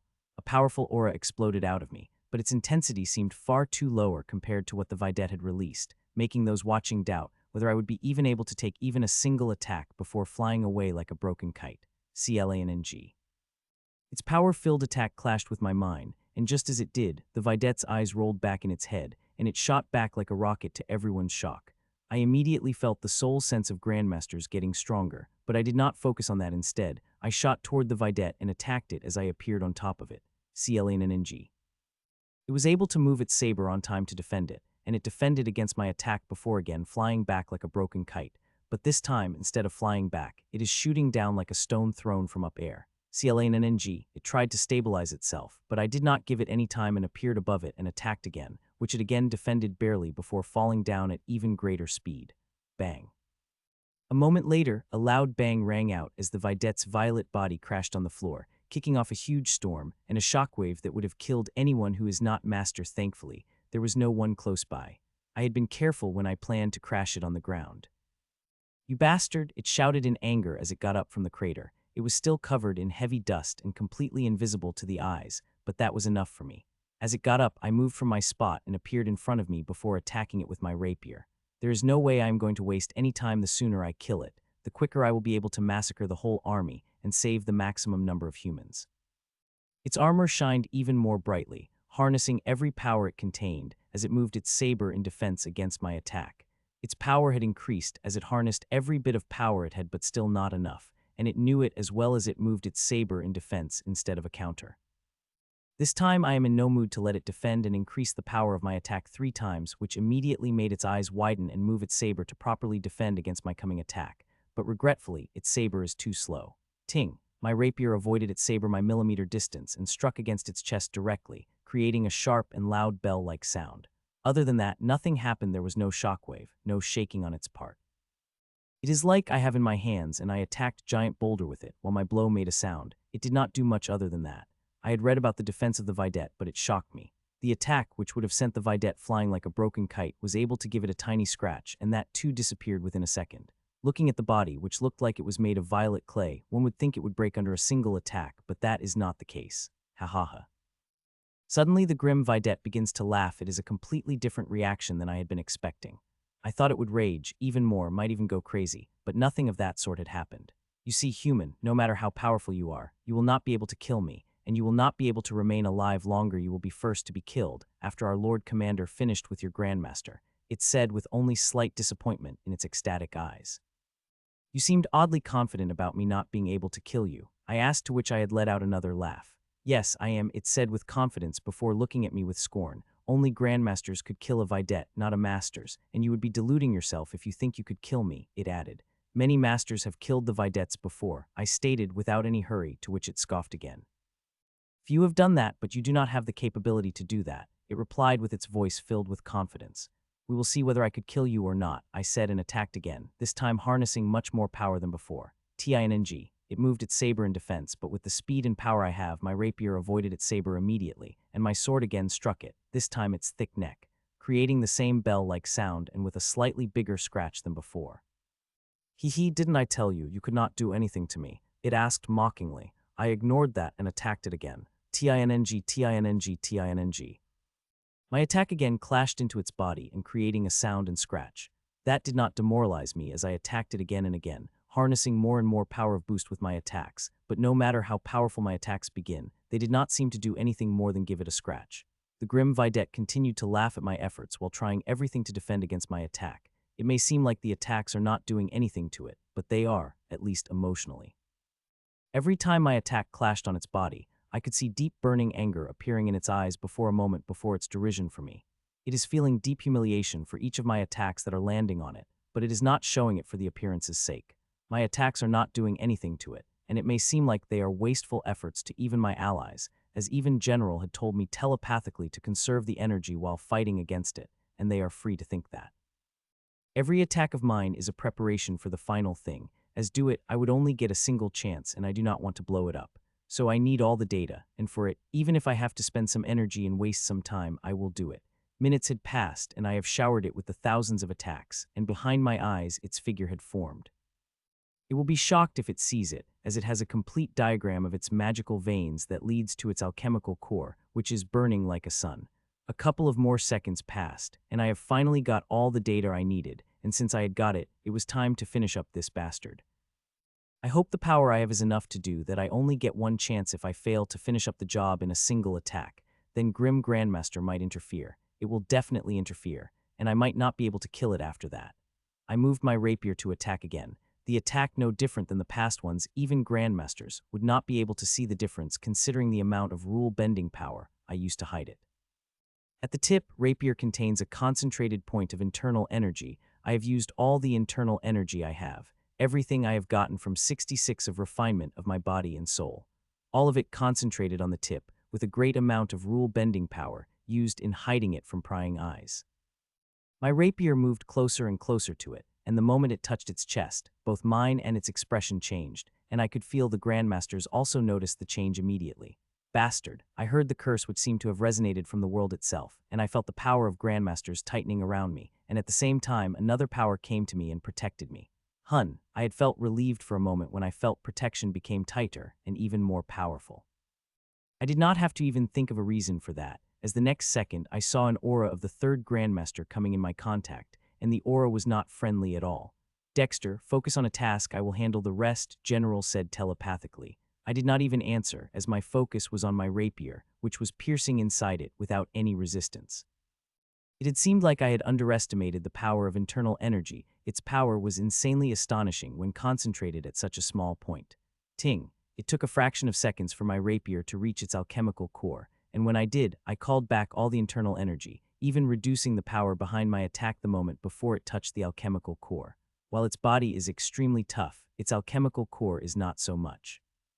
Using such power would utterly obliterate its alchemical core, and I do not want that. It will defeat the whole purpose of so many preparations I have made before launching thing final attack. Check, crack, crack, crack. The tip of my sword clashed across its crystalline violet alchemical core, and the moment the cracks began to form on it. Seeing that, I couldn't help but curse inside me as I had still underestimated the power of my attack. All things are not lost yet. I could still salvage it, and I did not waste any time doing that as a silver metallic leaf appeared in my hand. Stick. I slapped the leaf on the grim Videt, and as I did, the silver energy covered it, and just as that happened, the grim Videt disappeared. I will kill you, you bastard, the grim Grandmaster shouted, and I saw it became visible with another grim monster, a parrotman who is clearly a cursemaster, seeing it had a thick curse aura around and staff in its feathery hands. You will have to go through me if you want to lay hands on him, General said as it appeared in front of them. Hee, I am alone more than enough to deal with you. Jasker, go kill that pest, the grim Grandmaster said. The parrotman nodded and moved toward me. General moved to intercept it, but was immediately stopped by grim Grandmaster, who appeared in front of him and attacked him with the earth-shaking power. As I prepared for the parrotman coming toward me, I received a great surprise from inside me. I had just started harvesting a Videt, wanting to create an essence rose from it. It will revolutionize our understanding of Videt if I do that. For it I had even used the legacy artifact, which is hell to charge. As my vines started to harvest, the essence energy moved toward my core, instead of filling the form which creates the essence's roses. This violet essence that started going to the core did not merge with the core instead, it started going for the tiny mysterious seed. Seeing that, I couldn't help but feel relieved. If this unpurified essence had merged into my core, it would have contaminated it, and the consequences of it would have been colossal. As for seed taking the essence, I am not surprised. The seed had already been very hungry for the violet energy. It would suck it away immediately after it entered my rule. I could see rapid change begin to occur in my core. Something like that had never happened before, and I would have liked to watch it, but I could not as the parrotman appeared in front of me, and again, I would have to bet my life defending against it.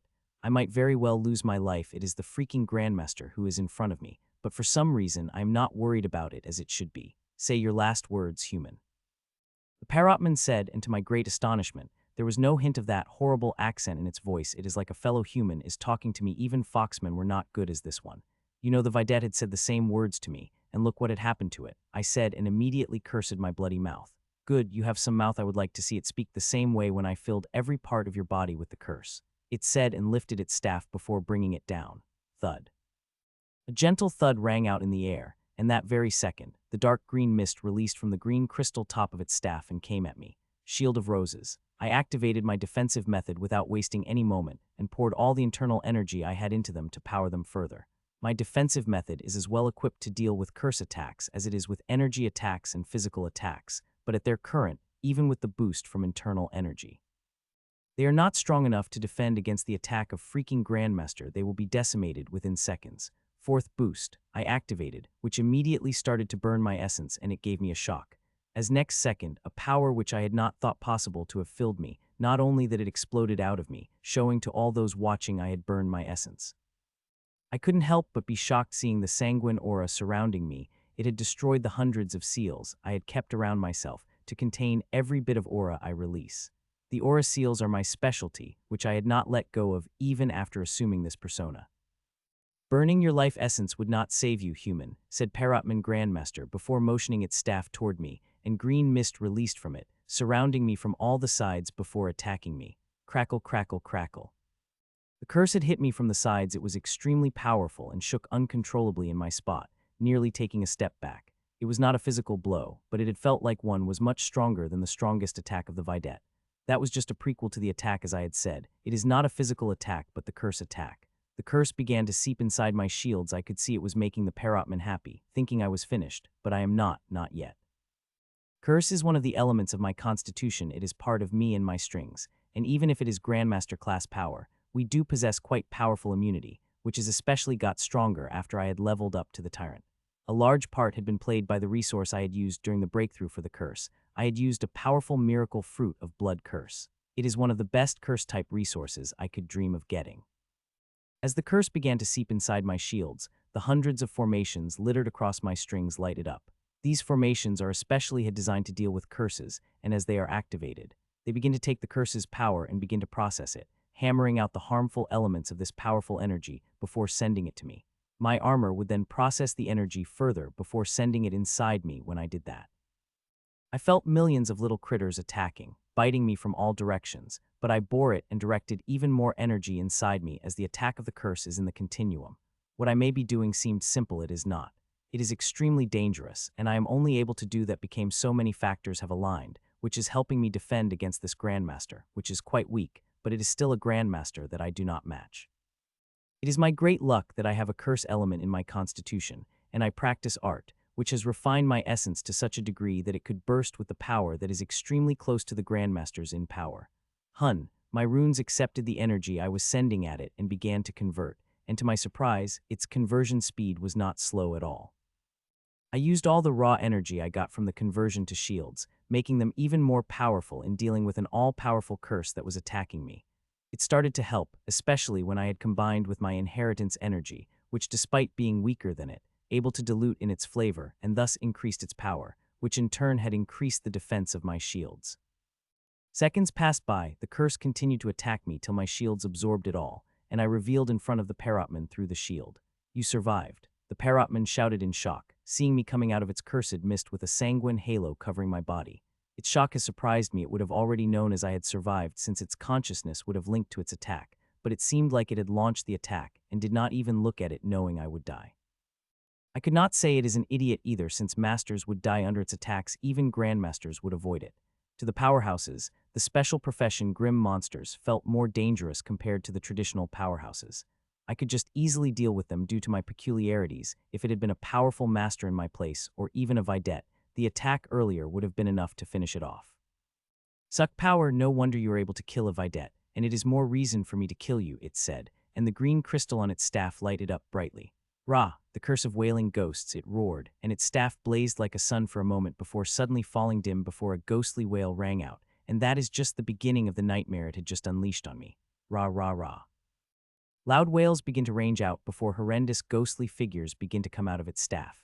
These figures are green translucent, and when they came out of the staff, they were tiny, but they would become big as grim monsters a second later. There are all types of ghosts there, from monsters, grim monsters to humans. All of them are misshapen in some way and wailing loudly. It is no simple loud wail. There are powerful soul attacks hidden in it that would have made any masters and below head hurt like mad. They would shut their ears and scream in pain.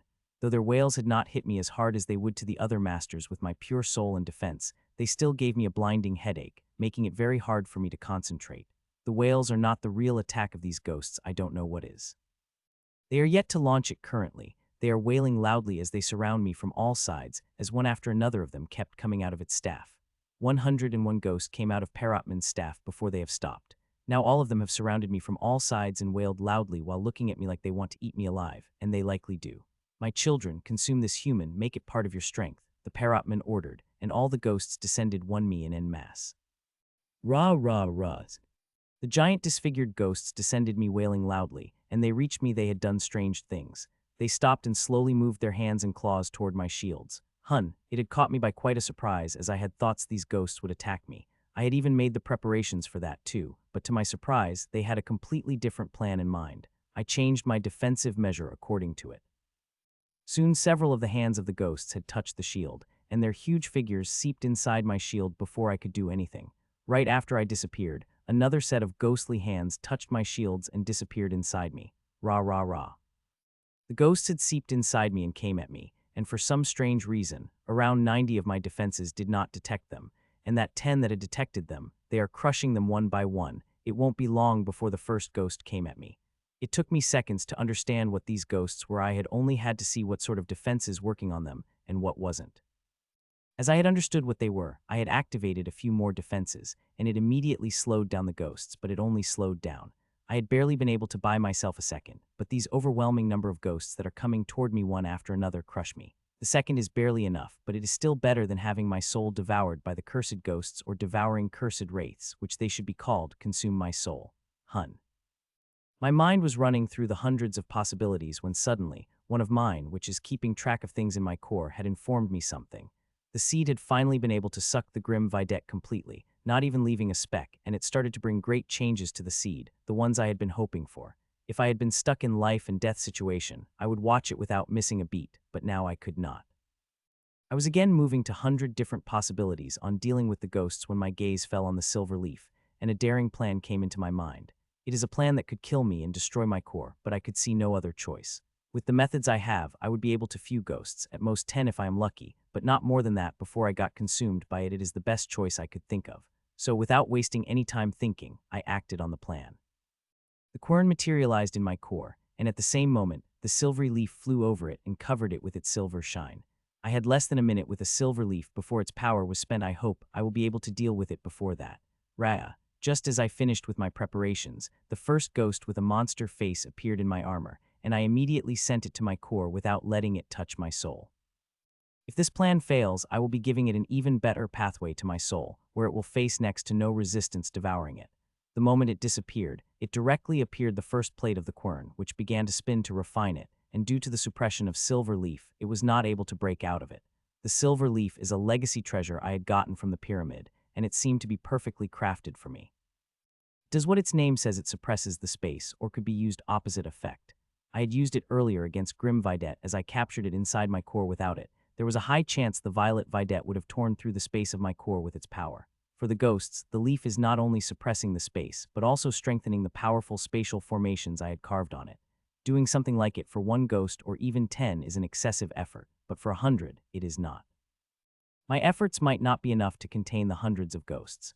These ghosts are devouring curse wraiths. They are the lowest of level, but they are still extremely dangerous. They are made from the essence of grim monsters and sacrificed through the secret method, which from what I had read is pretty gruesome. All those faces of humans, monsters, and grims that are seen are beings this parrotman had sacrificed to make these ghosts. It did not spare its own kin for such gruesome murder. While I was angry at it for what it did to humans, I understood the reality and knew I was powerless against it. It is a Grandmaster, and I am standing against it. Taking its attack without dying is already a miracle. Rhea, the second ghost, came at me, a fraction of a second after the first ghost, and as it entered inside my armor, I had sent it directly into the quern. Rah. One after another, ghosts came, and I sent them directly into my quern. They are coming at extremely fast speed, and I am sending them all into the quern while weakening my aura and even staggering a little. I am sure it is sensing something happening to its ghost, and I don't want to take any action against me, hence the acting. Shake, shake, shake. Soon, half of the ghost entered the quern, and it bore it, but then things began to change when 3/4 of ghosts entered inside the quern, and shaking got stronger and stronger with each shake, and by the time the last entered inside it, it felt like it could explode any time. It had truly reached its breaking point.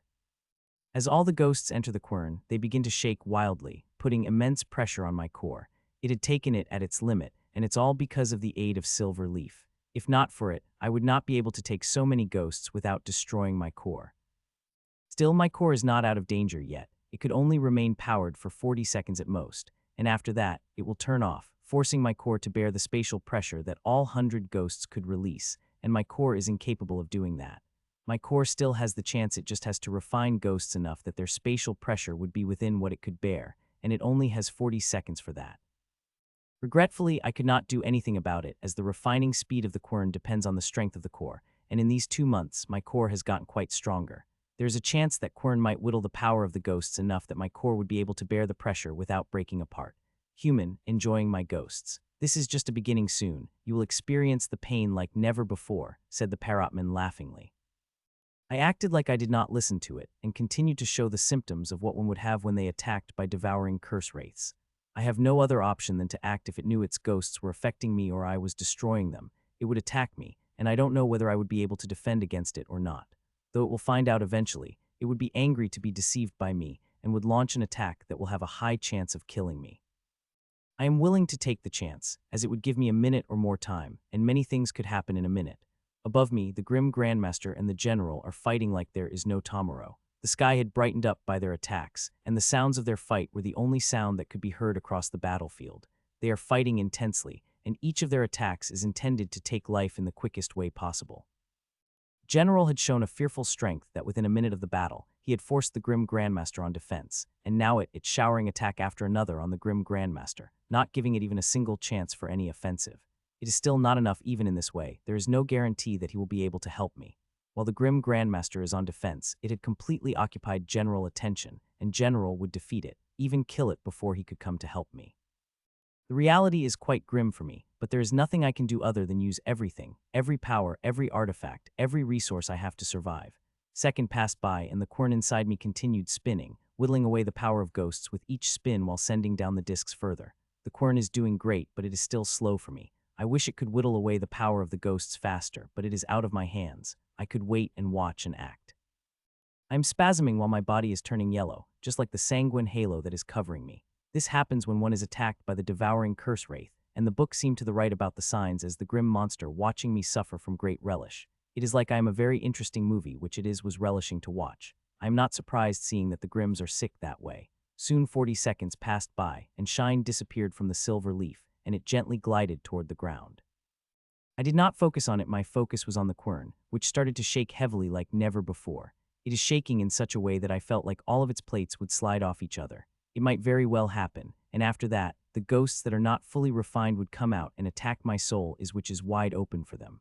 The soul is very protected, it has the natural defenses as well as the artificial ones that I had created.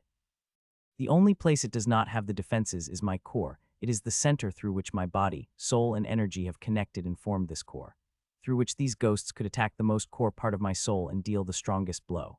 1 second passed and then another before another. 1 by 1 second passed by. An intense shaking of the quern continued, but as I observed carefully, I noticed the shaking was lessening very slowly, and seeing, I could finally take a sigh of relief. While I am still in very much danger, I should be fine as long as I did not create any pressure on my core, like bringing inside the grim monster, which would definitely crack my core apart in a moment.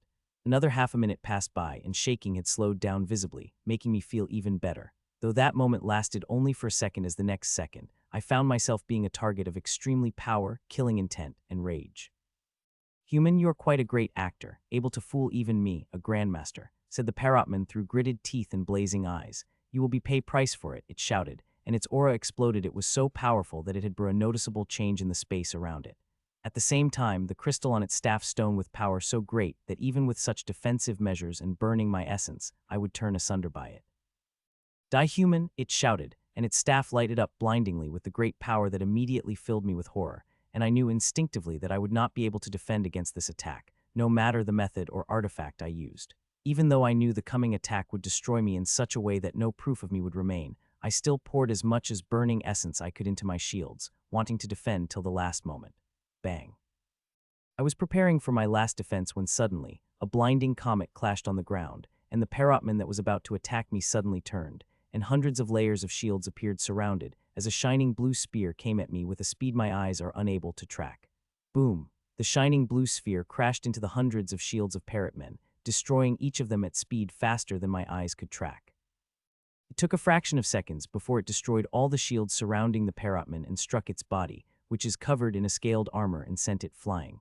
The only thing I could see about it was gallons of blood coming out of parrotman's beak as it flew away like a broken doll. "Human." A second passed, and nothing happened before finally, an earth-shaking cry rang out from the place where the blinding comet had crashed. Sup, sup, sup.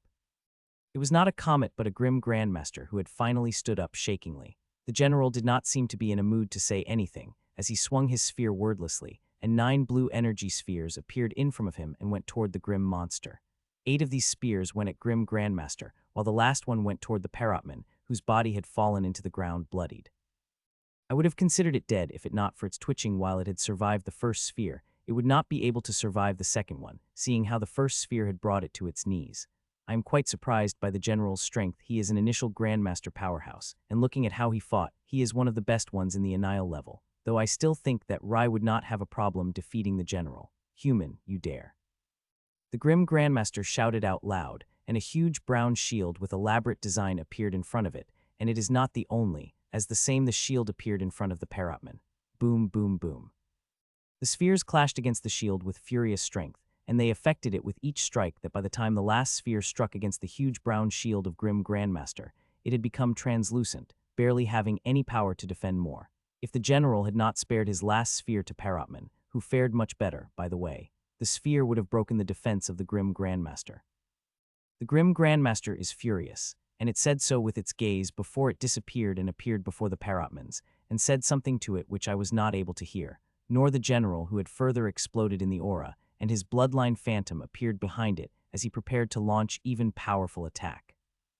I don't know what the grim Grandmaster had said to the Parrotman before he nodded grimly and took a violet crystal of flat circular shape with thick runes on it and pasted it on its chest with the gritted teeth.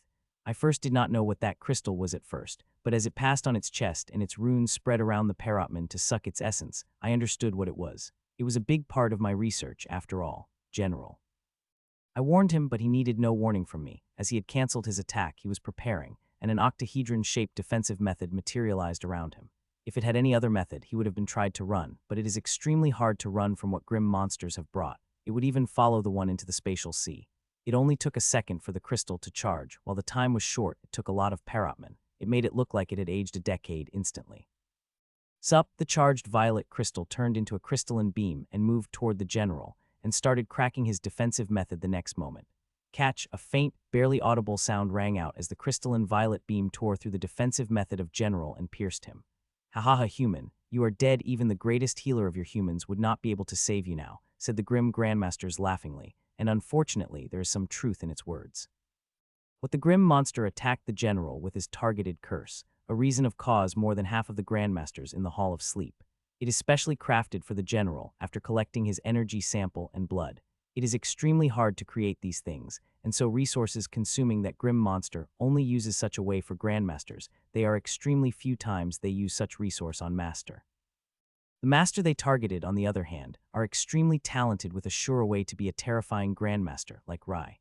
Yes, I will die, but I will take both of you with me, General said, and the aura like never before bursting out of him. Sorry to burst your bubble, human, but we will be leaving, the grim Grandmaster said with a laugh and took out a silver disc which immediately lit up, and its energy surrounded both of them before it moved. Hun. It moved with such speed, I was not able to see it at all, but I could see its general direction, and to my surprise, it's toward us. I first thought they were coming to kill me, but it seemed like I had overestimated myself too much as next second. I saw grim masters, leaders, and elites disappear off the battlefield and disc tore through the space and disappeared. The general tried to chase it, but he was not able to cross even half a distance before the grim monsters disappeared with the help of the disc. General, I stopped him as he opened the spatial tier to follow the grim monsters that had run away. There is next to no chance that he will be able to capture them. The Grims have come up with a full plan, and they succeeded. Even though they have sacrificed the army of 10 million, it is worth seeing they have gotten the Grandmaster, not to mention they have been able to save all their super powerhouses as they have run away. General, there's maybe a faint hope to save you, I said telepathically as I saw him about to take a step into the spatial tier. He stopped mid-step and turned before flying toward me. It took him less than a second to appear beside me. Do you really have a way? He asked while his eyes are full of hope. He also understands them he will die. Less than 10 of people survive after getting hit by targeted poison or curse. It is mostly because they have a powerful artifact or resource they have found in ruin. The targeted attacks are one of the most fearful attacks of Grims that Grandmaster fears, as even our healers are incapable of dealing with them. As these attacks are designed for them, they will only act against them and useless against the other people. It could be said away it is something I had been working on but hadn't got time to test it on anyone, I said a little awkwardly. It is one of the formations I have been working on and haven't even perfected. I had created it with the aim of using it within a minute of being affected by the targeted poison. As for 10 minutes, Grandmasters remained in control of energy, body, and soul before the attack began to take control and kill them. He looked at me as if I was making a joke, but when he saw me in all seriousness, a surprise couldn't help but flash in his eyes. Fine, do whatever you want. It's not like you will be able to make things worse than they already are, he said with a sigh after a second of the wait and covered us with the dome of energy that nobody would be able to see through. Give me your hand, I said, and he gave it without hesitation. As he did, I held my index finger up, and a point of sanguine and pink color began to form, and each second, it would become bigger while I would turn paler and paler. If it had been anyone else, I would not dare to take such risks, but it is a Grandmaster's life in line, and each Grandmaster is extremely precious for us race. I shakingly moved my finger, and it touched the back of the general's hand, and the thick drop of sanguine and pink touched it. As it did, it began to, drawing runes after runes at very fast speed, and soon the whole hand of General was covered in the runes, but that is just a beginning as the runes are continued to spread toward the rest of the body. It took 4 seconds for the runes to spread across his whole body, and I have to say, the sanguine and pink combination looks quite good. Buzz. The runes remained static for a second before they buzzed and began to seep inside him. The general had turned off his defenses without me saying anything, as it took only a second for the runic formation to seep inside him. "General, power up the formation," I said weakly, and used a tiny bit of soul energy, which is all I could muster, to look inside his body through the formation I had created. Inside him, I could see the curse, the design of it quite similar to the ones I had seen it in Grandmaster's sleeping in the Hall of Sleep. The only difference they have with it is that it is not as heavily or deeply spread as those people, but it would not be the case in a few minutes. The targeted curses spread extremely fast if it continued. The Grandmaster would not live for even an hour. Living past an hour would be a challenge. If they did not act fast with such lethality, they would not have been a nightmare of every human Grandmaster. As the general poured his immense power into the formation, it began to spread into its soul cells. The first target was the cells that hadn't been infected by the curse. The energy of the formation began to cover it fully, and finally, 7 seconds later, it came into contact with a curse which was also rapidly infected the cells. The energies met, they did not clash at all. I did not create a formation with the intention of clashing. It would defeat the purpose of what I am trying to do and make the patient even weaker. As the two energies met before moving into each other's territory, the curse moved into energy-covered cells. It had sort of stopped, as if it had lost the target which it was designed to kill. It flared, spreading out its sensors wide, but still not able to find a target. Seeing that smile couldn't help but appear on my face. The formation is designed to clock and change the signature of the cell, so the curse which is made to specifically target them would not find them, and it is not the only thing it is capable of doing. While the targeted curse stopped on its tracks confused, my formation's energy spread into curse-infected cells, covering them as fast as it could, and within 23 seconds, it had covered the whole body of General. Note: top 10 votes will get 100 coins each, so do vote hard. Good, I said about 10 seconds later, after the energy of the runes had covered the Grandmaster whole. The formation is now stopping the curse on acting on cells it had already covered, making it believe that it has targeted the wrong thing. While the formation was able to do that, it was not able to make it believe in retreating. This means the curse would not leave already covered cells of General, and he would have to continue to provide the energy to the formation till I find a way to make the curse retreat or destroy. This would be harder than one thinks, as there are several fail-safes in the curse, and they could do a lot of damages to General if I rubbed them in the wrong way. General, you will have to continue to provide the energy to the formation, and the curse will not do anything to you, I said simply, not having much energy to say any more words. The general did not reply for a whole minute before he looked at me with a look which I could not properly describe. "You are him, aren't you? Michiel Zar, the Grandmaster of Healing?" he asked. I did not say anything, but I did not deny it either. The general continued to look at me for several seconds before he shook his head. "It seemed like you have paid quite a price defending against the Grandmaster and then healing me. I should quickly take you to the pyramid to heal. If something happens to you, the council will make my life hell," he said, and the dome covering us disappeared, and what we saw on the battlefield has surprised both of us. There are vines everywhere consuming and killing the grim monsters. I was surprised, not by vines, but by the fact, seeing low-level vines that came from crystal roses created from unranked grade tyrants. Till now, the pyramid had not used those on the battlefield. Most of the crystal roses they have used before are made from the elites and above powerhouses. The pyramid seemed to have given them to their secret agents among the common powerhouses, and they are perfect for such a battlefield, where there is no high-level powerhouse that has the power to destroy their vines. There are 12 vines from what I could sense, and all the top powerhouses, from leaders to masters, have circled the grim monsters and formed the cage with their power. And in this cage, the grim monsters are trapped, which are being consumed by 12 vines. For a moment, I even felt pity for the grim monsters. They are trapped and trying to break away from the cage that is trapping them, only to realize how futile their attempts are while cursing the leaders that have abandoned them. I was only able to watch the battle for a couple of seconds before I lost consciousness. The last thing I remember before was General is taking me toward the fort. I don't know how long I remained unconscious, but when I woke up I found myself in a med bed alone, a room which is covered in dense formation which had hundreds of resources, with their center being me. I am quite fine, though far from being recovered. I will be able to walk without stumbling, which is good. Now that I am conscious, I could focus more on recovering, but seeing the state of my body and the amount of blood essence I had burned, I will need at least a week or more before I recover fully, and that is on condition that I did not spare any resources on my recovery. I looked at myself and found I was still wearing Dexter's skin, seeing that I began to revert to my original form. I am in pyramid without doubt, and I am sure only a few people were allowed where I am, and those who are allowed are likely aware of my identity, so there is no need to wear the skin that I do not need anymore. Click. I was looking around when I heard the click, and two familiar people walked in. "Grandmaster Charline and Lord Whitman," I said as I greeted the old women and middle-aged man. Mitchell, you never cease to amaze me. Fighting a Grandmaster and surviving, there are very few people who have done that in your level, Lord Whitman praised, though I did sense faint uncomfortableness from his voice. It took me a second to understand his uncomfortableness, my level. When I removed the face, I had also removed the lock on my aura and reverted back to my original aura of Peak Elite instead of the Peak Master. I changed it to Peak Master immediately, and the uncomfortableness in his eyes lessened a lot. My level makes a lot of people uncomfortable, and some even think I am playing a joke on them. Nobody believes I am a Peak Elite, not even my own teacher. I do not wish to do that again, as you can see what condition I had ended up in, I replied to her question. So there is no hope you could mold that formation in the ring, and we could give them to Grandmasters. It will help us extremely, he said, clearly implying that I should use my blood essence if I could create something like that. I couldn't help but get angry hearing these words, even though I understood he was under extreme pressure and how vital the Grandmasters are for this war. Grandmaster Charlene cleared her throat again loudly and looked at the Lord Whitman angrily, which bore the immediate change in his expressions. My apologies, Mitchell. The stress of war is taking so much toll on me. The help you are providing is already exponential. I have no right to ask more from you, he said with shame filling his eyes. I understand, Lord Whitman, and I would be working hard till I create a solution for the targeted attacks, I replied. Brother, my sister shouted out loudly as she saw me and came running toward me. How's my little angel, I said as I swept up in my arms. I missed you, brother, she said and gave me pecks on my cheeks. I missed you too, little munchkin, I said as I kissed back her chubby cheeks before I turned toward two little guys about my sister's age.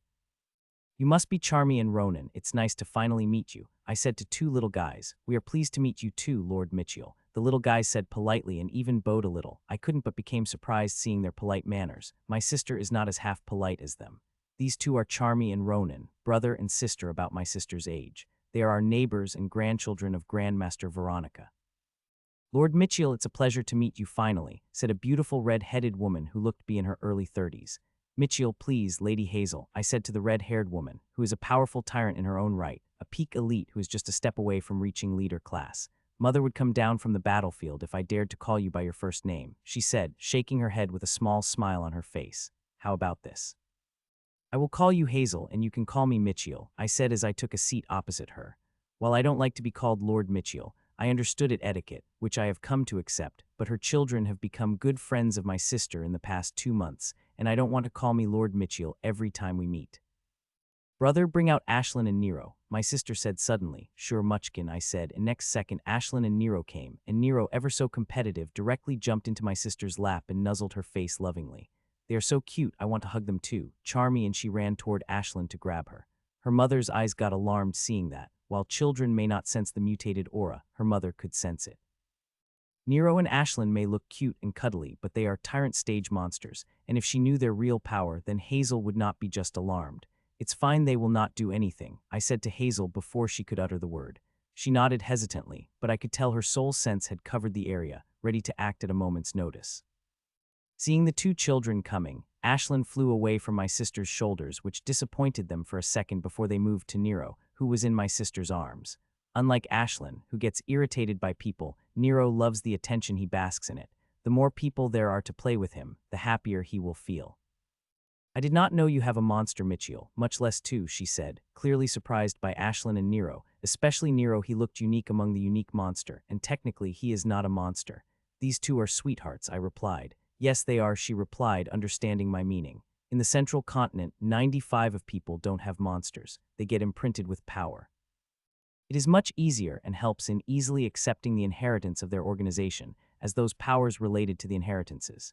Even those who have the monsters usually break their bonds before becoming a tyrant. It will free up huge conscious space for them, which increases their probability of level up and advancements that came after. I stayed with my sister and Hazel for an hour before I walked toward my room. My father was not present with my sister, he was likely in his lab. They take turns in watching the children. It is a good system for them. Give them a chance to their work without disturbance of their children. Most of the time, Hazel's nanny brings the kids here to play. She is a busy woman and accomplished alchemist who could spare a week at most for her children in these warring times. After entering my room, I removed my clothes and went to shower. I had been unconscious for 2 days before that. I had fought a huge battle, so before I could do anything, I wanted to shower up to refresh myself. 10 minutes later, I walked out of the shower and wore new clothes before going into the kitchen and cooking myself recovering food. I had already asked Hazel and her kids to stay for dinner, but there is still a few hours' time for that I would easily be finished with my work by then. It took me an hour to cook the recovery food and another half an hour to eat it. After eating it, I felt quite good, but the inherent weakness remained. It would not leave me soon. I would have to consume many resources and rest if I wanted to recover early. After finishing the meal, I went back to my room and lay on my bed before entering my core. I had not entered inside it 2 days and found quite a change had occurred in it. The quern had finished refining all the ghosts, giving me precious resources which would be extremely helpful to me, and the plants have also grown a little bigger, with the essence tree consuming more of the 24 essences around it, though the biggest change in the core is quite small. A small, vibrant green sprout had finally come out of the seed. After consuming the violet Videt whole, the mysterious seed had finally sprouted. It had happened during the battle, so I could not observe it, but I have recorded it. I will watch it after I finish observing this mysterious little plant, which has taken a lot of time and resources to sprout. The sprouted plant is in vibrant green color, and for some reason, I think it is the most beautiful green color I have ever seen and could worthily represent the whole green element. It is a tiny little thing with only 3 small leaves on top of it. It looked work of art despite looking like a normal plant sprout there. It seemed to be mysteries hidden inside it that I could not read. I looked around, probed it with my soul, and touched and found it without any magic, not even a speck of it, just like the time when it was a seed. If not for me sensing every part, it taking energies of my core, I would have definitely considered it something from the magic-drained world which did not have even a speck of magic. After a few minutes of probing, I did not find anything about it. There is no sign of what it may give and produce in the future. Till then, I would have to grow it, which is quite a hard thing to swallow, seeing it needs the same things as I do. Aside from the violet Videt, which I did not get a chance to harvest, it also takes half of the purified bloodline essence, which I really need. I sighed and opened the recording, hoping it would give me a glimpse of the abilities the tree would have when it grew up. The recording started to play up in there. I saw the violet Videt entering my core with a silver leaf gently spinning over its head, while releasing the dense silvery light which fortified the binding I had on it. Still, despite that, it is struggling hard and seeing the waves it is making. I could forget about bringing something this powerful in my core before charging the leaf, which is quite a pain. Last time, I needed nearly a month to do that. The leaf is a strange artifact. It could not be charged with normal energy, but require energy that is laced with spatial power, which has to be from the user. It also has an immense appetite that I had only charged it to its first level, which is a minimum requirement to use it. Due to its peculiarities, it had been used by only 7 people in the last 2,000 years. It had been in the hands of a pyramid. The Videt has struggled, but its struggles were futile, and a couple of seconds later, the harvesting began, and as I had observed during the battle a few days ago. Instead of forming the essence rose, all the Videt's essence went to seed. Its essence started to bright changes within a couple of seconds. At first, the seed had become an even darker shade of green before the faded patterns on it, which had become nearly invisible due to the seed's darkening, started to become visible. These patterns appeared in faded brown color at first before their color changed and turned into earthly brown color, which has become even more pronounced. By then, the seed had already consumed half of the essence of the Videt, and not any changes had occurred till it finished completely consuming the essence of the Videt. After consuming the Videt's essence, the seed remained quiet for a couple of seconds before a light silver shine appeared on the green part of the seed and faint golden specks appeared on the patterns, and suddenly the seed began to sprout. Its speed of sprouting was more than 10 times faster than normal sprouting. If I did not know the recording was going normal pace, I would have assumed someone had sped it up. It took a seed less than a minute to turn into what it is from the seed. Since then, about 6 days had passed in my core with accelerated time. I could notice any change despite it continuously taking the energy. I had looked at the footage of 6 days to be sure and found no change occurred in the seed or any sign what it would give me. The Hermes library might have an answer about this seed, but I could not go there, not yet. I gave one last look to the plant before I walked toward a huge empty space and sat. The next second my storage ring appeared in my hand, and from it I have taken out a huge storage band, which used to belong to Videt. I had placed it in my ring to break its lock when I walked out infirmary. The lock had broken up quite some time ago, and now it is time to look inside, and I couldn't help but be nervous about opening it. The storages of Videts are different than the other powerhouses. Unlike other powerhouses, they do not need any resources, and due to that, sometimes people have anything in the storage of Videt barely. Though one thing is clear, whatever they keep in their storages are good things. Videt live long life through it. They find a lot of good things. I hope the storage have some good things. I am really in need of them. With a deep breath, I seep my sound sense inside it and brew out everything it contained without even looking. The things that came out were much lesser than I had expected despite expecting less. There are less than 100 things inside its storage, and more than half of them were sabers of different designs and sizes. There are also 10 or so giant books, which I had gotten so excited that I had immediately reached and opened it. The giant books were a big disappointment from what I could gather from what's written in them. They are its practice diaries, in which it would note down its saber arts. With diaries and sabers out, there less than 15 things have remained, and half of them already had made my eyes go wide with just a glance. Otsa crystals, Marga's flowers, Ritsar metal. I could name the 9 of 14 things I saw with just a glance. All of these are a precious resource of the Grandmaster class. They are so precious that even Grandmaster would fight for them. While it only has 10 or so things, all of them are extremely precious. I need some of these things for my practice and experiments, while others I could easily exchange for what I need. The storage of Videt might not have tens of thousands of things that regular master would have, but it has the things that equal them in quality, and I am more than happy to get it. I first deposited sabers into the grim weapons section of my storage. Each and every saber is of fantastic quality, from craftsmanship to precious materials that are used in crafting it. They will be a great help to use as material when my totem artifact upgrades next time. As for the books, they are pretty much useless to me, but I know some people who will be interested in them. It will be great if I can get something out of them in exchange. After I had done those two things, I moved to the real thing. There are only 14 of those, 9 of which I identify by a glance, while others I will have to look more deeply before I know what they are. I one by one checked things before storing them. I first finished with 9 things I knew before I turned to the other 5. The 10th thing was a solution. I don't know what the solution is exaction, but it is dual nature of blood and cold. It is a good thing it is stored in an inscribed bottle otherwise, powerful enough to freeze my blood without any resistance from me. The 11th thing was cantered root, which contains a powerful herbal essence of the particular type which any alchemist would desire and also helpful to me my practice. The 12th, on the other hand, is sartan metal. A grandmaster I know is very interested in that thing. The 13th thing was a little strange. It was not a resource but a thing. A pillar to exactly, which is huge, and text and diagrams are inscribed on it. The strange thing is about this pillar is that it is cut down and carving on it looks hazy. The carving is not hazy. They are carved with the power that makes them hazy when one looks, and if I am right, I will have to use my soul sense to read them. I used it, and to my surprise, I only had to use a small amount of soul sense of it before the text I was focusing on became clear. Initially, I feared I might have to pour a huge amount of soul sense into my eyes to look at the text. It seemed like everything is not always difficult. As the text became clear, I read it, and in just a second, a surprise appeared in my eyes and my expression serious as I moved my eyes top of the pillar and read what was written there, and when I did, I received a huge shock. I'll be damned, I said loudly with a voice full of shock. Never in my dream I had expected I would find something like it. Even when I read the text a second ago and suspected something, I had not expected this. It is too much. The pillar had freaking art carved on it. It is named Totem Might Art, and it seemed to be fusion art. I still can't believe I have found a freaking art. They are extremely rare, that barely one are found in millennia, and organizations guard them with their life and only let the most trusted people practice them. I calmed my mind and controlled my breathing before I began to read the art, which is extremely complex, but with the practice of deciphering my own art, I was able to understand it on the surface, so I continued to read it. It took me a little more than an hour to read the art from the broken pillar completely, and when I was done, there was a huge shock on my face.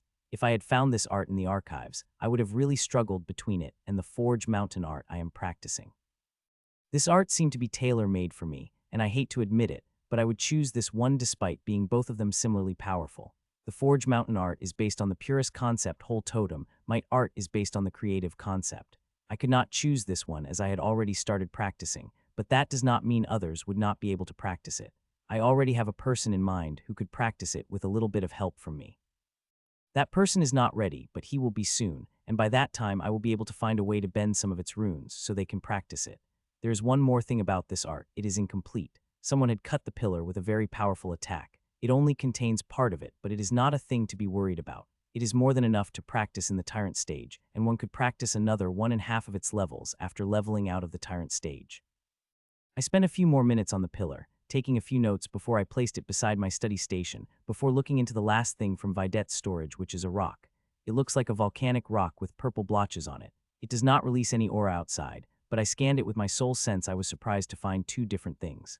The purple and black parts are separate, containing energies that I had not sensed before but made me very curious about them.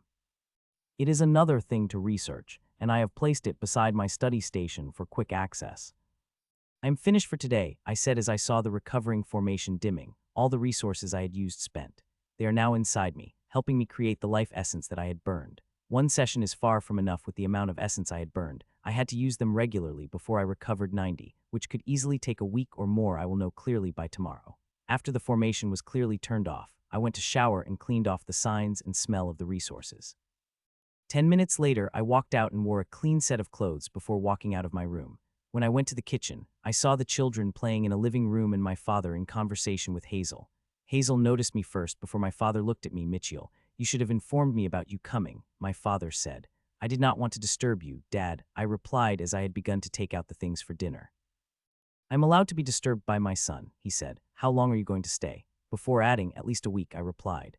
Good, Rose will be happy. She had been quite sad since your mother left, he said. My mother had stopped contact a few days after she had left for her mission. I don't know where she had gone, but it is likely deep into the grim territory.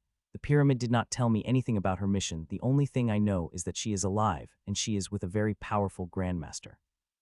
Her mission seemed quite important. They don't send Grandmaster for the regular mission, much less two. My mother may be a leader technically, but her art gives her the power of the Grandmaster, and she is very hard to kill with her art. After exchanging a few words with Hazel, I concentrated fully on my cooking. I am making quite complicated dishes. Most of them were the ones I had created, but some of them were from Totem and at very high rank. I used not only my hands, but also my vines. Though I could only use 6 vines with my current ability, they are more than enough. A few minutes into cooking, I saw Hazel walking out of the spot and sitting in front of me without making any sound. She did not disturb me as I cooked, just watched silently. It took me an hour and a half before I finally finished with the last dish and ordered service golems to place the dishes. These golems that Alina had given me are really good, perfect when I host the people. Your control is phenomenal. Mitchell, even some Grandmaster don't have such control as you do, Hazel said as she took a seat on the dinner table. It's all practice, Hazel, and a few tricks, I replied. It is the truth in the tome. I had practiced for decades and learned a few tricks from that being inside, which helped me improve my control tremendously for my level. If I did not know better, I would have thought you have gained such control through the impartation, she joked, which made both me and my father laugh. Soon the golems placed the appetizers in front of us, and I was surprised my sister did not directly eat it. Instead, she waited till I started to like the rest of the people at the table. It seemed like she was learning some manners from her new friends. It seemed like I would have to thank Hazel for that later. Mother had never taught her that, and we did not need much focus on it. My parents always kept things light. Hazel stayed for 15 minutes before she left with her kids, who were reluctant to leave their new friend Nero, who had enamored them completely. I wonder how they will react if he suddenly begins to talk. I had warned Nero strictly about talking, and other than my mother, nobody knew that Nero could take. They will receive quite a shock if they find out. How was your assignment? Father asked after Hazel left. It was a little tough, but I was able to deal with it, I replied. To that, he just nodded. I wonder how your mother is. It had been more than 1.5 months, and there is no contact from your mother, he said with a sigh. It is the longest time we have been separated since we have begun dating, he added while looking ahead with the lost eyes. I did not say anything for a few seconds before I turned to him. She is fine. The enemies will have to try really hard to do anything to Mom, I said, to which he nodded. Half an hour while we talked, my sister fell asleep with Nero in her hand. We placed in her room before we went to my father's lab, where he began to show me his research. I was quite surprised to see the result the research of my father had brought. It had just been 2 months, but he had done a surprising great. If he had been born in a big organization, he would have already made a huge name for himself. I gave him my input when he asked, and also asked him to conduct research on a few subjects for me. There are many secret things I have been working on, and I could not let anyone know about them. My father is the best person to help me with some of them, and it is in his area of expertise. I am quite sure he will do a wonderful job and might even surprise me as he had done just now. 3 days passed since I became conscious, and since then I have been in my home, not taking even a step out. I sleep most of the time, as sleep is necessary for fast recovery, but when I am awake I spend time with my family and work on what I have left in my hands, which are 2 to 3 hours at most, but they tripled in my core. With a daily dose of rest, recovery resources, and recovery food, I am recovering at a good speed. I had already recovered 50 of my essence and should be able to recover the rest. I am quite looking forward to it, and so is Lord Whitman. With me recovering half of the blood essence I had lost, I did not have to rest for 14 hours a day anymore, and also became capable of doing some things that I became incapable of after losing so much essence. Today is an exciting day. I am going to get a new mentee if she accepts the offer. There is a chance she might reject it, as there is an actual Grandmaster that is interested in her. 3 mentees are already enough, and if I had a choice I would have not taken another one, but I need to take one for my research, and it would be incomplete without it. I have a mentee with a unique constitution, I have one with a grand art, and I also have one with unique inheritance, but I do not have one with a bloodline. I wanted to choose it before, but I did not, as bloodline may be powerful, they also quite delicate, and my tinkering would have unintended consequences which I could not control. In these 2 months, my research has made great strides, and it finally gave me enough confidence to take a mentee with bloodline. It will help me a lot in these past 2 months. I have been able to collect a massive amount of data, and now a mentee with bloodline would help me even further. Even if this one did accept my offer, I have other lines up with a similar level bloodline. Buzz, I was going over the data of my would-be mentee that Pyramid had provided when the teleportation formation in the parlor lit up, and a beautiful young woman with lithe figures appeared. She's the about same age as me with short metallic green, which barely reached her shoulder. She had a petite figure and classical face that one would usually see in paintings. When she saw me, a great surprise couldn't help but appear in her eyes. It seemed like she had not expected to see me. Lord Tsar, she is Ida Salazar, the woman with a textbook-perfect fighting style. Her battles in Fort Ardan had quite famous and put her in the eyes of the Grandmaster. Ida, do you know why are you here? I asked. No, I had gotten the order from the council to come here with coordinates of this place, she said as she looked around. I had asked the council for you, as I have an offer that you might be interested in, I said, and hearing that curiosity couldn't help but dawned on her face for a second before it became expressionless. I will be honored if I could be any help to you, she said. I smiled hearing that. I want you to be my mentee, I said, and huge surprise couldn't help but appear on her face. Isn't only Grandmaster could have mentees? She asked. I am Grandmaster, I said, and a medallion appeared in front of me. It twirled in the air for a second before disappearing, but it was enough for her to know what it was and what it represented. I already have 3 mentees, and you will be 4th if you accept my offer. I said, though I have to tell you, there is a real Grandmaster powerhouse interested in you. Grandmaster Victor is really good at teaching mentees. I informed her just when she came out of her shock. It would be fine if I did not tell her, as she would not know, but I could not do that. She needs to know all her options, and if she did not accept for knowing that, it is fine too. I have other options to choose. Grandmaster Victor Morris, she said softly after a few seconds. Grandmaster Victor has quite a reputation in the pyramid. He is head of one of the 5 super training facilities and is also known to take many students and mentees. Of all the Grandmaster alive, he had the biggest number of students and mentees, 52 of them. It is also true that he is also quite good at teaching. Nearly all his students and mentees reach master class. 7 of them are steps away from becoming a Grandmaster. Ida remained quiet for a few minutes, thinking with various emotions appearing in her eyes. It was about 10 minutes before she looked up to me. Forgive me for being brazen, but can I ask you why you have chosen me? And what I will get from taking you as a mentor, she asked, and I couldn't help but be impressed by her courage. Even as talented people as her would not dare to ask such questions to the person of my standing. I will be honest with you, I need someone with a powerful bloodline. To be precise, I will be performing experiments on your bloodline, I said. An alarm flashed in her eyes. She was so alarmed that she took a step back with fear in her eyes. As for what you will get my experiments will try to achieve. A bloodline core, I said, shocking the hell out of her. Bloodline core is the most precious thing for a bloodline host. It is a clear door to becoming a Grandmaster.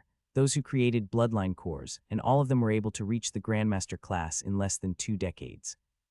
She sat down with thoughts in her mind, thinking about the options she had. I let her. It was quite a big decision that could change her life forever. She remained quiet for more than half an hour before finally she looked at me. I would be honored to be mentored by you, Lord Tsar, she said. Her answer had surprised me a little, as to be honest, I thought she would reject my offer when there was an actual Grandmaster ready to mentor you.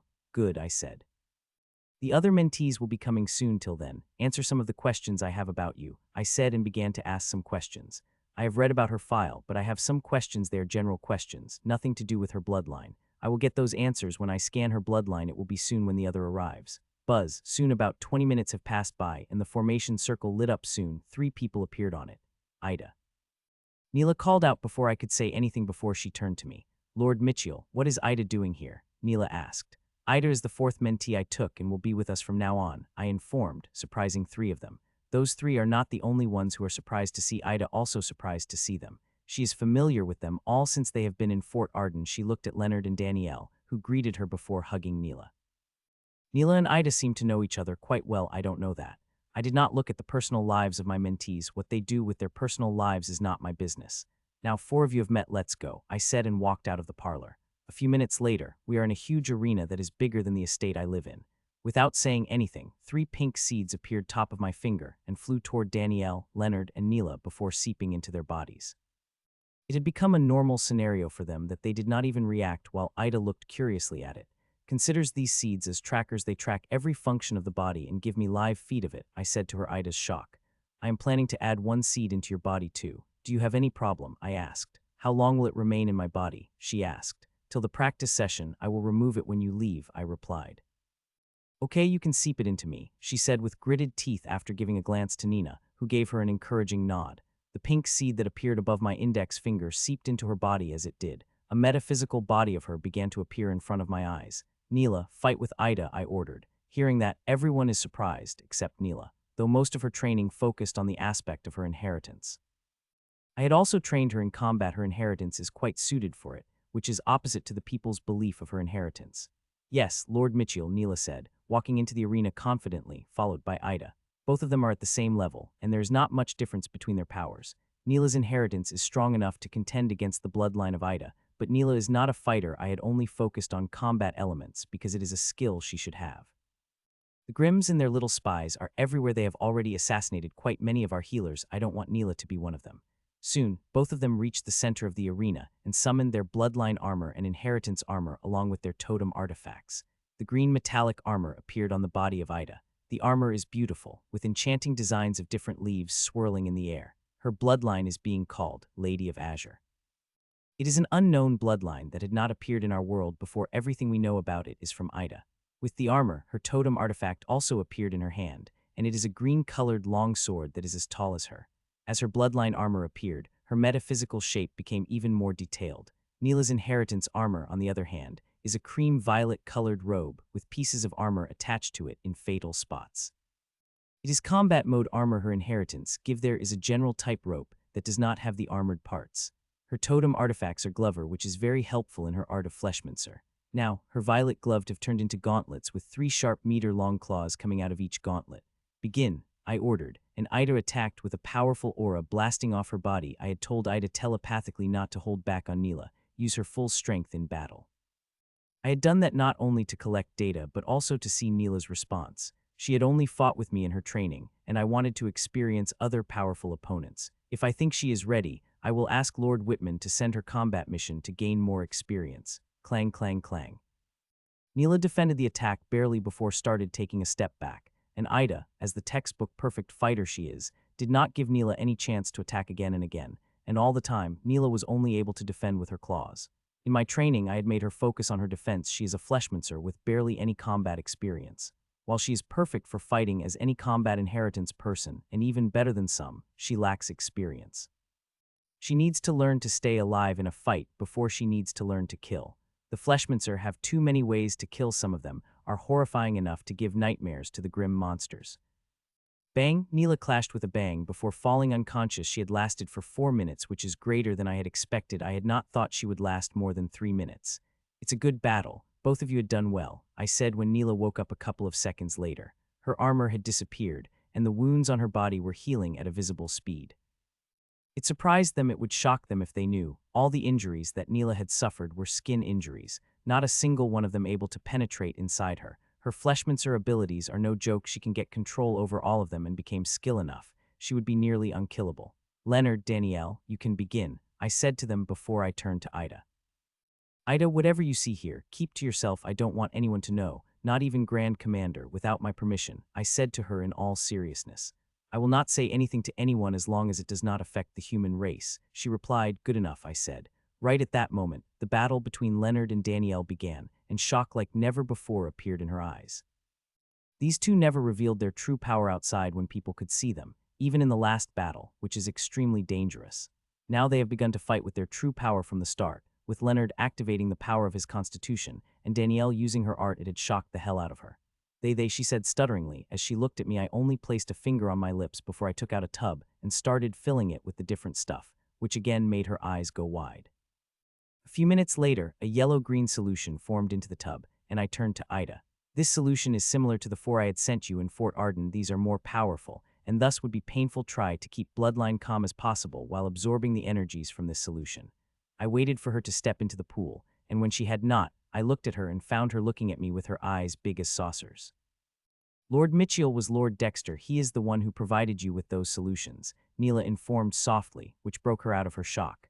With only underclothes on her body, she stepped into the tub, and a couple of seconds later, the solution to freeze up with hisses of pain coming out of Ida's body. Her battle with Neela had given me enough data that I could create a preliminary solution for her. This solution would not only help her but would also help me with collecting more data, giving me a clearer look at how bloodlines react to the different elements. It will take her quite a while. Let's continue with our lessons, I said to Neela and started her lesson. Time passed, and soon 4 hours passed, and it was time to end the session with my mentees. I would have continued longer, but I have things to do and sleep. Even if I did not have to sleep for 14 hours a day, I still had to sleep for 10 hours to maintain an optimal speed of recovery. I could not compromise on that. We will continue with our lessons tomorrow. Use the things I have given you with the instructions I had left you, I said to them and walked out while they used teleportation formation to leave. My sister was not home when I walked back. She had gone to school. Yes, there are schools in the pyramid. At least to children, pyramid tries to give a stable environment to grow as possible. Though it is far from enough, it is more than enough in these warring times. I cooked myself recovery food before I went to bed to sleep. I slept for a total of 5 hours before I woke up, freshened up, and again ate the recovery food. Till I recover completely, I want to follow this strict schedule of eating and sleeping. I would not compromise on that. After I was done with eating, I went to my room and entered my core and started working on my inheritance. I worked on it for 4 hours before I stopped and started working on one of my research projects. It is the refined essence of devouring curse choices. Every day, I have been doing some tests on the light gray liquid, which looked like water, and able to find quite great things about it that I wish I could have more in my hand. In my research, I was able to find out this soul-type solution will be extremely useful in healing the soul injuries given by wraths. I could also turn to a powerful soul solution. If it hit, will be given a wound to the soul of Grandmaster and utterly destroy the soul of Master and below. I have no intention to turn it into a weapon. I am going to use it on people. My core is already absorbing it. I have even given a few diluted drops to 2 soul element plants I've planted, and the result is positive. If a few of my experiments gave positive results, I am going to use this solution on my mentees. This rare Grandmaster class resource would help them greatly. Finally, I said as I woke up with this 6-hour sleep, I had finally recovered. All the life essence I had lost had filled up my body and now flowing calmly inside me. It took 8 days for me to recover, 10 if I count the time I had been unconscious. Now that I had recovered, I could do the things I want, and first in priority was waking another Grandmaster from the Hall of Sleep. A few days ago, I was researching the best method to use the essence of devouring curse wraiths. I had stumbled upon something, and I had immediately cross-referenced the data I had about the illness of Grandmaster Radcliffe. To my surprise, I was able to find out that is the devouring curse wraith of the peculiar kind that had stuck the Grandmaster. With the cause of illness visible, Grandmaster Charline and I did not need much time to devise a cure. It will be quite a delicate affair and would need me at my best, and now I had recovered. It is time to wake up another Grandmaster from his more than a century-long sleep. Before I do that, I have to freshen up and eat. I could not properly heal someone with an empty stomach. It would be distracting. After sending a text to Grandmaster Charline, I went to the bathroom to freshen up and showered before walking into the kitchen. It was quite early and my father and sister had not woken up yet, though they would be soon. 45 minutes later, I finished the breakfast and ate with Nero and Ashlyn. I had just finished breakfast when my father came to the kitchen. I served him breakfast, talked a few minutes with him before I went back to my room and stepped into the teleportation formation. A second later, I appeared in front of the Hall of Sleep, which was a door opened on its own. A moment, I stepped in front of it. I walked inside, and soon I found Grandmaster Charline. She's not alone. There is another Grandmaster who is giving off a similar feeling as members of the Pyramid Council, which means she is an extremely powerful Grandmaster. Grandmaster Charline, I greeted the old healer before my gaze moved to the middle-aged woman with getting black hair with an illusory aura around her, which makes it quite hard for anyone who is below a Grandmaster class to see her features clearly. We need her specifically because she is one of the strongest soul specialists we have. She's a pure soul specialist and quite a terror on the battlefield with one of the highest kill records among the Grandmasters who are alive. It's no worries, Grandmaster Radcliffe will be a great asset in war once he wakes up, she said, and she is right. From what I had read about Grandmaster Radcliffe, he is quite good. He had below average offensive power but astonishing defensive powers. His inheritance is a defensive type with hundreds of defensive methods in his arsenal. Let's not waste any time then, I said, and hundreds of strings came out of me, and a minute later, a coffin was formed. The coffin is different than the usual coffin I had been using since I had leveled up. It is not only twice bigger, but also has many brackets to it. I had made a few changes in it to adapt for the healing of Grandmaster Radcliffe. As the coffin appeared, Grandmaster Charline began to place the resources inside the bracket. All these resources are Grandmaster level, and they are 95 soul type, making them even more rare and expensive than the resources of the same grade. The healing will be dangerous and also quite expensive. If we fail, the council is going to be quite mad, not only because we will kill a Grandmaster, but also because of the resources we would waste. The resources are extremely rare, and Pyramid would feel a pinch watching them get wasted. I assume Grandmaster Charline explained what you have to do, Grandmaster Stone. I asked middle-aged women. Yes, she replied. Grandmaster, I said to Grandmaster Charline. She nodded, and next second, Grandmaster Radcliffe floated out of the med bed. As he left the influence of Hall of Sleep, his soul affliction acted. Grandmaster Charline wasted no time placing him in the coffin, but not before biting various parts of his body. My coffin is strong but not strong enough to bear the burnt without suffering any damage. Buzz. As Grandmaster Charline placed Grandmaster Radcliffe inside, I had sealed the coffin and activated the formations, which immediately dissolved 5 of resources. Are to strengthen my coffin, it needs to be strong if it wants to the powerful energy Grandmaster. It took 43 seconds for all the resources to dissolve and spread into every part of my coffin, making it ready. Grandmaster Stone, you can begin, I said. Buzz, buzz, buzz. The woman placed both of her hands in the coffin, and the next second, I felt torrential Grandmaster class energy soul element filling my coffin, activating one formation after another. In 12 seconds, she had activated 9 formations. As she did, hundreds of strings came out and moved toward Grandmaster Radcliffe's body. These strings did not look like my normal strings, they have become incorporeal. The affliction of Grandmaster Radcliffe is soul type in nature. There is not the slightest harm to his body. Though I could usually use my regular strings to heal the soul injury, this time, the injury is too complicated and spread throughout his soul. To heal him, I need my strings incorporeal. The solid strings would simply not work. Buzz, the incorporeal strings begin to pass through the body of Grandmaster. As it did, the metaphysical projection of his soul appeared in front of us, and it is quite nasty. His soul seemed to have been found in the metaphysical chains which have ghostly faces on them. These chains are not static. If it had been the case, they would have already healed the Grandmaster. No, these chains are always moving, which makes the healing his extremely hard. If something like that had affected the body, they would have taken the risk, but against the soul, they rarely do. The soul is very delicate and harder to heal, and unless there is a viable cure or no other option, healers would not even try to heal it. Grandmaster Charline guided the Grandmaster Stone, which I manipulated the string. Each one of us had the responsibility and had to do our job impeccably. The slightest mistake, and we would lose Grandmaster, who already did not have much time to leave. With him out of the effect of Hall of Sleep, the chains that have been binding him became active again, and now he only has about a day before these ghostly chains kill him forever. My strings moved toward the sole Grandmaster before wrapping it around the chains delicately. The eyes of Grandmaster Stone couldn't help but widen in shock, as the ghostly chains had not reacted to them at all. It is not a big thing and not even the hardest part of the healing. It had yet to come, and whether we will be able to deal with it or not would completely depend on it. 3.5 hours passed by, and now, a metaphysical projection of Grandmaster Radcliffe's soul looked completely different. Each moving chain covering the soul is now covered by 10s of my strings, and even then, the ghostly chains have detected it. Even with the power of Grandmaster filling my strings, I could not yank them out or destroy them.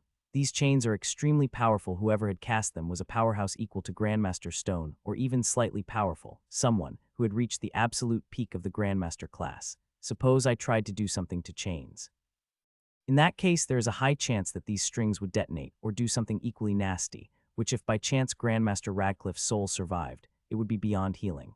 Even with the power of Grandmaster Stone in my strings, they are far from enough to contain even half of the blow these powerful chains could give. So, we are using a delicate approach that is lighter than a feather. We want to deal with these ghostly chains without them knowing. We are not going to destroy them, no. We are just going delicately move them somewhere without them knowing, and most of these resources are for that.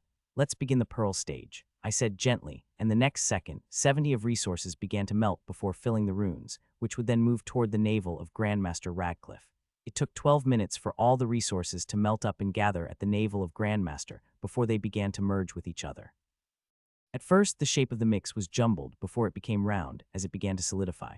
About 3 minutes later, a pure white thumbnail-sized pearl resided above the navel of Grandmaster Radcliffe. Seeing the pearl appear, all of us couldn't help but take a sigh of relief. While it may look like a simple alchemical process, but it was not.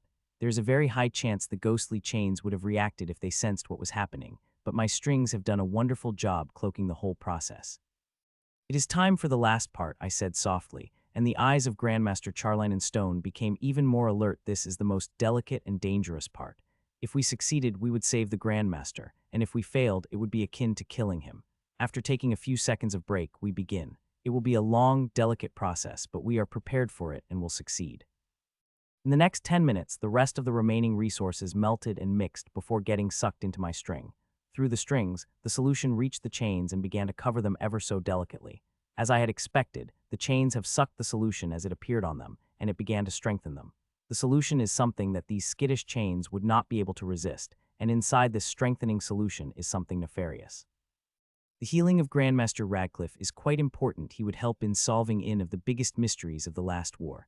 Grandmaster Radcliffe was part of the final assault of the last war, and with him, there were 8 other Grandmasters. All of them died, and only Grandmaster Radcliffe survived due to the life-saving artifact he had. From what Grandmistress Charline told me, their deaths were so sudden, and someone very powerful had killed his group of Grandmasters, as it was not able to alert Grand Lords through the marks that Grand Lord left on them.